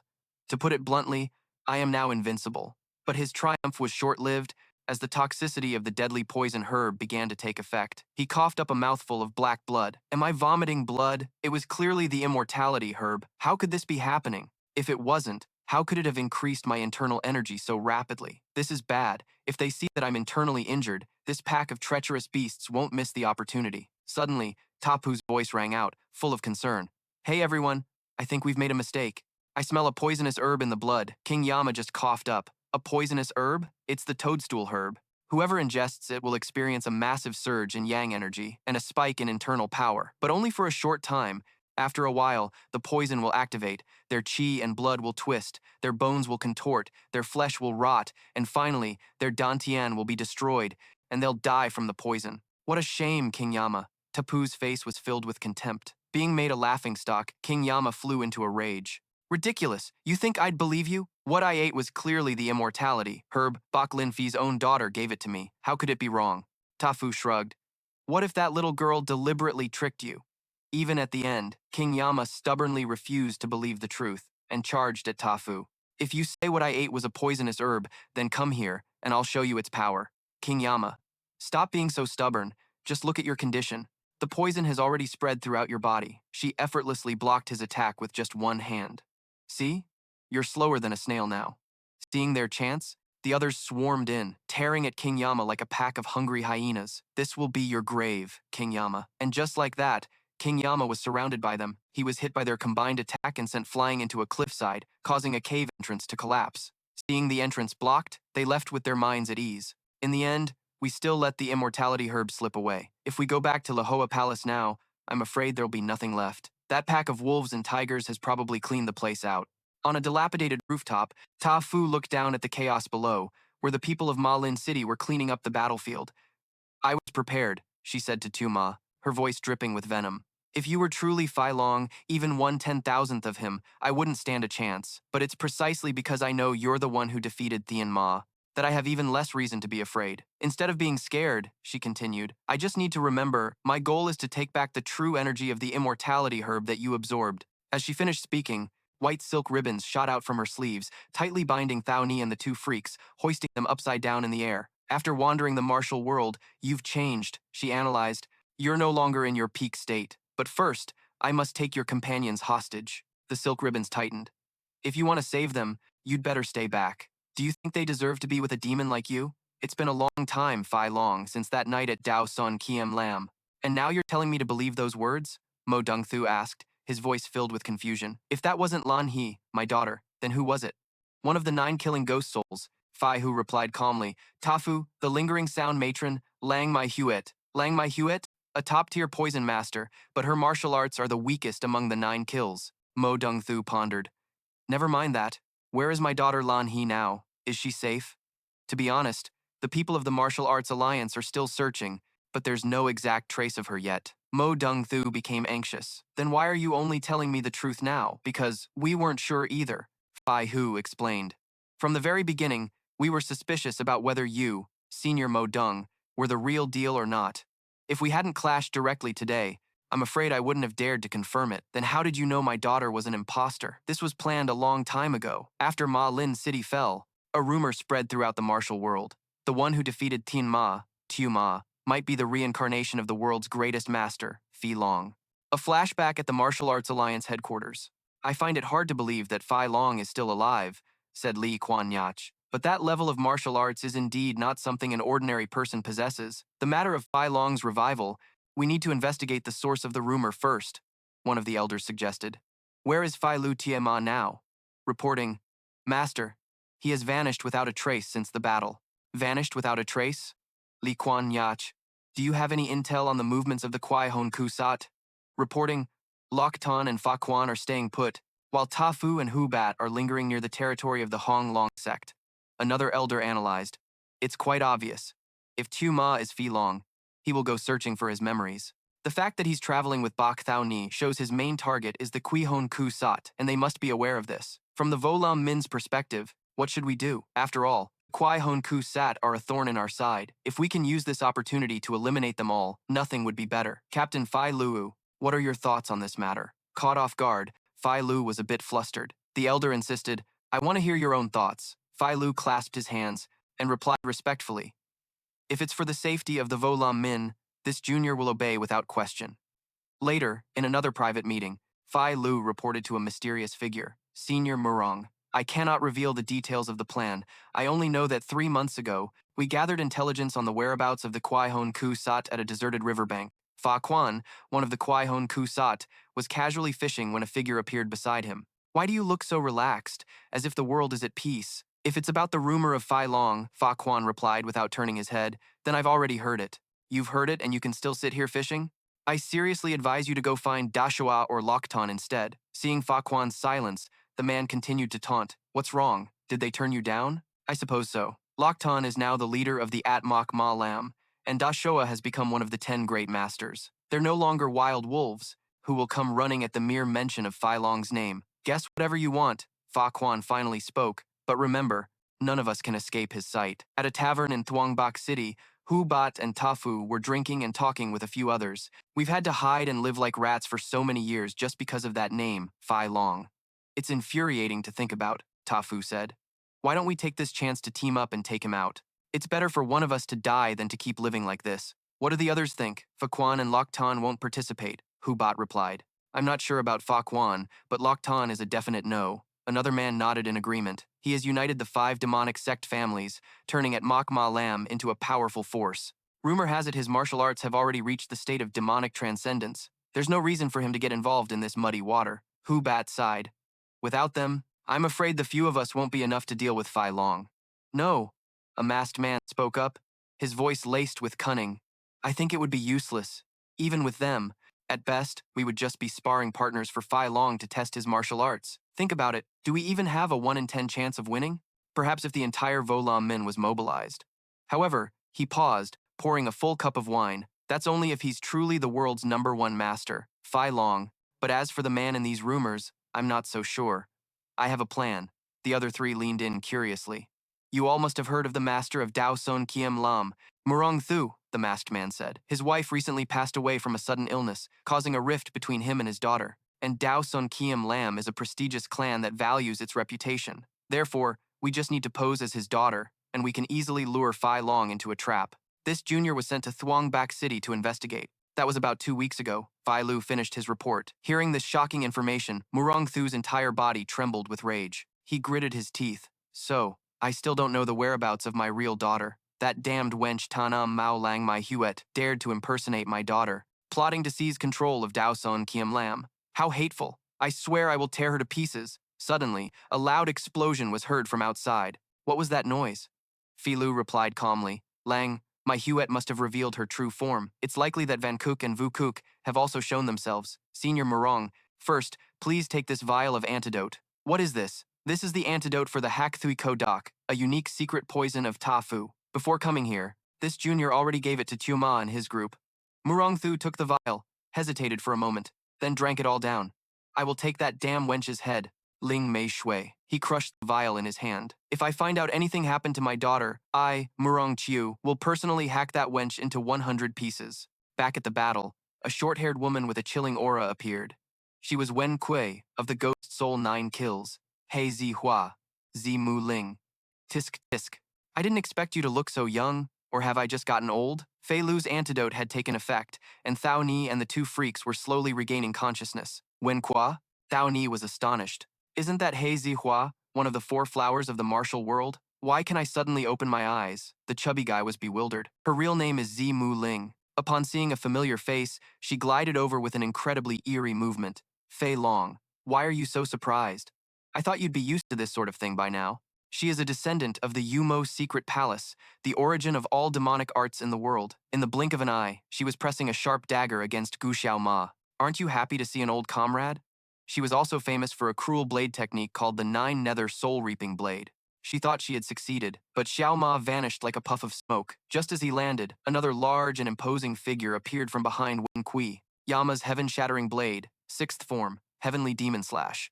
This man was originally the successor of the Adamant Dragon Heaven-Shattering Blade, but in his youth, he was purged from the sect by his junior brother, Song Dahao, for slaughtering countless people. Later, he joined the Ghost Soul Valley and was taught the King Yama's sword. He combined the 7 forms of the Adamant Dragon Heaven-Shattering Blade with the 4 moves of the King Yama's sword. He created an unparalleled and domineering blade art, naming it Yama's Heaven-Shattering Blade. He is Wuqua, Bangsi He, and one swing of his blade split the entire house behind them in 2.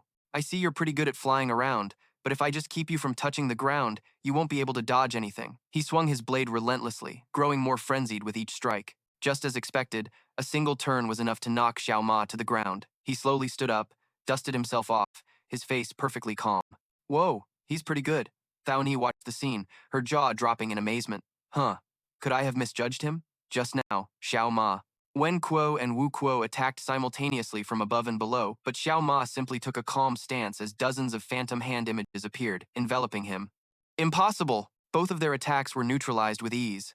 That's the flower-shifting jade art. Thao Ni was stunned, and the atmosphere grew tense. Although it was modified, any martial artist could recognize it as the exclusive ultimate technique of the flower-shifting palace. It was only passed down to the palace masters. Ling Mei Shui. What is the meaning of this?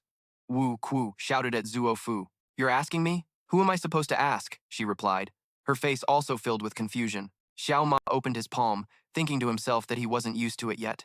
The execution still felt a bit awkward. Ling Mei Shui started to feel uneasy. Is this brat's internal energy really that terrifying? But I heard he's never practiced martial arts before. Bai Ling Fei could easily redirect my sword techniques.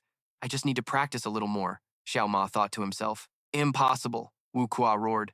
At this point, it's either he dies or we die. That's right, Wen Ku agreed. Let's risk it all and use all our innate chi against him. She turned to Wu Ku, Bang Si He. Use the strongest move of your Yama's heaven-shattering blade. This brat is even stronger than the 6 absolutes King Yama of the past. The strongest move is the one that took Bai Ling Fei's life, right? That one move will be enough to take his life.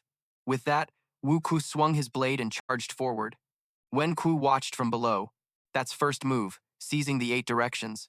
The signature footwork of the flower-shifting jade art, but it seems he hasn't mastered it yet. Moreover, his movements and attacks are completely different from the assassin Fei Long that I know. The Fei Long I know, Wen Kwa said aloud while launching probing attacks, specializes only in the Ghost Soul Certain Kill 3 swords, 3 killing moves, no more, no less. She slashed once. He never trained his body like you. The only thing he focused on was the sword, a single sword. She slashed again. Forget a protective chi aura. He never even learned fist or palm techniques. After dozens of consecutive attacks from Wu Ku, Xiao Ma was starting to get tired. Even with a few wounds on his body, he'd never stooped to using Yihua Jope Ok, a martial art he considered to be for women. When Kwa emerged from the ground, tell me, how could you possibly be that assassin, Fei Long? And if you claim to be Fei Long, the number 1 under the heavens, Wu Ku added, then, why are you so weak? The two concluded in unison. You don't resemble either of the 2 men named Fei Long in any way. The psychological attack seemed to be working. Xiao Ma's evasions became a bit more difficult. As expected, I still haven't mastered it. He suddenly lunged down, positioning himself between the 2. They attacked frantically, but all they managed to strike were the after-images Xiao Ma left behind. Xiao Ma's speed had surpassed the limits of the naked eye. He split into dozens of shadows, surrounding the two masters of the Gui Hun Jusha. Xie Fu cried out in terror. Even before Wu Kui made a move, his eyes had already seen through the next attack. He didn't just see the first move, but also the second, the third, and even further beyond. How is this possible? To him, our Gui Hun Jusha is nothing but a joke. Bai Kao Ni, watching from the sidelines, also felt a storm raging in her heart. Even though it's just an imitation, the Yi Hua Jie bouquet that Xiao Ma is performing is in no way inferior to my mother's. No, it's even better than that. This is no longer the Yi Hua Jie bouquet that I know, but a completely new ultimate technique. For someone without a dantian to have a ceaseless flow of qi, it must be thanks to his Kong Ling GT. The more he fought, the more proficient he became, using Yi Hua Bouquet with his hands while performing the Budong Ming Wang Bu with his feet. With such strength and qinggong, the gap between them was now as wide as heaven and earth. Pang Shi He, you old bastard. Why is there no power in your blade strikes? Shi Fu roared. It's not that there's no power, Pang Shi, he replied, his voice full of bitterness. It's that I can't even touch him. They both realized they had bitten off more than they could chew. This time, I'll pour all my internal energy and unleash all the killing moves of the Yan Luo Dao. All right, I'll do the same. It was a huge mistake to think they could eliminate this guy easily. He was on a completely different level. Seeing the situation turn sour, Xie Fu suddenly appeared behind Cao Ni, pressing a sword to her neck. You brat, stop right there. Xiao Ma was unfazed, even challenging him. If you can, go ahead and try to kill her. Huh? What? Xie Fu was stunned, as a terrifying killing intent radiated from Xiao Ma. I'm warning you, old hag, if that sword moves even a single inch, your wrist will fall first. This is not good, Xie Fu thought, breaking out in a cold sweat. The distance is only 10 steps, and he's not carrying any hidden weapons.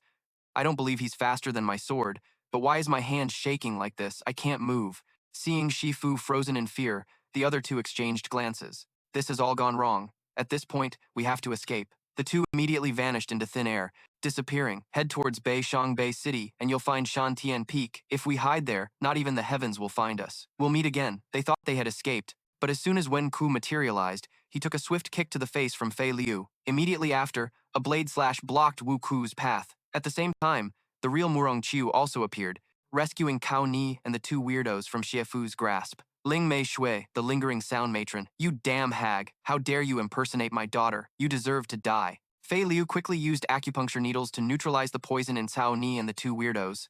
But you guys already took the antidote. Well, it still needs time to work, doesn't it? Cao Ni replied, then turned to the duo. Hey, fatty, are you okay? Yeah, I'm fine. You damn witch, where did you hide my daughter? Speak! Murong Qiu roared. You senile old fool, go look for your own wife and daughter. Why are you asking me? Meanwhile, Wen Kuo and Wu Kuo still couldn't grasp what was happening. Damn it, we're surrounded. Do you have any other plans, Pang Shihi? I was about to ask you the same thing. Ling Mei Shui, it seems our plan this time has completely failed. Fei Liu looked coldly at the three who were now cornered. There is only one way for you to prolong your lives. They turned around in fear and then froze. Behind Xiao Ma, a giant, roaring heavenly dragon made of blue qi was manifesting. Its eyes blazed with bloodlust, as if it wanted to devour all three of them. Lady Murong Lan must be alive. Xiao Ma's voice boomed, as cold and majestic as thunder. Otherwise, you can only compensate with your lives. This sound technique, sharper than a northern winter wind, made the hair on all three of the 9 kills stand on end. If any one of you, Xiao Ma continued, so much as thinks about escaping, even for a fleeting moment, I will take the lives of all three of you. Just the aftershock of the attack sent them flying out of the house. The three of them scrambled to their feet, their faces filled with rage. That lion's roar just now contained at least 5 Jiazi cycles of internal energy, which is 300 years of power. Damn it, if we retreat like this, how can we still call ourselves the 9 slaying ghost souls? You bastard. From the very beginning, you had no intention of drawing your blade to resist. Xiao Ma slowly advanced towards them, his face as cold as ice. It seems you still haven't understood what I've said. Suddenly, he stopped and looked up at the sky. Be careful. The 9 slayers had no idea what was happening. A highly dangerous individual was here. Whoosh! A golden beam of light descended from the heavens, plunging straight into the ground right in front of Xiao Ma. Ah, could that be the Fei Long sword? Everyone was stunned. Wu Kuo stared at the sword, his voice trembling. There's no mistake, that's it. The 2 words Fei Long were carved by Lu Jue Yan Wang himself back in the day. This sword was forged from 10,000-year green steel, an incredibly rare material that only appears in minuscule quantities during the refinement of 10,000-year cold iron. It is the finest material in the world for crafting divine weapons. Murong Chiu took the sword, feeling its domineering aura. To forge a sword from 10,000-year green steel, it must be tempered 1,000 times in the furnace and struck no less than 10,000 times. The blade is 2.5 feet long, a perfect fit for the hand, weighing 2 caddies and 1 tael, neither heavy nor light, its gleam clearer than the full moon. This is truly a supreme sword, capable of splitting mountains and shattering rocks, slicing through iron as if it were mud, and taking a life without a single drop of blood staining it. An excellent sword! An excellent sword! But the Fei Long sword disappeared along with Fei Long back then, so why has it appeared here now? Who threw this sword down? Bai Kao Er was confused. That person must be connected to Fei Long's disappearance. Xiao Ma looked at the sword, his expression filled with confusion. I don't remember anything about him. A figure related to my second death. Yeah, just then. A piercing scream filled with terrifying internal energy echoed from the distance, stunning everyone. Who is that with such incredible internal power? My hands feel like they're about to burst. Oh, my belly fat feels like it's about to spill out. The voice continued, growing closer. The number one person under the heavens, Fei Long, who once broke the horns of a golden dragon to use as firewood and used the claws of a phoenix as a flint. When I heard this story, I didn't believe it, so I went to find him and asked directly. I asked, if you used a golden dragon's horns for firewood and a phoenix's claws to start a fire, then what would you do with the jade dragon pearl and the phoenix wing? But Fei Long truly lived up to his name. He said, something as precious as the jade dragon pearl, I'd sell for travel money, and as for the phoenix wing, I'd give it away as a souvenir. The wine flask he had just tossed into the air hadn't even begun to fall, when a large figure appeared right between the two sides. It was Tan Lang. An answer like that? Is it cool enough for you? He sneered at the 9 slayers. Wen Ku, Wu Ku, Zuo Fu. Do you really think you can defeat Fei Long with your pathetic level of strength? Or did you think you could succeed using poison arts and a few cheap tricks? If that's Tan Lang, Fei Liu said in a low voice, Lu Jueyan Wang's son, then things have gotten complicated.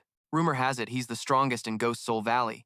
Even Lu Kun, Po Jun, or Ye Cha would find it hard to survive a life-or-death battle with him. The remaining 3 members of the 9 Slayers became tense. Tan Lang, why are you here? Thank goodness. With Tan Lang joining us, victory is surely ours. Did you bring the Fei Long sword? They thought they had found an ally, but in the blink of an eye, Tan Lang's hand had pierced through Wuku's chest. Everyone was stunned. Join you? Tan Lang sneered. Who do you think you are to make decisions for me? Tan Lang, what are you doing? Wen Kui roared. Are you here to avenge the old Yama king? He replied nonchalantly, no. Whether that old man lives or dies has nothing to do with me. Then why? Why? He laughed maniacally. Do I need a reason to kill you? This bastard. He's even more dangerous than Fei Long. Zuo Fu was terrified. Run, but it was too late. Tan Lang moved with demonic speed, catching them both. Where's the fire? He plunged one hand into the ground, pulling up Wen Kuo, who was tunneling away. Are you an earthworm, always burrowing down there? You bastard, let me go! Enduring this must be painful. Here, let me help you. A gruesome cracking sound was heard.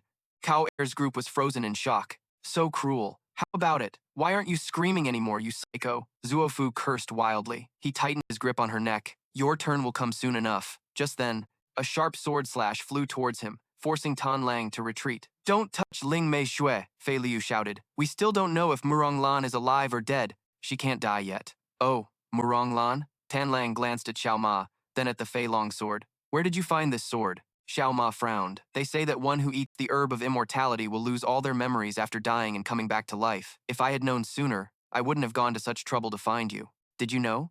I found the Fei Long sword while you were dying, he began to recount. At that time, this sword was piercing through your heart.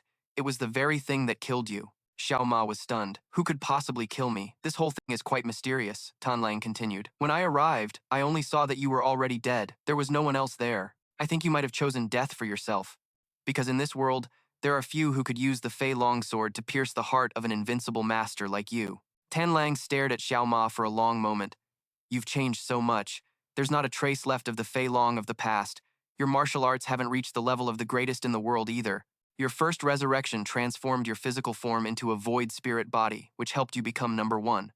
The second time you were resurrected, you underwent a complete rebirth, losing your memories and becoming mentally unstable, like a wild beast. Tan Lang shot a sharp, cold gaze at Xiao Ma, piercing through the tattered clothes to notice the marks of soul-suppressing needles embedded deep in the young man's body. He smirked, his tone mocking. So what if you die one more time? Do you think you can come back to life if you lose your head? Or what if you were torn into 1,000 pieces, your spine severed? Would you still be able to resurrect then? Xiao Ma's face showed no emotion, remaining as cold as ice. I just want you to answer my question. He forcefully slapped Tan Lang's hand away, his gaze cold enough to freeze the air. Who is he? Who was the one that killed me? Tan Lang frowned slightly, inwardly surprised. It's hard to gauge this kid's level of martial arts. A little caution wouldn't hurt, he said in a deep voice. Fine then. If you're that desperate to know, you must withstand 3 of my strikes without falling. If you can do that, I'll tell you. But on one condition, you are not allowed to dodge. You must stand still and take the hits. Fine, let's start, Xiao Ma replied without hesitation. From behind, Bai Cao Ni shouted in alarm, trying to stop him. Wait, Xiao Ma, how can you agree so easily? That Tan Lang's martial arts are at least on par with Ye Cha's, making him one of the 10 great masters of the martial world. Just one of his attacks would be enough to finish you. Before Bai Cao Ni could finish her sentence, Tan Lang had already shot forward like a whirlwind, landing a heavy punch directly into Xiao Ma's stomach. A man of his word can't go back on it, right? Mighty Vajra Fist. The power of this punch was truly terrifying, carrying a horrifying force that tore through the air. Even though Xiao Ma had agreed to take the hit, he was still caught in the explosive energy, sent flying over 100 meters and crashing through several houses along the way. The other 3 watched in stunned silence, their jaws dropping in astonishment. From above, Tan Lang watched Xiao Ma's figure fly away, a satisfied smile playing on his lips. He quickly shot into the air, speeding towards the rubble where Xiao Ma had landed. Then, he dove straight down from above, crashing through the roof, and landed amidst the pile of debris. The other 3 hurriedly followed, not wanting to miss what happened next. Xiao Ma, his body still intact, though his clothes were in tatters, slowly emerged from the wreckage. Tan Lang couldn't hide his astonishment at the boy's extraordinary endurance. My mighty Vajra fist just now actually contained 5 Yazi cycles of power, which is 300 years of training, Tan Lang said, a hint of surprise in his voice. Taking a punch like that head-on without any defense, the flow of your qi and blood must be in chaos right now. It must be unbearable, right? Xiao Ma gently wiped a trickle of blood from the corner of his mouth, his gaze unwavering. You could at least give a guy a warning before you strike, you know?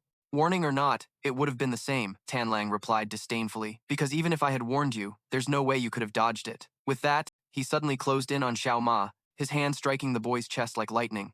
The mighty Vajra palm technique was unleashed again without any warning.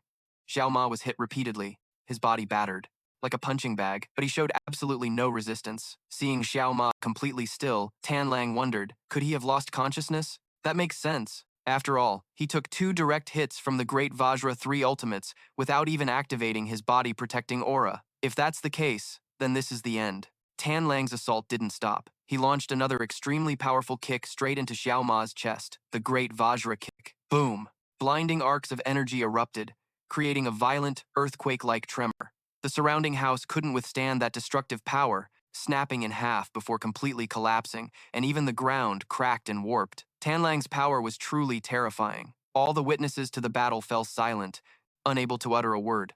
Standing next to Murong Qiu, Shefu thought to herself, where is this guy even looking? If I take this chance to escape, her dark thought had barely formed when Murong Qiu quickly snuffed it out. Don't think I don't know what you're scheming in that head of yours. You'd better get rid of those foolish ideas. The sharp Fei Long sword was immediately pointed right at Shefu's throat. If my daughter Lan doesn't make it out alive, I will personally take your life. He's just one man, I still have a chance to win. With that thought, Shifu risked a counterattack. Icy tendrils began to wrap around the Fei longsword. Even if this old lady is covered in injuries, I have more than enough strength to deal with a phony like you. Just as she spoke, the expression on Shifu's face suddenly changed, revealing her alarm. In just a moment, all the soldiers of the Wulin Alliance had surrounded her. Senior Murong, please allow us to handle things here. Murong Qiu looked coldly at Shifu and said, did you really think I was the only one here? Returning to the fight between Tan Lang and Xiao Ma, Tan Lang had noticed the arrival of the Wulin Alliance's Special Forces unit. Fei Liu, along with 2 of his comrades, had quickly appeared on the eaves. One of them hastily reported, Captain, Tan Lang's appearance was not part of our plan. The guard eating an apple added, it's unbelievable. The renowned great hero Fei Long, the man who once defeated the heavenly demon, was taken down by Tan Lang in just 3 moves. The rumors about Tan Lang being a master capable of threatening the 10 great masters of the martial world were true after all. Captain, please give the order. Our special forces unit is ready to lay down our lives. But Fei Liu didn't give the order. We don't need to sacrifice our lives needlessly, because Xiao Ma is completely fine. From within the pile of rubble, a hand slowly emerged. Xiao Ma, with slow but steady steps, stood up straight, his eyes fixed on Tan Lang, his voice completely calm. If this is the extent of your abilities, then you're nothing special. After taking 3 of Tan Lang's earth-shattering blows, Xiao Ma seemed completely unharmed. Seeing Xiao Ma still standing and looking astonishingly fine, Tan Lang was deeply shocked.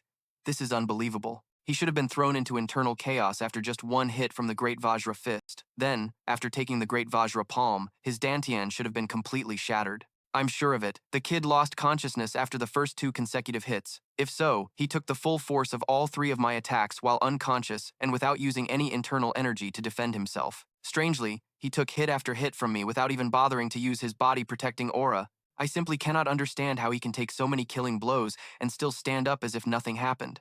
If I fought this brat bare-handed, I would surely lose every single time, even with a sword in my hand, and even if I managed to cut off one of his arms, I would still have to accept a grim reality that to resist him is to court death. How could I possibly defeat Xiao Ma now? Tan Lang thought bitterly. Back then, when I heard what Huan Mo, the descendant of the demonic sect, said, I didn't believe him, but now I have no choice.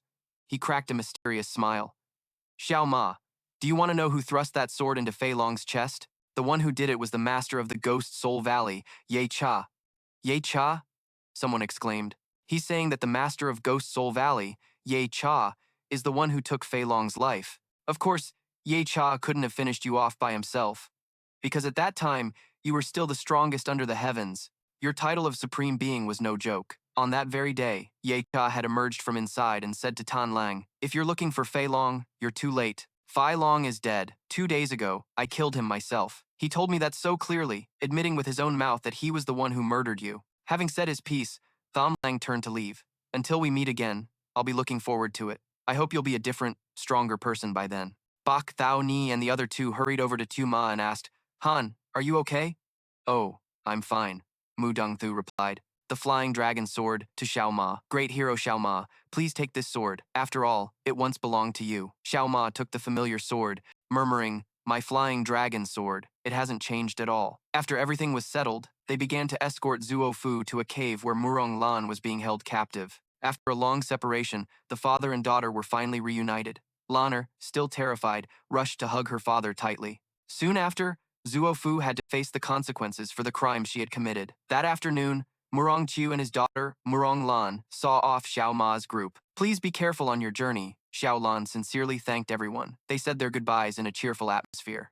The scene shifts to Ghost Soul Valley. At this moment, Gui Gui was slowly walking towards a mysterious open room. The door slowly creaked open, and at the same time, streams of swirling purple dark energy poured out relentlessly like a river. Gui Gui quickly circulated her internal energy to withstand the immense power from the dark energy. The power seemed too great, and her hand was burned. Even the extreme cold of my ice-white divine art was scorched like this, proving that his yang energy is truly terrifying. And yet, the candles around him didn't even flicker when he circulated his energy. His martial arts realm has probably transcended humanity, escaping the mortal coil. He has cultivated to the life and death realm. Wait, hasn't he already reached the life and death realm? He glanced at her. Gui Gui, what brings you here?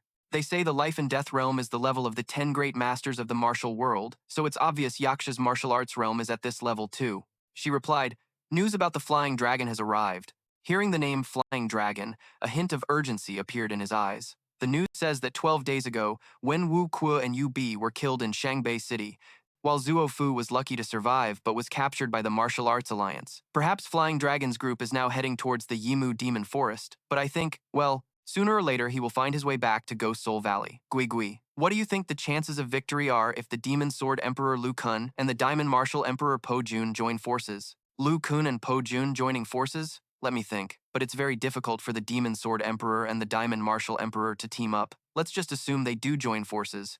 It would still be hard for me to predict their chances of winning. If so, what if we add Tan Lang? And if that's still not enough, you can count me in as well.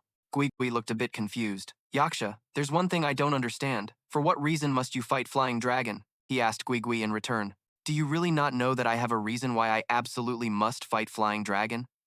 I don't know how I was formed, nor do I understand how this monstrous body was created.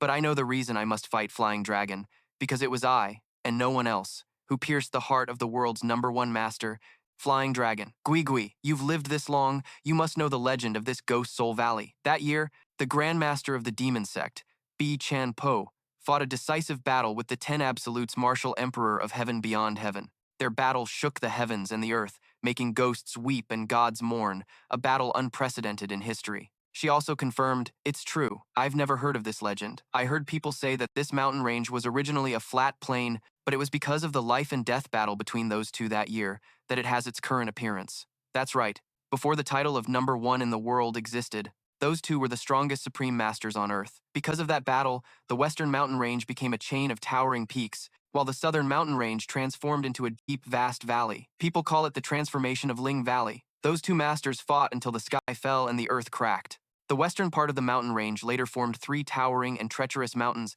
that later generations called the Three Mountains Fortress, while the southern part became a gloomy valley filled with the aura of death. That is our Ghost Soul Valley. It's been several hundred years since the demon sect vanished from the martial world, and no one knows the whereabouts of heaven beyond heaven, where the 10 Absolutes martial emperor once lived. So this legend is just hearsay. It's hard to determine if it's true or not.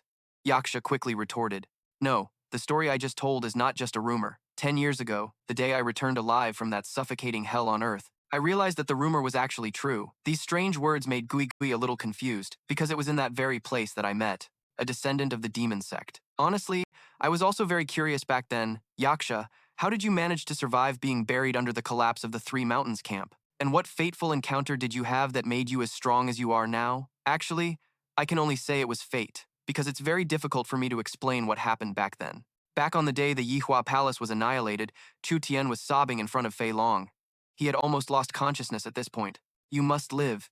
You have to keep your promise." Holding a bouquet of flowers, Chu Tian thought to herself, "Thank heavens the immortality herb is still intact." Just a moment before, the Six Absolutes Xiao Ma King, who was disguised as Fei Long, couldn't hide his strangeness from Chu Tian's sharp eyes. She immediately used a poisonous herb as a diversion, declaring that it was the rare immortality herb, cleverly hidden beneath the seemingly harmless flower pot. If the Six Absolutes Xiao Ma King had been just a moment slower, the real immortality herb would have fallen into his hands. It was hard to believe that these seemingly simple flower stems were the actual immortality herb. She recalled the words of Palace Master Bai Ling Fei, who had once revealed to Chu Tian that those seemingly ordinary stems were the immortality herb. Holding the vase, Chu Tian was still skeptical about this truth. Bai Ling Fei continued, her voice filled with warning. "The root of the immortality herb in that vase, despite being rich in yang energy, contains a deadly poison. Anyone who eats it will experience a dramatic increase in internal energy, but their meridians will be thrown into chaos, twisting and contorting, and in the end, they will succumb to the poison." So, does that mean the life-saving yang energy isn't in the root, but in the stem instead? Chu Tian exclaimed. "That's right. So you must be extremely careful if you want to use it, because if the immortality herb doesn't bloom, it's nothing more than a poisonous weed." "Then when does it bloom, Mother?" Chu Tian asked curiously. "I've heard it only blooms once every 1,000 years. "Why did you say 1,000 years when I can see it blooming right now?" Chu Tian asked, surprised. Bai Ling Fei sighed softly. Chu Tian, your grandmother once told me something. If the immortality herb ever blooms, it means the 1,000-year history of the Yihua Palace will have to face its destiny." In a moment of anguish, Chu Tian whispered, "Mother, I'm sorry." With tears welling in her eyes, she turned to Fei Long and murmured, "Eating the immortality herb can bring a person back to life, but it will erase all their memories. But there is one thing I don't want you to forget. You must take me away. Take me to the place by the sea where the plum blossoms bloom year-round, just as we promised." Just like that, she slowly fed the immortality herb into Fei Long's mouth.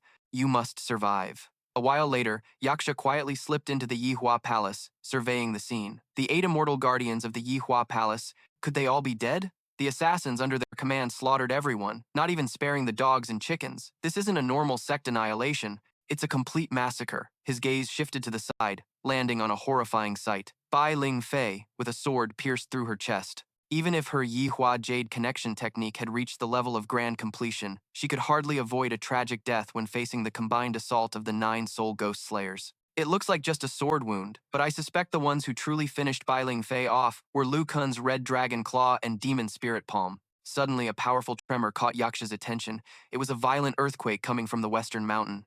Over there. Could it be? The peak of the Three Mountains camp just collapsed? What's going on? I just sensed the killing intent of the 9 soul ghost slayers nearby. And I also felt the aura of the Xiao Ma King. Could the Xiao Ma King have come here himself? Just as he was about to leave, he suddenly spotted Fei Long and the young palace mistress Chu Tian lying motionless. "Ah, leader Fei Long." Placing his ear close to Fei Long's nose, he realized he had stopped breathing completely. He must be dead. Looking at the sword wound on his body, it's hard to guess who dealt the fatal blow. Huh? It was the 9 soul ghost slayers, not the Yama King? All of the 9 soul ghost slayers are here, except for Tan Lang. In that case, the Yama King must have sensed something was extremely wrong. Yaksha rushed to the peak of the Three Mountains camp to assess the situation. This place has completely collapsed. I fear the Yama King is more likely dead than alive. Strange. With old King Yama's skills, he should have had more than enough power to escape, right? Suddenly, a faint voice from old King Yama called out, "Is anyone out there?" Yaksha glanced around, searching. It was a telepathic message from old King Yama. "Old King Yama, where are you? Are you trapped inside? Is that you, Yaksha? Hurry and save me." He cautiously moved deeper inside, not knowing when the mountain would completely collapse on itself, which would be extremely dangerous. "I can't see you in here. Where are you, old King Yama?" Old King Yama replied faintly. "Your voice sounds close. Just come a little deeper inside and you'll find me."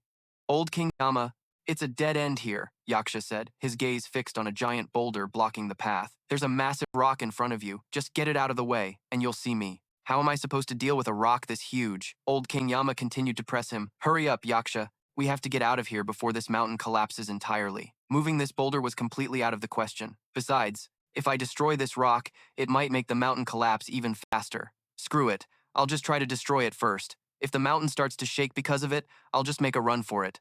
Yaksha leaped into the air, unleashing dozens of razor-sharp sword strikes. Just like that, the massive rock in front of him was shattered into pieces. Old King Yama, come on, help me out. Yaksha quickly moved to support Old King Yama. "Old King Yama, what in the world happened?" he replied. "I fell victim to a treacherous attack by the 9 slaughter soul demons. But let's get out of here first and talk later." Just when he thought they could escape easily, the mountain suddenly began to shake more violently than ever before. "Ah! The mountain is collapsing!" Yaksha clenched his jaw, thinking to himself, "No, I can't die like this." Here it comes. Massive boulders began to rain down, completely sealing the exit. "How could I have been so foolish?" Rumble. Just like that, the two of them were buried under tons of rock and dirt amidst a world-shattering roar. A short while later, from amidst the rubble, Yaksha's hoarse voice rang out, "I can't die. I have to survive. Even if this is a living hell, I have to get through it, because I'm going to be the new leader of the Black Moon Nightless clan. How could I possibly die in a place like this?" He slowly came to in the pitch-black darkness under the rubble. "Ah, am I still alive? My breathing is ragged and my body aches to the bone, but I'm alive. I'm not dead yet." As he staggered through the darkness, he suddenly spotted a strange light emanating from an underground water source. Curious, Yaksha went closer to investigate. "Why is this underground spring glowing? What is this place? This is deep beneath the earth of the Three Mountains Fortress." "Ah, that's old King Yama's voice. That spring is called the Jade Dragon Water." Yaksha spoke up hastily, his worried gaze falling upon his senior. "Old King Yama, is there any way for us to escape this godforsaken place?" The old man let out a heavy sigh, his voice laced with despair. "We're hundreds of yards deep underground. I doubt anyone could find a way out. What's more, my body is already broken beyond repair. Even if I were back at my peak, I'd be hard-pressed to escape." Hearing this, Yaksha felt as if he'd been plunged into an abyss of despair, his mind reeling. "Are you saying that our fate is to rot away in this place?" But before despair could fully consume him, old King Yama quickly added, "No, we still have the Jade Dragon Water, this pure spring flowing through here. As long as we drink from it daily, we can sustain our lives." But Yaksha was not satisfied. "What's the point of living such an empty existence? If you're certain there's no escape, then I'd rather end my own life before my will to live is completely crushed than to just barely survive down here." Just as Yaksha was about to take his own life, old King Yama hurriedly stopped him. "Wait, it's not entirely hopeless. If you don't want to die such a meaningless death, I can still offer you a way to survive. Yaksha, I will pass on my entire life's worth of power to you. With my strength, you will undergo a complete metamorphosis. Your power will increase to an unimaginable degree. Both your internal energy and martial skills will reach a level you've never even dared to dream of. To put it simply, this is a legendary ancient art, and if you master it, you will become unmatched under the heavens, invincible against all living things." And so, without a moment's hesitation, the two of them began the arduous cultivation process. "Right now, my blood essence is completely depleted, and even circulating my chi to regulate my breath has become incredibly difficult, but my dantian is still intact. Regardless, I must transfer more than half of my 100 years of internal energy to him." With steely determination, the old Yama King began to focus all his true chi, transferring it stream by stream deep into Yaksha's body. "Endure it. You must grit your teeth and bear this. The moment you fully absorb this old man's true chi is when your internal energy will reach an unprecedented level. However, If you cannot withstand this extreme agony, death will come instantly, let alone your internal energy advancing by leaps and bounds. If you desire to live so badly, then you must endure it. Persevere, Yaksha! It's finally done! The old Yama King heaved a sigh of relief. As for Yaksha, he clearly felt a surging wave of power, increasing exponentially. Is this the internal energy of the six absolutes, Yama King? My body feels lighter than ever before. Just by circulating the chi in my dantian, I can feel my entire body brimming with immense power. While Yaksha's internal energy advanced by leaps and bounds, the old Yama King began to slip into a near-death state, his life force gradually depleting. Meanwhile, at Yihua Palace, the scene was heartbreakingly desolate. Gui Gui stood silently before the bodies of Fei Long and Chu Tian, lost in somber thought. Did you leave Ghost Soul Valley and turn your back on me just to end up with this tragic death? I deeply regret it. I should have tried to dissuade you back then. Because no matter how great love is, in the face of death, it's nothing more than dust in the wind. Ah, wait a minute. Although her breath is faint and intermittent, there are still signs of life. How can I possibly save her life in this state? If only a master physician were here, perhaps the situation could be reversed, but someone like me can only barely keep her alive. A full recovery is another matter entirely. This is the woman Fei Long chose, and also the daughter of Bai Ling Fei. It's not our first meeting, but well, to meet again is a matter of fate, so you and I have some karmic connection. The only thing I, Gui Gui, can do is prolong your fading life for a little while. If you have a fortuitous encounter before you die, you might just be able to survive. I will leave the martial world, and perhaps I will never set foot in this mortal realm again.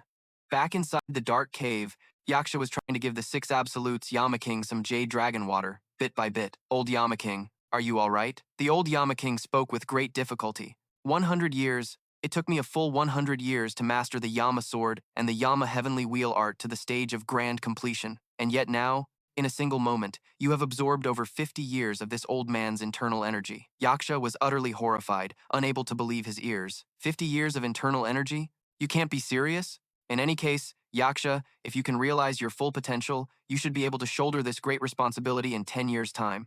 Back then, this old man observed the celestial phenomena and saw the birth of the heavenly dipper star, carrying the power of the heavens. That is the star that carries the destiny of a peerless hero, revered by all people, but at the same time, the earthly fiend star was also born.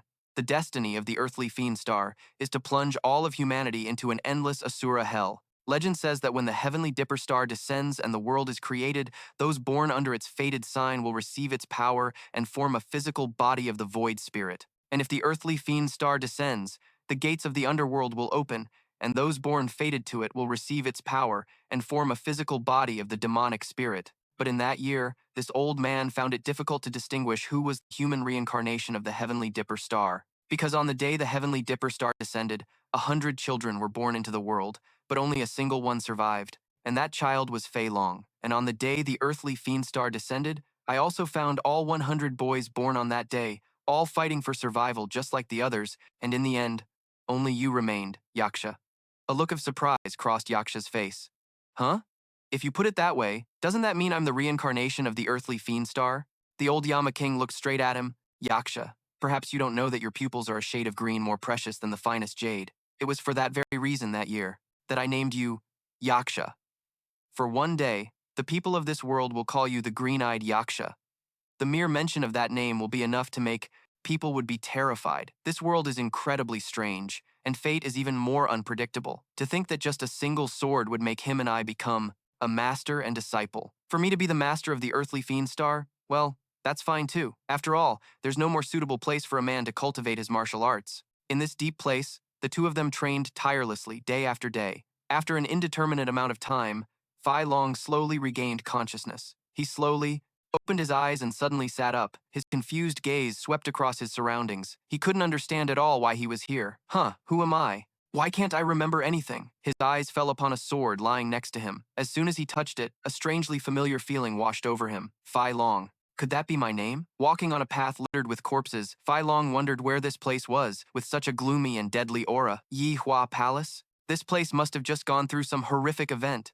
Suddenly, a voice echoed in his mind. You must take me away. Take me to the place where the plum blossoms bloom year-round by the sea. That voice grew clearer and more intense, causing Fei Long to clutch his head and scream, All right, I know. Please stop. I'll go there. Just please stop nagging in my head. The voice is gone now. The strange thing is, as long as he takes a step, the sound disappears. But if he stops for even a single step, that voice echoes in his mind relentlessly. However, a place where plum blossoms bloom, year-round right by the sea? But once I get to the sea, where am I supposed to find it? It would be better if you could tell me the exact name of the place, to make my journey less arduous. During those years, Yacha continued to train like a madman at the peak of Hoa Nhac stronghold. The old King Yama noticed that he had reached the pinnacle of the Sword of Yama. All right, that's enough. Stop for a moment. Before it's too late, I need to pass on all of the 6 absolutes of Yama to you. First, your master will teach you the art of disguise, the body-altering illusionary secret art. No matter the face, physique, or voice, as long as you wish, you can disguise yourself perfectly, leaving no trace behind. This is the highest realm of the disguise technique, absolutely flawless. Yacha watched his face transform in an instant, his jaw dropping in amazement, unable to believe the disguise technique could reach such a level. To be honest, this is merely a minor trick, rather than a true martial art. I learned it by secretly observing an unteachable secret technique at the gloomy demon secret hall, and developed it to a new level. Next up is the acupoint shifting grand method. The old King Yama pointed a finger at Yacha, and his body immediately froze. King Yama continued, with just a flick of my finger, your body is already unable to move. As long as you can shift the original positions of the 36 major acupoints in your body, your blood circulation will also change. When you master Yama's acupoint shifting grand method, you can evade most of your enemy's assassination attempts, and your body will also suffer fewer fatal injuries. Ah, my body can move again. Do you remember when I was poisoned by the 9-soul ghost killers? But I'm still alive, and it's all thanks to practicing the acupoint shifting grand method. Next is the mouth-concealed poison sword. The old King Yama was seen pulling a hidden blade from his throat. If you can master this ultimate technique, there will be times when it will be incredibly useful.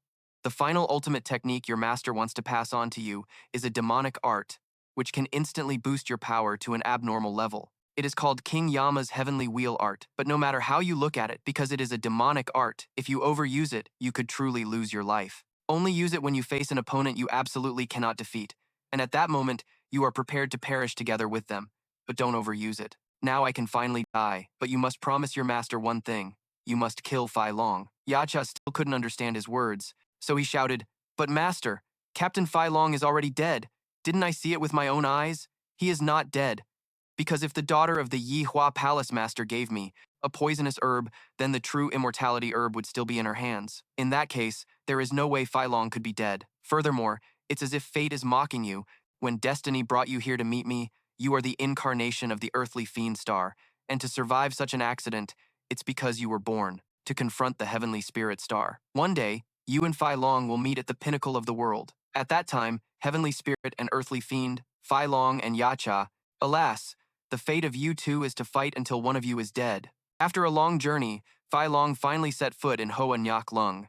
Looking at the small, strangely peaceful valley, Fei Long felt a sense of familiarity.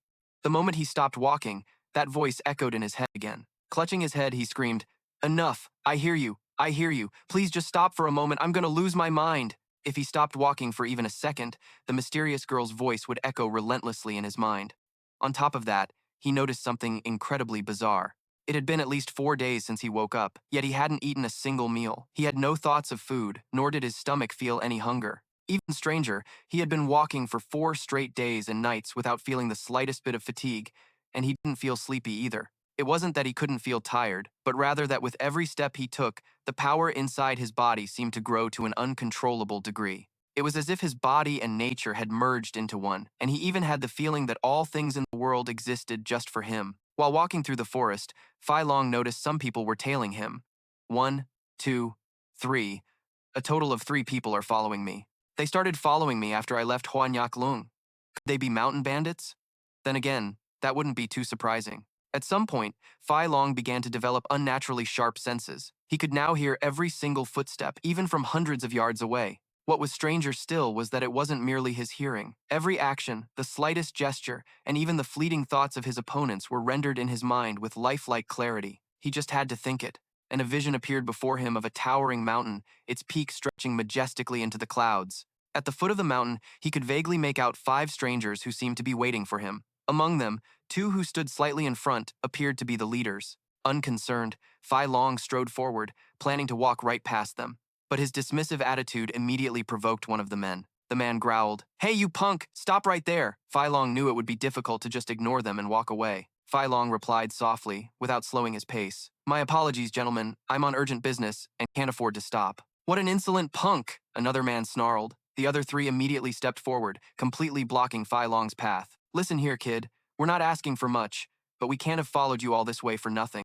So just hand over all your money, and you can be on your way. However, Fei Long kept his pace, moving past them as if their threats were nothing but air. I know what you want, but I'm just a penniless wanderer. Where do you expect me to get money from? One of the men angrily swung his sword, placing the cold blade against Fei Long's neck. You little punk, are you deaf? I told you to stop, didn't you hear me? But before anyone knew it, Fei Long had slipped out of his grasp and was standing calmly to the side. Fei Long sighed softly with a look of helplessness. Honestly, it's not that I don't want to listen to you, it's just a bit complicated to explain. Seeing this incredible feat, the men started to break out in a cold sweat. What the hell? How can he be that fast just by walking? This guy is definitely no ordinary person. The remaining three men immediately coordinated, forming a pincer formation to surround Fei Long. You bastard! If you don't want to die, then you... The harsh clang of weapons rang out, but their blades only cut through empty air. No one knew when, but Fei Long had already slipped out of their encirclement. He stood a few steps away, holding up his empty hands and shouting, Hey, take a good look! I've got nothing on me! You won't get a single coin even if you kill me. Didn't I already tell you guys? I can't stop. It's hard to explain, because every time I stop moving, a mysterious woman's voice appears in my head. It tortures me over and over again, and that suffering is 100 times worse than any threat you could make. The biggest guy among them still looked unconvinced. He roared, swinging a huge broadsword as he charged forward aggressively. Humph! Get out of my way! He launched a fierce attack, but none of it could even touch Fei Long. Not a single hair. Well, it seems wanting them to understand me from the start was a foolish thought, and now another strange thing is happening. The moment they move, I can read and predict every trajectory of their movements. As a result, my body reacts even faster than my thoughts, but this incredibly fast reaction speed makes me feel like this body isn't my own. The mountain bandits, undeterred, crazily attacked in wave after wave. You scoundrels, what am I supposed to do when I never intended to kill them? Before I even thought about making a move, my hand was already on the hilt of the sword on my back, but when did that happen? Furthermore, why is this sword in my hand so heavy? Damn it, if I hadn't changed the sword's direction quickly, this guy in front of me would have been split in two by a single strike. The sword flashed with a cold light, and the towering mountain behind Fei Long was suddenly sliced in two, as cleanly as a slice of cake. I can't believe I split that mountain in two with just a casual swing. Even I can't believe what's happening right before my eyes. Is this because of the Fei Long sword? No, it's definitely because of it. Who am I, really? Although he still doesn't know who he is exactly, Fei Long knows that, as long as the woman's voice in his head hasn't disappeared, he cannot stop. He must continue on his journey. He can't stop for even a single step. To avoid the onset of pain, he doesn't get hungry, so he doesn't need to eat. And since he doesn't eat, he doesn't need to excrete.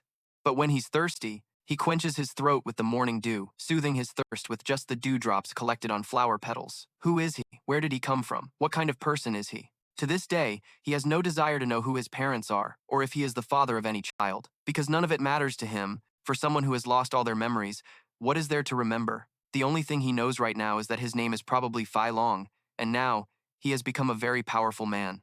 A few assassins hiding in the shadows sneak after Fei Long, like patient predators. He is the one from the rumors. His name is Fei Long. He is an assassin from the Ghost Soul Valley, the assassin group that caused the annihilation of the Yihua Palace 1 year ago. Since then, the Beiming martial world has placed a bounty of 10,000 taels on his head. One of them whispered, his eyes filled with greed. If we can take his life, the leader will be very pleased. Another one added, yeah, we have to take him down before he reaches the Black Lotus gang. Let's make our move then. First strike is victory. Let's go, brothers. One of them didn't wait long, rushing to assassinate Fei Long from behind with a swing of his sword, but his attack was stopped by a single finger from Fei Long. A few more immediately rushed in, their cold sword auras surrounding him. The desperate screams of the assassins echoed throughout the forest. Just like that, they were defeated by Fei Long. In just a moment, their broken bodies lay scattered on the ground. The scene changes to the Black Lotus gang. At this time, the gang leader is sitting on an exquisitely carved armchair, listening to his subordinate report on the situation outside. Fei Long? Is that the guy? I heard the bounty on his head is as high as 10,000 taels. Compared to the 300,000 taels our Black Lotus gang needs, that's just pocket change. But even a small mosquito has some meat. That little bit of change is enough for us to drink for a few days. So let's go. Hurry up and bring me his head. Fei Long was walking through the deep forest, when the tranquil scene was suddenly shattered as members of the Black Lotus gang swarmed out like ants from a broken nest. I already can't stop walking. I have no choice but to keep moving. I can't even stop for a second. So no matter what happens, I have to keep walking. Because when I do stop, it's because someone is standing in my way to stop me. And at times like that, I always see them end up with broken bones and spilled blood just for trying to stop me. Fei Long, time and again, took down each member of the Black Lotus gang with ease, as fast as lightning, without expending any effort. Seeing this, the gang leader grabbed his saber and charged like a madman. "You bastard! Looks like you've got some talent." Fei Long looked at him indifferently, his tone strangely calm. "So you're the leader of this group? If so, I'll pass by quietly to save you some face. Just stay put and don't do anything." Feeling utterly disrespected, the man gritted his teeth, veins popping on his forehead, and roared, "You bastard! I was just trying to spare your lives? Who do you think you are to talk about saving my face?" Fei Long replied coldly, "I can't really control my own power. Let's just skip the talk." As he finished speaking, a terrifyingly powerful punch from Fei Long slammed right into the gang leader's stomach. That destructive force tore through a vast expanse of the forest, causing him to collapse without a single word of protest. "Because I never stop moving forward, no one can stand in my way. No. More accurately, I can't stop." On an endless green prairie, Gui Gui was being pursued by members of the Martial Arts Alliance, her body riddled with injuries, a testament to a long and brutal battle. Anyone who dared to rush her was instantly frozen solid by her chilling aura.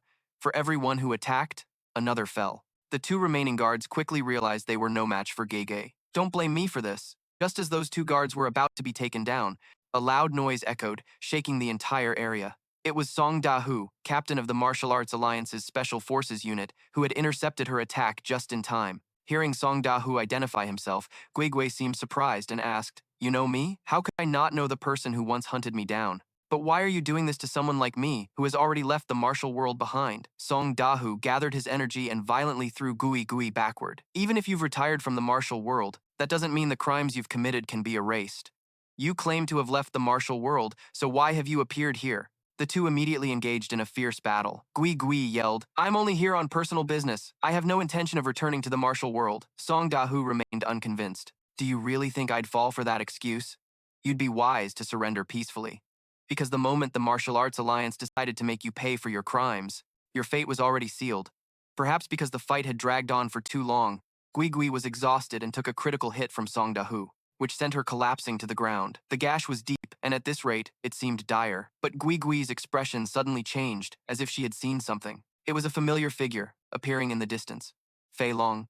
Sensing her gaze, Fei Long instinctively turned to look toward Gui Gui and Song Da-hu. Seeing his opponent distracted, Song Da-hu seized the chance to attack. "Where are you looking in the middle of a fight?" The Martial Arts Alliance members surrounded Gui Gui. As Fei Long watched them gang up on a single woman, he thought, should I intervene? But then his eyes shifted to the side and saw several men who had already been defeated by Gui Gui. "Oh, it looks like she's no ordinary helpless woman. Maybe I don't need to get involved." Fighting surrounded on an open plain like this was extremely disadvantageous.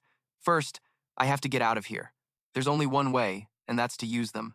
Gui Gui spun, flinging her hand and unleashing 3 sharp, cold ice spikes, effortlessly felling 3 of her attackers. She then pressed her sharp, white ice sword to the throat of one of the remaining guards, her voice dripping with threat. "Song Da-hu, if you don't expel the cold energy from your subordinates' bodies in the next moment, they will die instantly." Song Da-hu was forced to stop. His eyes glanced back at his heavily wounded subordinates, and he thought, this is bad. I've already lost 6 men. I can't afford to lose anyone else. I have to save them first and deal with this later. All right, I'll save them now, but you remember this, Gui Gui. We will most certainly meet again.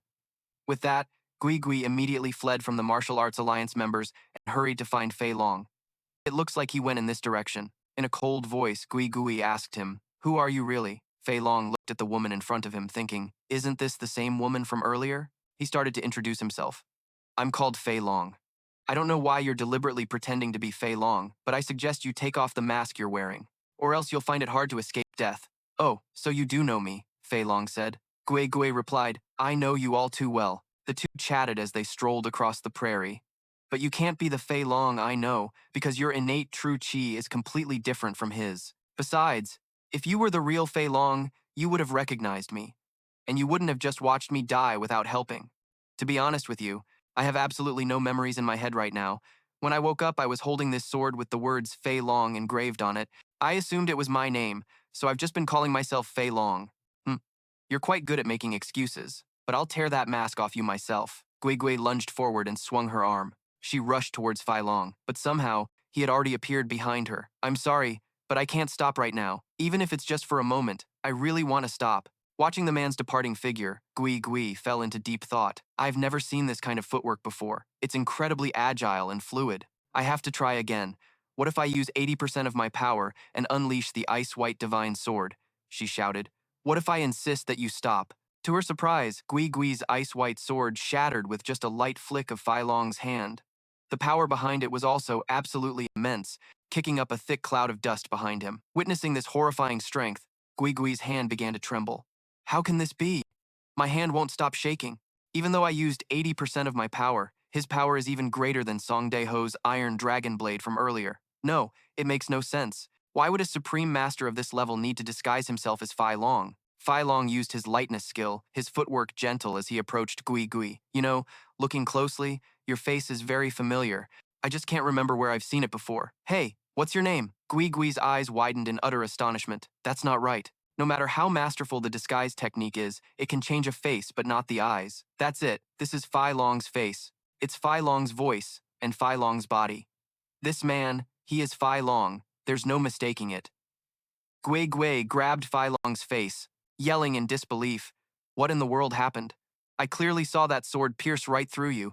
How can you be perfectly fine now? She quickly stepped back, her eyes filled with disbelief. When I woke up, I found myself in Yihua Palace, and everything before that is a complete blank. If you know about my past, please forget it, because it seems they weren't happy memories. Fei Long said with an indifferent tone and turned to walk away, leaving Gui Gui standing stunned as she watched his retreating figure. Could it be that he's lost all of his memories? Memories of the day Fei Long first arrived at Ghost Soul Valley flooded Gui Gui's mind. Fei Long, from this day forward, that will be your name, and also from today, you will be the leader of the Black Moon's endless night. You are to go to Yihua Palace, kill Bake Lin Fi, and bring back the immortality herb. Once this is done, the seat of the greedy wolf will be yours. Understand? All of you. Go find leader Fei Long and bring him back to me. If Fei Long defies orders and disobeys, you are to treat it as an act of betrayal. Fei Long, are you doing this for the young master of Yihua Palace? Fei Long, do you know what must be done if you leave Ghost Soul Valley? Fei Long, take this with you. It is your sword, after all. So he had forgotten everything. I had already resolved to leave the martial world, determined never to return. So I didn't want to have anything to do with you. That's why I had no intention of bothering you with our past connection. I just thought that when you finally recall your memories, at that time, if you feel guilt strangling your heart, making even breathing a reminder of your past insecurities, then come find me in Hoa Nhac Valley. And so, Gui Gui kept her promise to Fei Long from that year. From that day on, Gui Gui spent day after day, year after year, living in seclusion in Hoa Nhac Valley. This is the first time I've been out in a very long time, kid. That's right. Before Fei Long came to find her, Gui Gui had never stepped outside, not even once. Hey kid, who are you really? Look, I don't even know who I am anymore. But then the day came when Fei Long found her, though his appearance was a bit different. This kid's martial arts are unfathomably deep. Looking at his martial arts, they remind me so much of you. Could it be? How is that possible? Now I know who you truly are. Fei Long. On the 2877th day since Fei Long entered the martial world, on a towering mountain peak, the figures of two old men sat playing Go.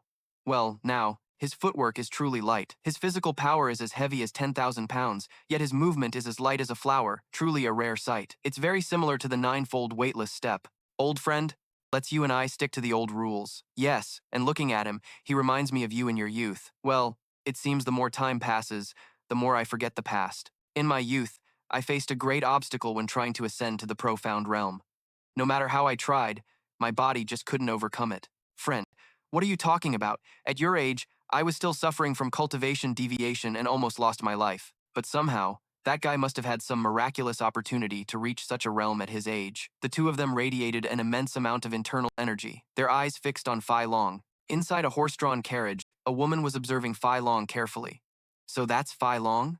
The man I've been hearing rumors about lately. What I sense from him isn't quite like the rumors, because this man has an extremely peaceful and tranquil aura. That aura is like a true gem hidden under 10,000 years of ice and snow. His internal energy flows throughout his entire body, gathered without dispersing, and circulates without end.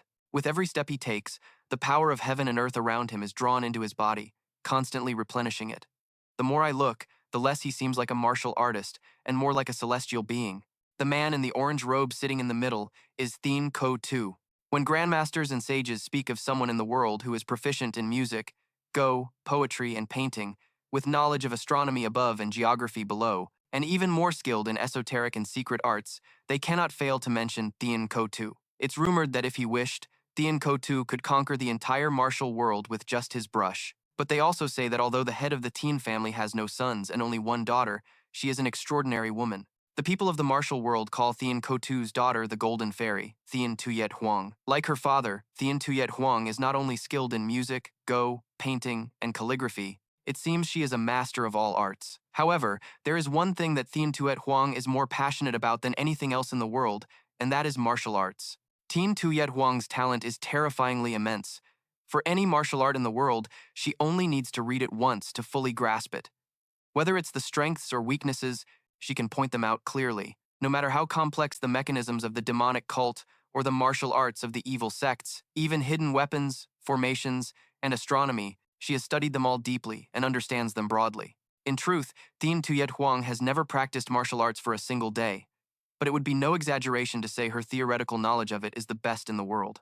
Thien Ko Tu approached his daughter and asked, "My treasure, what book are you reading so intently?" She replied with a cheerful face, "Ah, father, I'm studying and comparing the 8 forms of the 9 heavens demonic saber and the 8 forms of the adamant dragon breaks the heavens saber to see how they are similar and different. Speaking of which, at the gates of the Thien family, martial arts masters were as numerous as a crowded market, visiting daily to ask her to point out the weaknesses and flaws in their techniques so they could supplement and perfect them. On the dueling stage, 2 people were sparring. Thien Tuyet Huang analyzed from below. The flying thunder black spear has changed its moves 12 times. Each move is flashy and beautiful, but lacks power. The variations are many, but unnecessary, a bit like all thunder and no rain. In contrast, the 36 demon subduing swords has few variations, but every move is a killing technique. The only issue is that in a prolonged fight, his internal energy is insufficient and it lacks refinement. In just 2 more sword moves, the demon subduing swordsman will be unable to contain his overwhelming excitement and will unleash a finishing blow. And the black spear wielder, in a moment of carelessness, will permanently lose his right arm. As soon as the words left her mouth, as if a prophecy was fulfilled, the black spear wielder suffered a severed limb under the sword of the 36 swords master. The surrounding crowd was stunned and amazed by this scene. She said 2 moves, and it was indeed 2 moves, truly making people admire her from the bottom of their hearts. To be honest, this girl's talent for martial arts theory has probably surpassed even her brilliant father. You can decipher almost every cultivation method and martial arts technique in the world, but do you know which martial art in the martial world is currently the strongest? Hearing this, Thien Tuyet Huang was momentarily confused, not understanding her father's meaning. He smiled and explained, "Ah, I'm asking you which martial art is number 1 under heaven." This was indeed something that had haunted Thien Tuyet Huang for a long time. What is the most invincible martial art in the world? From that moment on, Thien Tuyet Huang decided to leave home and set out on a journey to find the answer to that difficult question. For 10 long years, she wandered far and wide, from the south to the north, meeting countless masters. She set foot in the perilous land of the Purple Sea where few dared to go, crossed the remote, desolate northern wastes, and then traversed the lonely Azure Sea. She even ventured to the distant land of Tianzhu, documenting the lost martial arts secrets of the dark ascetic masters in the secret hall of the shadow demons. Even the once famous demon sect, now just a legend, she was determined to find and explore their martial arts. Finally, after all those years, there wasn't a single martial art in the world she didn't know.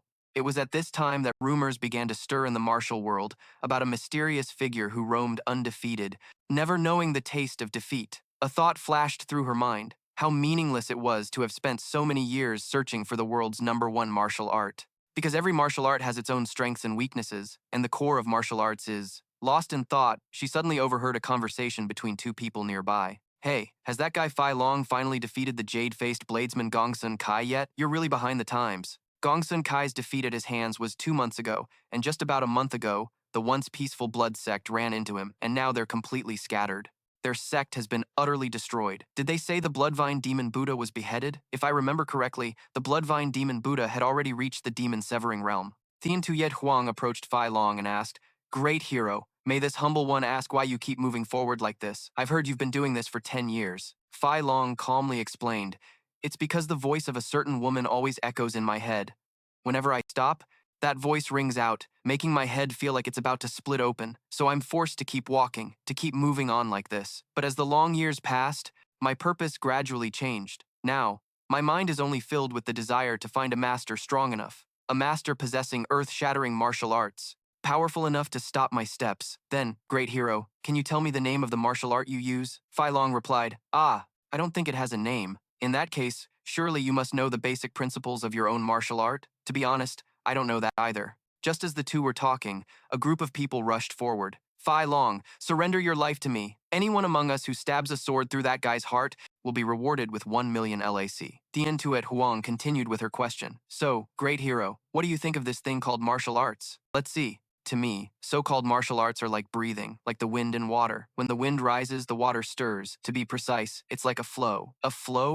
That's right, something that, once it starts flowing, cannot be stopped, just like the wind and water. Thien Tuyet Huang witnessed Fei Long's martial arts and was left speechless with amazement. He had just created a furious gale with a light wave of his hand. Just how high has his internal energy reached? With just one move, those assassins lost consciousness. But great hero, if the wind does not rise, the water does not stir. Without wind, water doesn't flow. Isn't that like a person holding their breath? As if anticipating the question, Fei Long retorted, not at all. If the wind doesn't blow, it's because it's gathering, preparing to become a great storm. And if the water isn't flowing, it's because you can't see its undercurrents. Likewise, if you see me stop breathing, it's not because I'm dead, it's simply because I've paused for a moment. Great hero. You make it sound easy by comparing martial arts to a ceaseless flow. But how can that overcome the ancient philosophies of martial arts? That assassin hastily threw hundreds of darts at Fei Long, but with just a few waves of his hand, they all lost their power and fluttered to the ground. You must understand, no matter how earth-shattering a martial art is, it always has a beginning and an end. Looking at the process in between, we always see countless variations. However, if that flow in the middle is weakened, blocked, or cut off, then everything becomes meaningless. Fei Long caught one of the hidden weapons and, with a small movement, took the assassin's life. It's best you leave this place, because in about an hour, a great battle will take place. In about an hour? At his speed, he could cover about 10 li in an hour. If so, is there someone else 10 li ahead? Impossible. Impossible. How can he sense someone's power from 10 miles away? Just as Fei Long said, half an hour later, they arrived at a mountain where two men were sitting and playing Go. Thien Tuyet Huang was utterly astonished. Ah, wait, could those two be the Sword Emperor and the Blade Emperor? The two men you see in the distance, great hero, I can assure you, are the two greatest masters in the current martial world. Sword Emperor Bai Yun, Tien. 30 years ago, he single-handedly annihilated both the Thien Long Temple and the Dai Loi Am Temple in the Qin Kingdom. It was also after that battle that the Sword Emperor's treasured sword changed, now emitting the Samadhi true fire whenever he draws it. The Blade Emperor is no less powerful. Back then, the leader of the demonic cult, the one-armed divine eagle, once dominated the martial world, but he was mercilessly slain by the Blade Emperor. The great blade in the Blade Emperor's hand is hailed as the Tu Kim Dola, one of the most famous blades in the world. If I'm not mistaken, the martial cultivation of these two masters is currently at the life and death realm. It's no exaggeration to say they are the strongest of this era. Well then, this is a bit strange. Fei Long said calmly, to me they're just two middle-aged men playing Go. Thien Tuyet Huang truly couldn't comprehend Fei Long's thoughts. She exclaimed in shock. What? In his eyes, the world-renowned Sword Emperor and Blade Emperor are just like two middle-aged old men playing Go? Hey, even arrogance has its limits. You can't be so conceited that you look down on everyone. Just as Fei Long was about to walk on, a deep and steady voice, gentle yet powerful, stopped him in his tracks. Young friend, please wait a moment. Fei Long glanced towards the two imposing figures before him. Just what kind of fortuitous encounter did a young man like you have to reach this realm? The Blade Emperor's voice was filled with curiosity and amazement. The Sword Emperor continued, his gaze as sharp as a sword fixed on Fei Long. That's clearly the void-stepping technique. An ordinary martial artist can only maintain it for an instant, a second at most. Yet this kid can float in mid-air, walking as easily as if on solid ground, without touching the earth at all. How can an ordinary person perform such an extraordinary feat? The Blade Emperor mused. Brother Sword, could this kid be the legendary heavenly spirit and earthly fiend we've heard about? I also can't explain why this kid possesses the legendary ethereal spirit body. Special physiques are not rare in this world. There are countless types suitable for martial arts, but of all the elite physiques I've ever seen, none can compare to this kid's strange constitution. It's even possible, if my guess is correct, that the kid might be a heavenly spirit star descended to the mortal realm, the Sword Emperor analyzed, his voice laced with deep astonishment. Let's see, I'm not entirely sure until we exchange a few moves, the Blade Emperor said, then suddenly slammed his hand on the go board. Instantly, the black and white stones on the board flew into the air as if they had a life of their own, forming a mystical formation. Since it has come to this, young friend, please forgive our impudence. But what do you say to stopping for a while to spar or discuss swordsmanship with us old men? This is the renowned heaven and earth throw, a move that can decide life and death. The Sword Emperor looked at Fei Long with a challenging gaze. Let's see how you'll break it, young friend. Fei Long looked utterly weary, a bitter smile creeping onto his lips. I'm just on my way to find a plum blossom garden that blooms year-round by the sea. Is what I'm doing so offensive to heaven and reason that it's impossible to achieve? Why do you people insist on blocking my path? Does this mean that once again, if I want to live, I have no choice but to draw my sword? Is that all you want? He continued, his voice filled with exhaustion and sorrow. You all dream of becoming the #1 master in the world. You always pursue the ultimate, strongest martial art, one that has never before appeared in this world. For the past 10 years, I've lived on the edge of a blade, constantly fighting you or anyone else. I always wonder, that realm you seek from me? I'm actually curious about it myself now. It's not just you, even I always wonder what this martial art I possess is, and since when did I undergo this change, carrying this incredibly strange power within me? What is the supreme realm of martial arts that everyone dreams day and night of achieving? I've heard that the gods created man, and man, in turn, created martial arts. But I have never heard of anyone reaching the realm of infinity. Suppose one day I ascend to the realm of infinity, then perhaps I'll tell this little girl all about it. With that, Fei Long didn't hesitate, just lightly swinging his sword. Before the Sword Emperor and the Blade Emperor's chessboard, the object that had just been radiating an overwhelming aura was cleanly split in two by a single sword stroke. Both masters were utterly stunned. But is this the limitless realm? Impossible. Those were just go pieces, but how could this happen when I infused them with all of my internal energy? The Blade Emperor exclaimed, his voice filled with both doubt and horror. The Sword Emperor was also stunned. That kid's single sword strike was so fast I couldn't even follow it with my eyes. Besides, no matter if I say it 10 times or 100 times, my body just can't stop. I had some hope for them, but it seems no one can stop me now, Fei Long said coldly.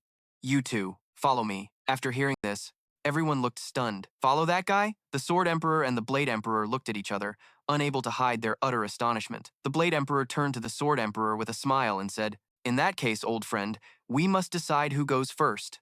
He replied, Come on, why bother deciding who goes first and who goes second? My sword, brother, just let me take the first turn. And just like that, in the blink of an eye, the two masters vanished from their spots, quickly chasing after Fei Long. Thien Tuet Huang looked at the go board that had been split in two, lost in thought. The Sword Emperor and the Blade Emperor's previous move was clearly a joint attack from two masters of the life and death realm. If I hadn't heard and seen it for myself, I would have found it hard to believe. In just the blink of an eye, the two of them had caught up to Fei Long, even though he was still using void stepping. Young man, please stop for a moment. But due to his own condition, Fei Long couldn't stop. The two of them had no choice but to continue following him. As they moved, they started talking. To be honest, we just want an answer from you. And it probably won't take much of your time, the Blade Emperor said, his tone much more humble than before. Fei Long replied, still maintaining his pace. Seniors, I'm in a hurry, so let's just talk as we go, if you don't mind. Very well then, the Sword Emperor spoke up, his eyes filled with anticipation. Then this old man won't beat around the bush and will ask you directly, Young man, do you know how to break through the barrier of the life and death realm? Gazing into the distance, Fei Long answered slowly, his voice laced with a pensive tone. Let's see. To be honest, I've only ever just walked. So this life and death realm you speak of, I'm not really sure what it is. So if you two are asking about the martial realm I am immersed in, I can say that when you can perceive everything and become one with nature, you will naturally and completely step into the next realm. In that case, I want to ask one more thing. The Blade Emperor persisted. How do you know you've reached a transcendent state when breaking through to the life and death realm? How can I explain it? Fei Long hummed thoughtfully for a long moment before replying. It's difficult for me to explain accurately in words, because when I reached the next realm, it was a natural accumulation, as effortless as drifting clouds and flowing water. Furthermore, only when you can fully grasp your own realm, when you can see a whole tree in a single leaf, and see an entire forest in a single tree, will you then know for yourself whether you have entered that state or not? In that case, what do you see in your eyes right now, young man? Fei Long replied calmly, his voice without a single ripple. Before me, I only see two old men blocking my path. That seemingly simple answer made the two powerful experts frown, clearly showing their dissatisfaction. It seems you have reached a realm that is difficult to describe with ordinary words, a realm far beyond our understanding. Young man, this old man truly cannot comprehend your words, unless I see it with my own eyes, confirm it with my own hands, and exchange a few moves with you. His words trailed off, but the meaning was clear. Immediately, both old men drew their sword and blade, ready to exchange a few basic moves with Fei Long. Young man, forgive this old man for attacking so suddenly. The Blade Emperor was the first to strike, with an extremely fast and powerful attack that carried destructive force, one that seemed capable of splitting the majestic mountain ahead in two. However, Fei Long just flicked his hand, a gentle gesture like brushing away dust, and that world-shaking blade strike was completely diverted, vanishing into thin air. Without giving Fei Long a moment to think, the Blade Emperor dove down from above, unleashing his famous purple-gold flash blade technique. Once again, Fei Long simply turned his body gently, like a wisp of wind, and effortlessly blocked the powerful attack. The terrifying power from their techniques destroyed nearly all the surrounding mountains, and in the blink of an eye, the shockwave spread all the way to where Tian Tuyet Huang was standing, observing from afar. This was truly an unprecedented blade technique, capable of crushing and destroying entire mountain ranges. The Blade Emperor was stunned, unable to believe that he had just used his full power in that slash. The Sword Emperor didn't hesitate, shouting, "Brother Blade, it's my turn now!" Young brother, if you can break this sword technique of mine, this old man can declare one thing with certainty. You are the #1 master in the current martial world. With that, he unleashed his ultimate technique, the Heaven and Earth 100 Annihilation Sword C. Thousands of immensely powerful swords, shimmering with killing intent, relentlessly surged towards Fei Long. Yet, Fei Long seemed completely unfazed. One could only see Fei Long casually making a few basic movements, and the surrounding air suddenly transformed into a raging tempest, easily neutralizing the entire deadly technique. The Sword Emperor, witnessing this, was utterly astonished, his heart shaken. Could it be that my technique was broken just like that? He couldn't believe his eyes. He broke my Heaven and Earth 100 Annihilation Sword C just by executing a sword art with his bare hands. My ultimate technique couldn't even touch his wrist. Giving Fei Long no time to rest, the Blade Emperor moved forward again, mustering all his strength to unleash his final move. Young man, let's see you block this ultimate move from this old man. He stood his ground, thrusting his blade straight into the earth, causing the surrounding ground and rocks to tremble violently. Seeing this, the Sword Emperor cried out in alarm. Brother Blade, don't tell me you're going to use a mutual destruction technique. A mutual destruction move is an extreme technique, where the user exhausts all their combat power and stamina, trading their very life for it. The Blade Emperor showed no hesitation, his eyes bloodshot and filled with bloodlust, roaring, "This is the martial art I've poured my entire life into perfecting, the heaven-toppling lightning. When unleashed, the heavens turn upside down, and when it strikes, the very earth shatters." Powerful streams of inner energy enveloped the Blade Emperor, creating a terrifying energy field.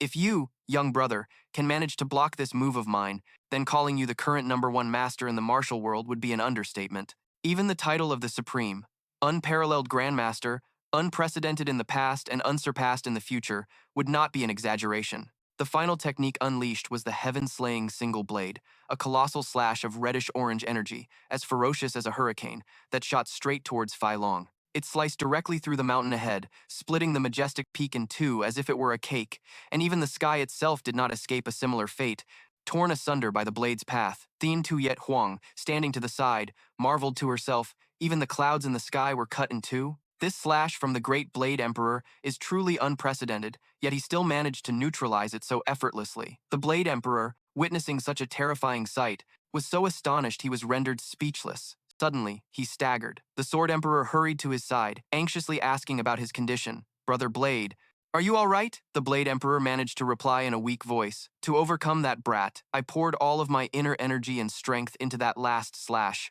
So I'm just a bit exhausted now. It's nothing life-threatening." Fei Long's deep, calm voice rang out, breaking the tense atmosphere. "Didn't I say it before? Why must you two insist on resorting to blades and swords?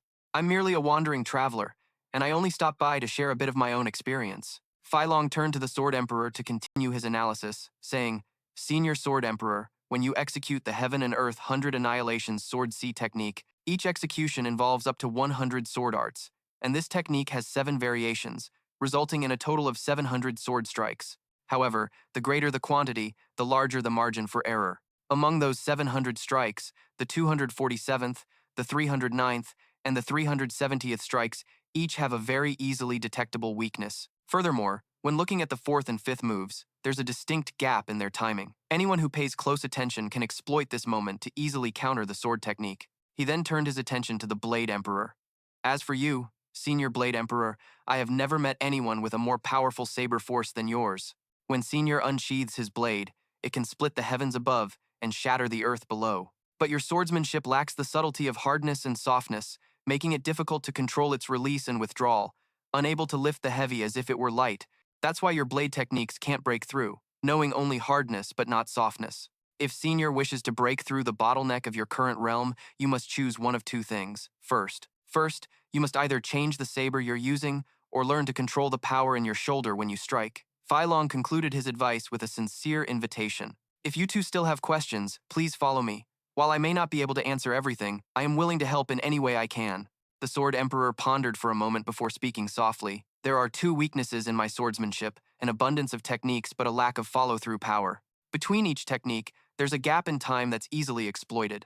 But how many people in this world could possibly perceive it? It's just as our young friend said, he has reached the realm we've always dreamed of. The Sword Emperor continued, his voice filled with reverence. That is the pinnacle of martial intent, something that far surpasses the life and death realm and is the ultimate state of all martial arts in the world. This young brother is a reincarnated martial god, the #1 person under heaven, an absolute supreme being for all time. And their unexpected friendly spar was witnessed by a woman named Thien Tuyet Huang. After that battle, Thien Tuyet Huang continued to travel the world for another year before returning home. She began to write a book, recording all that she had seen and heard throughout the land.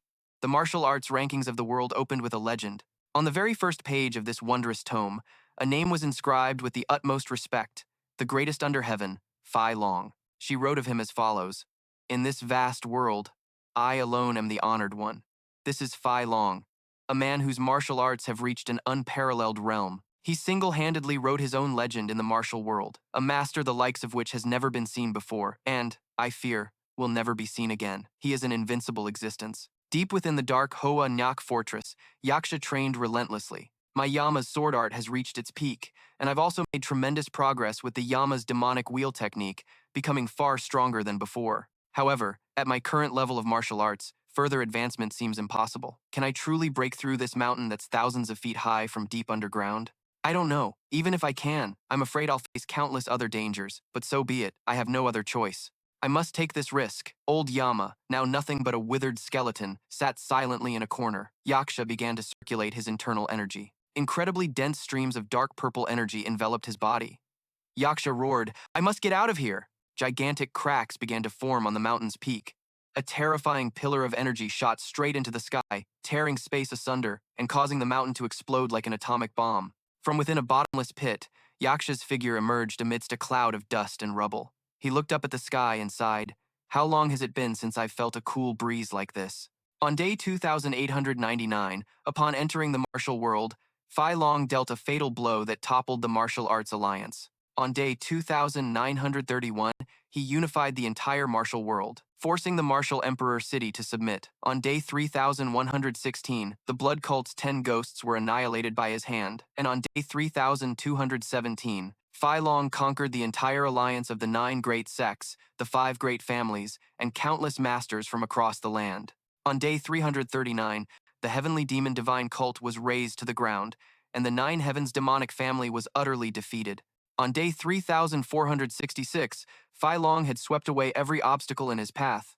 By day 3569, so this is the edge of the Central Plains. In that case, where is that plum blossom forest? Suddenly, a few plum blossom petals drifted around Fei Long, catching his attention. So, is the place that girl in my memories always talked about just over there? I finally reached the plum and peach blossom forest that blooms through all 4 seasons, a truly captivating sight. The scene shifts back to Yihua Palace. After many years of cultivation, Yaksha was now clad in a single, simple piece of cloth. He was lurking about, assessing the situation. I'm not sure if Yihua Palace was completely annihilated, but I'm certain the number of survivors can be counted on one hand. All in all, everything is just as I predicted. And just like that, the clothes from the skeleton now belonged to Yaksha. He departed with an incredibly imposing air. Yaksha began to walk down a bustling street. I can smell the perfume of women, the aroma of food, the scent of people living their joyful lives. Suddenly, 2 men caught Yaksha's attention. This is the tavern with the best food on the street. He immediately stepped inside to have a meal.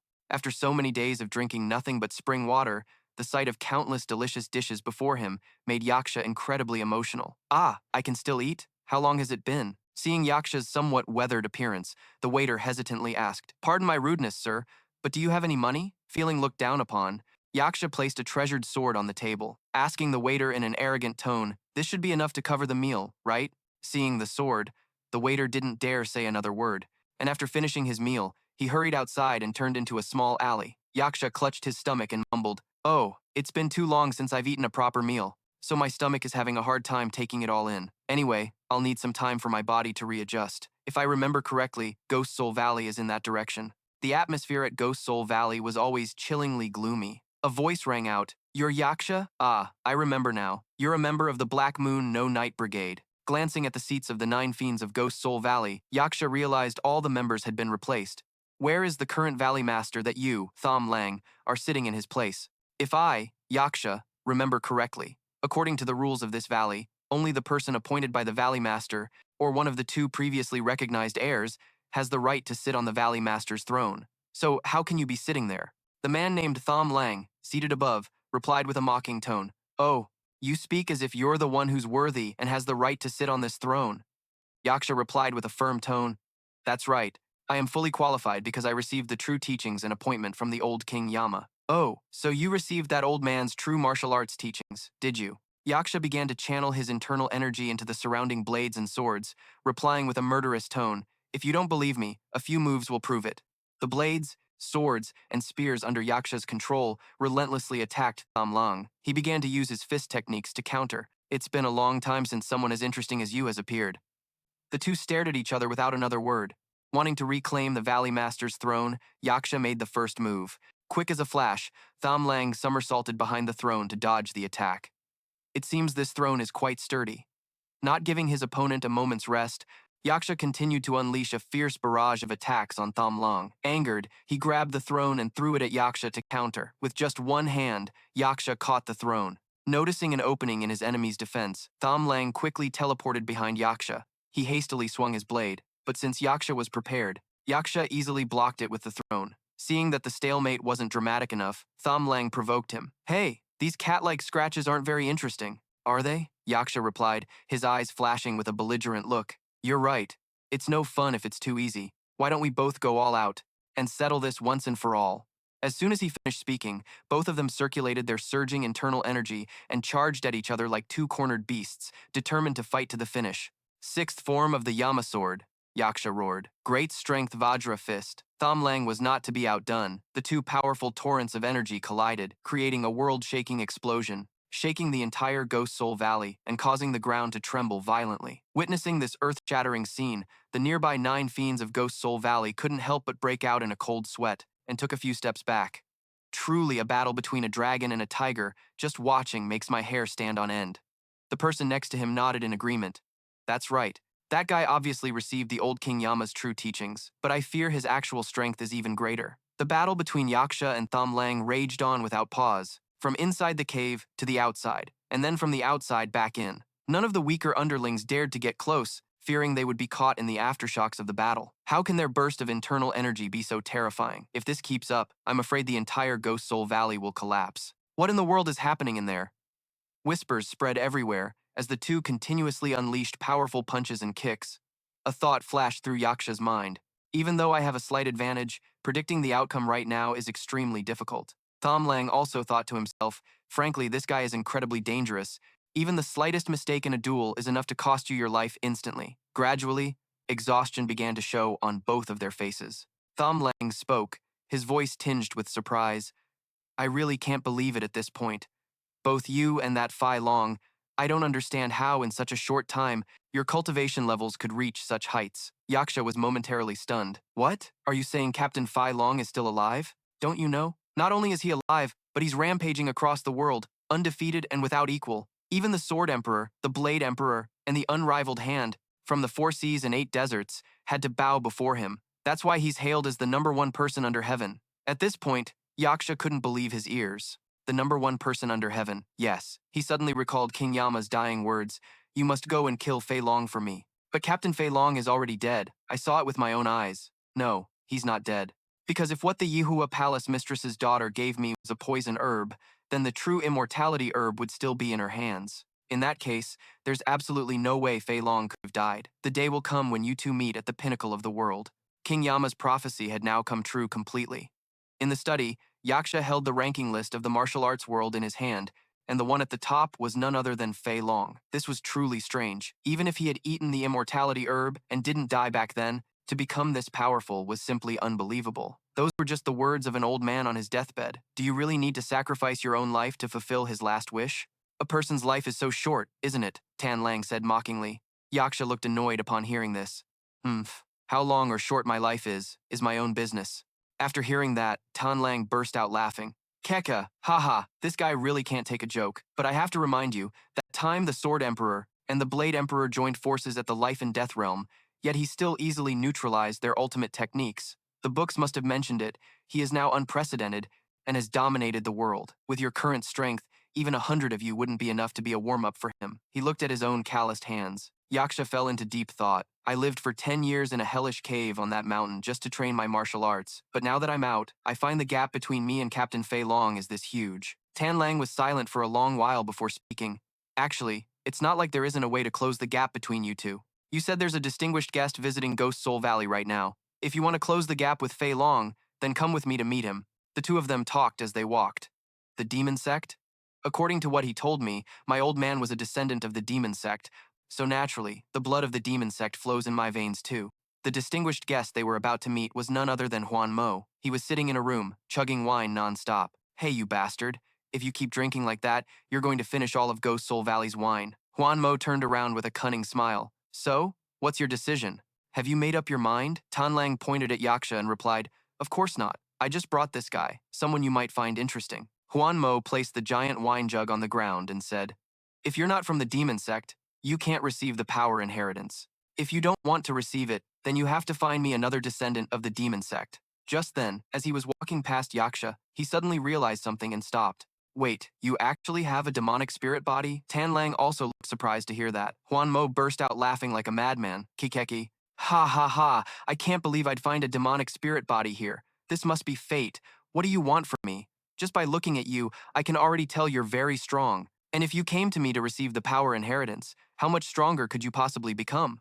Yaksha replied, If you say I can become even stronger, then can I defeat the #1 person under heaven, Fei Long? Huan Mo pointed a finger straight at Yaksha's chest.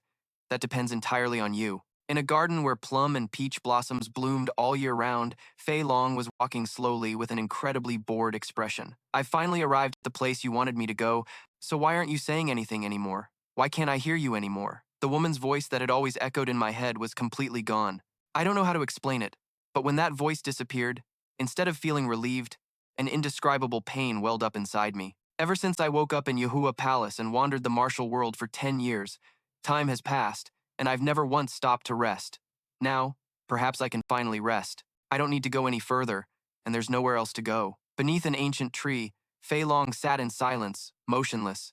The river of time flowed on as spring passed. Summer blazed, autumn faded, and winter froze, only for a new spring to arrive. After one long year, a cold sword tip was suddenly pressed against his face.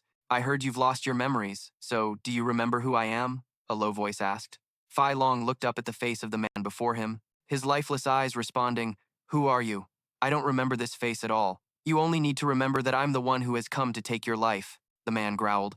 Fei Long slowly sat up and smiled faintly. Let's see about that. I'm afraid that's impossible.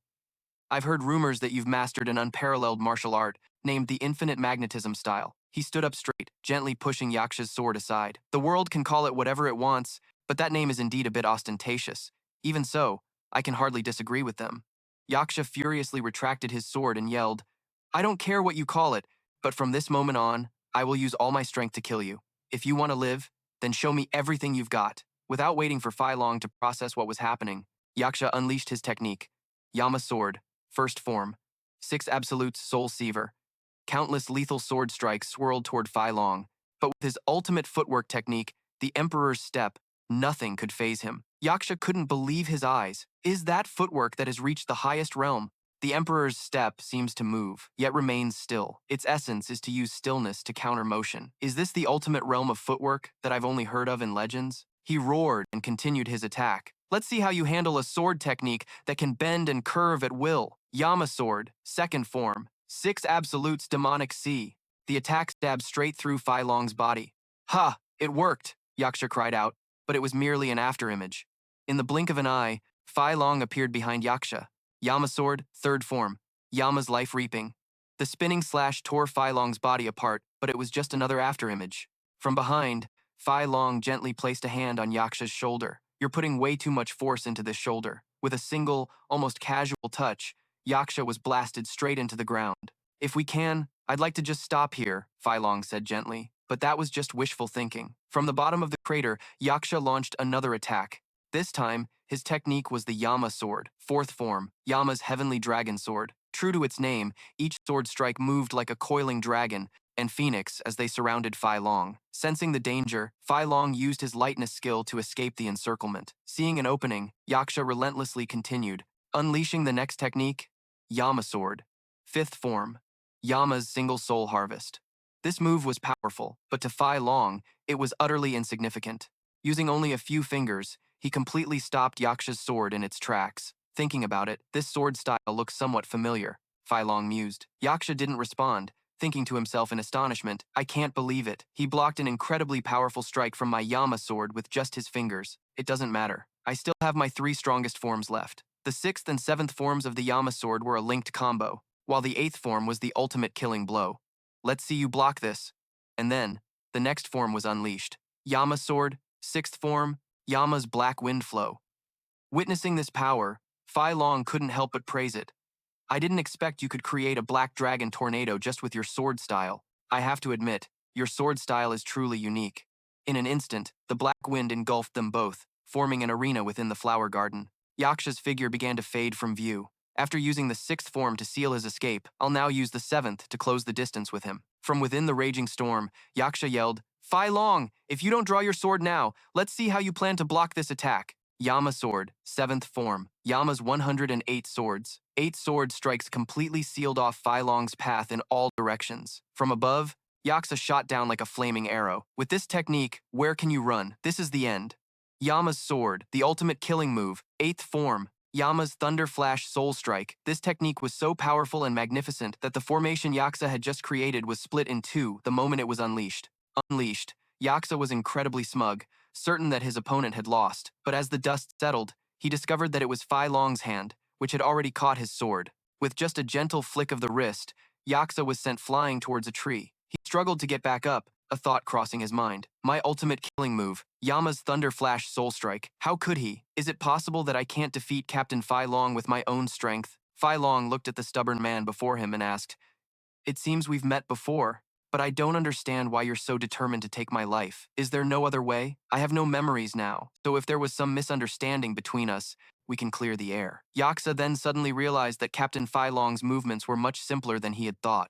That wasn't really a martial art, it was just the martial principle of concentrating all power into one point. The only thing the captain used to overwhelm me was his vastly superior internal energy. That's right, if I simplify my movements and focus all my internal energy into my sword techniques, it's not impossible for me to win. And to do that, I must shift the pressure points in my body to suppress Captain Fei Long's movements. Yaksha needed to use the Yama's demonic wheel technique. He believed that if he could truly understand and master the principle of mutual destruction, nothing would be impossible. This was a once-in-a-lifetime chance. This attack had to be infused with all his internal energy for any hope of success. After carefully calculating the entire plan in his head, Yaksha began to execute the Yama's demonic wheel technique. The heavenly mountain Yaksha roared, making it difficult for even Captain Fei Long to move under the pressure of the Yama's demonic wheel technique. Van Tui, it's time. This is the moment I close the distance, and then it will be hopeless for him to even try to dodge. By the time you realize your mistake, it will be too late. Boundless Captain Fei Long. The pressure Yaksha generated from his technique was truly terrifying. He shot towards Fei Long like an arrow, screaming frantically, just die for me. He thought everything was going according to his calculations, but unexpectedly, Fei Long shattered Yaksha's sword into pieces with just one hand. Who would have thought that his 9-layered sword aura would crumble under that casual block? But it doesn't matter. I still have my trump card. Yaksha opened his mouth wide, and a short sword suddenly emerged from deep within his throat. This was his secret assassination technique, the hidden mouth poison sword. This is the end, he thought. With this short sword, he could finally take his enemy's life. However, Fei Long simply gave him a gentle headbutt, and Yaksa immediately lost his ability to fight. This single blow brought Yaksa to his knees. That's right, seeing this sword technique, I vaguely remember something. Yaksa lay flat on the ground, unable to accept the fact that he had lost. Seeing Yaksa get up, Fei Long asked, "By the way, what is your name?" But Yaksa refused to answer. To escape that living hell, I trained relentlessly. I even absorbed 100 years of old King Yama's internal energy. But so what? Standing before him, it was all as meaningless as a passing breeze. Yaksa angrily yelled at Fei Long like a sore loser. "What if I don't feel like telling you? Fei Long, even if my soul shatters, I will drag you down with me. So what if you're strong? This technique of mine burns my own life force to take you on." Yaksa's entire body had now reached a limitless state. Yama's demonic wheel technique, primordial unity chi, you have no hope of dodging this. Yaksa gathered immense power in his hands and struck directly at Fei Long's chest. The force was so incredible that the mountain behind Fei Long crumbled from the impact of the technique. It seemed like Fei Long would be defeated this time, but it wasn't that easy. With just his 2 arms, Fei Long successfully defended himself. Fei Long calmly asked the stubborn man before him, "Did it ever occur to you that I've been holding back this whole time?" Then, with a few flicks of his hand, he easily injured Yaksa. "How? How is this possible? I can barely handle this power. It feels like every bone in my body is shattering. Why do I feel so empty and void?" Yaksha's vision began to blur. Flashing back to an earlier time, Yaksha had a conversation with Huan Mo. "If I could become even stronger, could I defeat the world's #1? Fei Long?" Huan Mo pointed directly at Yaksha's chest. "That depends entirely on you." He handed Yaksha. He took out a goo poison and introduced it. "This is the goo poison queen. Once you swallow it, it will quickly become a parasite and feed on your true chi to survive. However, with your current power level, it's not strong enough to break through your 72 innate chi acupoints. You'll need at least 1 more year before it can pierce through them. Only then will you undergo another rebirth." "Hold on, why should I trust you?" Huan Mo said, "Whether you believe me or not is up to you. But I'll tell you this one thing. If you don't consume this activation pill, the goo poison will never become active. This means that when you truly need it, the decision will be yours alone. So what's the price?" "There is no price. I'm simply looking for a descendant of the demon sect to help me restore it to its former glory." "No! It can't end like this. I can't just fall and lose like this. Was all the effort I put into training in that living hell for all this time just to end up with this outcome? No, I refuse to accept this." Yaksha somersaulted backward to create distance from Fei Long. He recalled what Huan Mo had told him.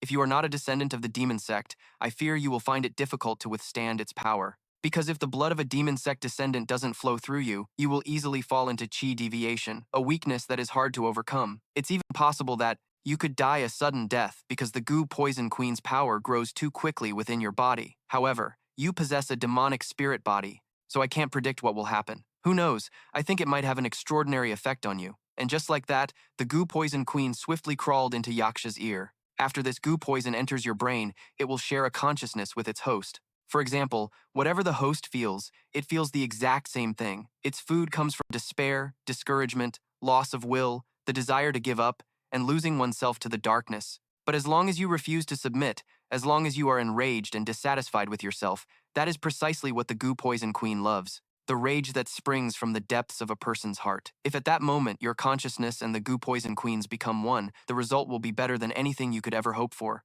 Because the goo poison queen will grant you a power you can barely imagine. Holding the pill in his hand, Yaksha suppressed his thoughts. "In my heart, I never wanted to borrow power from the demon sect, but now I, Yaksha, have been pushed into a corner. Strange. I swallowed it, but I don't feel any changes in my body. Could Huan Mo have tricked me?" At that very moment, the goo poison queen began to profoundly affect Yaksha's brain. The internal force in his body suddenly surged, flowing relentlessly through every nerve. A violent headache struck, so intense that Yaksha had to clutch his head and scream. "My head feels like it's going to explode. Why is this pain so terrible? It seems I can't take it anymore." Blue veins and blood vessels bulged on Yaksha's face as he screamed madly on the spot. "This pain feels like it's going to steal my consciousness." White smoke billowed violently from Yaksha's body. When he opened his eyes and mouth, a thick, heavy aura, overflowing with rage and fury, instantly caught Fei Long's attention. Before he could understand what was happening, a streak of green light shot forward with lightning speed as Yaksha lunged and threw a powerful punch at Fei Long. But the result was the same. Fei Long easily blocked the attack, only shifting slightly from his original position. Oh, his punch seems heavier now. At this point, Yaksha had almost completely lost his sanity. I will definitely kill you. Yaksha's attacks came in a relentless barrage, as powerful as cannon fire. While dodging, Fei Long carefully observed his opponent's actions. His eyes are strange. It seems he's completely lost his consciousness. Looking at this, his true chi is probably running wild, and his internal energy is flowing in reverse. He's suffering from chi deviation. Realizing Yaksha was no longer in control, Fei Long had to make a move to restrain him. After a critical blow, Yaksha was sent flying straight into the cliff face opposite them. From within the rock wall, Yaksha slowly emerged, saying in a hoarse voice, "Hitting me is useless because I will definitely kill you, Fei Long." The force of the next blow was truly too strong, making Fei Long feel as if a blade of sword chi had just grazed his head. How strange, even without his consciousness, he can still attack so sharply. If this continues, I'm afraid his 8 extraordinary meridians will be completely destroyed, turning him into a cripple. Even if he's lucky enough to survive, I fear he'll just become a madman, a shell of his former self, or foolish for the rest of his life. I truly want to help him, but with my limited knowledge, I don't know how. Yacha was becoming increasingly ferocious, his internal energy growing exponentially, which astonished even Fei Long. His internal energy was running rampant, the backlash growing much stronger than before. Yacha's piercing screams grew louder, shaking the very heavens and earth. If he was left like this, I'm afraid it would only become more dangerous. Fei Long struck the back of Yacha's neck, intending to knock him unconscious, but because the pressure points on his body had shifted, the move was completely ineffective. Wait a minute, I can buy some time to figure this out. Yacha suddenly landed a bone-jarring elbow strike right into Fei Long's stomach. This surprise attack sent Fei Long flying 100 meters, and before he could recover, Yacha charged forward to attack again. I will definitely kill you.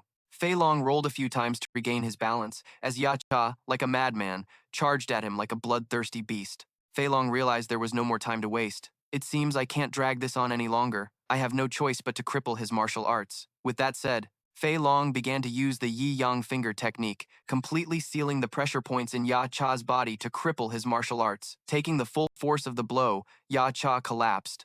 Unconscious, I have severed the 36 major pressure points in your body. You can no longer use martial arts from now on. Just when it seemed he was defeated, Ya Cha suddenly stood up as if nothing had happened. Smoke billowed from his mouth like a burning furnace. I am the green-eyed Ya Cha, the earthly fiend star descended to the mortal realm. Will you stand with me at the pinnacle of the world? Fei Long looked at him and wondered, oh, has his consciousness returned? But how is this possible? Why hasn't his power diminished at all? This is highly unusual. I clearly crippled his 36 major pressure points, so he shouldn't be able to use his internal energy anymore. So why has his internal energy not only remained but actually increased? Yacha was still not resigned to defeat. Even after borrowing the power of the demonic sect, he still couldn't hold a candle to Fei Long. The angrier he became, the more his internal energy surged. No matter how hard I try, I can never keep up with you. At this point, it seemed he had been completely corrupted. Fei Long, sensing the danger, quickly tried to reason with him. Wait a moment. Listen to me. How are you still completely unharmed?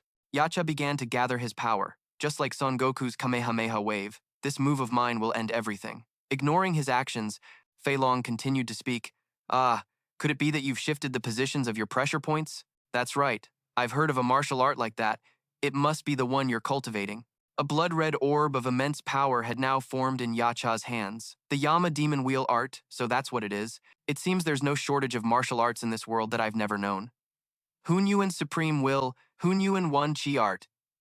Boom. This technique was incredibly powerful, destroying an entire beautiful plum blossom garden. Its area of effect was massive, sending petals and debris flying into the air, swirling together. Fei Long's voice echoed from within the chaos. Well, that last blow really hurt. Seeing that Fei Long was still completely unharmed, Yacha found it hard to believe. That last move completely drained all my strength, and now I don't have a single bit of internal energy left. My body feels like an empty shell. Is this really how it ends for me?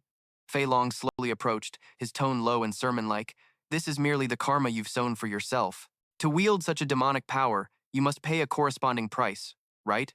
Everything in this world comes at a cost. You need to understand that from the very beginning, the source of that power never belonged to you. But since you've regained your senses, I will spare your life. Go back and train with all your might, and you will have another chance in the future. At that moment, it was as if Yacha had an epiphany, realizing that this man, Fei Long, was a god. No, to be more precise, he was a martial god. Fei Long, let's go. I'll follow you. A sudden thought interrupted him. Come to think of it, it's quite strange. I've been here for almost a year now. Why haven't I heard that girl's voice echoing in my head anymore? Oh well. I've already tried my hardest. Perhaps there's no reason for me to linger here any longer. But where would I even go? I have no place to return to anyway. Suddenly, a gentle female voice called out, Fei Long. He instantly recognized that voice, the girl whose words had been echoing in his mind. So you finally thought about leaving? I'm sorry it took me so long to get here. Miss, are you the girl whose voice has been echoing in my head? Fei Long asked, his eyes filled with both doubt and anticipation. Perhaps I am, she replied. Actually, since I can meet you like this, there's one thing I've been wanting to ask. How on earth did your voice end up in my head, and why did it constantly urge me on? A look of disappointment was clear on Fei Long's face. You really don't remember anything? Have you forgotten even me? The girl's voice trembled, her eyes welling up with tears.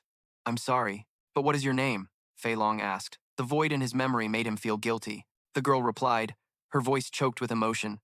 I am Chu Tian, the eldest daughter of Bai Ling Fei, the master of the Yihua Palace, and it's because of you that the Yihua Palace suffered a massacre. Hearing this, Fei Long became more and more agitated, his heart pounding erratically. The Yihua Palace. Isn't that the first place I woke up? That's right, everyone who died that night died because of you, Chu Tian said, her eyes filled with resentment. Fei Long was stunned, silent by this shocking news. Huh? Because of me? If it weren't for you, if you hadn't appeared before me, the immortal grass wouldn't have been lost. My mother and everyone else wouldn't have had to die, and yet you say you've just forgotten? How could you bring yourself to say such words? As these words reached his ears, Fei Long's head began to throb violently, as if pierced by 1,000 needles. Ah, my head. What is this memory? Chu Tian. Chu Tian? But you were clearly dead back then. The moment he finished speaking, a cold short sword plunged straight into Fei Long's chest. That's right, so you should die too, and go be a pair of immortal lovers in the afterlife. Why would you? Fei Long quickly grabbed the imposter's hand. You're not Chu Tian? Seeing the danger, the person struggled to break free from Fei Long's grasp. Don't even think about surviving this. Fei Long, even though that stab didn't pierce your heart, it has punctured your liver and lungs. After a moment of silence, Fei Long calmly pulled the short sword out of his chest with his own hand. That really hurts, but I still have to thank you, Yaksha. Thanks to you, I've remembered a part of my erased memories. I've recalled those fragments, and even though they're small, I'm very happy, because now I can finally die. Fei Long was truly heartbroken at this moment. In truth, on that day, I didn't die just once, I died 2 times. After waking up, Fei Long saw Chu Tian frozen in ice, sitting there motionless. Chu Tian, what is this? Ah, how can this be? Could it be you used the immortal grass to save me? Fei Long hurriedly lifted his shirt and saw that the wound on his chest had indeed vanished without a trace. He screamed, but why did you save me? You should have been the one to live. Why did you save me? What's the point of this wretched life of mine? With you gone, what reason do I have to live anymore? Why? Why was it you who died and not me? Why did you save me? Fei Long's spirit seemed to shatter into a million pieces. In the end, why? Just why? At that moment, he realized that with her gone, his whole world had disappeared. What was the point of him being alive? The sole reason for his existence was for her. 2 streams of tears rolled down Fei Long's cheeks. If you're no longer in this world, what value does my life hold? In that case, can we die together? I will choose the most painful death in this world. Oh, Chu Tian, when I die, you must forgive me. Immediately, Fei Long ruptured 3 major acupoints in his body, seeking to end his own life. This was the most painful death Fei Long chose for himself, as an act of penance and a wish to be reunited. However, when Fei Long opened his eyes once again, whether it was So Thien or anything that had happened, his mind was a complete blank, remembering nothing except for the 2 words Fei Long carved on the blade of his sword. Fei Long reached behind him, drew his Fei Long sword, and threw it towards Yaksha. Kill me. Yaksha, use that sword and remember to strike true this time. 1 strike, straight through my heart. After I'm dead, sever my head and throw it into the sea. Do this to make sure that I can't be revived ever again. In any case, thank you for letting me see So Thien's face one last time before I die. So Thien, please wait for me. Just a little longer. This time, I will definitely be reunited with you. Watching the man before him collapse in despair, Yaksha spoke in a low voice. For the past 10 years, I've lived a life no different from hell. You're the same, Captain, living in constant regret over the death of the one you loved. This is our shared fate. Captain, if one day you could be revived, I would want to defeat you with my own true strength, not by a stroke of luck. By that day, I, the blue-eyed Yaksha, will have gained power far beyond what I possess now. And so Fei Long died once again, beneath the plum and peach blossoms that bloomed through all 4 seasons, like a tragic cycle of reincarnation. Tham Lang arrived at that moment, his face filled with doubt, to confirm if Fei Long's death was real. How strange. This doesn't make any sense. With Yaksha's current martial skills, how could he possibly have killed you? But regardless, I'll I'll just take this Fei Long sword for now, since this sword was supposed to be mine in the first place. Immediately upon returning to the Ghost Soul Valley, Yaksha officially ascended to the position of Valley Master. Thom Lang, the Valley Master, passed this position to me before he went into seclusion. If anyone among the 9 slayers of the Ghost Soul disagrees, step forward, and I will face your challenge. Under Yaksha's cold, sharp gaze, not one of the 9 slayers of the Ghost Soul dared to voice any objection. Seeing that everyone remained silent, he calmly sat down on the imposing Valley Master's throne. If no one has any objections, then I, Yaksha, will take this position. 1 year later, in a small town, a few martial artists gathered, whispering amongst themselves. Hey brothers, have you heard the news? Ever since Fei Long vanished from the martial world, a strange, wild man has suddenly appeared, with an appearance identical to his. What? Could it be that Brother Fei Long suffered from cultivation deviation and turned into that wild man? Is this rumor true? Thien Tuyet Huang happened to be passing by and overheard the rumors, causing her to fall into deep thought. It had been over a year since Fei Long disappeared from the martial world, yet now there were rumors of a wild man appearing in the last place he was seen. As for the martial world's rumors about Fei Long suffering from cultivation deviation during his training, I absolutely refuse to believe them. However, I still need to confirm it with my own eyes. And so, Thien Tuyet Huang began to pack her belongings, leaving home once again. Tien Ko Tu looked at his daughter and asked, "My treasure, where are you planning to go this time?"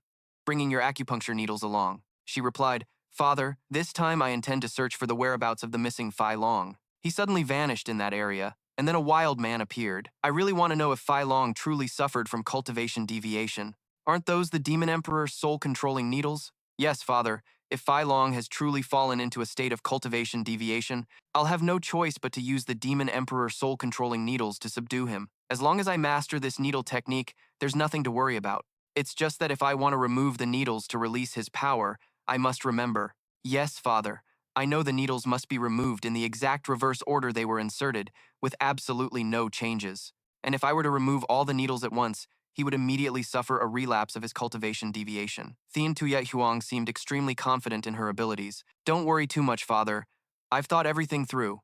Even if Fei Long has fallen into cultivation deviation, perhaps it could be a good thing. Because major powers like the Heavenly Demon Fortress, the Yimu Demon Forest, the Demon Emperor Fortress, the Golden Fortress, and even the Martial Arts Alliance are re-emerging in the martial world. They are fracturing everything, plunging the entire martial world into chaos. Perhaps he can bring about a great change for everyone. I have used the Demon Emperor's soul-controlling needles to seal all of his pressure points, making it difficult for your chi and blood to circulate. The person before me now is not the assassin Fei Long of the Ghost Soul Valley, nor is he the #1 under heaven, Fei Long, but someone who has completely lost his memories. I can't be sure if this is chi deviation, but I know one thing for certain. This being is completely different from the supreme flying dragon I once knew. He's just like a wild beast newly born into this world, and although it seems his consciousness has just awakened, I'm sure he can still understand my words. Well, I must first make sure he understands. Listen, from now on, I am your master." The two of them sat by the fire, talking all night. "You are not a wild beast. I will give you a new name, but you must find your own reason for existing. What is the meaning of your life? You will not live like you did in your first life, not by treading on mountains of bones and seas of blood just to survive, nor by becoming a lonely, revered figure, shunning the mortal world. In this life, you shall live among the lowliest and most humble people to truly understand life. However, how you choose to live from now on is your choice. Perhaps I should also give you a new name for a fresh start." Back in the present, Xiao Ma's group had set foot on a high mountain. Fatty looked extremely excited.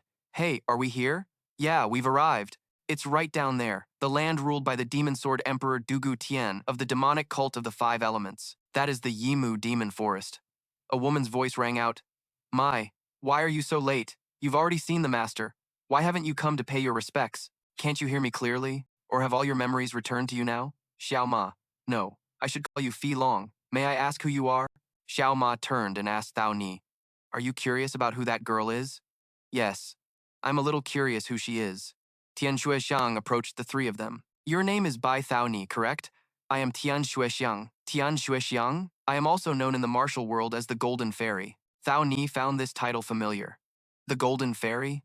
Isn't that the person who pens the hero rankings in the martial world? She is the #1 woman of the current era, and also the daughter of the world-renowned sage, TNGZ. I was originally planning to greet you all, but I don't think the gentleman over there is quite so patient. They glanced over and saw a man standing imposingly, holding a long spear. When I arrived, he had already been waiting for quite some time, probably for more than half a month. So, who is that gentleman? In the past, he was known as Po Jun of the 9 Assassins of the Ghost Soul, but now, people call him the Vajra Martial Lord, Bai Yun Tian. That was the man with the fierce face covered in scars. From the very beginning, Po Jun, Bai Yun Tian, was never a good fit for the title of one of the 9 Assassins of the Ghost Soul. He is a true warrior, and the only thing he cares about is the martial path. Thus, the reason he joined the 9 Assassins of the Ghost Soul was to learn the Yama sword from the 6 absolutes of Yama, aiming to make his spear techniques stronger and more precise. That year, he also joined due to the immense temptation of the immortality grass, knowing that consuming it would make him stronger. Although his martial prowess was even greater than that of Lu Kun and the Valley Master at the time, Gui Gui. Later, through some unknown fortuitous encounter, he went on to defeat the red-eyed blood ape of the Old Blood cult and the capital's #1 sword, Xiao Tian. From that moment on, the world hailed him with the illustrious title of Vajra Martial Lord that he holds today. My spear technique is called the Immortal Soul Returning Spear. It possesses a sharpness equal to a sword's, yet carries a power far superior to a saber's. When used, this spear technique is not bound by any fixed form or move, but can transform unpredictably, flowing fluidly with the user's emotional state. No sooner had he spoken than Bai Yun Tian violently swung the spear in his hand, thrusting it straight at Xiao Ma. Caught off guard, Xiao Ma received a long gash across his face. I believe that's enough of an introduction. Now then, Fei Long, show me your true strength. Everyone, fall back 100 feet. The moment Xiao Ma shouted, Po Jun unleashed a relentless barrage of attacks on him. However, this time, Xiao Ma easily dodged them using the Qin Emperor's demonic banner technique. The spear looked rigid, yet it concealed an unbelievable flexibility. Phoenix nods its head. This move was like tens of thousands of spears simultaneously closing in, trapping Xiao Ma completely. However, to him, with his Supreme Emperor's steps footwork, they were nothing more than a passing breeze. Below, Tian Xuexiang couldn't help but gasp in amazement. Oh, that's no ordinary immortal soul returning spear. Yet he can combine those basic forms to create such unpredictable variations. He is truly a master. A barrage of lethal moves was unleashed relentlessly. White Snake plays with the wind. Realizing his spear techniques were being easily neutralized, Po Jun immediately recognized it as the flower grafting jade martial art. Oh, flower grafting jade. Jade? A martial art capable of redirecting an opponent's attacks. It may look simple, but it's incredibly effective, although he's not on the same level yet. Lin Fei. But this is more than enough. The two of them, one on offense and one on defense, battled relentlessly in midair. At a glance, the attacks from both sides seemed quite impressive, but it was still hard to predict the outcome. On one side, Bai Yunjiao had yet to truly unleash the full power of his immortal soul-returning spear. Truly, your current form is completely different from the Fei Long of the past. On the other side, Xiao Ma had also yet to display his full strength. That's right, I am a different person now. Bai Yunjiao looked incredibly intrigued. He soared into the sky, shouting loudly, in that case, let's see how you handle one more move. Vicious Dragon emerges. The technique's incredible speed momentarily surprised Xiao Ma, yet he still managed to evade it with ease. Returning Horse Spear. The spear under his control relentlessly attacked Xiao Ma. With an opening this big, how do you plan to dodge? From high above, he plummeted down like a ballistic missile. An earth-shattering explosion rang out. Boom. But then nothing happened. Bai Yunjiao's face was filled with regret. What a shame. It seems I truly can't defeat you at this level. No, I don't think you're actually trying to kill me. Tian Xuexiang, standing to the side, also found it odd. Does he really think he can defeat Xiao Ma using just the ordinary 6-harmony spear? Or is he planning to adapt his techniques based on Xiao Ma's reactions? If that's what he's thinking, I'm afraid he's mistaken, because Xiao Ma's martial arts have always been formless and unpredictable. Xiao Ma looked at him coldly and replied, if you insist, then I'll show you my true power as well. Whether in the past or the present, Xiao Ma's martial prowess was truly undeniable. In the blink of an eye, he vanished from his spot. Before Bai Yunzhao could even react, he took a direct kick to the head, sending his body flipping through the air. Bai Yunzhao clearly felt himself being overpowered. Xiao Ma launched another fist, but this time, he managed to block the attack with his spear. However, the immense force caused the ground beneath him to collapse, creating a massive crater. From within the thick cloud of dust and debris, Bai Yunzhao gritted his teeth and spoke. It is rumored throughout the land that someone can manifest the form of the universe with a single sword finger. But that is merely a theory, something absolutely impossible in reality, as it surpasses the limits of human capability. However, I know that Fei Long's limitless sword transcends even that realm. It is said that facing the limitless sword is like gazing upon countless stars in the night sky, like an endless cosmic ocean. I truly wish to witness it with my own eyes. In my heart, I must know if such a sword art truly exists in this world. I have dedicated my entire life to mastering the immortal soul-returning spear, yet I have still not reached the ultimate realm. But today, through this battle with you, I will finally perfect the immortal soul-returning spear. Bai Yunzhao soared into the sky, spinning several times to create an immense, swirling vortex of dark energy. Immortal soul-returning spear, first form, 13 lightning flashes. Powerful arcs of lightning energy erupted ceaselessly from his spear. Immortal soul-returning spear, second form, coiling dragon's tail. He'll struggle to maintain his balance. Let's see how you dodge this one. Immortal soul-returning spear. Third form, plucking leaf flying spear. Bai Yunzhao's hands moved like a phantom, creating dozens of illusory spear afterimages. Xiao Ma continued to evade each of his techniques. Excellent, he's revealed an opening. Immortal Soul Returning Spear, the final move, 18 lightning spears. In the air, there is no ground to leverage your strength. How can you possibly maneuver? The 18 lightning spears attack from all 8 directions, leaving no escape. How will you avoid this? For that reason, you absolutely cannot evade this spear of mine. Just as Bai Yunzhao predicted, Xiao Ma was struck by the attack. But it seemed he had no intention of letting him off the hook. He dove down again like a starving tiger, his face a mask of extreme bloodlust. Victory is mine! However, Xiao Ma effortlessly stopped his attack with a single hand. In the end, it doesn't matter how sublime your martial arts are. If your internal energy isn't profound enough, they are ultimately useless. Just like that, Xiao Ma effortlessly shattered Bai Yunzhao's spear into pieces. Huh? Is the gap between us really this vast? Xiao Ma slowly unsheathed his sword. A moment ago you said you wanted to see my swordsmanship. Yes, in that case I shall grant your wish. To be seen. At this moment, Bai Yunzhao was breaking out in a cold sweat. How is this possible? Even the Demon Sword Emperor would have had trouble taking that last move. Xiao Ma now emanated a chillingly terrifying aura, his voice laced with frosty intent. Then, for the sins you have committed, you will pay the price with an arm. The azure flying dragon sword remained still in its sheath, but its invisible sharpness seemed to tear the very air apart. With just an impossibly gentle movement, Xiao Ma took one of Bai Yunzhao's arms, causing him to lose his balance and plummet down the deep chasm behind him. He lost an arm in a single move. He's that terrified. Should we save him? A worried voice asked. The Diamond Martial Lord calmly replied, There's no need. Just leave him be.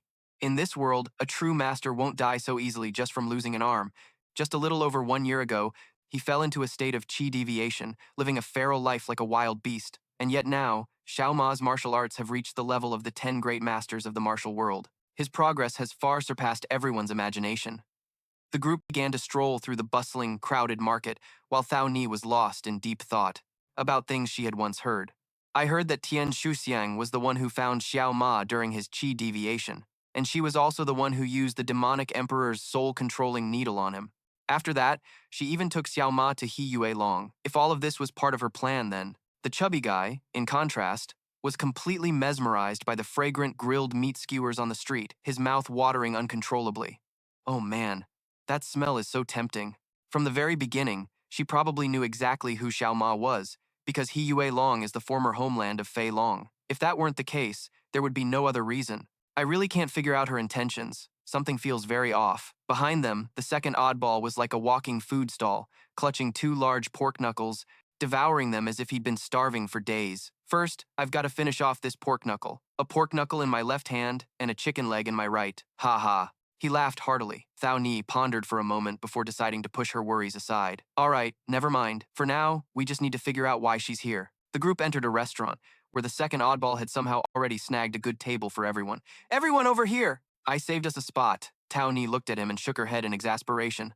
Ugh, when did this chubby guy even sneak in here? Nearby, Tian Shuixiang bowed respectfully to Xiao Ma. Great hero Fei Long, I, Tian Shuixiang, must first apologize for my past disrespectful actions. Xiao Ma didn't seem too bothered, and replied softly, You don't need to worry about it. I was suffering from chi deviation at the time anyway, so my mind was unstable. Great hero, do you truly not remember anything from that time? Tian Shuixiang asked probingly. Xiao Ma replied slowly, I've recalled nearly all the memories of my life as an assassin, but the memories after that are quite hazy. Could it be selective amnesia? So, what should I call you now? She asked. Just call me Xiao Ma. I'm tired of shouldering the title of Fei Long. By the way, was there a reason you were looking for me? Tian Shuixiang replied. To be honest, great hero, I didn't know you would be coming here at first. I just happened to hear news of your appearance and decided to wait patiently. Currently, the martial world is in an uproar over an incident that concerns me even more than the return of Fei Long. Tian Shuexiang paused for a moment, then continued, her tone growing serious. The other morning, the Shui Shan Sword Lord, the master of Wuhuang Fortress, vanished under mysterious circumstances. Although Wuhuang Fortress and the Martial Arts Alliance have been locked in a fierce battle for the past 1 year, there is no reason to believe the Shui Shan Sword Lord was assassinated by an agent from the Martial Arts Alliance, and there were no signs of betrayal from within Wuhuang Fortress. However, the most bizarre thing is that every month since the Shui Shan Sword Lord vanished, other great masters also disappeared along with them. From the living soul great immortal of the Sichuan King's mansion to the sect leader of the Haidong First Sect, Luang Hu Din. Thao Ni, who was nearby, added, from what I know, the city lord of Vo Hoang City, the Snow Mountain Sword Lord, possesses martial arts that are in no way inferior to any of the 10 great masters. Add to that the living soul great immortal and the sect leader of the Haidong First Sect, and although they might be a bit weaker, they are still renowned masters of the martial world. Could it be that all of them, were they all kidnapped by some force? Tian Shuexiang immediately dismissed the idea. No, they're all dead. When they were found, their bodies were mangled beyond recognition, looking as horrifying as demons. I couldn't believe that master-level experts like them could die so easily. But it's the truth. I confirmed their deaths with my own eyes. After an autopsy, a strange discovery was made. There wasn't a single trace of true qi left in their bodies. For experts of their caliber, even after being dead for some time, a portion of their innate true qi should have remained. But looking at the state of these bodies, they were nothing but skin and bones. It's clear that only one martial art could cause such a scene, and that is the star-sucking great art. There's no doubt about it. But I heard the star-sucking great art has many side effects, especially when used against experts of the same level. Tian Shuexiang nodded in agreement. That's right. This technique is very difficult to use effectively against an opponent of equal or greater strength, because merging another's internal energy with your own is extremely difficult. If it fails, the star-sucking great art not only fails to enhance one's martial arts, but on the contrary, in many cases, the absorbed internal energy clashes with one's own, causing the user's death. If what you say is true, then the person who killed them must have a much higher cultivation level. In the current martial world, figures stronger than them can be counted on one hand. One of them is the Demon Sword Emperor, Du Gutian. You suspect him, don't you? Exactly. From the state of the corpses, we discovered traces of the Red Dragon Claw, which is the Demon Sword Emperor's exclusive martial art. However, there's something a bit strange. Everyone knows that Du Gutian has never cultivated the star-sucking great art. At that point, we thought that besides the Demon Sword Emperor, someone else must have teamed up with him to kill these masters. Great hero Xiao Ma, there is an important matter I wish to ask for your help with. I wonder if it would be convenient? Tian Shuexiang's words left Xiao Ma still feeling confused, unable to grasp what was going on. She continued, her tone becoming serious. If you were to clash with the Demon Sword Emperor Du Gutian, I wouldn't dare comment on a life-or-death battle between you two. However, I only ask that you, great hero, help me confirm one thing. Whether or not there is a strange goo poison inside the Demon Sword Emperor's body? Goo poison? Xiao Ma repeated, his eyes showing confusion. Yes, because this matter is not only important to me, but is also closely related to the safety of the entire martial world. It seems to be the clue leading to the recent mysterious deaths of many masters. Hearing this, Xiao Ma nodded in agreement without hesitation. All right, I will personally confirm the goo poison myself. Tian Shuexiang sighed softly in response. I'm afraid that after hearing what I'm about to say, great hero, you might not feel the same way. Then what is it you're going to say? I came here to bring you the answer you've been searching for all this time but could never find. The answer I couldn't find? Xiao Ma was stunned. That's right, the answer to why you are still alive. What did you say? The reason I must live? My reason for existing? Yes, the reason you live is for her. Chu Tian is still alive. Hearing that beloved name, Xiao Ma looked as if he had been struck by lightning, his eyes wide and his voice trembling. You're saying Chu Tian is still alive? With a firm expression, Tian Shuexiang confirmed. That's right. I only learned of this recently myself. The two freaks standing nearby were still confused, not understanding who Chu Tian was, but Xiao Ma had completely lost his composure. Chu Tian, where is she now? Where do you think she is? At the Demon Sword Emperor Dak Ko Thin's place, right? Correct. As soon as he heard the confirmation from Thin Tuyet Huang, Xiao Ma instantly turned into a gust of wind, vanishing from everyone's sight to their utter astonishment. Well, I suppose we should slowly get going too. Tian Shuexiang turned to the two freaks as a blinding streak of light shot past outside at a terrifying speed, tearing through the air. It was none other than Xiao Ma, so fast that two passers-by didn't even realize what had just happened. Huh, what was that just now? One person asked. Probably just the wind, the other replied nonchalantly. Xiao Ma glided across the river's surface, lightly stepping on the green lotus leaves without creating the slightest ripple. That's strange? I felt like someone just stepped on the lotus leaves. A person standing by the lake wondered. He crossed towering mountains, gazing out from the peak. That's the place.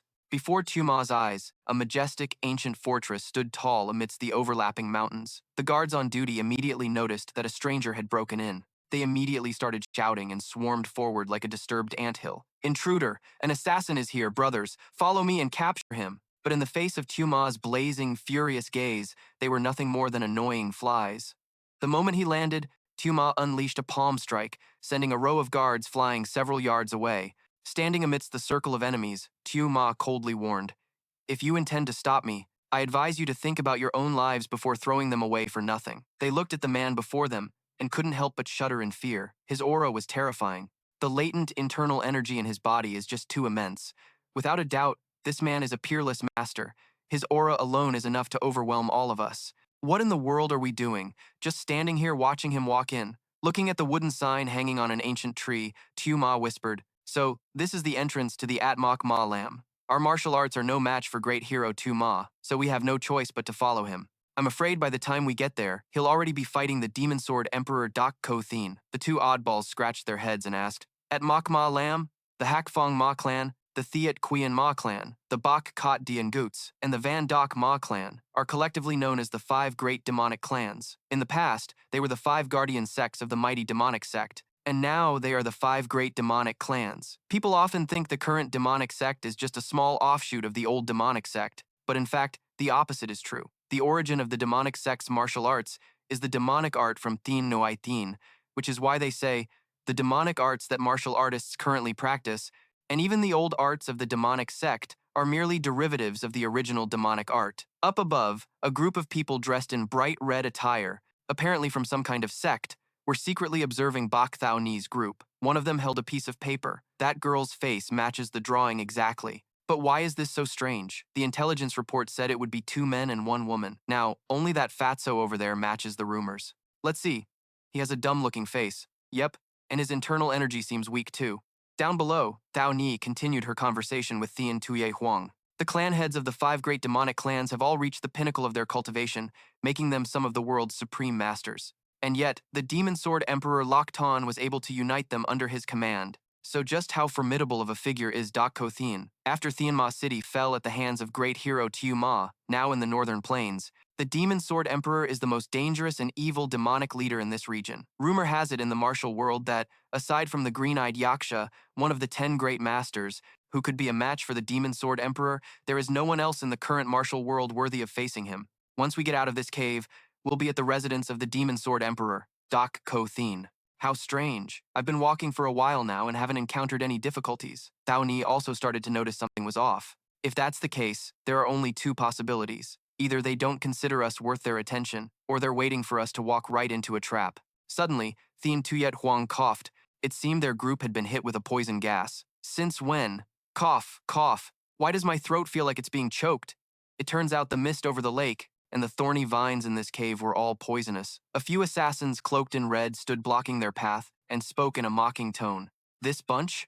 I thought they were assassins targeting the Demon Sword Emperor, which made me tense up thinking they were formidable. But what is this? It was a piece of cake. Suddenly, a loud explosion echoed. The leaders turned to see a thick cloud of dust rising from behind the fortress. In the middle of the dust, Tuma appeared. He had just single-handedly broken through their encirclement, wiped out the grunts, and smashed through an entire wall. The leaders looked at each other, seemingly unfazed. Could this guy be the one from the rumors? Fei Long? That loudmouth? There's no way he's the #1 under heaven, Fei Long. It must just be a coincidence. Xiao Ma walked in like a god of war, his eyes cold, radiating a palpable killing intent. Where is Chu Tian? They jeered, acting unconcerned. Chu Tian, you say? Isn't that the girl the cult leader just brought back? I thought you were here for the cult leader. Turns out you're just looking for a girl? A scrawny guy from the Hell Demon clan stepped forward. Brat, you dare to come in here alone? Their attitude enraged Bai Xiao Ma. You scum of the demon cult deserve 10,000 deaths, but if you tell me where Chu Tian is, I will spare your lives. I'll count down from 10, and when the time is up, this place will be your grave. Xiao Ma's shout shook the very heavens and earth, but the leaders remained seated. Does he think we're easy to bully? Telling us he'll count to 10. The annoyed Wan Duma rushed forward. Let me see what you've got. He launched a palm strike full of toxins straight at Xiao Ma's face, who didn't move an inch. Xiao Ma effortlessly used the Yihua Jiu technique to redirect the attack, grabbing his wrist and flinging him far away. Xiao Ma begins the countdown. The remaining three were stunned. Is that Yihua Jiu? Be careful, I didn't expect our visitor to be this skilled. All three of us, let's go. The three of them simultaneously unleashed their strongest fist, blade, and spear techniques, but strangely, every blow that landed on Xiao Ma felt like a mere scratch, not leaving a single mark. What? Is this the Jinzhong Jiao or the Xiang Pi Gong? They looked at each other in horror. 9. Xiao Ma continued his cold count. Realizing his body was as hard as steel, they retreated in fear. Impossible. Yi Hua Jieyu and Jinzhong Jiao are two different martial arts. How can he use them at the same time? By now, Wan Duma was furious. He roared, channeling all his poison energy, his hands turning pitch black. Use your ultimate techniques, or we'll all die here, just like he said. The other two also realized the danger. They gathered all their strength, preparing to unleash their most powerful attacks. Tai Yi Splitting Light Spear, 9 Palaces Divine Movement Sword. 7. The entire group of enemies attacked simultaneously, unleashing all their deadly techniques, but Xiao Ma simply held out one hand, creating a whirlwind that blocked everything. They began to panic. Huh? That's the martial art of the Tian Mo, one of them exclaimed in terror. That's right, it's the Zhao Long Quan Feng. Xiao Ma coldly continued his countdown, and with each number, an enemy fell. 6. He attacked with lightning speed, taking down a woman with the Heifeng Zhang palm before suddenly appearing behind a giant and unleashing a powerful fist. 5. The fat Wan Duling was hit by a spinning kick and sent flying. The one using fist techniques managed to land a lucky blow on Xiao Ma. You should watch your feet. 4. Immediately, Xiao Ma retaliated from above with the Tai Tu Gong, sending him to meet his maker. One of them, who seemed to be the leader, mused, "Your martial arts are truly strange. A mix of Shaolin and Tian Mo. Is that sword on your back real or just for show?" 3. Xiao Ma cut him off. "Sorry, I'm busy." But the man remained calm. "I am a swordsman, and I cannot resist the sight of a sword. I want to use my final move to fight you. If you can block it, your strength could rival the 10 great masters." He radiated an intense killing aura. "You want to know where Chu Tian is? Defeat me first." With that, he unleashed his most powerful ultimate technique, Wan Jian Gui Yi. A terrifying wave of sword energy shot out, slicing the entire building in half. Xiao Ma remained calm in the face of this destructive move. 2. He simply threw a punch. That simple punch not only shattered the sword energy, but also broke his opponent's sword into pieces, the Wu Ji Quan. The swordsman took the full force of the punch. His face deformed as he was sent flying through several walls, out of the building, and straight into a distant mountain. 1. Xiao Ma finished his countdown. Meanwhile, elsewhere, Bai Cao Ni's group of 3 was still poisoned. The chubby guy kept clutching his neck, getting scolded by Cao Ni. "The poison isn't in your neck, so why are you grabbing it?" He then realized he was fine, happily rubbing his belly before rushing out to deal with the 2 guards, easily obtaining the antidote. "I hate liars the most," the second guy said as he threw them off the mountain, returning to Xiao Ma. After destroying the building, Xiao Ma saw 2 people calmly sitting and drinking wine in a room, completely unaffected by the earth-shattering battle that had just occurred. Xiao Ma was inwardly astonished. His last punch had enough power to shatter a mountain, yet the wine cups on their table didn't even tremble. Did his power only manage to graze the hem of their clothes? He asked coldly. "Are you the Demon Sword Emperor, Dugu Tian, a powerhouse on par with the 10 great masters? You're stronger than I thought." The man who was asked took a sip of wine, glanced at Xiao Ma, and said, "That's what I wanted to say to you." Taking down all 5 elders of the demonic cult so quickly. "Are you Fei Long reborn? Here, have a drink with me." The demonic sword emperor tossed a cup of wine toward Xiao Ma. The cup flew swiftly without spilling a single drop. The technique was so masterful it briefly surprised Xiao Ma. He reached out, caught it, and downed it in one gulp. Seeing this, the demonic sword emperor laughed and asked, "Aren't you afraid I poisoned it?" Xiao Ma coldly crushed the cup in his hand. "I was just thirsty. Why overthink it?" The demonic sword emperor nodded. "Actually, I've long heard of your legendary reputation as Fei Long in the martial world, and have always wanted to meet you. Then I heard that some nobody in Huac Valley defeated the heavenly demon. I was very skeptical, and then I heard that person was actually Fei Long, which I found even more unbelievable. But when I found out you were hunting the 9-soul ghost slayers, I grew very eager, and now I finally met you." He looked deep into Xiao Ma's eyes. "Though your appearance has changed, these eyes are unmistakable. You are the Fei Long from all those years ago." Xiao Ma didn't care. He just pointed to the mysterious young man standing behind the demonic sword emperor. "So he is?" But the demonic sword emperor cut him off. "That is my master, the one who granted me this power, and sooner or later, he will unite the martial world." Xiao Ma ignored him and got straight to the point. "I heard Chu Tian is here. Where is she?" "Oh, so you came here for that girl." The demonic sword emperor laughed loudly and called out, Chu Tian, come out. From inside the room, a female figure emerged. It really was Chu Tian. Xiao Ma was stunned, unable to believe his eyes. He stepped forward, his trembling hand reaching out to touch the girl's cheek. Chu Tian, is it really you? I clearly remember seeing your body. How are you still alive? But Chu Tian just stood there, her eyes lifeless. Seeing Xiao Ma's guard was down, the demonic sword emperor immediately attacked. A powerful palm strike sent Xiao Ma flying into a wall. A bit too hasty, aren't you? Despite the surprise attack, Xiao Ma seemed not to care, looking only at Chu Tian in anguish. Why are you looking at me like that? Don't you recognize me? The demonic sword emperor thought to himself. This guy has not only lost his composure, he seems to have gone mad. He continuously launched sword attacks. But strangely, the strikes either passed right through Xiao Ma or were instinctively dodged by his body, even though he wasn't defending himself at all. Xiao Ma kept trying to talk to Chu Tian. It's me, Fei Long. You promised to be with me for the rest of our lives. At that moment, he noticed something unusual. Chu Tian's body was still warm, and she was still breathing, but her eyes were completely empty. He turned angrily to the demonic sword emperor. What did you do to her? The demonic sword emperor sneered. It seems you still don't understand the situation, do you? You're in no position to question me. He unleashed another fatal blow with all his might, but this time, Xiao Ma was different. Clang! He drew his sword, and with a single, light parry, sent the demonic sword emperor flying several yards away. If you're so eager to die, I'll grant your wish. Xiao Ma's voice was as cold as ice. The demonic sword emperor did a flip in midair and landed, a look of astonishment on his face. He knew he couldn't hide it any longer. Fine, I'll tell you. That girl has a goo poison inside her. It controls her mind and corrodes her inner energy. In this world, only my master can cure it. Xiao Ma looked straight at the leader and asked coldly, So, all I have to do is take him down, right? That's right. Lu Xun sneered. But first, you'll have to get through me. Such a battle-hungry fool. Enough talk, let's fight. The two immediately rushed at each other. A flash of sword light erupted, and the force of their clash created a massive explosion, demolishing a nearby house. Lu Xun suddenly fell back and signaled, If you want to fight me, clean up your little minions first. Immediately, the remaining three charged at Xiao Ma, one of them launching a kick straight at his stomach. They've been poisoned. They've lost all reason, Lu Xun explained. They'll attack until they're dead. This poison also boosts their martial arts, so each one is now as strong as you. Even if you cut off their limbs, they won't stop. Xiao Ma swiftly used a deflection technique, skillfully parrying all of their attacks. He was figuring out how to take down all three when he suddenly froze, seeing Chu Tian pouring tea for Lu Xun. Chu Tian, what are you doing? He yelled. Just as Xiao Ma was about to step forward, a steel-like hand shot up from the ground. It grabbed his leg tightly. Immediately after, a fourth man burst from the earth, delivering a devastating punch. The blow was so powerful it sent Xiao Ma flying through several walls. Thanks to his agile movement, he quickly regained his balance. Now, all four of the poison men charged madly, surrounding Xiao Ma. Xiao Ma's rage exploded. He roared, Today, this place will be your grave. His killing intent was so immense it cracked the ground around him. Seeing this, Locton calmly sneered. The four of them have formed the Asura Myriad Annihilation Thunder Body Formation, the demonic cult's strongest killing array. Once you're inside, it will drain you of your blood until you die. There's no escape.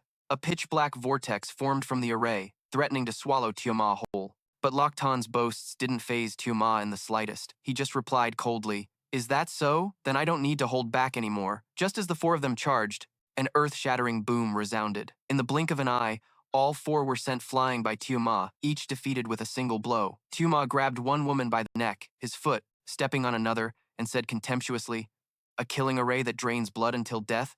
Why do I see them all taken down at once?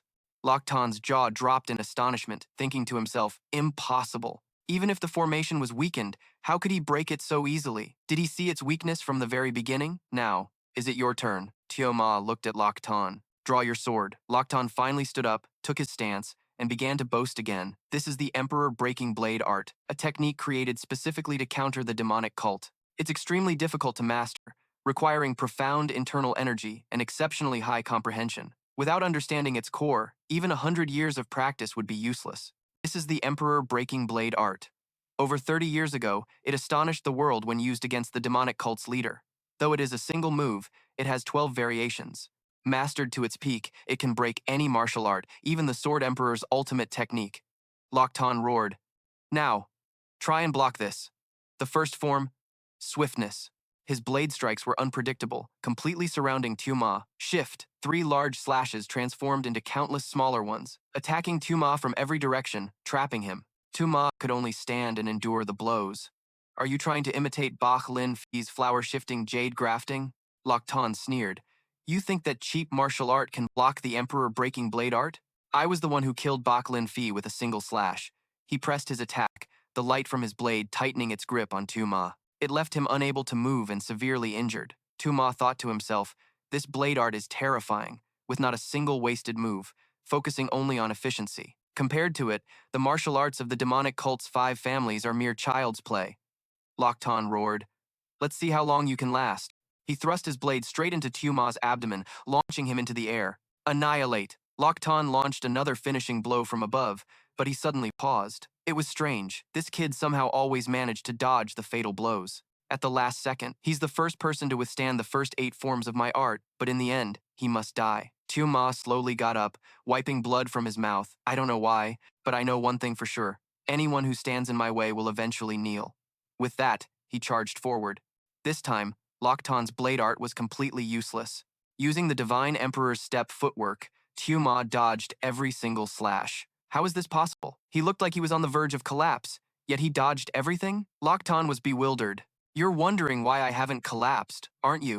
Tu Ma suddenly appeared right in front of him. It's simple, because I cannot lose. Bam! A devastating punch from Tu Ma landed squarely on Loc Tan's face, sending him flying. Impossible. The Emperor breaking blade art couldn't take him down?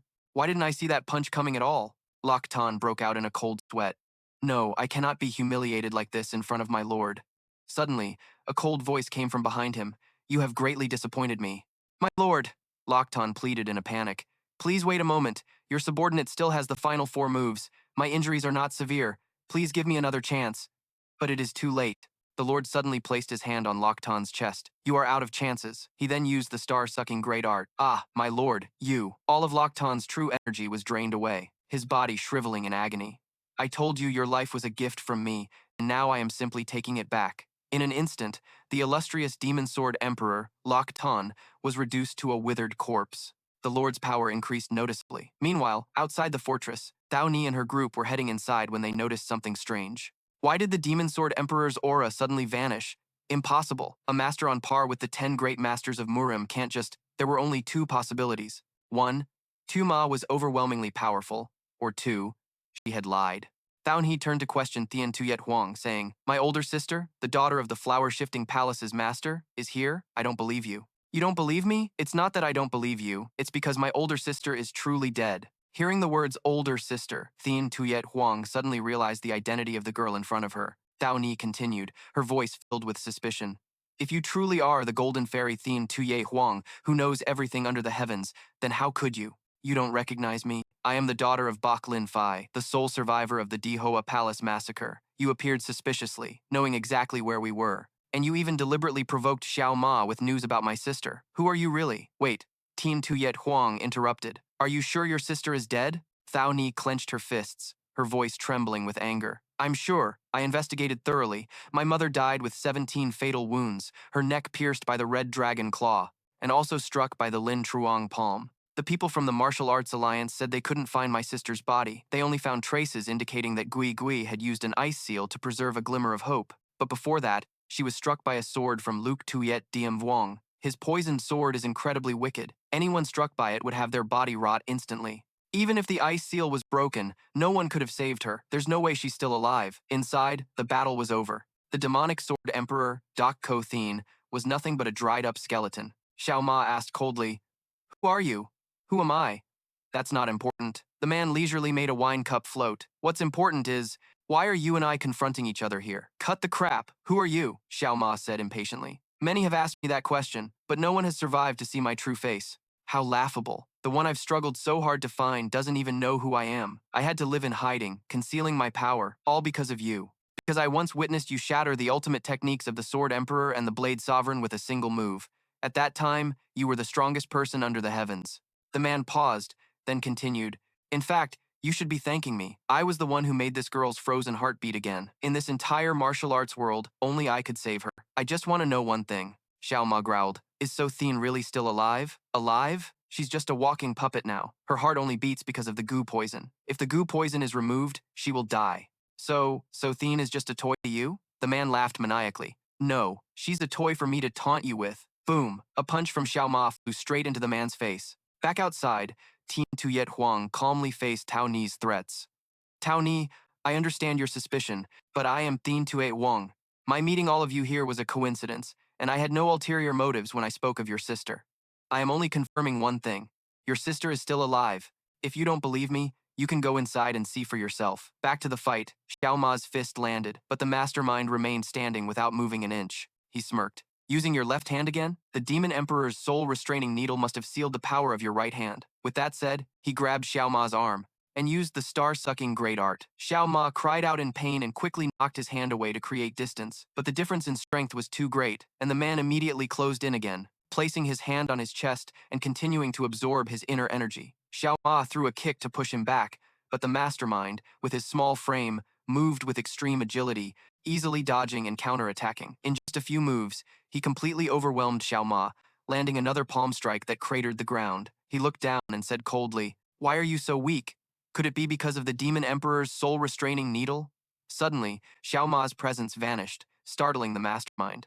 Damn it, he tricked me to go save So Thien. He dashed like lightning towards the Fei Long sword, but it was too late. Did you think you could escape? By now, Xiao Ma had already freed So Thien, but because she was still under control, she turned and attacked her own lover. Caught off guard by the attack, Xiao Ma had no time to defend and was sent flying through several rows of trees. So Thien continued to charge forward unconsciously. Bach Ni's group, from a distance, heard the commotion and immediately recognized So Thien's martial arts. That's the martial art of Dihoa Palace. Tian Tuyet Huang burst into tears. "Sister, are you really alive?" Xiao Ma lay collapsed on the ground after taking the full force of his lover's blow as the mastermind slowly flew over, gloating. "It's useless. I've planted a goo poison in her. She will be my puppet forever. Take the goo poison out and she dies. You're powerless. Who said I've given up?" Holding the Fei Long sword, Xiao Ma slowly got to his feet. "I just have to defeat you, right? Ha, even if you kill me, the goo poison won't disappear." He sneered. "I don't care about the outcome until I've acted." Xiao Ma drew his sword. "Let her go." He swung his sword gently, but its power split a distant mountain in two. The mastermind was slightly surprised. "That's some pretty strong sword chi." Xiao Ma charged forward, attacking frantically, but none of his strikes could touch the man. "Your power is too weak now," the mastermind mocked. "Your sword is just scrap metal to me." Xiao Ma suddenly switched to his left hand, gathering his strength for a punch. "How about this then?" The man easily blocked the ordinary punch with his hand and delivered an uppercut kick straight to Xiao Ma's chin. "How disappointing. You're not even a match for my puppet now." He grabbed Xiao Ma's arm again and continued to use the star-sucking great art. "First, I'll cripple this precious void spirit body of yours." Just when it seemed he was at a disadvantage, Xiao Ma suddenly swung his sword and slashed at him. The man dodged, but his arm was injured. Xiao Ma glanced at the wound and said coldly, "That is your weakness. When you use the star-sucking great art, you enter a state where you cannot defend yourself." The demon lord placed his hand on the wound, circulating his chi to heal it. "You're right," he admitted, "it's a weakness of the star-sucking great art, but so what if you know? The difference in cultivation between us is too vast. Don't hope for a second stroke of luck." Xiao Ma replied, his voice full of pride. "I've never relied on luck. Defeating the heavenly demon a year ago might have been luck, but it's different now. I've trained relentlessly. I once thought I was on par with the 10 great masters of the martial world, but today I have to thank you. Thank you for showing me just how arrogant I've become." As soon as he finished speaking, a terrifying aura erupted from Xiao Ma. His innate true chi condensed, forming a giant heavenly dragon that roared fiercely. I can't believe his true chi actually took the form of a dragon. The demon lord was astonished. From the edge of the forest, the other three also witnessed the shocking scene. It was chi manifestation ascension, true chi gathering to form a dragon. Suddenly, Bai Thao Ni saw Chu Tian. She burst into tears and shouted, "Big sister, are you really alive? But why do I remember you died, sister? It's me, Thao Ni. Why don't you recognize me?" Chu Tian remained expressionless. She coldly raised her hand and aimed straight at Thao Ni's chest. "Big sister, what are you doing?" Thao Ni was horrified. Just as the attack was about to take her life, Tian Xuexiang swung her rattan whip, striking Chu Tian's hand hard. "Get out of the way." Boom! Although deflected, the palm strike was still powerful enough to destroy an entire section of the forest. Thao Ni was thrown back by the aftershock, and Tian Xuexiang quickly used her whip to pull her back. "Sister, why would you do that to me?" Thao Ni sobbed. "Your sister is being controlled by goo poison," Tian Xuexiang explained. "And if I'm not mistaken, the one controlling her is that young man over there." Meanwhile, the young man, the master of the Demon Sword Emperor, looked at Xiao Ma's heavenly dragon with extreme amusement. He burst out laughing. Haha, the power of a heavenly dragon? Interesting. With that, he took a deep breath and blew out. A terrifying gust of wind immediately swept towards Xiao Ma. Its power was enough to send both Tian Shuixiang and Bai Thao Ni flying. Just in the nick of time, the two freaks appeared and saved them. Just a single breath is that powerful? Who on earth is that young man? Tian Shuixiang replied with a grave expression. That move is even stronger than the lion's roar. He is the ancestor of Gu refinement arts and a master of the star-sucking great art. Throughout the entire history of the martial world, there has only been one person like that, Wan Yin Gui. Wan Yin Gui, wasn't he defeated by the great emperor Tie Shan and vanished? That's right. Tian Shuixiang began to recount the story from long ago. He once murdered Liu Yao Hong, the lover of the demon sect's grandmaster, to steal the purple cloud absorption art manual. Hunted by the entire demon sect, he committed countless atrocities until he was defeated by the great emperor Tai Shan. But because he had the appearance of a young man, the great emperor spared his life on the condition that he never set foot in the Central Plains again. Wan Yingui went into seclusion in Ghost Soul Valley. It wasn't until 200 years ago, when the great emperor Tie Shan passed away, that he re-emerged. But this time, he was smarter, constantly changing his appearance, sometimes as the Silver Flute Scholar, other times as the mountain-moving Taoist, and he was even once the northern immortal of the four great healers. And most recently, he took on a name that struck fear into the entire martial world. Could it be Huan Mo? That's him. The demon who vanished after the battle at Demon Spirit City. I can't believe he's reappeared here in the guise of a young man. Back at the battle, Huan Mo furiously attacked with his breath. The gale winds howled, trees were uprooted, and dust and rocks flew everywhere. Faced with that terrifying power, Xiao Ma's Fei Long seemed to be at a disadvantage. Amidst the cloud of dust, Xiao Ma emerged unscathed, without a single scratch after Huan Mo's lion's roar. Huan Mo was stunned. Impossible. He took a direct hit from my attack and is completely unharmed? Xiao Ma ignored his opponent's astonishment, his voice as cold as ice. I've just realized that people like you don't deserve to exist under this sky.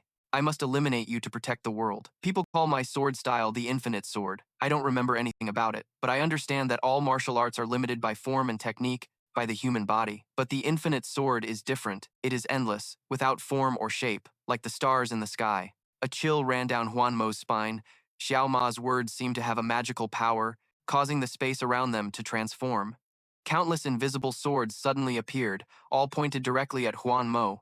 He felt his entire body go rigid. He couldn't even blink his eyes. What is this? Huan Mo panicked. Do you see anything? Xiao Ma asked.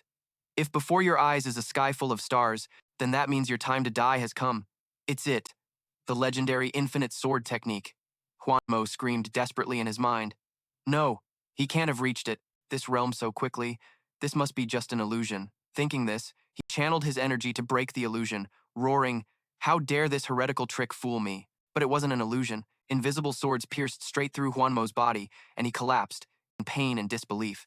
How is this possible? Could it be that you've been hiding your true strength all this time? When did Xiao Ma get in front of him? He raised his sword and coldly declared, I told you, I have no reason to let you live. The blade swung down, then stopped. A figure rushed out to block Huan Mo. It was so thin. Xiao Ma quickly retracted his sword, but it was too late. The sharp blade grazed her arm, leaving a trail of blood. This foolish girl, Xiao Ma worried. Huan Mo laughed maliciously. Her soul is already under my control. Now you'll have to face both of us. With that, he and So Thin attacked simultaneously, putting Xiao Ma in a difficult position, having to fend off Huan Mo, while also avoiding So Thin so as not to hurt her. Damn it, I have to find a way to separate her, Xiao Ma thought, unleashing a sword strike to push them both back. Then he focused his internal energy to create an invisible barrier around So Thin, intending to restrain her movements. You think you can neutralize the girl that easily? Huan Mo sneered. He also channeled his internal energy, unleashing a crimson blast of qi towards So Thin. This action turned Xiao Ma's protective barrier into a death trap. So Thin was trapped between two massive streams of internal energy, one blue and one red, clashing against each other. Xiao Ma broke into a cold sweat. If he retreated, Huan Mo's energy would kill her. But if he continued, the pressure would make her explode. He had only one option left, to use his own internal energy to push back Huan Mo's blast. The two energy streams collided violently, creating a destructive vortex, sending surrounding earth and rocks flying, and snapping trees in half. Watching from a distance, Bach Thao Ni said worriedly, This is bad. That place is like a bomb about to go off. If one of them falters, this entire forest will be leveled in sister. So Thin will be turned to dust. Their power has far exceeded imagination. I'm afraid in the martial world today, the number of people who could intervene in this battle can be counted on one hand, Thao Ni asked anxiously. What if the balance is broken? Thien Tuyet Huang replied. Everything will vanish into thin air, but I believe great hero Xiao Ma has the upper hand. That Huan Mo fellow is hanging on by a thread. At this moment, Huan Mo also realized the problem. How could this be? Is his internal energy on par with mine? That's right, he possesses a void spirit body, capable of endlessly absorbing external energy. Damn it, I miscalculated. I can't believe I'd capsize in a ditch like this. Suddenly, a malicious idea came to him. Wait, I still have the girl, So Thien, to use. Under his control, So Thien slowly advanced towards Xiao Ma. No, don't come over here. So Thien, Xiao Ma shouted in panic. What are you doing? Any closer and your body will shatter. But So Thien didn't stop. Her 2 fingers were already right next to Xiao Ma's eyes. He quickly dodged. Damn it. In this situation, if I withdraw my power or push So Thien away, we'll both die. Seeing this, Huan Mo laughed cunningly. Ha ha ha. Let's see what you'll do now. Fei Long. At this rate, your defeat is certain. Xiao Ma ignored the provocation and hugged So Thien tightly. Don't worry, I won't let you die. My life has belonged to you for a long time now. With that, he took the full brunt of Huan Mo's attack. You fool! Huan Mo burst out laughing. Who would sacrifice their own life for a girl who's already dead? Your kindness will only get us both turned to dust. He poured all of his internal energy into his final move. A terrifying explosion erupted, staining the entire sky red and leveling the forest and the nearby demonic sect's fortresses. Even Hoan Ma and Thao Ni's group were thrown back by the aftershock. When the dust settled, the ground had transformed into a giant crater. In the middle of the crater, Xiao Ma was holding So Thien tightly. He had taken the full brunt of the damage. Thank goodness, as long as you're okay, that's all that matters. With that, Xiao Ma collapsed unconscious. Huan Mo was also completely drained, unable to move. Is that bastard still alive? Only because that girl Chu Tian took the blow for him at the last moment? Just then, a subordinate rushed over. Master, are you all right? What happened to him? He's unconscious, but I don't know if he's dead or alive. Huan Mo commanded. If he's still alive, just bring Chu Tian back and spare his life. But why? This is the perfect opportunity to kill him. Don't ask why, Huan Mo snarled. If he is to die, it will be by my hand. I'll consider today my loss. Just then, Huan Mo's subordinate approached Xiao Ma. So this guy isn't dead yet. How pathetic. Risking his life for a soulless corpse. He recalled his master's order but then thought to himself, my master said to spare him, but it would be better to eliminate this threat now. Just as his hand was about to come down, Chu Tian suddenly shot her hand out and grabbed his. The subordinate was stunned. Huh? What are you doing? What is this? This girl is just a corpse controlled by goo poison. But Chu Tian's grip was firm, and she wouldn't let go. It was unbelievable.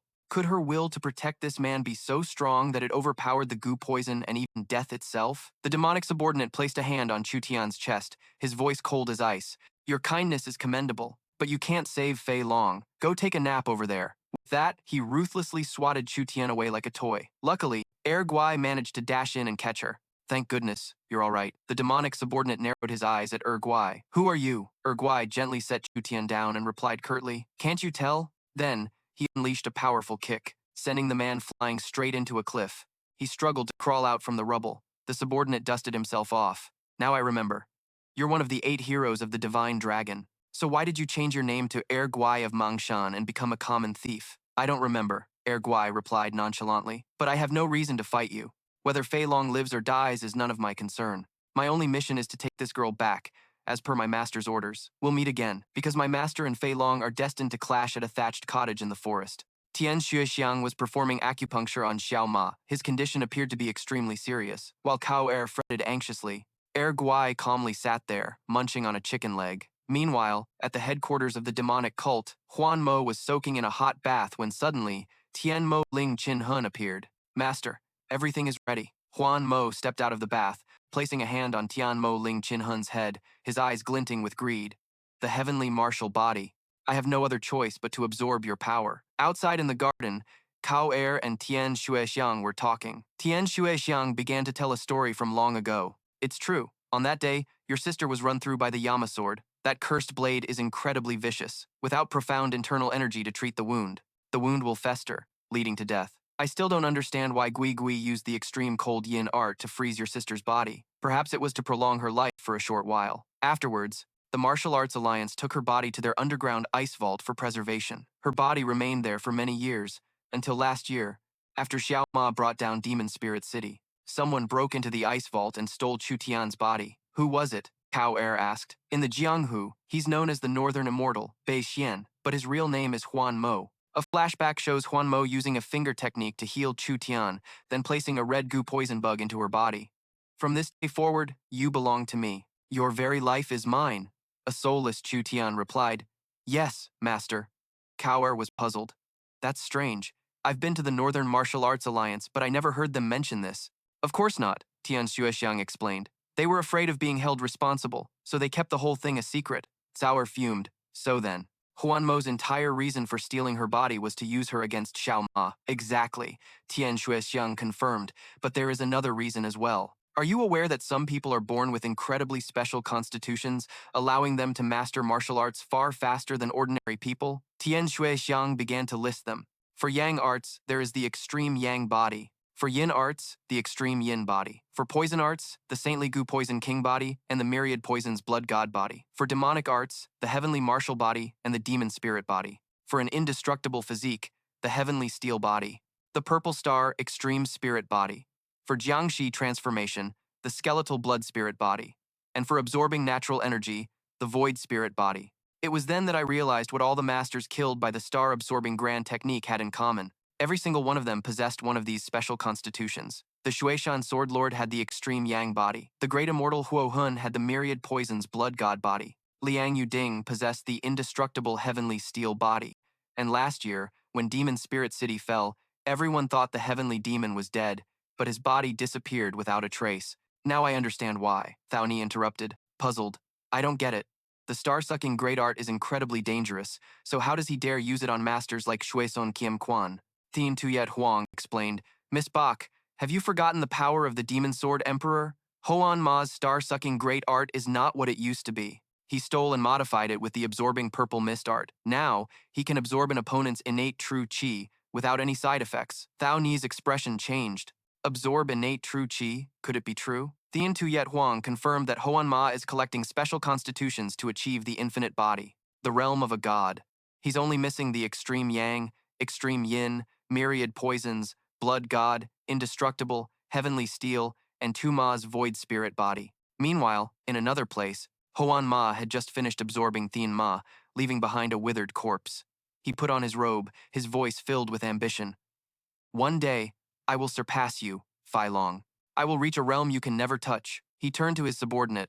How are the preparations? My lord, everything is ready. We just await your command to take control of the martial world. Ridiculous. Hoan Ma dismissed the idea. With the Sword Emperor, the Blade Emperor, and Fei Long still around, what will you use to control them? Stop dreaming. To complete my dream, I need the final pieces. Now, we head straight for Ghost Soul Valley. A few days later, Tu Ma woke up from his coma. The first thing he asked was about Hoan Ma. Where is he? Thien Tuyet Huang replied, If I'm not mistaken, he's heading towards Ghost Soul Valley. At Ghost Soul Valley, Hoan Ma and his subordinate had arrived. My lord, what if we run into Da Shoa? He's no pushover. I have never feared anyone, Hoan Ma replied. I came here for one single purpose, Kwai Kwai's extreme yin body. He ordered his subordinate to cause a commotion to draw Da Shua's attention. The plan went smoothly. The subordinates quickly slaughtered the guards, forcing Da Shua to appear. You dare to loiter in front of me again? Da Shoa sneered. Seeing that Da Shoa had taken the bait, Hoan Ma snuck off to find his target. He easily found Kwai Kwai standing pensively by a window. A pleasure to meet you. Kwai Kwai! A loud explosion rang out. Da Shoa, who was in the middle of a fight, turned back in shock. At that moment, taking advantage of the momentary distraction, Hoan Ma's old subordinate launched a sneak attack. You dare get distracted while fighting me. On the other side, Kwai Kwai was sent flying out of the building by one of Hoan Ma's palm strikes. He shot after her like an arrow, in an open space like this. Let's see where you can run. From within the dust cloud, Kwai Kwai emerged like a white-robed ghost. Who are you? Who am I? It doesn't matter. What matters is that your destiny ends at my hands. Just as Hoan Ma's hand was about to touch her, Kwai Kwai suddenly split her body in two, one real, one a puppet attacking him simultaneously. The humanoid doll technique is quite impressive, Hoan Ma smirked, but it's nothing in front of me. He easily shattered her attack and kicked her sword, breaking it. And then, quick as a flash, his hand was tightly clasped around Kwai Kwai's neck. Let's see now, if you are the real one. Kwai Kwai suddenly lunged from behind, unleashing the ice-white divine art on Hoan Ma. A puppet? She was shocked when her attack only hit a substitute doll. Instantly, Hoan Ma appeared and grabbed Kwai Kwai, preparing to use the star-sucking great art, but he paused. Strange. Why can I still feel the aura of an extreme yin body nearby? Suddenly, another Kwai Kwai dove down from the sky. attacking fiercely. Ho and Ma vanished again, then reappeared and grabbed both of them. Whatever, it doesn't matter who is real and who is fake, he sneered, intending to absorb them both. Just then, a voice rang out. Wait, what do you think you're doing? Hoan Ma turned around in surprise. Da Shoa, when did he get here? Seizing the opportunity. Kwai Kwai used a skill to lock Hoan Ma's hands. Sensing danger, he let go and retreated to maintain distance. Are you all right, Kwai Kwai? Da Shoa asked. Kwai Kwai rubbed her neck, the wound already healing. I'm fine. Da Shoa turned to Hoan Ma, his gaze sharp and cold. Now tell me what's going on here. At a bustling market, Tu Ma's group stopped to rest. Tu Ma, your revenge against the Diet Mondi Hoa Palace is almost complete.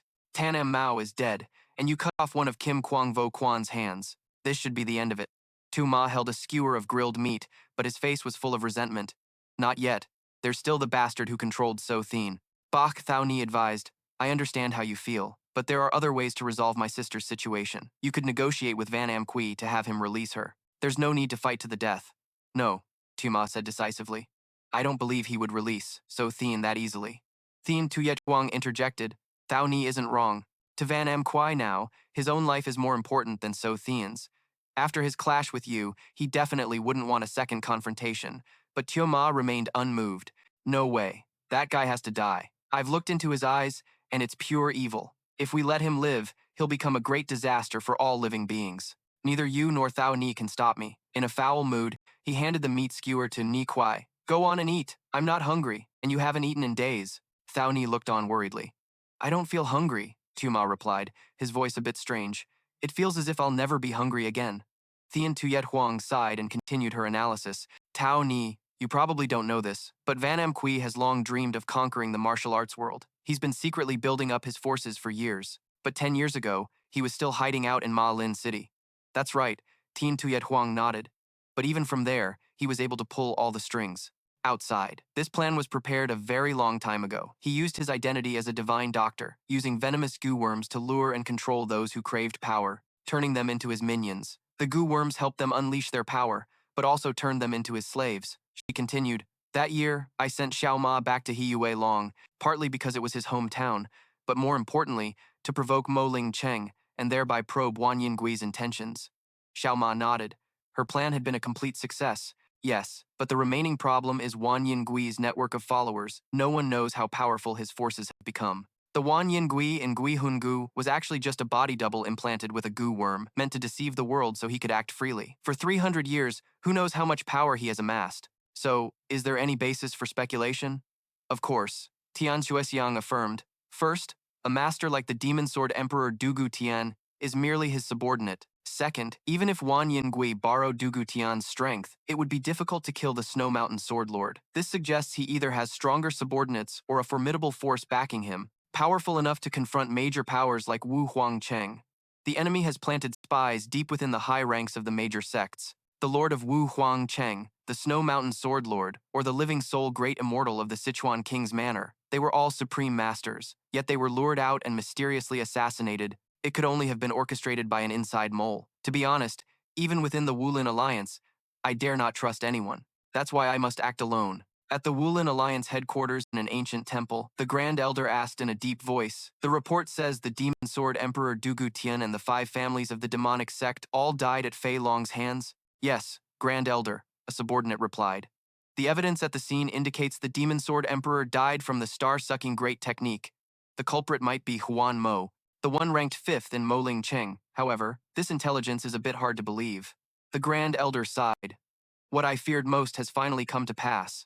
I'm afraid this report is true. Vice General Manager Jun Mo has confirmed that 8 months ago, Chu Tian's body, which was stored in the ice vault, was stolen. That was Fei Long's daughter from years ago. The enemy is clearly using her as bait to target Fei Long. Song Dahu, another elder, added, this is undoubtedly the work of Wan Yingui. He has been in hiding for 300 years, constantly changing his identity. Who knows how many minions he has planted throughout the martial world. It's even possible that one of his minions is right here among us elders. These words made the atmosphere tense, and an elder angrily slammed his fan on the table, as suspicion cast a shadow over everyone. On the way back, Song Dahu was still fuming. He said to his companion, Elder Shi Ji Tian, I can't believe Wan Yingui is so insidious. I must go and ask the Sword Emperor and the Blade Emperor to come out of seclusion. If they miss this battle, they will surely regret it. The Sword Emperor and the Blade Emperor? Shi Jiatian asked. I heard they've been in seclusion for many years. Is Wanyingui really so powerful that both of those masters are needed to deal with him? Song Da-hu looked straight at Shi Jiatian, his gaze sharp. We won't know until we fight. But Jiatian, your inner power has progressed so rapidly these past few years that even I can't see through it. You haven't been using goo worms to enhance your strength, have you? Da-hu, are you suspecting me? Shi Jiatian asked coldly. Haha, I was just kidding. Kidding? Shi Jiatian sneered. You can still joke in a situation like this? As he finished speaking, a cold spear suddenly pierced through Song Da-hu's body. My apologies, Da-hu, Shi Jiatian said, his voice devoid of emotion. The Sword Emperor and the Blade Emperor, I don't think those two old geezers should show up right now. Song Da-hu clutched his wound and growled. Why? With your talent, why would you need to be Wan Yingui's lackey? That's because you've never witnessed true power, Shi Jiatian replied. I saw with my own eyes the earth-shattering martial arts of Fei Long back then. Song Da-hu gathered his last bit of strength and swung his blade, but Shi Jiatian easily dodged it. How can you cut me with that speed? He sneered, before thrusting his spear into Song Da-hu's chest again. But Song Da-hu laughed. That slash wasn't aimed at you. Look behind you. Startled, Shi Jiatian turned around. Too late. 3 other elders had appeared, surrounding him. The rat has finally shown its tail. To think the traitor was you, Shi Jiatian. Shi Jiatian looked up at the sky and sighed. Heh, I miscalculated one step, but it doesn't matter. The master has already begun to act. According to his plan, even if the Blade Emperor or the Sword Emperor showed up, it wouldn't change a thing. At the same time, at Hoa Nhac, Xiao Ma's group had arrived. After settling in, Xiao Ma turned to ask Tian Xuexiang. Miss Tian, I still have 4 of the Demon Emperor's soul-restraining needles in me. Can I pull them out myself?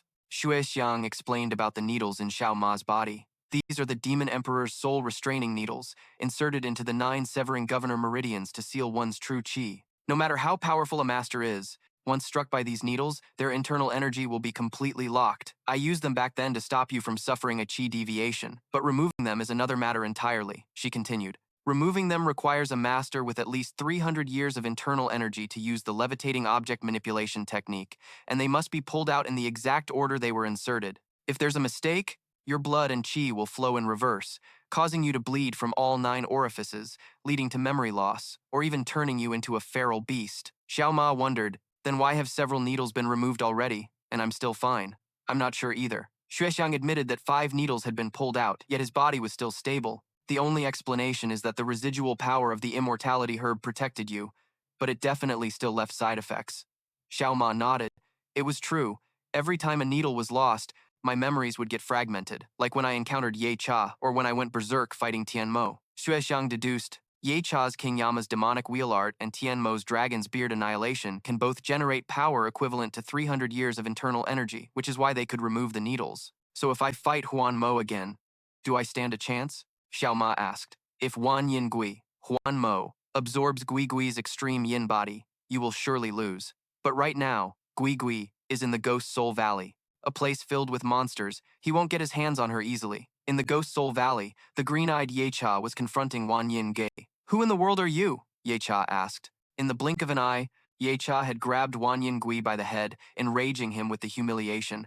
Thanks for delivering yourself to me, Ye Cha, Wan Yin Gui sneered, grabbing Ye Cha's hand and using the star-sucking great art. But Ye Cha remained unfazed. The star-sucking great art. Interesting. 2 terrifying streams of internal energy collided. You think the star-sucking great art works on me? Ye Cha asked. Wan Yin Gui recognized it as the King Yama's demonic wheel art. You know your stuff, don't you? Ye Cha replied. This martial art can alter all the acupoints and energy pathways in the body. Before you can even absorb my power, I'll have already torn you to shreds. Wan Yin Gui knew he had run into his nemesis. The King Yama's demonic wheel art was the ultimate counter to the star-sucking great art. He had to escape immediately. He quickly played the familiarity card. Ye Cha, don't you recognize me? It's me, Huan Mo. Gui Gui, standing nearby, was also surprised.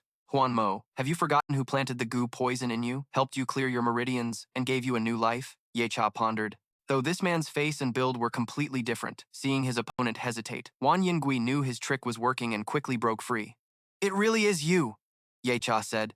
Your aura, though mixed, is unmistakable. I'll be blunt. Stay out of this.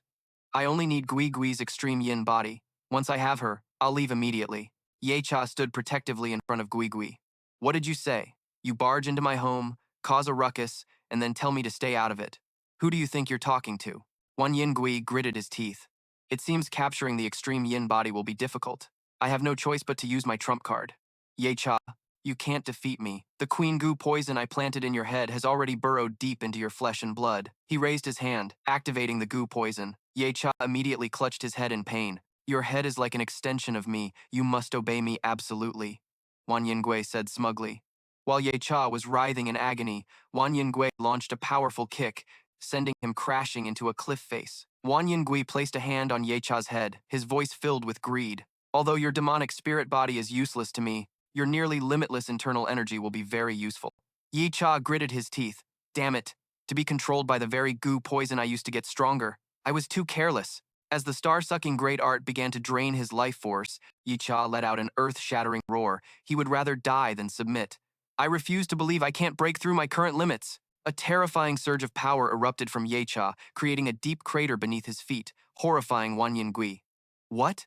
How could his power level increase to this extent? If this is what you want, Yecha roared, I'll kill the parasite you planted in my body with my own 2 hands. Impossible, Wan Yingui screamed. This guy's martial arts have reached the divine realm. The entire Ghost Soul Valley trembled violently from the power of the 2 titans. A battle to the death had begun. Da Shoa had the advantage in explosive power, but Van Am Quy controlled the poison goo inside his body, creating a deadly stalemate. It's useless, even if you achieve godhood or become a true god, Van Am Quy growled. With my enhanced star-sucking great art, and facing my 1,000 years of power and purple mist absorption divine art, you're nothing but prey. With the poison goo tormenting your mind, you have no chance of winning. Give up now, and your power will become mine. Standing on the brink of life and death, Da Shoa suddenly froze. Van Am Quy sneered. Has the poison goo finally kicked in? No matter what you try, it's too late. Your power is already mine. Just as Van Am Quy thought victory was his, a razor-sharp ice spike suddenly pierced through his back. Quy emerged from the shadows. Are you blind? You bastard! Van Am Quy roared in fury. How dare you sneak attack me while I'm circulating my energy? He hastily broke off his technique and leaped away. And at that very moment, Da Shoa, his strength completely drained, collapsed unconscious, smoke rising from his entire body. Van Am Quy savage laughter echoed as he calmly pulled the ice spike from his back without a hint of pain. What a shame. A little higher and you would have pierced my heart. But no matter. I've already absorbed most of Da Shoa's power, and what's left, I'll just take from you. He stared at Quy as if she were prey. With Da Shoa in this condition, who's left in Ghost Soul Valley to protect you? Without a word, Quy lunged forward to attack, but Van Am Quy was now leagues stronger. A mere flick of his wrist was enough to deflect all of her strikes. Seizing the opening, Van Am Quy lunged forward, pinning Quy to the ground. Well now, so this is your true form. He once again unleashed the star-sucking great art. Under the sinister demonic aura, Quy beautiful features rapidly withered away, turning her into a skeletal old hag.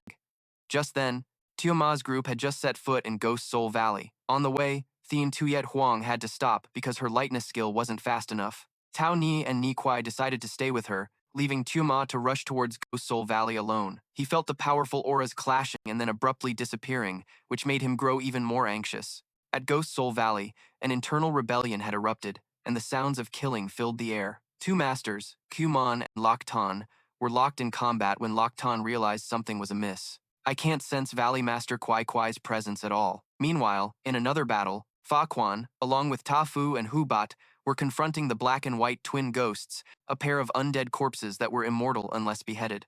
After coordinating to defeat them, Fa Quan was preparing to deliver the final blow, when suddenly, Ta Fu and Hu Bat stabbed him through the heart from behind. You too? Fa Quan exclaimed in horror. We're spies, they answered coldly. Witnessing this, Lok Tan was also stunned, but before he could react, he was stabbed from behind by his own ally, Q Monday. Q Mon sneered. You guessed it. I'm a spy too. This plan has been in the works for a very long time. You can die knowing that.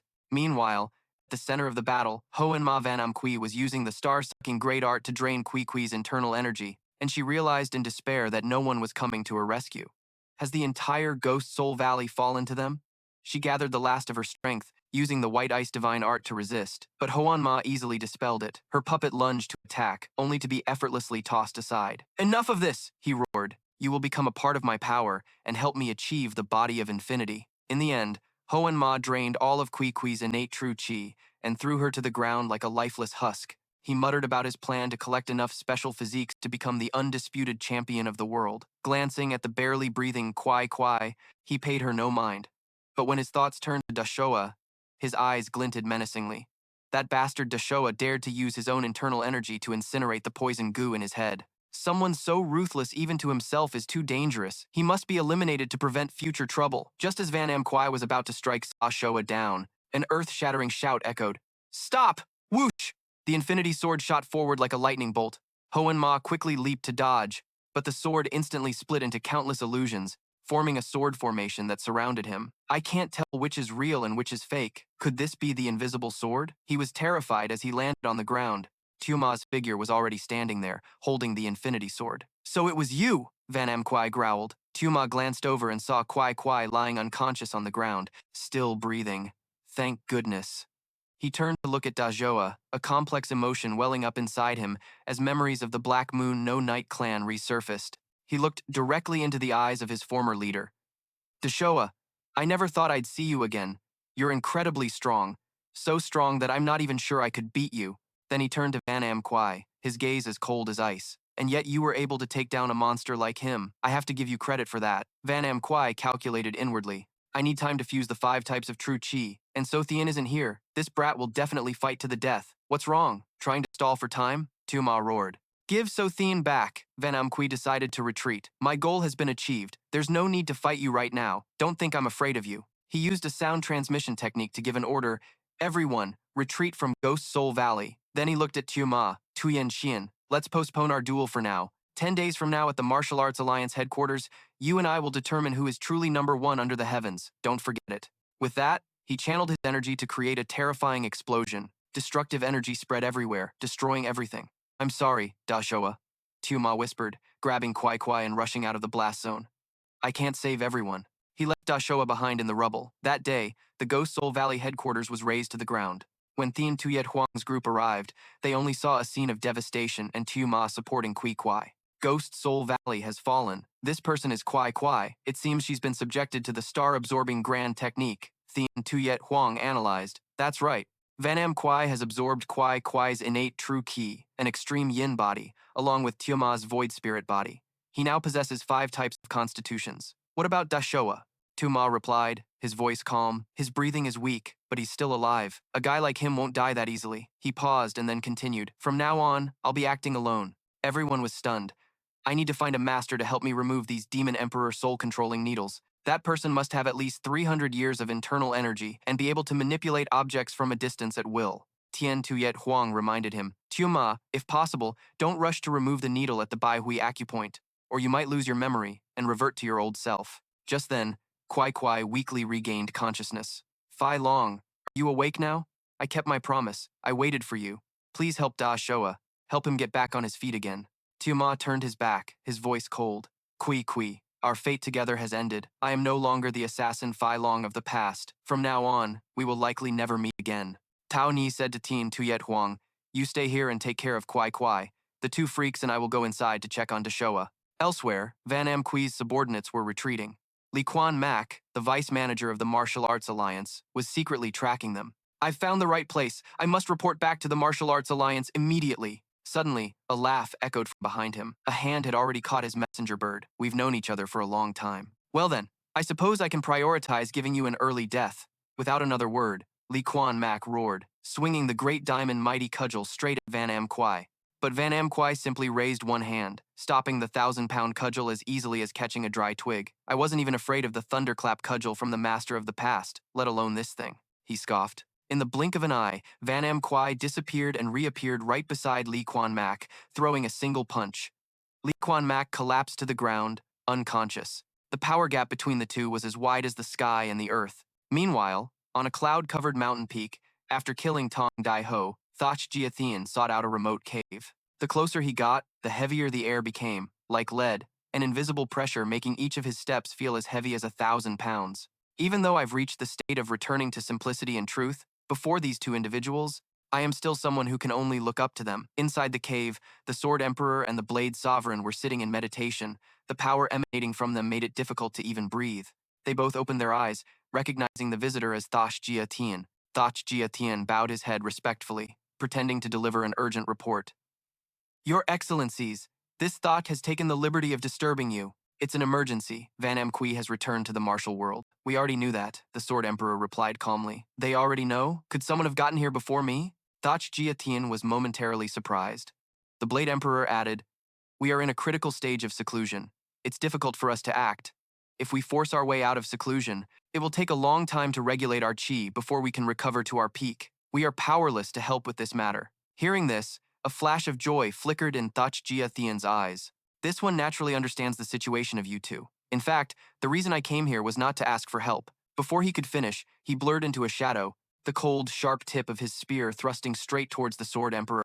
You! The Sword Emperor cried in horror, hastily raising a hand to block. The spear was stopped, but the true chi within him immediately fell into chaos. No! Known as the Sword Emperor, and you blocked one of my surprise attacks. Shi Jiatian laughed cruelly. Damn it, if I overexert my internal energy, I'll suffer from chi deviation. The Sword Emperor sent a telepathic message to the Saber Emperor. Don't act rashly. Regulate your chi quickly. Do you think I'll give you time? Shi Jiatian roared, thrusting his spear again. A terrifying explosion shook the entire mountain. To the Saber Emperor's astonishment, Shi Jiatian's spear had pierced through the Sword Emperor's chest. You bastard Shi Jiatian! The Saber Emperor roared in fury, and although he knew drawing his saber now was extremely dangerous, he had no other choice. He swung his saber, and a destructive wave of saber energy slashed towards the traitor. The scene shifts to Ghost Soul Valley. The place had been reduced to a pile of ruins, and from within the rubble, a hand reached out. It was Yaksha, the Valley Master of Ghost Soul Valley. Valley Master! His subordinate shouted joyfully. Yaksha gritted his teeth, his eyes bloodshot. Huan Mo! You damn bastard! The next time we meet, Yaksha, swear I will tear you into 100 pieces. Back on the mountain peak, the Saber Emperor and Shi Jiatian were locked in a fierce battle. The more Shi Jiatian fought, the more horrified he became. He's suffering from a reverse flow of true chi and should only have half of his power left, so why are his saber techniques becoming heavier and more powerful? On the other side, the Saber Emperor was also secretly gritting his teeth and enduring, for although he temporarily had the upper hand, his internal energy was running out. Shi Jiatian realized this was a God-sent opportunity. Die! He put all his strength into a finishing blow with his spear. At the moment of life and death, another wave of saber energy tore through the air, stopping the fatal spear thrust. The newcomer was Fei Liu. Fei Liu, you dare stand in my way? Shi Jiatian roared furiously. Infinite Divine General Shi Jiatian, Fei Liu replied coldly. I never thought the traitor to the Martial Arts Alliance would be you. Shi Jiatian let out an arrogant laugh. Traitor?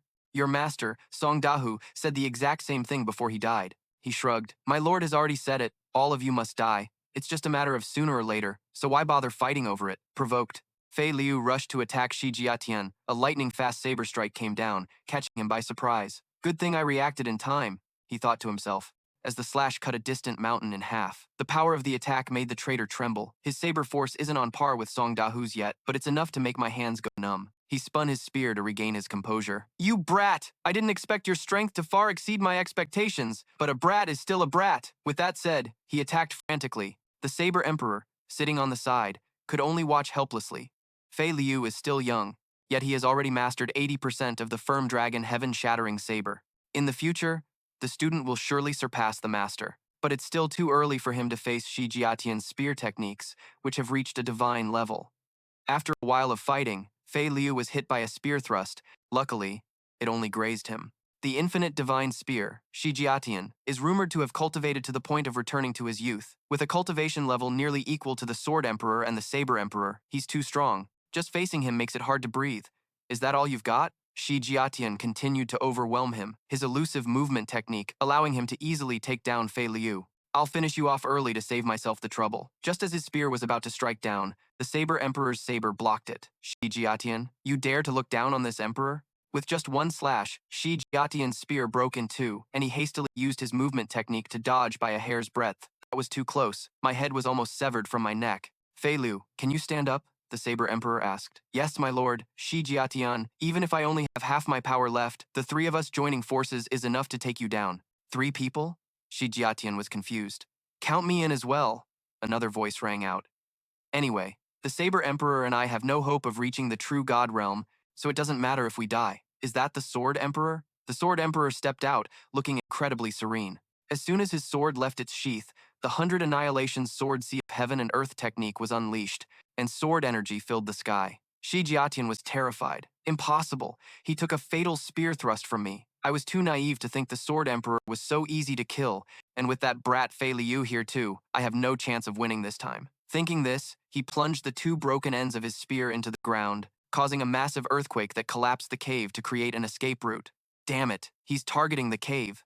Meanwhile, elsewhere, Li Junmo had been defeated by Wan Yin Gui. Why don't you kill me? He asked, barely breathing. Killing you now is pointless. Go back and tell the Martial Arts Alliance that in 10 days, I, Wan Yin Gui, will pay them a visit. As for the Sword Emperor and the others, the Saber Emperor and Fei Liu, all of them were seriously injured. The Saber Emperor gave an order, Fei Liu, go back and report to the Martial Arts Alliance leader. I will take the purple gold saber and find Wan Yin Gui myself. A life and death duel with the demon. The Sword Emperor added, and I will give up my dream of becoming a true god to deal with him. Suddenly, the Sword Emperor coughed violently. Lord Sword Emperor, just in time, Fi Lu. Perhaps this is fate. My lord, what do you mean by that? I will now transfer my entire life's cultivation to you. Don't refuse it. Take it. An immense stream of true qi began to pour into Fei Lu's body, causing him to scream in agony. In a cave, Van Kwai began to merge the 5 bodies, circulating his qi to meditate.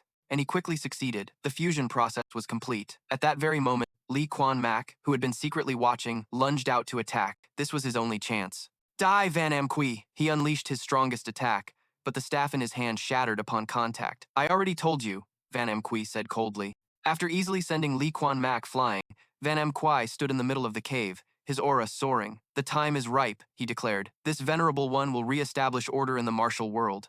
Go inform the old brothers. The demon sect has returned. Let the entire world know that I, Van Kwai, will inherit the Grandmaster's last wish and rule over the entire martial world. In 10 days, at the headquarters of the Martial Arts Alliance, in front of everyone in the world, I will take the head of the world's #1, Fei Long, to raise the flag for the rise of the demon sect. A subordinate stepped forward. My lord, what about the child, Sothene? Van Kui glanced at the unconscious, Sothene. What a nuisance, but just let her live. This subordinate hastily interjected. My lord, the 1,000-year grand plan cannot have any flaws. We should eliminate all variables. You're right. Van Kui nodded. Bring the girl with us. With that, the group departed, leaving Li Quan Mac alone in the desolate cave. The entire martial world seemed to hold its breath before the impending storm. News of Van Kwai and the demon sect spread like wildfire.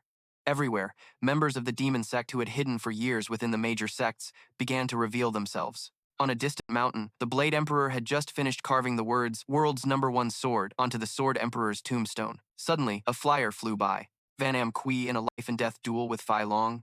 The Blade Emperor mumbled and then turned to the young man beside him. Fei Lu, if you master the Gang Long Po Tiandao, your saber techniques will become even stronger than mine. You praise me too much, my lord. Who is this arrogant fool? The Blade Emperor crumpled the paper. Daring to challenge Fei Long is the most absurd thing I've ever heard. Let's go, Fei Lu. A heavy rain is about to fall. The flyers covered the martial world like dark clouds, signaling a bleak future. 7 days before the duel, at Hong Kim Thon, thanks to the network Van Kwai had established a month prior, the news spread at an unimaginable speed. From Kuchao Thap Dia to Tuhai Bat Hoang, not a single martial artist was unaware. Who is this Van Kwai to be so arrogant? At Kwai Hun Kok, Yaksha and Bak Thao Ni received the news. Is it the night of the red moon? Then there are only 6 days left. Thao Ni worried. Yaksha gazed into the distance, his voice deep. That's right. In 6 days, it will all be over. 5 days before the duel, the Martial Arts Alliance was in an uproar. At the Martial Arts Alliance headquarters, a subordinate rushed in to report the shocking news. Many renowned masters in the martial world are actually spies for Van Kwai. Long Ho Fong Van Kiem Loi Tran Thien is a descendant of the demon sect. Te Man Sui Tuya Kong Tu Du is a member of the demon sect. Tan Hoa Tien Tu Nyokiao Ni is also a descendant of the demon sect. And even one of the 10 great masters, Thach Gia Thien, is a subordinate of Van Kui. Everyone was stunned. Tong Dai Ho, despite his injuries, tried to rally their spirits. We haven't suffered great losses yet. We still have the Sword Emperor and the Blade Emperor. Just then, Fei Lu burst through the door, shouting in a panic, Master, are you all right, Master? The Blade Emperor replied, Do I die that easily? Fei Lu burst into tears. Thank goodness. I was afraid you would pass away even before Lord Sword Emperor. Fei Lu's unintentional words left everyone stunned. What happened to Lord Sword Emperor? From the doorway, the Blade Emperor walked in, his voice heavy. My old friend is no longer in this world. 4 days before the decisive battle, the 10,000 Yin Demon's forces gathered. Shi Jiatian bowed before his lord. My lord, it has been 10 years seeing you like this. Does this mean you have officially made your move? The 10,000 yin demon replied. That's right. 3 days before the duel at the Martial Alliance, Fei Liu was training like a madman. The Great Elder worriedly asked the Blade Emperor, Are you really all right? Your aura seems unstable. The Blade Emperor was calm. I have no regrets. The hope of the martial world rests on the younger generation like Fei Liu. What I worry about most now is that the number one under heaven, Fei Long, has lost his memories. I don't know if his martial arts are still as they once were. 2 days before the duel in the bamboo forest, Xiao Ma was training diligently. He could feel that his fists and his control over his power had become much stronger than before. Suddenly, the old monster appeared and attacked relentlessly to test his strength. After the exchange, the old monster acknowledged that he had become much stronger. Xiao Ma replied, It's still not enough. Compared to the Fei Long of the past, I still haven't mastered the limitless self-form. The one thing I lack most right now is time. That night, the moon was as red as blood. At the headquarters of the Martial Alliance, the atmosphere was as tense as a drawn bowstring. Thousands of fellow martial artists had gathered, holding their breath, waiting for the battle of the century on the night of the blood moon. Will we get to witness the face of the number one under heaven, Fei Long? I heard he once suffered from qi deviation, lost all his memories, and had to work as a servant named Xiao Ma in He Yue Long. That's the truth. The Martial Alliance itself confirmed that the Xiao Ma, who leveled Demon Spirit City last year, is indeed the Fei Long of the past. So, between Fei Long and the 10,000 Yin Demon, who do you think will win? Is that even a question? Even with amnesia, Fei Long is still Fei Long. He is the only person in history to be hailed as the absolute supreme one. Standing in the crowd, Tan Lang looked up at the blood moon, thinking to himself, no matter how strong the 10,000 Yin Demon is, he's only on par with a grandmaster of the demon sect. How can he possibly compare to Fei Long? His martial arts have long since surpassed the realm of mortals, reaching the level of a godlike being. The auspicious hour has arrived, but neither of the main combatants has appeared. Could it be they're afraid of this life and death battle and don't dare to come? Impossible! The Fei Long I know is definitely not one to run away. Just then, a scout rushed in hastily. Reporting to the Alliance leader, the 10,000 Yin Demon has been spotted on the other side of the Purple Sea. In the middle of the Purple Sea, a ghostly boat was slowly approaching the Martial Alliance headquarters. On the boat, the 10,000 Yin Demon smiled arrogantly. The terrain is excellent. This place is worthy of marking the first step on my path to unifying the martial world. My lord, I heard you once fought Fei Long. What was the outcome of that battle? The 10,000 Yin Demon glanced at Chu Tian, who was standing motionless beside him, his expression showing a hint of displeasure. There's no need to hide it. In that fight, if it weren't for this girl acting as a shield, I probably wouldn't be alive to stand here today. But he laughed loudly. But things are different now. I have obtained the 5 elements body. Even against Fei Long in his prime, I am confident of victory. My body is now invincible. Suddenly, gigantic iron chains erupted from the shore, tearing through the water's surface and hurtling towards the boat. Oh, in such a hurry? The 10,000 Yin Demon sneered. It's Elder Qin Long Ji's Yama's soul snatcher. Let's see where you can run, Elder Qin roared. The iron chains creating ferocious waves and piercing the boat's hull, but the vessel remained suspended in the air, not sinking at all. My lord, please take your time. We subordinates will go ahead and clear the path. A swarm of the 10,000 Yin Demon's underlings leaped onto the shore, and the battle instantly erupted. The two sides clashed. The sound of weapons colliding echoed through the heavens. Shi Jia Tian, I should have recognized you sooner. Old man, your fist techniques are not bad either. The black and white twin ghosts, 2 zombies, charged in to attack the master and disciple duo, Fei Liu. This place is not for you. The swordlight of the master and disciple flashed, and the experts of the Martial Alliance began to grow terrified. Elder Qin's internal energy is so powerful, yet even he can't move that boat. The 10,000 Yin Demon's internal skill is truly terrifying. All of a sudden, the 10,000 Yin Demon's boat accelerated, shooting towards Fei Liu like an arrow. That's the Death God's demonic blade of the Special Forces captain. The 10,000 Yin Demon recognized Fei Liu. Seeing this, the Blade Emperor screamed frantically, Fei Liu, get back, you are no match for him. In the blink of an eye, a demonic voice sounded right behind the Blade Emperor. Li Chang Tian, it's been a long time. The Blade Emperor was horrified, spinning around and swinging his blade. Who are you? I know you very well. The 10,000 Yin Demon laughed, and then his figure vanished. Instantly, he appeared in front of Fei Liu, his movement technique so fast that the naked eye couldn't follow. He snatched the Death God's demonic blade from Fei Liu's hands. In a mocking tone, Brat, do you really think you're worthy of possessing this demonic blade? He let out a maniacal laugh. The Death God's demonic blade must belong to the strongest. Now that I've mastered the infinite body, and with this demonic blade in hand, who in this world dares to stand in my way? With that, he casually swung the blade towards the masters of the Martial Arts Alliance. "You arrogant bastard," the Blade Emperor roared, hastily unleashing a technique to deflect the blade's energy. Heaven-slaying single slash. Today, I'll show you what true power looks like. A colossal beam of blade energy, the Blade Emperor's ultimate technique, shot straight towards Hac Quy. However, the demon merely flicked his hand. Crack! The beam of blade energy shattered like glass. An invisible force struck the Blade Emperor, sending him flying and crashing to the ground amidst the horrified screams of everyone present. People, Lord Blade Emperor, impossible. How could the ultimate heaven-slaying slash be broken so easily? All right, let the feast begin. Wanyingui sneered. He channeled his power, releasing a terrifying aura that suppressed everyone, rendering them unable to move. Either way, you're all going to die. He placed his hand on the Great Elder's head, activating the energy-draining art. Everyone, come at once. Resist. Struggle. That will make my conquest of the martial world so much more interesting. Fei Lu clutched his stomach, watching the scene before him in despair. It's over. From the Blade Emperor to the Elders, no one can stop this monster. Just as Wanyingui was reveling in the slaughter, a furious roar echoed across the battlefield. Stop right there, you bastard. Wanyingui turned with a smirk. Oh, that voice. You're late, Fei Long. If you're here for Chu Tian then.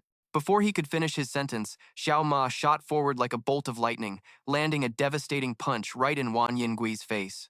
Shut your damn mouth, Xiao Ma roared, his voice dripping with killing intent. Her name isn't something your filthy mouth gets to say. The punch deformed Wanyingui's face, sending him flying like a cannonball, tumbling across the ground several times before he staggered to his feet in the middle of the river. Before he could recover, another punch flew at him. Then another, and another, a relentless barrage of strikes. Nothing fancy, no techniques, just pure rage. Wan Yingui, who had been so arrogant just moments ago, could now only take the beating. What the hell is this? He thought in horror. Why can't I defend against these simple punches? In the distance, the Blade Emperor struggled to ask Fei Lu, "Is that person Fei Long?" "Yes, my lord. It's him." In the middle of the river, the water began to swirl violently, forming a massive waterspout. Wan Yingui finally escaped the barrage of blows, his voice filled with both hatred and excitement. Excellent, just excellent. Today, one of us will fall to decide who is the true supreme ruler of the world. It's dangerous. Everyone, get back, Fei Liu yelled, but it was too late. Countless blades of energy shot out from the waterspout, wiping out the remaining masters of the Martial Arts Alliance. Watching from afar, Shi Jiatian said coldly, "It seems my lord is truly furious now." From beneath the river, Wan Yingui burst upward, wielding the death god's demonic blade, and roared, "Fei Long, I will tear you to pieces." He unleashed a fatal strike, but as the blade energy was about to hit Xiao Ma, it was suddenly diverted in another direction. Wan Yingui was stunned. What's happening? Why can't my blade energy reach him? You're too loud, Xiao Ma said coldly. Let's find a quieter place to fight. With that, he grabbed Wan Yingui by the collar and hurled him into a nearby forest. This brat must have had some kind of fortuitous encounter, Wan Yingui yelled bitterly.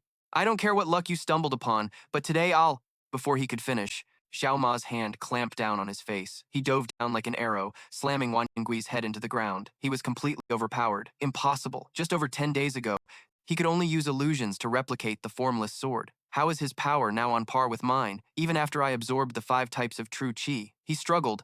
My body is indestructible. Your attacks are useless, and your empty spirit body will soon be mine. Wait a minute. Why can't I absorb his power? This is ridiculous. If I weren't experiencing it myself, I'd never believe it. It's not that I can't absorb it, it's that his body doesn't have a single trace of power within it. Wan Yingui swung his blade to break free, and Xiao Ma retreated to dodge the blow. If I'm not mistaken, Wan Yingui said, except for the one in your Baihui acupoint, all of the Demon Emperor's soul restraining needles have been removed from your body, correct? Xiao Ma smirked. You're pretty slow. I've been playing along this whole time, waiting for you to notice. Sometime earlier, inside a thatched hut. Haha. The sky-grasping technique? The old geezer laughed loudly. You've already reached the realm of the heart sword, far surpassing the sword control art, yet you're asking me about this? The sky-grasping technique is nothing profound, kid. It's simply something that happens naturally once your internal energy is powerful enough. It's just a minor aspect of the sword control art. If the sky-grasping technique requires qi to move objects, the sword control art doesn't require any qi at all, Xiao Ma asked. So, by that logic, I can remove the Demon Emperor's soul-restraining needles myself, right? Let's see now. It's not entirely impossible. That afternoon, under a forest canopy, the old geezer started to prepare. I have to say this up front. If you end up dying, it's none of my business. The old man started to walk away. Xiao Ma, getting impatient, said, That's not going to happen. What you lack is an understanding of the principle behind the sky-grasping technique. I'll give you a hand, but the rest is up to you to figure out, the old monster explained. I will channel my ki into your body and circulate it through all your acupuncture points. In that brief moment, you must comprehend and use your internal energy to remove the needle yourself. But I warn you, once the needle is out, your sealed internal power will be unleashed, and your body will experience a pain like being torn into 100 pieces. A fate worse than death. I know, old man. Just do it. I'm no stranger to pain.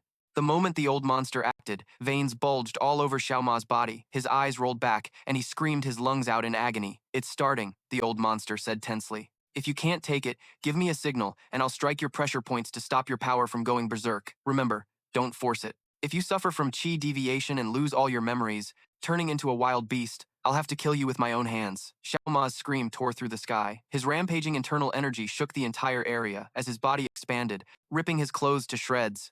This is bad. He's undergoing chi deviation.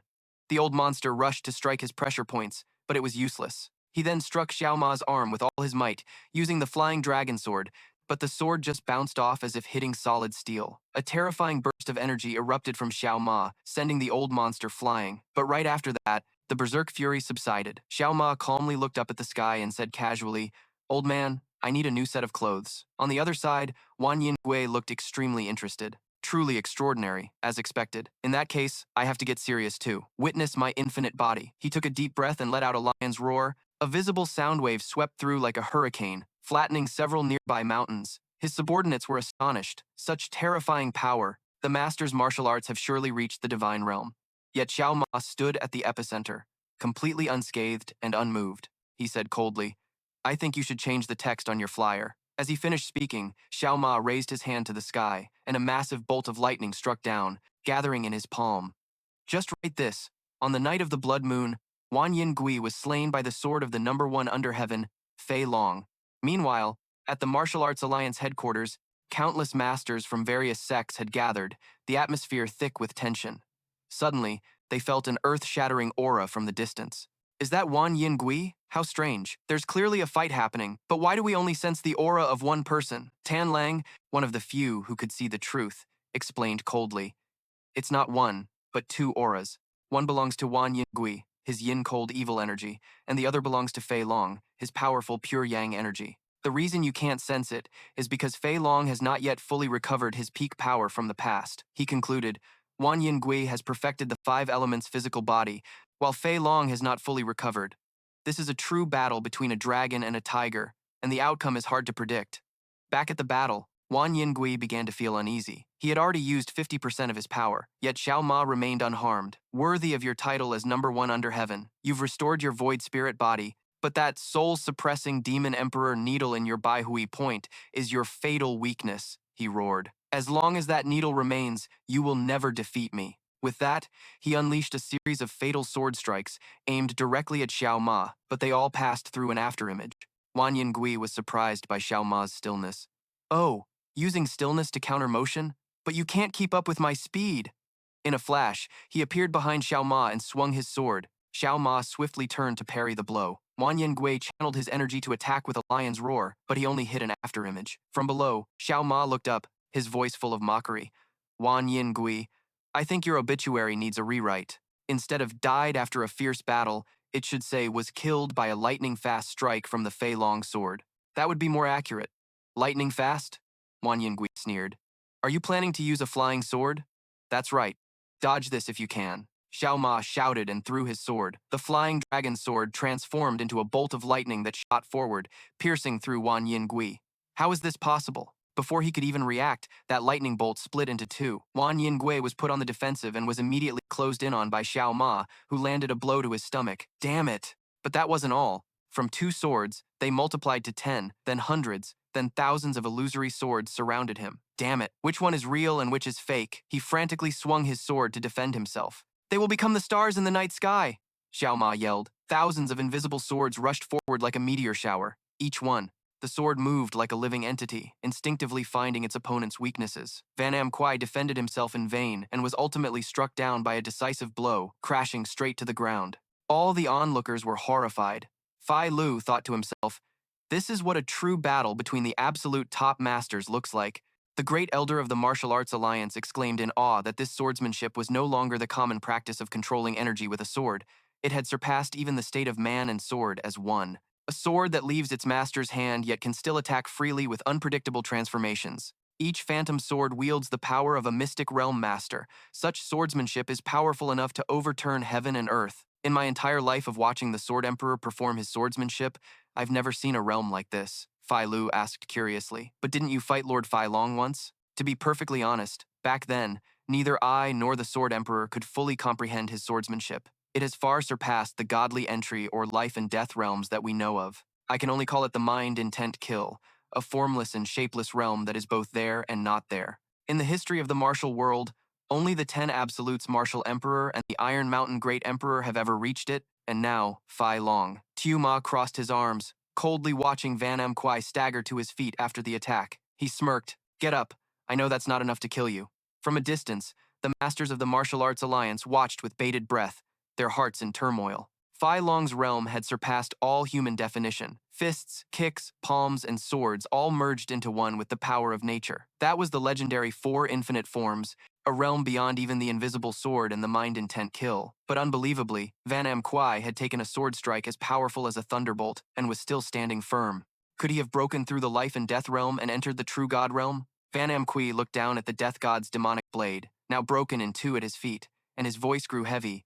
If this demonic blade hadn't blocked that for me, I would have become a ghost under your sword. He's tougher than I thought, Xiao Ma thought to himself. Van Kwai snorted coldly, his confidence returning. But do you think this is over? I have the indestructible diamond body, you know? Within my 5 elements body is the indestructible heavenly steel body from the Haidong sword sect. Even if you use your void spirit body to counter my star-absorbing grand technique, I still have countless other ways to deal with you. However, he calculated inwardly that fighting against the void spirit body consumed too much of his 5 elements energy. With the Blade Emperor and the Martial Arts Alliance leader nearby, he couldn't let them take advantage of the situation. You talk too much, Xiao Ma roared, recalling the Fei Long sword and launching it at Van Kwai once again. Show me everything you've got! The sword hurtled forward but stopped dead just before it reached Van Kwai, blocked by an invisible wave of internal energy. He merely had to clench his fist, and the legendary sword was instantly crushed into a mangled piece of scrap metal. Ah! My Fei Long sword, Xiao Ma cried out in shock. Van Kwai began to walk towards him, unleashing a storm of attacks. Fei Long, I wonder, are you unable or just unwilling to remove that final needle in your Baihui acupoint? Even if you remove all the demonic emperor's soul-restraining needles, you can never return to your former peak. How will you defeat me? You will pay the price for your arrogance. Amidst the barrage of fists and kicks, Xiao Ma secretly contacted Fei Lu using telepathy. Fei Lu, I'm counting on you for this. Xiao Ma, what are you talking about? Fei Lu asked, confused. I need to separate Van Kwai from So Thien. Your mission is to rescue her while I keep him busy. Just one moment is enough. But that girl is heavily guarded. I have to get past Thach Gia Thien first. But having overheard their conversation, Thach Gia Thien glanced at Fei Lu and charged forward. The master is busy. I'll take care of the flies around here. The Blade Emperor, who was being held back, cursed helplessly. Damn it, he's making his move at the worst possible time. Master, let me hold him off. Tong Daiho tried to rush forward but was stopped by Fei Lu. Blade Emperor, sir. Fei Lu turned with a determined voice. Please allow this junior to borrow the golden blade. Master, he said to Song Daiho. My body is in its prime right now. Just let me deal with him. Are you crazy? Fei Lu, the Blade Emperor stopped him. You are no match for him. Just trust the kid. An elder spoke up. He has received the true teachings of the Sword Emperor. But Xiao Gachion is a master who has reached the state of returning to youth. Fei Lu is still too young. Despite all the warnings, Fei Lu took the golden blade, his gaze as sharp as a knife. Don't worry, master. I will definitely bring the golden blade back, Xiao Gachion roared. You foolish brat. Where do you get the confidence to face me? But a sharp slash from Fei Lu's blade cut him off. I have more than enough confidence, Fei Lu replied coldly. To take you down, a single moment is all I need. Back to the main battle. Xiao Ma moved continuously, luring Wan Yingui deep into the forest. What's wrong? Wan Yingui sneered, chasing closely behind. You were so arrogant just a moment ago. Now all you can do is run like a dog? He swung his hand.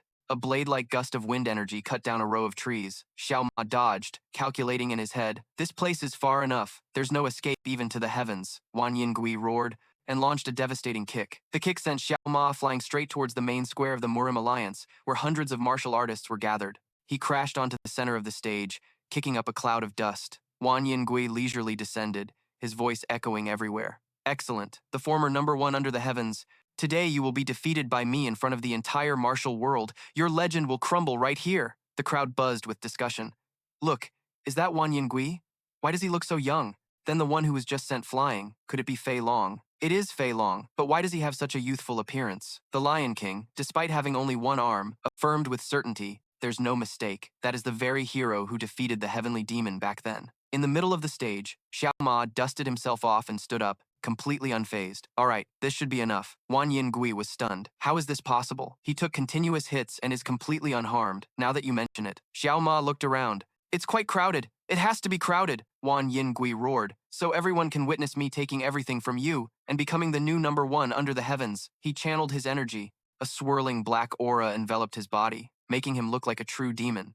Xiao Ma simply replied coldly, then give it your all, lest you have regrets in hell. You damn braggart! Wan Yingui furiously unleashed the Asura's imperial god-shattering palm. Two destructive forces struck directly at Xiao Ma's chest, but he managed to raise his hands to block it. Immediately after, he appeared in mid-air. Asura's great sun palm, a giant flaming hand descended from the sky, crushing Xiao Ma flat against the ground, with terrifying heat radiating everywhere. Without stopping, Wan Yingui suddenly switched to the ultimate yin body, a deathly cold aura spreading out. Dozens of nearby martial artists were impaled by countless ice spears before they could even scream, turning into horrifying ice statues. The crowd was terrified. First extreme yang, now extreme yin. How can he switch so easily? Got any other tricks? Xiao Ma challenged. If you're so great, try using both at the same time. Provoked, Wan Yingui roared, gathering two opposing energies in his hands, the Asura's yin-yang blood demon hand. The sight was beyond everyone's comprehension. At this moment, Tam Rang finally spoke up to explain to those around him, because what he wields is the power of the 5 elements qi. This is the ultimate demonic art of the old demonic sect, Asura's great annihilation calamity. The orthodox martial arts originate from the 10 Absolutes martial emperor, while the heterodox martial arts come from the great grandmaster Bi Chanpeik of the demonic sect. He is the successor of the demonic sect. Wan Yingui let out an arrogant laugh, proclaiming himself the reincarnation of the demonic sect's grandmaster. Today, I will use all of you as witnesses to the return of the demonic sect. Now, all of you turn into a pool of blood under my poison arts. Asura's calamity wave flame dance poison. A swirling dark purple poisonous mist, carrying both fire and ice, surged towards Xiao Ma and all the martial artists. Wan Yingui's poison arts spread everywhere. The watching crowd screamed in panic. It's dangerous! Get away! That's the ultimate hard poison art. It melts flesh on contact. Tam Rang and the Lion King were lucky to escape, but the rest were instantly reduced to dry bones. Unbelievable. His poison arts are too terrifying. Even the supreme Fei Long would have a hard time remaining unharmed. In the middle of the arena, shrouded in poisonous gas, Wan Yingui burst out laughing. Ha ha ha, how does it feel? But Xiao Ma remained calm. Is that all you've got? Van Am Kwai gaped in shock. How can this be? Xiao Ma suddenly grabbed his head. You've killed far too many people. He channeled his internal energy into him, causing Van Am Kwai to scream in agony. Stop! Stop it now! I should just end you right here, Van Am Kwai thought to himself. Once I unleash the Asura's all-poison hegemonic blood art, even 10,000-year cold iron would melt. So, what in the world is your body made of? He controlled the metal sphere, forming the two Fei longsword, attacking Xiao Ma, and said, if extreme yang, extreme yin, and extreme poison are all useless, I have no choice but to use my ultimate technique and exhaust all my power. He used his internal energy to melt the sphere, forging it into a great saber. Now I'll show you my true power, the Asura's great annihilation calamity, the ultimate martial art of the demon sect. He unleashed an earth-shattering slash with power that surpassed even the Blade Emperor. Xiao Ma remained unharmed, but the fortress behind him was split in two. Fighting here is too dangerous for everyone. Seeing Xiao Ma distracted, Wan Yingui charged forward like a madman. How dare you look away while fighting me? He unleashed another slash, splitting the entire arena in half. In this state, you don't stand a chance. Meanwhile, Fei Liu, newly empowered, unleashed the heaven-shattering adamant dragon blade technique. Heavenly Dragon Slash! But his speed was still too slow, and Shi Jiatian easily countered. Fei Liu, even with the Blade Emperor's guidance and the Sword Emperor's power, you're still too green. A single thrust of his spear generated immense pressure. He leaped into the air, unleashing a barrage of strikes like a descending dragon, forcing Fei Liu to struggle to dodge. Every one of his moves pushes me to the brink of death. I can only dodge and block, not counterattack. To win, I have to wait for an opening. Just then, A stray slash from Wan Yingui's battle flew towards Shi Jiatian. He turned to look, momentarily losing focus. Has my lord resorted to using Asura's great annihilation calamity already? Fei Lu seized the opportunity. This is it. Even if my body shatters, I must defeat him. He mustered all his strength and swung his blade, but the result was the same. Fei Liu's right arm was shattered, and he plummeted to the ground. Just when it seemed he was defeated, Fei Liu unexpectedly stood up again. Shi Jiatian said coldly, "To prevent any future trouble, I'll send you on your way. Give my regards to the Sword Emperor when you see him." Just as his spear was about to deliver the final blow, a sudden tremor shook the ground. A figure appeared. It was the green-eyed Yaksha. The Yaksha looked at Shi Jiatian and said, "Infinite Divine General Shi Jiatian, I've heard from my lord. Most of your power has been drained. Right now, you're just putting up a brave front." The Yaksha grew furious. "A brave front? We'll see about that." With that, he charged in, turning Fei Liu's match into his own personal stage. In the blink of an eye, Shi Jiatian, one of Wan Yingui's strongest henchmen, was beaten to a pulp. "It's him! The master of the Ghost Soul Valley, the green-eyed Yaksha!" the crowd exclaimed in horror. "Now this is a fight worthy of my attention!" The Yaksha roared, plunging into a life-or-death battle. Seeing the situation turn unfavorable, one of Wan Yingui's subordinates stroked his chin. "The Yaksha is here, plus the Blade Emperor and the Martial Alliance leader are waiting. I must bring that girl Chu Tian to our lord immediately." But before he could leave, a devastating kick from the second freak sent him crashing back to the ground. "You can go alone." The second freak coldly blocked his path, "But don't even dream of taking Chu Tian with you." Meanwhile, at the center of the arena, Wan Yingui roared, his voice filled with rage and self-righteousness. "Fei Long, don't blame me. Your existence is a disaster for this world. You possess great power but are irresponsible.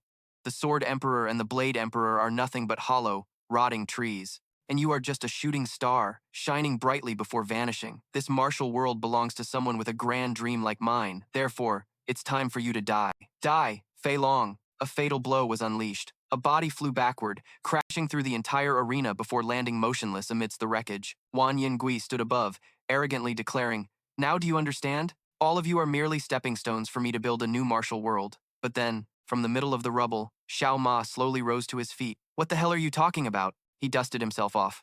"Grand dreams? Justice? Someone like you has no right to say those words.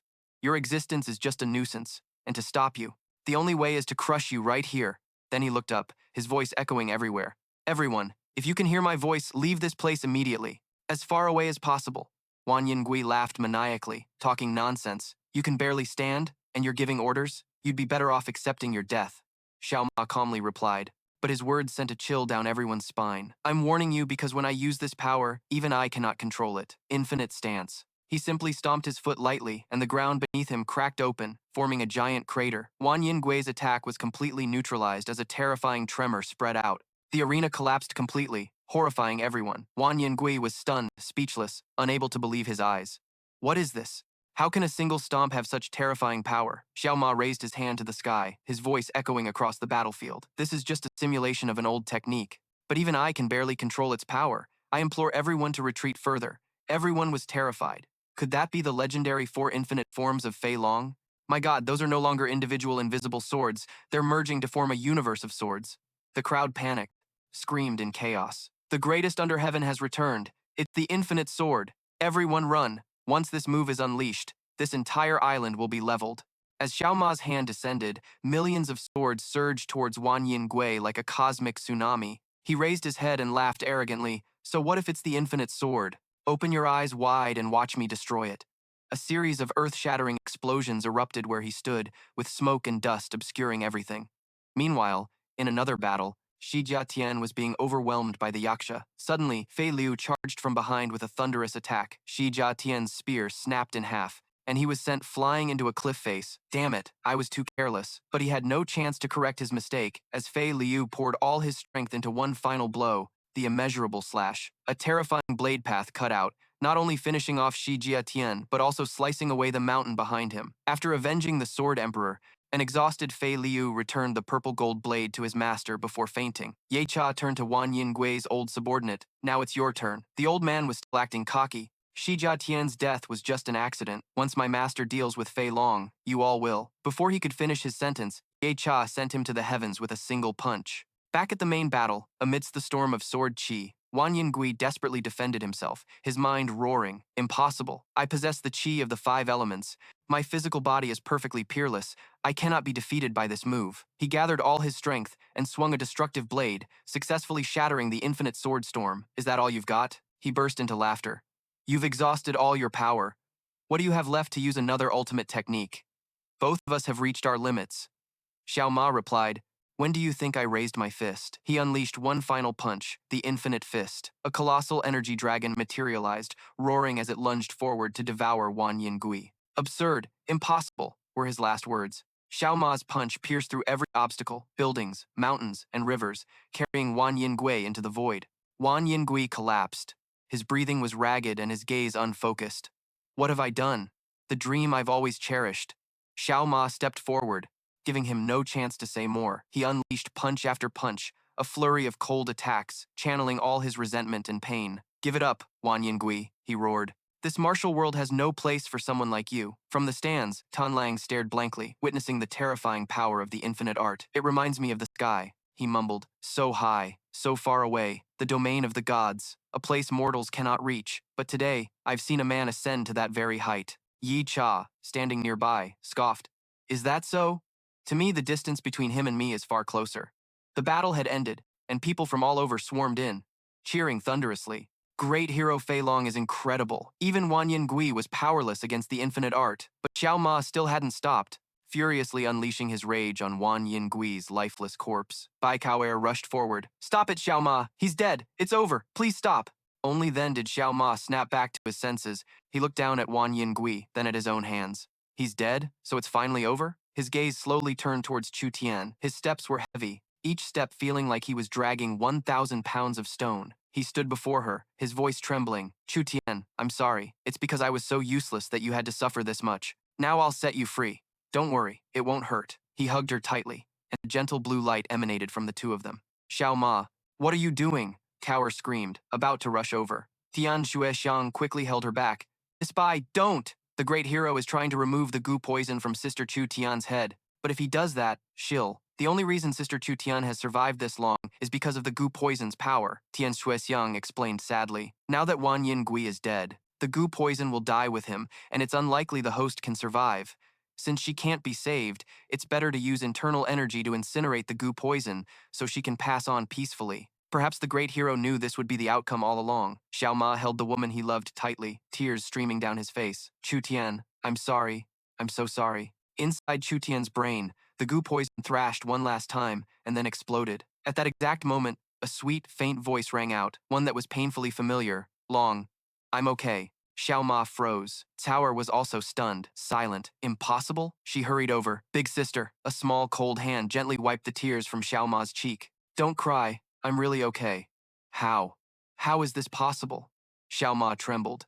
I can't sense a single trace of true chi from you. How is this any different from being dead? So Thien smiled, a serene smile. That's true, but now I can see this world for myself. It's so much more beautiful than I ever imagined. Just opening my eyes and being able to see you is happiness enough for me. So Thien, don't say any more, Xiao Ma said in a panic. What's really going on with your body? Thao Ni called out, her voice choked with emotion. Sister, it's me, Thao Ni. Do you recognize me? So Thien smiled weakly, her gaze gentle. Of course I remember you. My Thao Ni is the best. A miracle. It's truly a miracle. You're really alive. Thao Ni burst into tears of joy. No, Thao Ni. So Thien's voice grew fainter. I'm afraid I won't make it. This is just my last bit of strength. I can feel my life force draining away. I just want to sleep for a while. I've been so tired for so long. So Thien looked at Xiao Ma, then turned to her sister, her eyes full of reluctance to part. Long, being able to see you and Thao Ni one last time. I'm truly content. Now I can close my eyes in peace. Thao Ni, if only I could hug you one more time. Her words faded, and her eyes slowly closed. Sister! No! Thao Ni's scream tore through the air. We were just reunited. How can you die now? Open your eyes, I'm begging you. Xiao Ma gently supported Thao Ni. Let me take care of her. I'll take So Thien to a peaceful place. His voice was low and filled with pain. Yes, this is the last thing I can do for her. At the Dihoa Palace, the scenery was still as ruined as before. Xiao Ma buried So Thien next to her mother's grave. He turned and said to the two women, don't look for me for a while. If fate allows, we will meet again. Sometime later, at an inn, Thien Tuyet Wang and Bach Thao Ni sat facing each other. Miss Bach, have you been able to contact the great hero Xiao Ma since then? Tien Tuyet Huang asked. No, Thao Ni shook her head. After my sister's funeral. He disappeared. But isn't everything over now? Van Am Kwai has been defeated. Why are you still looking for him? Tien Tuyet Huang sighed. It's not over yet. Van Am Kui's lackeys are still in hiding, and their true power is still unknown. Think about it. Van Am Kui was hidden for 300 years. Why would he suddenly reappear? To openly declare his ambition to unify the martial world, it's too strange. I suspect someone is pulling the strings from behind. Someone behind Van Am Kwai? Thao Ni frowned. I think you're overthinking it. With his personality, who could possibly be strong enough to control him? Does your father think so too? The person who suspects this is my father, Tien Tuyet Huang replied, her expression turning serious. The item used to control the great hero Xiao Ma was the Demon Emperor's soul-controlling needle. A treasure of our Thien family. When I asked for it, my father gave it to me without any hesitation. She continued. I asked him, why would you trust someone you've never met? Father only said that the martial world needs to be rebuilt. It shouldn't be a place where the strong devour the weak, but a place where everyone can live in peace. To achieve that, sometimes you have to tear it all down and build it anew, even if the price is bloodshed. Perhaps my father had already predicted this situation back then. He believes there is someone else who shares his ideology of rebuilding the martial world. And that person is the one behind Van Am Kui. That's why I said this isn't over yet. Because in this world, my father has never been wrong. Miss Bach, you must have heard the rumors in the martial world, that there are countless difficult things in this world, but nothing is too difficult for my father. Thien Kotu. Thao Ni nodded. I've heard that if your father wanted to, he could conquer the entire world with his intellect alone. In a hidden forest, Thien Kotu was conversing with a mysterious masked man. This time, things went beyond my plans. The masked man said, honestly, I didn't think Fei Long could defeat Van Am Kui, even if he regained all his strength and memories. This victory of his will caused that person to awaken soon. I advise you to start preparing, because that person never forgives mistakes. With that, the masked man vanished into thin air.